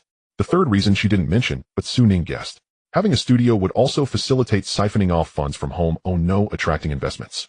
It's a good plan. I like it, Su Ning said. Ning Qiu walked through the open office area and opened a door, This is a private office. A further inside is a bedroom with daily necessities available. You can stay directly. Su Ning nodded in satisfaction. From now on he would stay as Ning Qiuo's friend and startup partner, though it would be once there were too many people around they would definitely have to switch places. Very well, after all the trouble, you should go home now, but don't let your family worry. Su Ning took the keys and access card. Ning Qiuo nodded. Suddenly her phone rang. She glanced at the number and raised an eyebrow as she answered. Surely have you settled in? On the other end of the line it sounded a bit noisy as if someone was discussing something. Yes, we've already settled in. There's a gathering tonight. We'll all have dinner together. You should come too. Shirley said cheerfully. Ning Qiuo glanced at Su Ning helplessly saying, What's going on? How did you end up in the Demon City? Who are you with? How many people are you with? This Shirley was completely unclear. Didn't I tell you? Shirley paused, turning to look at her classmates behind her, and said cutely, It's like this. Then she babbled on. Finally she added, So you should come. Everyone misses you a lot. Ning Qiuo hesitated and said, I see, but I still have some matters here. She thought to herself that she couldn't just leave the agent behind. Shirley. It seems I can only pull out the big guns. I originally wanted to give you a surprise. Professor Schneider is also here, and he said he wants to see you. What do you think? What is it? Su Ning asked in surprise as he had refrained from eavesdropping on their conversation out of basic respect. Ning Qiuo's pink and white face was filled with seriousness. Members of the Doomsday Salvation Society have arrived. Su Ning's expression changed slightly as he pulled over an office chair. Speak carefully, he said. 10 minutes later Su Ning had a general understanding of the situation. Essentially, several of Ning Qiuo's classmates from her previous studies in Europe suddenly returned to the country, arriving in Modu yesterday, and they were gathering tonight, inviting her to join. But that is not the key point. The crucial part is that the students who came are all peripheral members of the Doomsday Salvation Society, and the leader, Professor Schneider, is a formal member of the society. Professor Schneider is my mentor in the biology department, knowledgeable and highly respected by us, Ning Qiuo explained. At the same time, he is also very interested in mysticism, and thus has a good relationship with me and a few classmates who are similarly enthusiastic about the subject. Later, he was the one who introduced me and some classmates to the Salvation Society. Ning Qiuo felt a bit nostalgic. At that time, she held great admiration for this elder and felt quite regretful upon returning home. However, now she had come into contact with the more advanced mystical organization known as the Human Teaching and had joined it. The reverence and longing she once had for the Salvation Society had long since dissipated. The halo around Schneider in her eyes had also faded. Oh, is this Schneider also an extraordinary being? Su Ning asked curiously. Ning Qiuo nodded. Sort of, but from what I understand his level of extraordinary ability is quite limited. The Salvation Society values him more for his social status than for his potential. According to Ning Qiuo, the Doomsday Salvation Society spreads throughout Europe with members generally divided into 3 categories. First, those with potential, the core personnel, who truly grasp the secrets akin to hybrid beings of the halls. Second, those with wealth or social status, including tycoons, politicians, scientists, and celebrities, all falling into this category. They are also the main contributors of membership fees. Third, peripheral members, which are more complex, consisting of various ordinary people and shallow believers. Externally, they are often seen as members of clubs affiliated with the Salvation Society scattered across various regions. They have not formally joined, but have come into contact with the circle and could possibly transition into formal members. Ning Qiuo and her classmates who were interested in mysticism belong to this category. Professor Schneider's reason for coming to Modu is ostensibly to collaborate with a local academic institution for short-term academic exchange and to select some students to come along akin to an internship.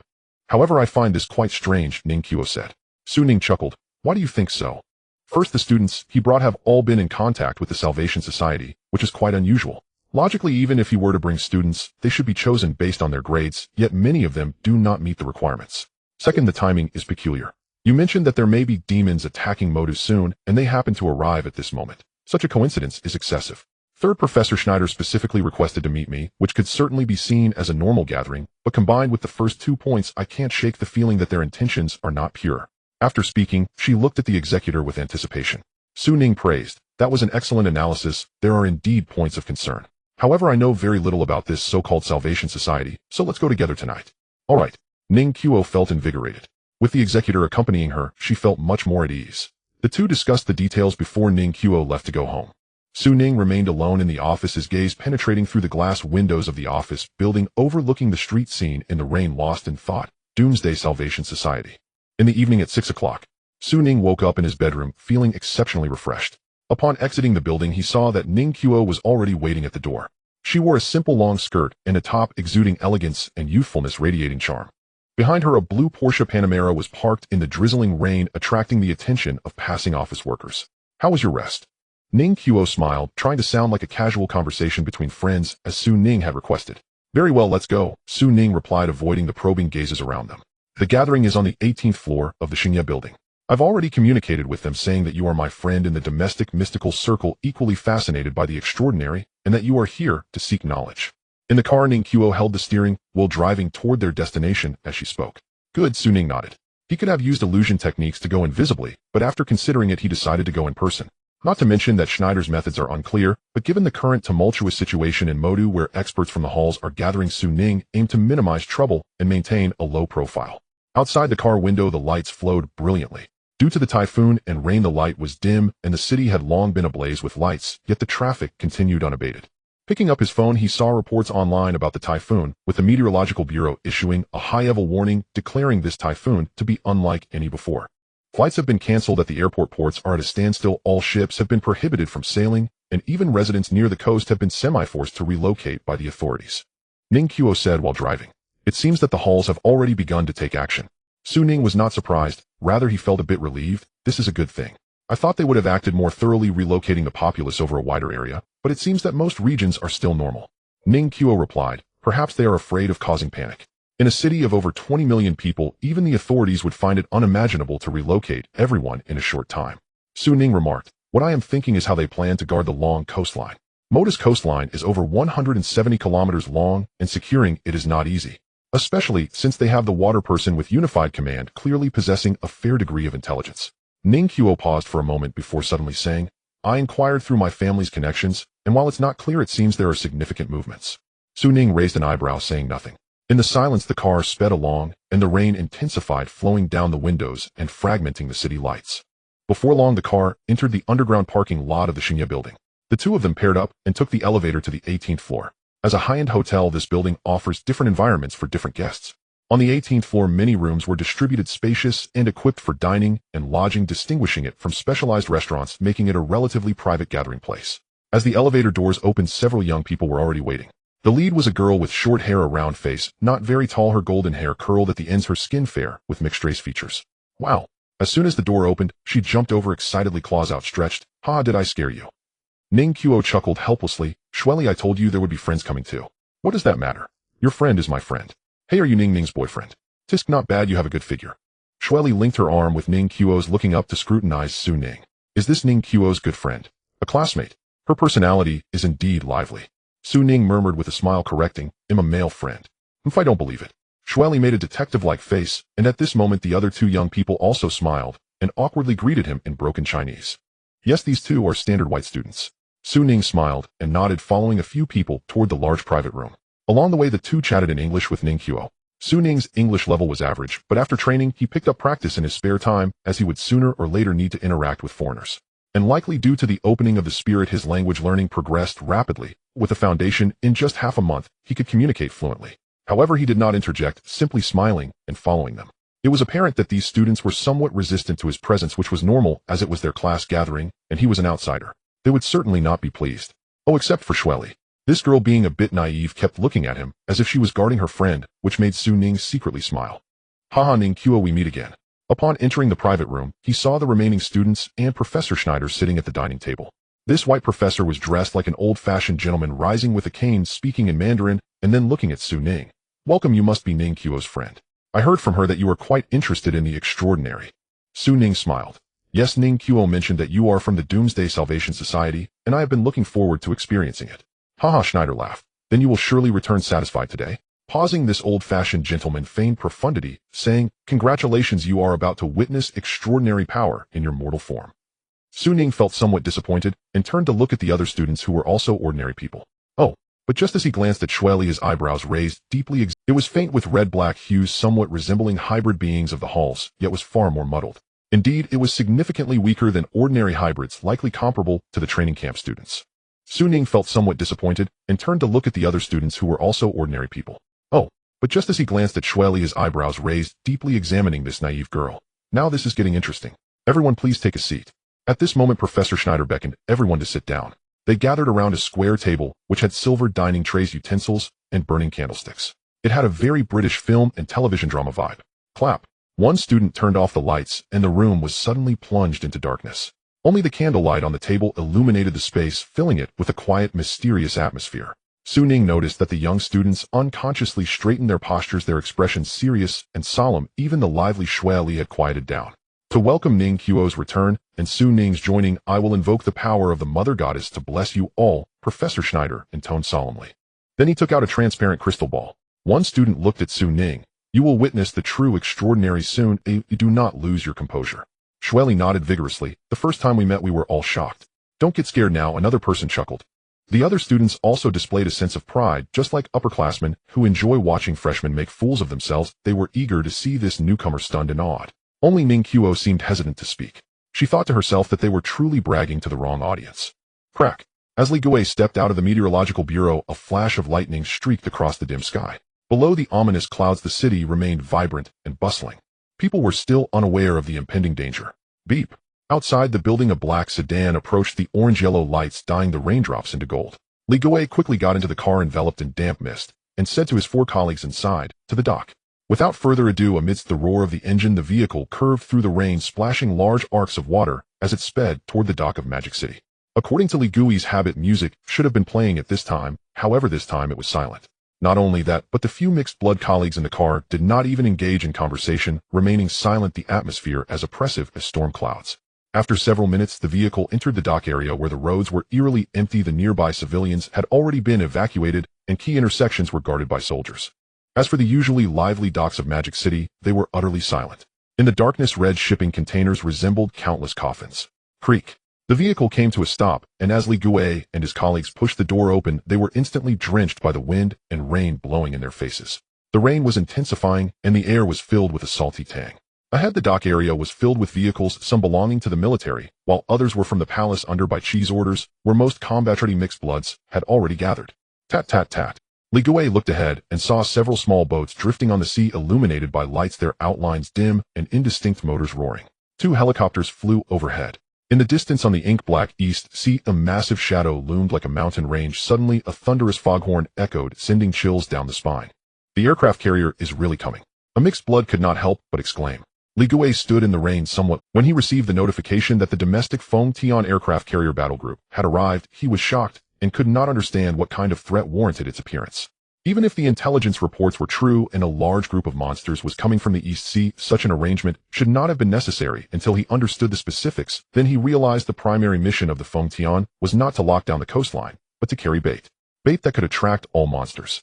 Board the ship. Suddenly someone ahead called out, and Li Gui snapped back to attention, hastily boarding the small boat with the others in gray coats. They headed toward the Fengtian. Tonight it would become their battlefield. Great and mysterious Mother, the ruler of the apocalypse, the Mother Goddess of all endings, please grant your followers blessings, dispelling filth and fear. In the starry sky building, in an 18th floor room. As Schneider held up the magical crystal ball, his tone suddenly shifted to a hymn-like cadence, reciting deeply. At the same time, streams of blood energy surged from within him into the crystal. Buzz. The crystal ball suddenly lit up, mysterious brilliance emanating from it, spreading a mystical halo that enveloped everyone at the dining table. The students immediately trembled, their gazes dazed as they stared at the magical crystal. Then faint purple streams of light flew out, swirling above their heads. Like legendary spirits, a choir-like melody echoed. Within the hazy glow, a phantom face faintly appeared, pale, with indistinct features, lacking eyebrows, and eyes tightly shut. Combined with the dim room, flickering candlelight, and the wind and rain outside the dark curtains, a strange and eerie atmosphere enveloped the space. At the table, Su Ning's expression shifted slightly, his spiritual energy circulating instantly, breaking free from the mental influence, illusion. It is more akin to some sort of mental interference similar to that experienced when analyzing monsters, but infinite. Beside him, Ning Qiu, with 3 years of cultivation, also broke free from the influence in an instant, now gazing with slight astonishment at Schneider and the classmates who seemed to be caught in a trance. Frowning slightly. So this is the miracle of the Apocalypse Salvation Society. It was not her first time receiving a blessing. She had previously witnessed it when it was first introduced to the club in Europe. It was precisely because of this that she firmly believed the Salvation Society possessed great power and longed for. But now, looking back, that great power which had once shocked, frightened, and obsessed her and her companions seemed so small and ridiculous. Thinking back to half a month ago when she had just returned to the country, she had looked down on others with an arrogant mindset. How was she any different from these classmates? She was just a frog at the bottom of the well.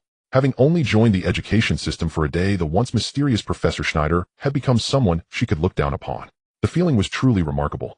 Then she recalled how she had proclaimed the strength of the Salvation Society to the emissaries. She suddenly felt a wave of shame wash over her. Turning to look at Su Ning, but was taken aback. Su Ning showed no sign of disdain. Instead, he was gazing intently at the illusory face with a serious expression. Crack. In the next moment, that face suddenly fluctuated violently, as if disturbed, trying to open its eyes. But Schneider's power evidently could not sustain it. Thus the entire crystal ball shattered, the magic collapsing, and the others awakened from their trance. "Oh, Professor, what is happening?" the students exclaimed, filled with panic. Schneider was stunned for a few seconds, a look of confusion on his face. Then suddenly, as if he thought of something, he excitedly stood up and looked at Su Ning. "Congratulations, you have been chosen by the Mother Goddess." The other students looked on in shock, their eyes filled with astonishment and envy. "Chosen?"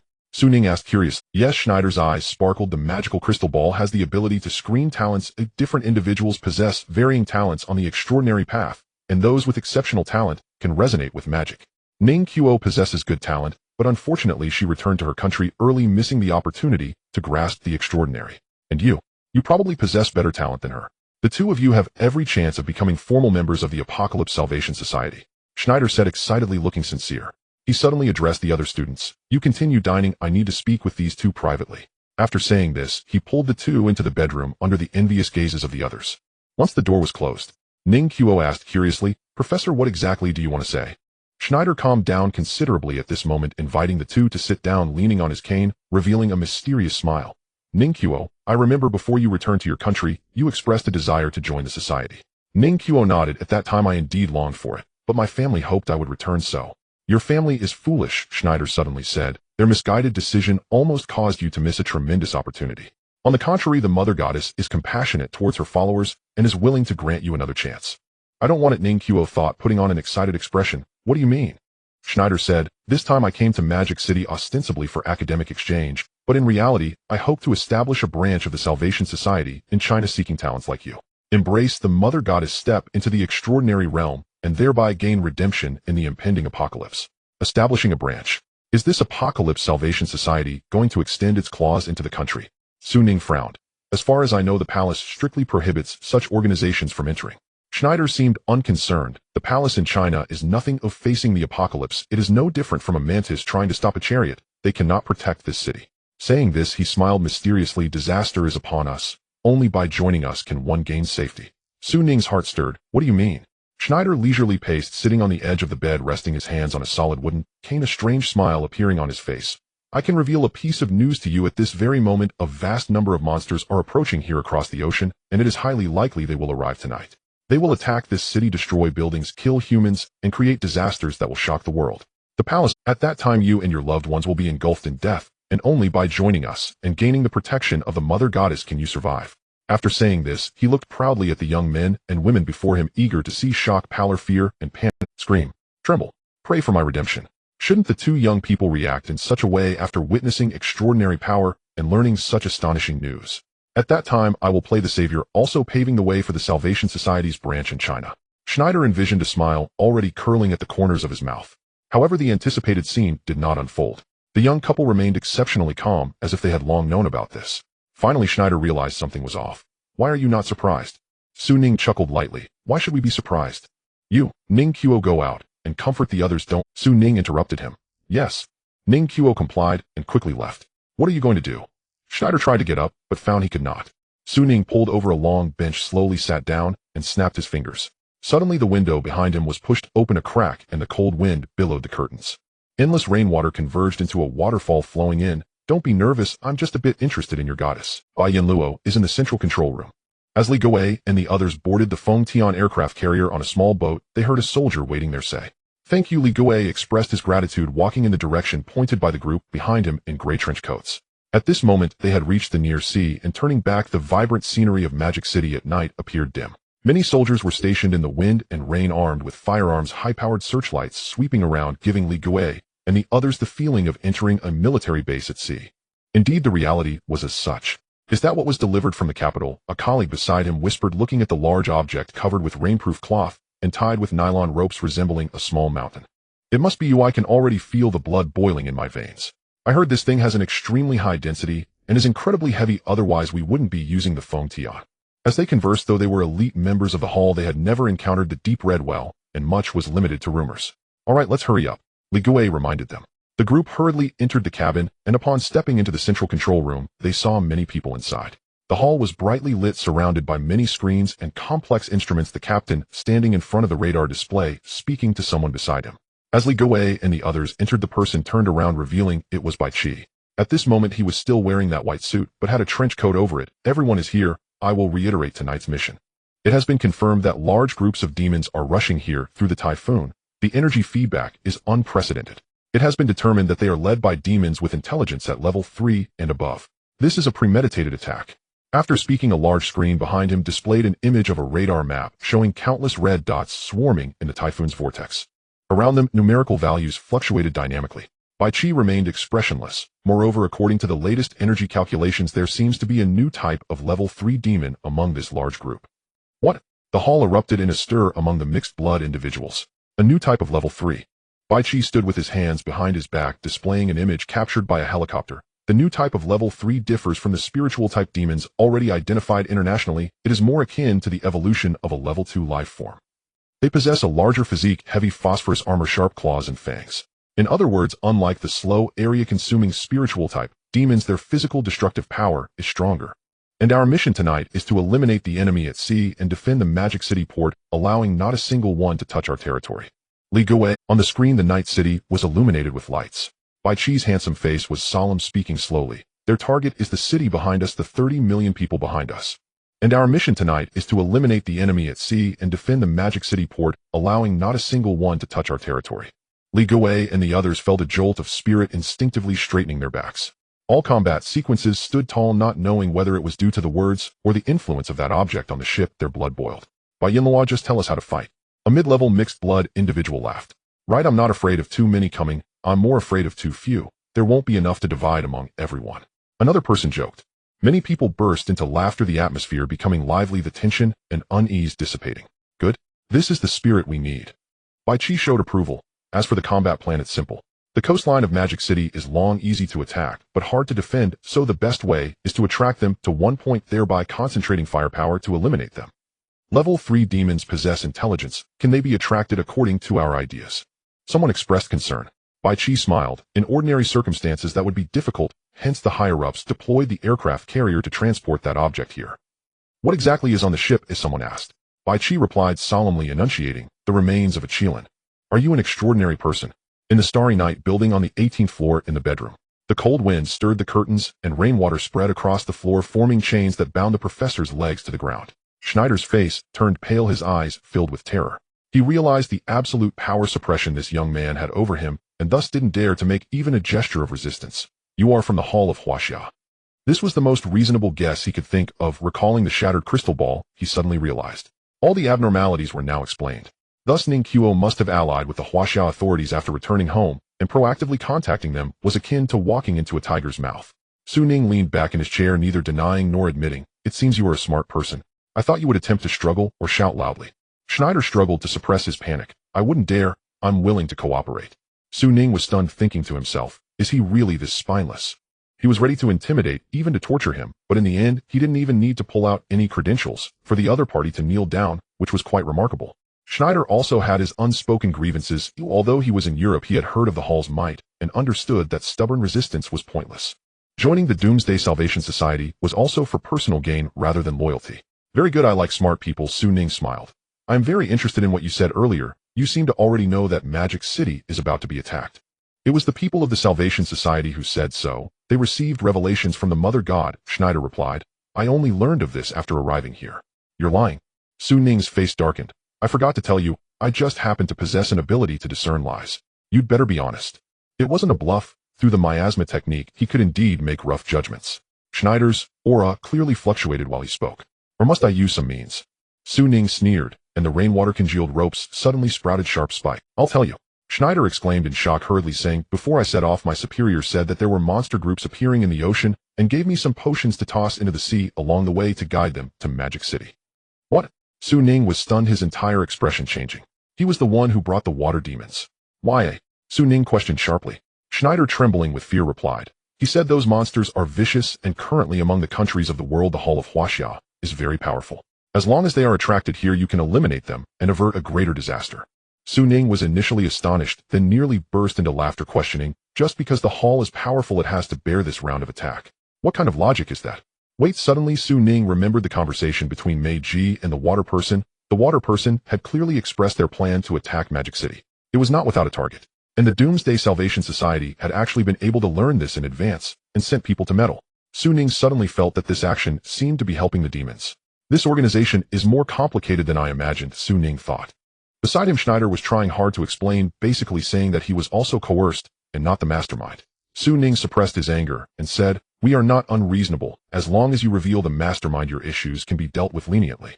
As for the Mother God, my understanding is limited. Well, I only know that she is the source of their power. It is said that when the apocalypse descends, only those who receive them. As for the Mother God, my understanding is limited. Well, I only know that she is the source of their power. It is said that when the apocalypse descends, only those who receive the Mother God's protection can survive." Then he went on to say a lot almost without value, knowing nothing about the core members. According to his statement, only core members and some high-ranking members would know. As for him, he did not qualify. This time he came to Magic City to expand a branch, also to accumulate contributions and elevate his status. According to his statement, only core members and some high-ranking members would know. As for him, he did not qualify. This time he came to Magic City to expand a branch, also to accumulate contributions and elevate. Yet this so-called professor was just a small fry. "I've said everything I know. I'm willing to cooperate with your guidance," Schneider said, seeing Su Ning silent, testing the waters. Su Ning raised his head, revealing a smile. "No need. Since you've finished speaking, it's time for you to die." After saying this, he used the water manipulation technique to control Schneider's blood rushing madly towards his heart, and then saw this old-fashioned gentleman suddenly clutch his chest, mouth agape, collapsing onto the bed. Soon he was lifeless. This was the method Su Ning had explored. Of course, it was limited to ordinary people. As for demons, even the lowest level ones, he still couldn't manipulate their blood. "This is the punishment you deserve." This was Su Ning's first time killing someone, yet he felt no significant psychological burden. Perhaps it was due to the gentleness of the death, or perhaps it was simply that such a person deserved to die. Boom. Just then lightning flashed outside the window, illuminating Su Ning's profile. He slowly rose the rainwater like a living entity, returning along the original path, leaving no trace in the room. Arranging Schneider's corpse in a sleeping posture, Su Ning took out the scroll of mountains and rivers, shook out a paper figure. The paper figure caught the wind, expanding into the likeness of Schneider. Outside the room at the dining table, accompanied by the flashing lightning and increasing wind and rain, the candlelight flickered. Ning Qiu was chatting and laughing with several classmates. However, whether it was her or the others, their thoughts were not here, but were concerned about that bedroom. Suddenly the bedroom. "Professor, I'm honored to be appreciated by you. I truly aspire to be extraordinary. Today's events have impacted me tremendously. Still haven't regained my composure. I hope you can give me some time." Su Ning said, his voice conflicted. "Haha, of course. You and Ning Qiu both have great talents, but such matters indeed require careful consideration. I will be in Magic City for a period of time. You can go back and discuss whether to join us. Whenever you have a decision, feel free to find me." Schneider smiled kindly. As they spoke, the two walked out one after the other. A group of students pricked up their ears. Their expressions varied. Was the professor indeed trying to recruit them? At this time, many people cast envious glances at Su Ning, secretly lamenting why they lacked talent. "Thank you for your kindness." Su Ning expressed his gratitude profusely, then called over the puzzled Ning Qiu, making an excuse about the rain getting heavier and leaving early. The other students did not try to keep them, only Shirley looked a bit reluctant. She hadn't seen Ning Qiu for a long time. "Let's get together again in a couple of days." At the elevator entrance, Shirley waved vigorously. "Goodbye," Ning Qiu smiled. When the elevator doors closed, she turned to the agent. "Let's talk downstairs." In the room, a few students returned only to see Professor Schneider, yawning, clutching his chest, addressing everyone. "It's getting late. You all should go rest. I used too much power while casting magic before, and I'm quite tired and my heart feels somewhat uncomfortable. I need to sleep well." Several students nodded obediently, not suspecting anything. "Oh, by the way, tonight's matters involve the Salvation Society. I remember not to mention it to anyone, or it could easily attract trouble here." Schneider reminded them. The students responded in unison, then left in a group. Once outside, a male student muttered, "The professor talks too much. He's mentioned it so many times along the way. Oh, we're not children." "I think Senior Shirley has a reason to remind us. She seems to really like talking," a student laughed. "Haha, when it comes to serious matters, my mouth is always tight, okay?" Shirley jumped up to hit him, then suddenly became dejected, looking towards the direction Su Ning left. "Besides, at least you all have talent. I don't have any at all. I'll never have a chance in this life." As the crowd walked away, no one noticed a thin paper figure flying out from the balcony, carried by the raindrops drifting down from the 18th floor. Like a falling leaf. Finally, it slipped into the window of a blue Porsche. Su Ning tucked the paper figure away, leaning back in the soft seat, gently exhaling. By morning, hotel staff would discover Schneider dead in the bedroom. They would attribute the cause of death to sudden heart disease. Controlling blood to impact human organs, this method of killing left no trace. "When the day comes that I can't survive, I could consider becoming an assassin or something." Su Ning self-deprecated. In the driver's seat, Ning Qiu started the engine, her expression serious. "Where are we heading next?" She didn't ask about the details of the interrogation, but Su Ning voluntarily informed her about Schneider leading the demons. Upon hearing this news, the last bit of respect Ning Qiu had for her former mentor vanished, only hating that she could not kill him with her own hands. I didn't expect he could be so malicious. How could they do this? Su Ning watched her tightly clenched lips, the knuckles on the steering wheel turning white from exertion, and the windshield wipers wiping away the cold rain that fell in streams. He said so he was punished. Ning Qiu turned to look at him, her eyes shimmering with tears. That's not enough. I originally thought that no matter how the Salvation Society was, it still belonged to the extraordinary organization of humanity. Back then, I and many others like me sought to join, hoping to become extraordinary and resist the demons, but I didn't expect that its internal structure was like this. What they did was even more vicious than the demons, and Shirley and the others were completely unaware, treating it as a sanctuary they longed for. 17. I want to save them. What should I do? Su Ning pressed her shoulder, speaking slowly. So we must become stronger. After a pause, he added, however, we must first survive this night. Ning Qiu turned on the high beams. This Porsche worth 120,000 roared like a beast. Are we going to the dock? Su Ning replied, take me there, and then you drive home. Be obedient. The heavy rain continued to fall. Does your heart feel afraid after all these years, yet you still haven't found a home? On board the Fengshen aircraft carrier, a towering rain cover nearby stood where a large group of individuals dressed in gray trench coats stood straight, silently holding their swords. Like a black forest, Lu Fengshan stood at the forefront, gazing at the angry sea ahead with the volume of his phone turned to maximum, the Douyin background music wafting through the wind and rain. What are you doing? Bai Qi's figure suddenly appeared, his eyes deep. Lu Fengshan's gaze was distant. Old, by haven't you heard that saying? In my BGM, no one can defeat me. Bai Qi was speechless. At this time, you still have the mind to play outdated jokes. Besides, if you want to play something, can't you choose something more elegant? Mozart, Beethoven, Wagner, Mahler. I suddenly recalled Liszt's first movement, stepping into the city of horror from my side, entering eternal sorrow. Lu Fengshan fell silent, glancing at the hottest Douyin playlist on Nettie's cloud, feeling embarrassed as he hit pause, forcing a smile. I think the Yellow River Cantata is pretty good. Bai Qi was taken aback, paused for a moment, and surprisingly, did not refute, turning to glance at the mixed blood team, standing in the rain, admiring. No wonder they are the elite of the capital. After a pause, he continued, but our branch in Magic City is not weak either. We won't know until we fight. Lu Fengshan retracted his phone, no longer bickering, and said seriously, have those ruffians arrived? Bai Qi nodded. They've arrived. The radar is constantly monitoring their movements. Initially, they did show signs of a scattered landing, but drawn by the allure of the Qilin remains, they are finally heading this way. Our demons are indeed demons, just like sharks sensing blood. Lu Fengshan said, that's good, but why haven't they arrived yet? Bai Qi scoffed, are you eager to die? It will take a while, and even when they come, the first wave won't be us acting, but relying on high technology. He raised his hand, pointing to the distant scattered lights, 2 cruisers, 3 modern-class destroyers, and a double-digit number of attack submarines, 3 of which are nuclear-powered fighter jets, shipborne anti-submarine helicopters, YJ, 12 supersonic anti-ship missiles, lightning systems, artillery, and torpedoes. They are far from us, yet they will form the first, second, and third lines of defense. The demonic horde must break through their blockade, diving under the heavy firepower of the naval artillery to reach here. Lu Fengshan said in frustration, so complicated. If they don't come, just let them be annihilated. Bai Qi looked at him, I hope it will be so. Otherwise, if they really come, it means the modern firepower blockade has completely failed, and we will be left with only close combat. After saying this, he sighed, so standing in the cold rain this early, besides moving yourself, serves no other purpose than to exhaust your strength. Come back to the cabin with me. Isn't the radar better than your eyesight? Li Gui, take the brothers from the capital to the lounge. Bai Qi said to Li Gui behind him. The latter responded and gestured for the group to leave. Come on, what are you still standing there for? Bai Qi looked at Lu Fengshan, who suddenly said, do you think the human teaching will come? Bai Qi paused, do you think they will? I don't know. Lu Fengshan shook his head. However, I heard that a flight from Magic City previously encountered demons, but miraculously survived. A passenger claimed to have seen a dragon. Bai Qi laughed. Do you believe such nonsense? I don't, but I think maybe it's an illusion created by the human teaching. The silver-armored protector has never been found. Bai Qi fell silent. Let's get through tonight first. Earlier, the silver protector had reached the blockade area. Due to military control and the typhoon, Ning Qiu's vehicle couldn't reach the port, and they had sent Su Ning back early. The demons have yet to arrive, and the system's teleportation portal has not opened. Su Ning could only circulate the human emperor's scripture, burning spiritual energy, running towards the dock. In the night, his purple robe transformed into pure black, perfectly blending into the night. The pouring rain, however, did not touch him at all. If his running speed were slowed down many times, one would find that wherever Su Ning's feet landed, the rainwater would automatically disperse. Just enough to accommodate his shoe prints, not a bit more or less. At this time, the hall should be fully prepared, Su Ning pondered as his figure moved, replaying previous scenes in his mind. The Apocalypse Rescue Society actually participated in the demon attack. This was truly unexpected. The importance of this organization soared in his mind, thinking that after tonight, he might be able to ask Lu Fengshan about it. Schneider's death logically should not implicate him even if it did. Ning Qiu's identity was a layer of protection. The question was whether his death would raise the alert of the rescue society.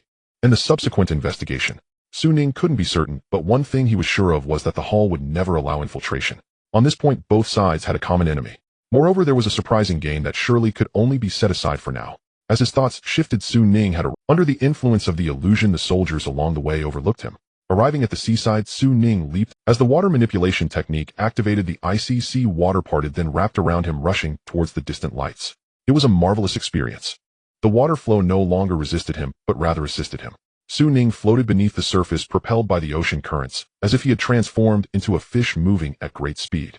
This was the embryonic form of the Dunfa. In no time he had reached the bottom of the Fengtian, manipulating the seawater to lift him upwards. Silently leaping, he landed on the aircraft carrier's deck. What is that? Su Ning was taken aback, looking at the small mountain covered with a rain cover his face, showing confusion. In fact, he was already very surprised upon seeing the carrier's insignia. The official was quite generous. However, he was also puzzled. This was not the deep sea. Why bring in an aircraft carrier? Wouldn't it be better to take off and land directly from the city for air support? Oh, what is this? Activating his observation technique, Su Ning was astonished to discover a faint light emanating from beneath the rain cover. Could it be an official secret weapon? Curious, he pondered for a moment, casting the disguise technique to transform into Li Gui's appearance, his purple robe changing into a trench coat style. He attempted to approach. The wind grew stronger, yet the soldiers stationed near the small mountain remained unmoved. A junior officer patrolled in the rain and spotted a group marching over. They were the elite from the capital, led by none other than Li Gui. This way, the lounge has prepared some energy recovery supplements. Everyone should rest and regain strength. After saying this, he nodded and smiled at the officer, who also smiled in return. The two sides brushed past each other. Once the group walked far away, the officer sighed. Mixed bloods, their aura is different. Just looking at them feels dangerous. I heard that many early volunteers sacrificed their lives to explore a mature promotion method. Even now, promotion is not completely safe. There can still be injuries. A vice officer also added. The officer sighed. It's not easy. Just as he was speaking, he suddenly saw Li Gui turn back, nodding and smiling at him. The officer instinctively smiled back. Once the group walked far, he reflected, what a good young man, running back and forth like this, so busy, yet he doesn't forget to greet others, and his smile is so genuine. The vice officer pondered for a moment and said it might also be a silly smile. I've heard from people in the capital's hall that he seems to have a mental issue. He is quite famous. The officer was taken aback, showing sympathy. Is this a result of advancement affecting his brain? Such a good... In the distance, Su Ning, disguised as Li Gui, let out a breath, thinking that this identity was indeed useful. Fortunately, Li Gui was from the Magic City branch, otherwise he wouldn't know whom to disguise as. There must be Yama stationed here. He was reluctant to use illusions as the risk of exposure was high. Muttering, Su Ning slipped through the gap in the rain cover, blending in without drawing any attention. However, the next moment, as he activated his vision and looked up ahead, he froze, gasping in shock, nearly cursing. The rain pattered against the awning, producing a dense sound, while the sea breeze blew through, causing it to tremble. Su Ning stood in the darkness as if he were in an empty factory. Under the divination technique, the enormous object ahead, resembling a small mountain, emitted a shimmering glow. It was a skeleton, an incredibly massive one beyond the realm known to humanity, akin to the remains of a prehistoric behemoth. Its exterior was bizarre, resembling a beast fixed in a kneeling position on the deck. Even so, it stood several dozen meters tall, and one could imagine that if it were to fully stretch out, it might reach nearly 100 meters. The bones were jagged, with a sword-like tail coiled and twisting, revealing a sinister appearance. Its head bore a resemblance to that of a dragon, sprouting sword-like horns that propped up the entire awning. However, upon closer inspection, one would discover that the beast's horns were actually broken. Not only that, but many parts of this mysterious skeleton were severely damaged. Twisted. It seemed that it had experienced a brutal battle before its death. Su Ning slowly approached and found that one of the giant beast's hooves was comparable to a two-story building, its material also exceptionally unique, as if the entire colossal skeleton was forged from a special alloy. Pressing down with force, it was incredibly hard. In comparison, he felt like an ant beneath a giant's foot. Is this an ancient creature? A life from the mythical past? Su Ning was stunned into silence, unable to calm himself for a long time. Connecting it to the rumors that the Crimson Well housed a dragon's corpse, he couldn't help but think in that direction. But this is clearly not of the dragon kin, utterly different from Luo Yi's true form.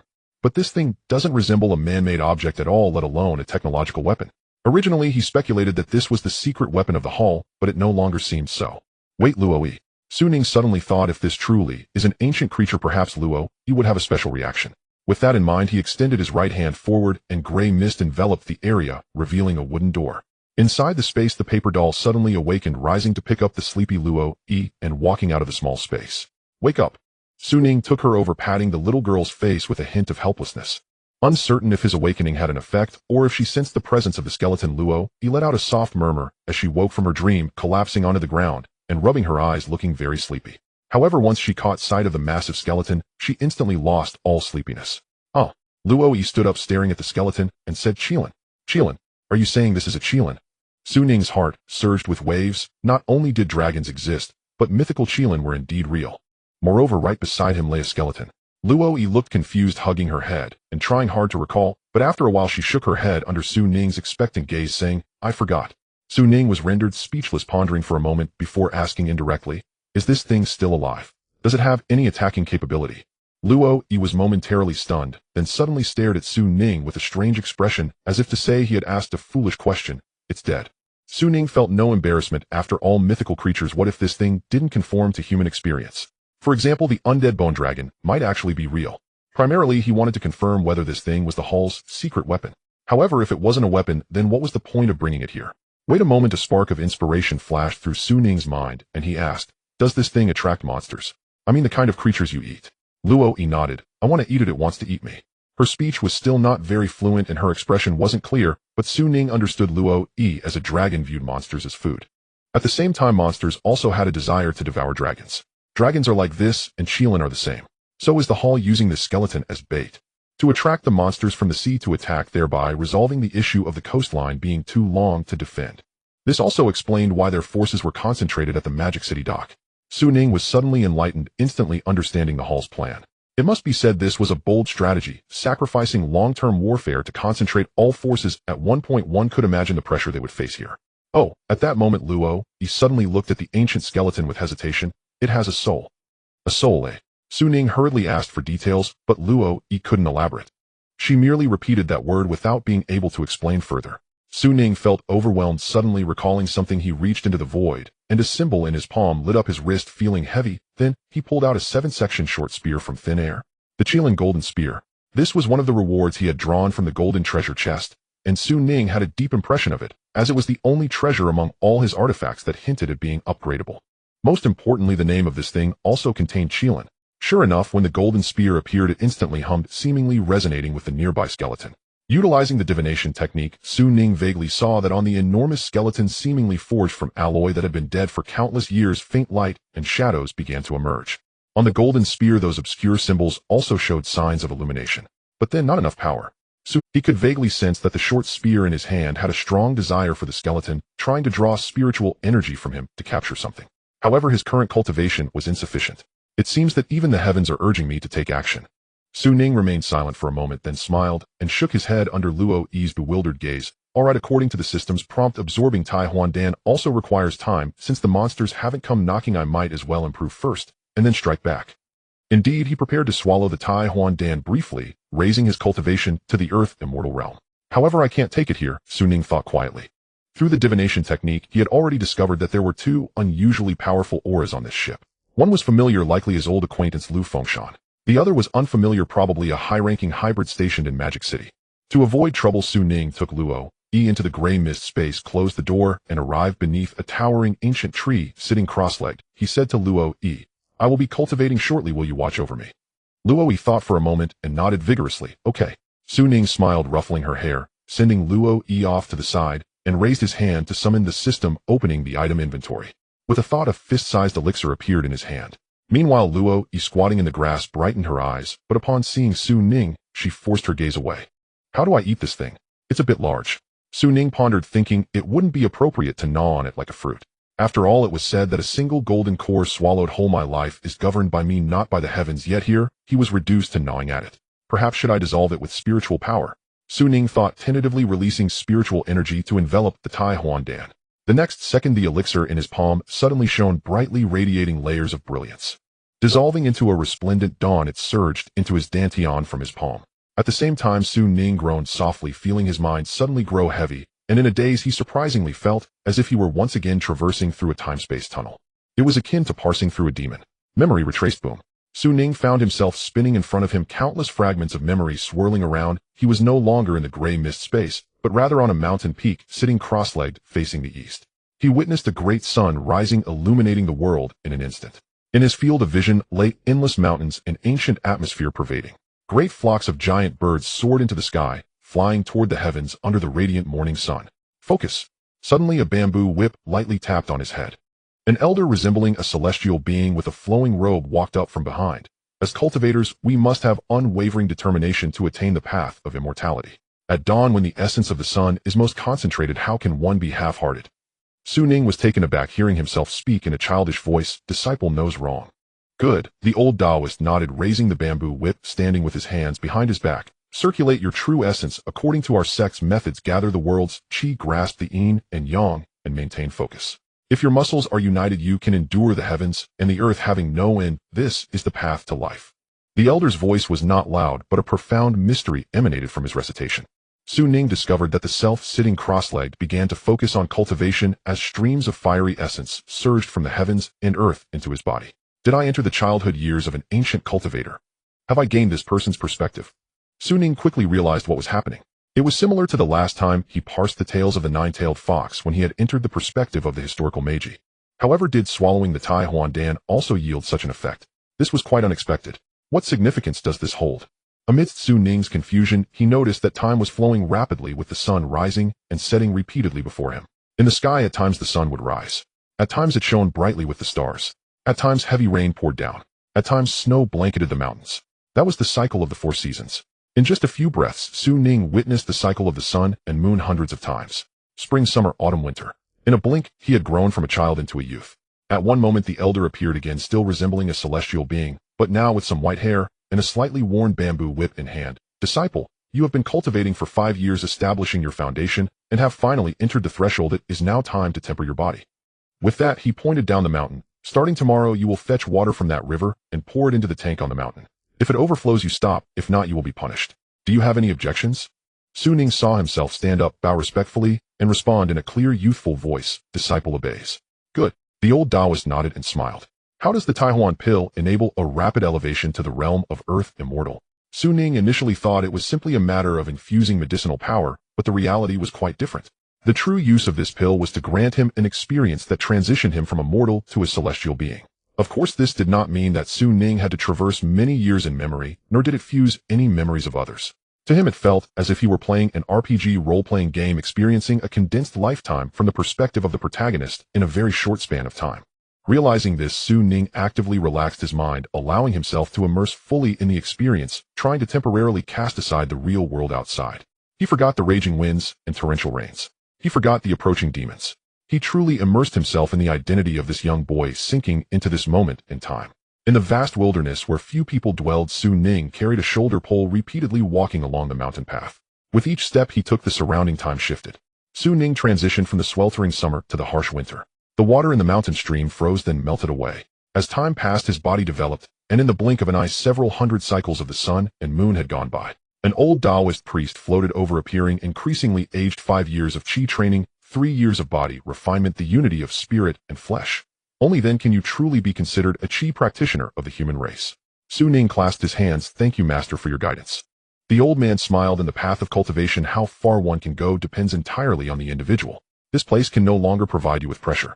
Take this. It is time for you to venture out of the wilderness and explore on your own.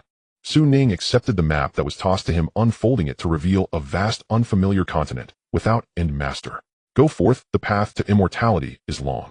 Remember, only by maintaining determination can you reach the other shore. The disciple will follow your teachings. Thus the young man organized his belongings and set off for the first time beyond the vast mountains and forests. The speed of time's passage suddenly accelerated. In the blink of an eye, the surrounding world transformed into a desert.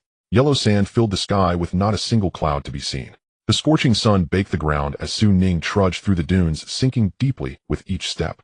At times he took out the map to determine his direction. His lips cracked from thirst. He gritted his teeth and pressed on.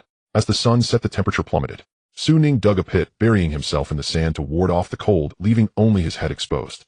He gazed at the swirling galaxy above, a light from billions of years ago. Under the acceleration of time, the rotation of the galaxy sped up countless times, resembling a rushing river. In a daze, Ning felt his spirit drifting, as if his soul were about to leave his heavy body and travel to the other side of the starry sky.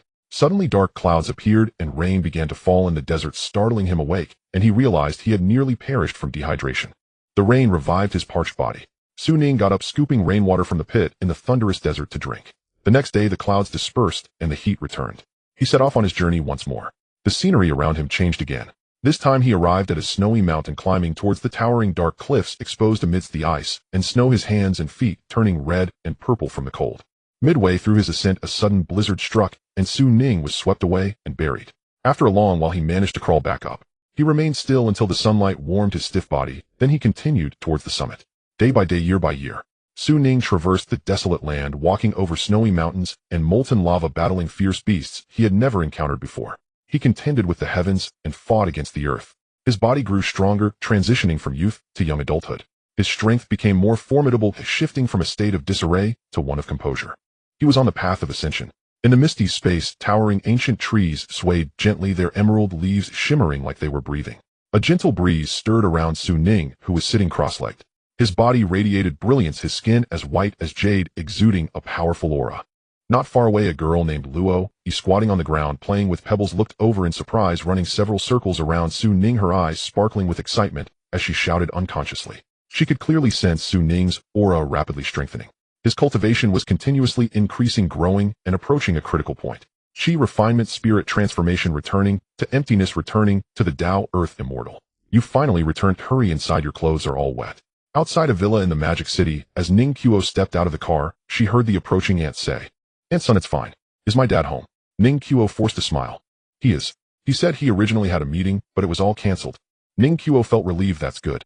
In the Rainflower Alley, due to the typhoon, all the shops were closed, and there were no pedestrians on the street. In the noodle shop deep within the alley, Lin Wan took out the plain noodles from boiling water, sitting at a table alone. She had been silent for a long time, and ultimately had no appetite at all. After thinking for a moment, she got up and returned to her bedroom. Not long after, she emerged again wearing a raincoat and rain boots, grabbed her things, walked to the alley, locked the wooden door, and gazed at the gloomy night sky, letting out a soft sigh. Facing the wind and rain, she blended into the night.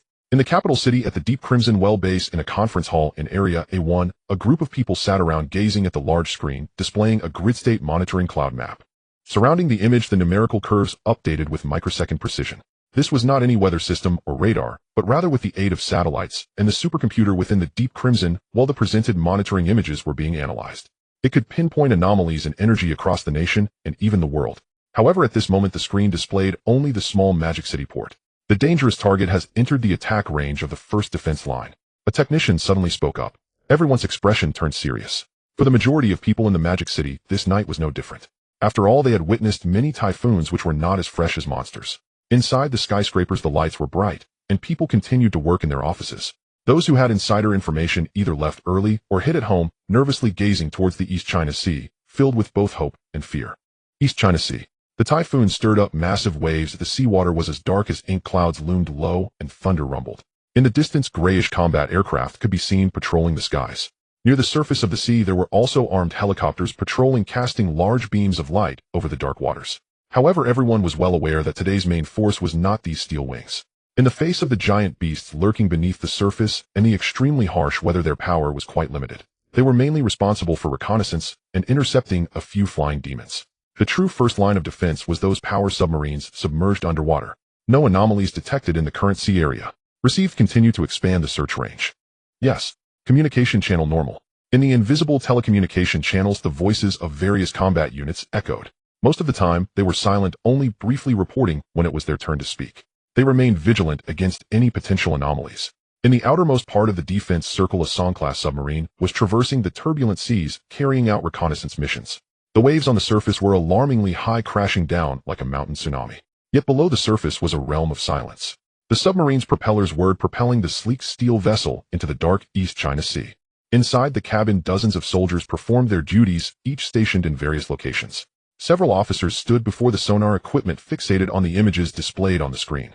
For the underwater vessel that had long lost its windows, this was their only eye. Anomaly detected. Suddenly, the monitoring soldier exclaimed at a distance of 730 meters at 1 o'clock, "There is a large, unknown creature. It's moving very fast. It's approaching us." Everyone's spirits instantly surged. In the image outlined by the sonar, a blurry figure appeared. It was due to the rapid speed at which it swam. According to calculations, its speed is approaching 50 knots. The monitor stated, "There is special energy interference. It is basically confirmed to be a monster." A deputy officer immediately opened the communication channel to relay the discovery. Another person decisively said, "Plan 1 attack." Yes. The moment the order was given, the submarine's ballast doors opened, and the torpedo launch system activated. Under a delay nearly negligible to humans, the underwater launch tube began to shake.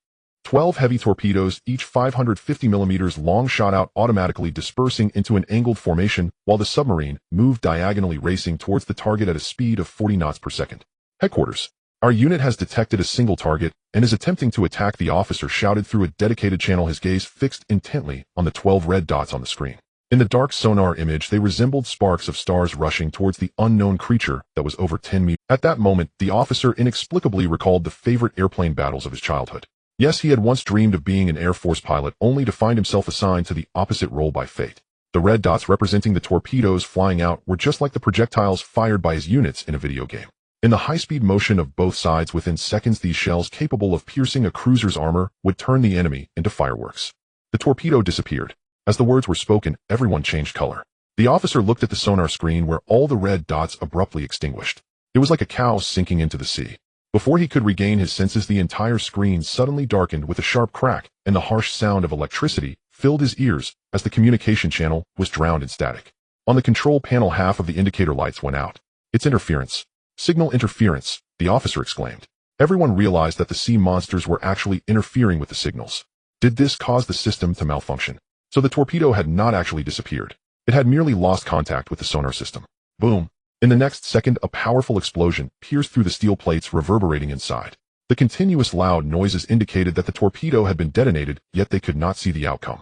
The submarine had no windows, a sonar was its only eye, and now their vision had gone blind. Thud. In the explosion, the submarine suddenly shook and rolled faintly. The sharp sound of metal scraping could be heard. To the right. Something is attacking our submarine, someone shouted.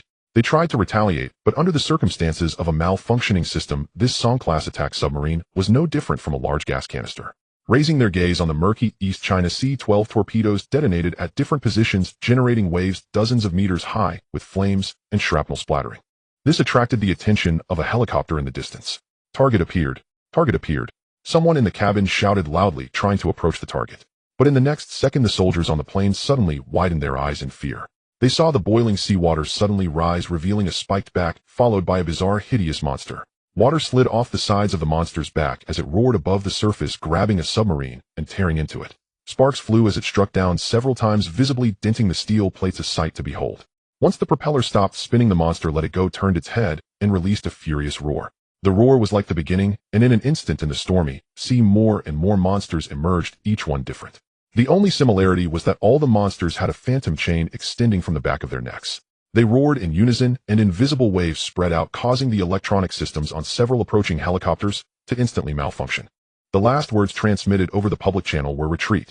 The monsters have entered the first defensive circle and caused signal interference, but we have lost contact with the units ahead. In the central command room of the Fengshen, the radar map flashed with continuous red lights. The commander of the naval forces was busy at the front. The hybrid beings in the hall stood silently in the distance, no one disturbed them. Upon hearing this, the captain decisively ordered, Plan B reconnaissance units retreat, order first and second circle units, saturated attack. Yes. As soon as the words fell, this command turned into a signal spreading out into the sea through the Fengshen's superpowerful transmitter. Monsters of level 2 and above can influence nearby signals, but cannot interfere from a long distance. As the command was issued, the main ship, Fengshen modern-class cruisers, nuclear-powered battleships, and submarines started up one after another, as if viewed from a global perspective. On the East China Sea, the iron fortresses that spread out in a fan shape simultaneously emitted a humming sound, releasing launch pads and loading ammunition. Then, with a loud bang, the first anti-submarine heavy missile was shot out with a roar, spewing white vapor from its tail, drawing a beautiful arc in the air towards the position of the monster horde. This was just the beginning.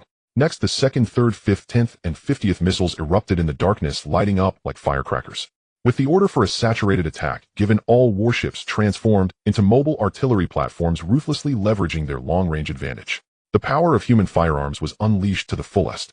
A rain of missiles poured down, plunging into the deep sea, landing among the monstrous crowd, exploding with it. In the distance, in the Magic City, towards the sea, people working in the skyscrapers, hiding in cubicles, were drawn to the flames on the East China Sea and came to the window to look eastward. There were murmurs all around.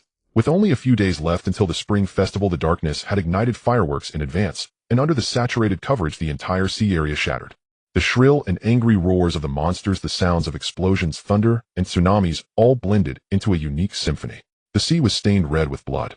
The broken limbs of the monsters flew about.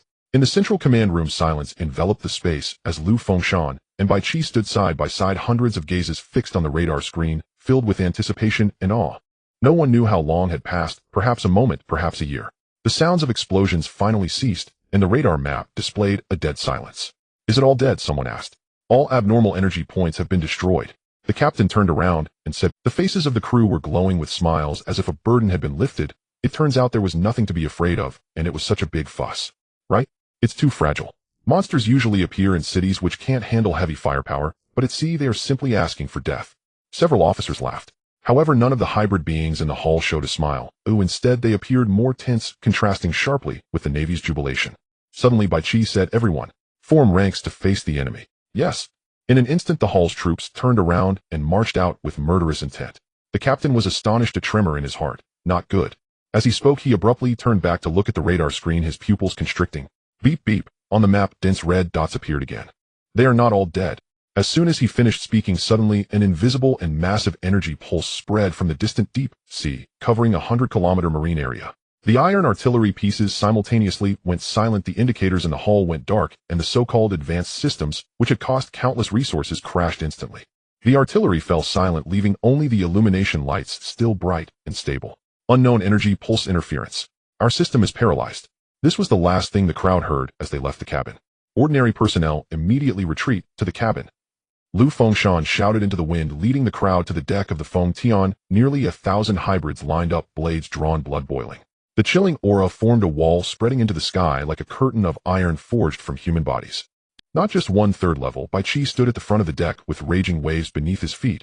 I don't know what method was used to evade radar, sacrificing some monsters to draw fire, while sending another group into the defense circle to emit pulse interference. This is a clever deception. Lu Fengshen stood firmly, spitting. These rascals are even playing with military tactics. But they are not doing well either. This round of bombardment has caused them significant damage. Bai Qi narrowed his eyes as if penetrating the darkness. Can we hit them? I'm talking about that sneaky group. Bai Qi's eyes opened and closed. It's worth a try? As he spoke, he tilted his head back, closed his eyes tightly, and spread his arms as if embracing the sea. At the same time, a faint buzzing echoed in everyone's ears. Amidst the heavy rain, it seemed as if the pause button was pressed. The world appeared to slow down, and the renowned Bai Yan Luo opened his fingers with starlight flickering at his fingertips. Suddenly a beam of bright light pierced through the darkness. In the sea, a sharp roar emerged as a hideous and terrifying monster with a body resembling bone segments leaped up, exploding midair, blood spraying everywhere. The second beam of light struck out, severing a part of the monster's body. The hybrids in the battle sequence looked on in admiration while Lu Fengshen cursed. The mage is impressive, just showing off. Bai Qi closed his eyes, indifferent. You can show off too, as long as you can reach it. Lu Fengshen was about to retort when an unexpected change occurred as half of the monster let out a shrill cry. The chain at its neck tightened, and it was dragged into the darkness. Then a sound of chewing drifted in the wind. Everyone's hearts sank as a massive monster emerged from the darkness, armored with phosphorescent scales, sharp teeth, its water surface measuring nearly 30 meters. In its hand, it clutched a half-eaten corpse. Swish, swish, more and more monsters surged from the sea surface, their crimson eyes gazing over, roaring with a sound that felt like the sky was falling. The lead monster struck the sea surface, sending waves as large as city walls crashing towards the deck of Feng Tian. Lu Fengshen suddenly leaped up, striking with tremendous force, shouting, "Your grandfather Lu is here."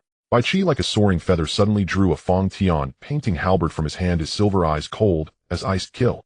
On the deck, 1,000 elite hybrids drew their blades in response. Kill. At the starry night building on the 18th floor outside the window, lightning and thunder roared.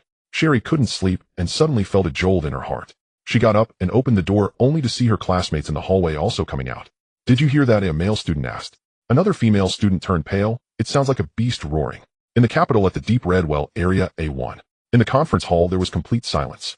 20 minutes ago, the base had lost contact with Feng Tian. They could only rely on satellite monitoring, speculating the situation in the Magic City port by analyzing the energy distribution.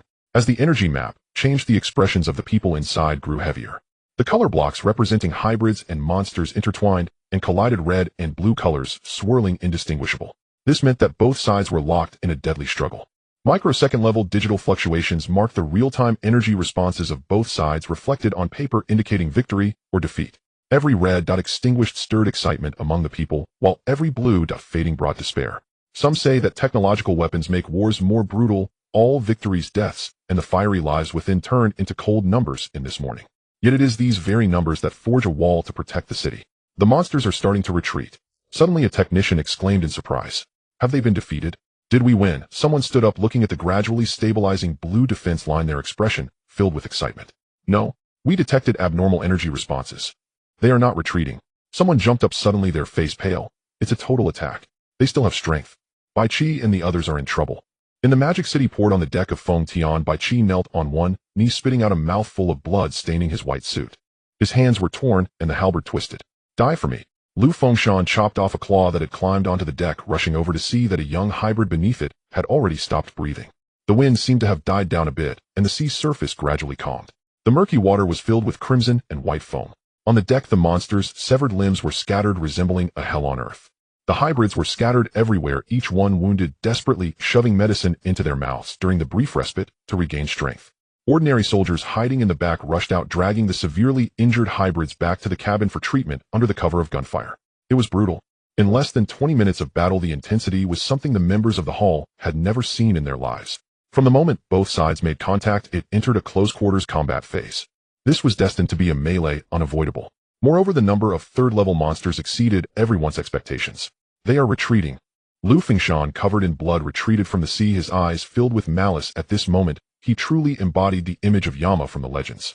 The big ones are coming. Bai Qi wiped the blood from the corner of his mouth, his silvery eyes staring into the darkness. Have you noticed that the one hiding in the distance controlling the monsters has not shown up? Is it that third-level water creature with intelligence? Perhaps it is not good at fighting. Bai Qi replied, what if it is? Lu Fengshen fell silent, turning to look around. The defense line was filled with hybrids, still fierce and steadfast. They were in a meat grinder, yet no one flinched. However, they could not hide their fatigue and weakness. Perhaps just one more third-level monster would be enough to harvest them. Just then a loud bang came from the darkness. In the distance, the surviving, severely injured monsters all crouched down, emitting fearful cries. On the sea surface, a whirlpool suddenly appeared. At the center of the whirlpool was a gathering of all chains. On the deck, the hybrids looked over simultaneously, the sound of the waves surprisingly gentle. Gradually, the seawater began to swirl and rise, forming a water figure in the whirlpool. In the previous second, it stood as tall as an ordinary person. In the next second, 10,000 tons of seawater poured in, expanding into a water giant dozens of meters high. It had no face nor clothing. Its right hand gripped a series of phantom chains, standing amidst the monsters. It mockingly looked down at the hybrids on the deck, speaking in a dry middle voice, insects. With that voice, it turned into countless frenzied whispers, a torrent of information flooding into the hybrids' minds, a mental pollution from a third-level monster in its prime. If it were any other time, it wouldn't have been hard to resist. Yet this moment was different. It hurts. Many hybrids collapsed, clutching their heads, their serrated weapons clattering to the ground. The remaining ones also turned pale. Although Bai Qi and Lu Fengshen were not affected, they could still feel the pressure. What truly weighed heavily on everyone's hearts was the next scene. With the appearance of the water figure, the dead monsters in the sea began to writhe, reassembling and stitching together under the guidance of the phantom chains, becoming new powerful monsters in their prime. Don't panic. This is an illusion. We are experiencing mental interference.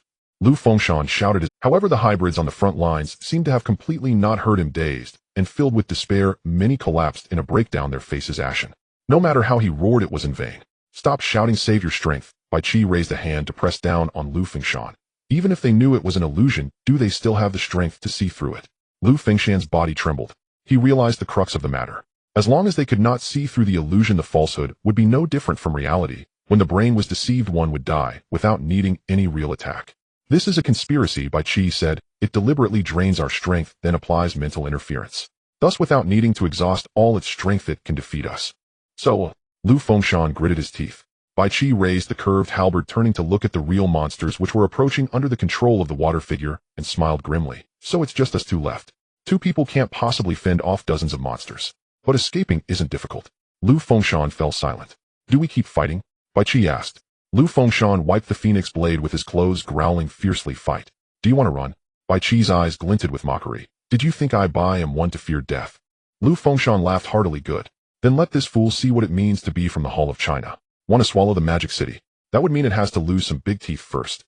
Rough, Bai Qi muttered. Turning his head, he saw the water giant, herding the monsters steadily approaching through the turbulent sea. Bai Qi shouted, everyone face the enemy. In the next second, just as the two raised their weapons behind them, that heavy rain curtain, like a mountain, suddenly trembled. Like raindrops bouncing against a drum surface. A vast, mysterious, and indescribable aura surged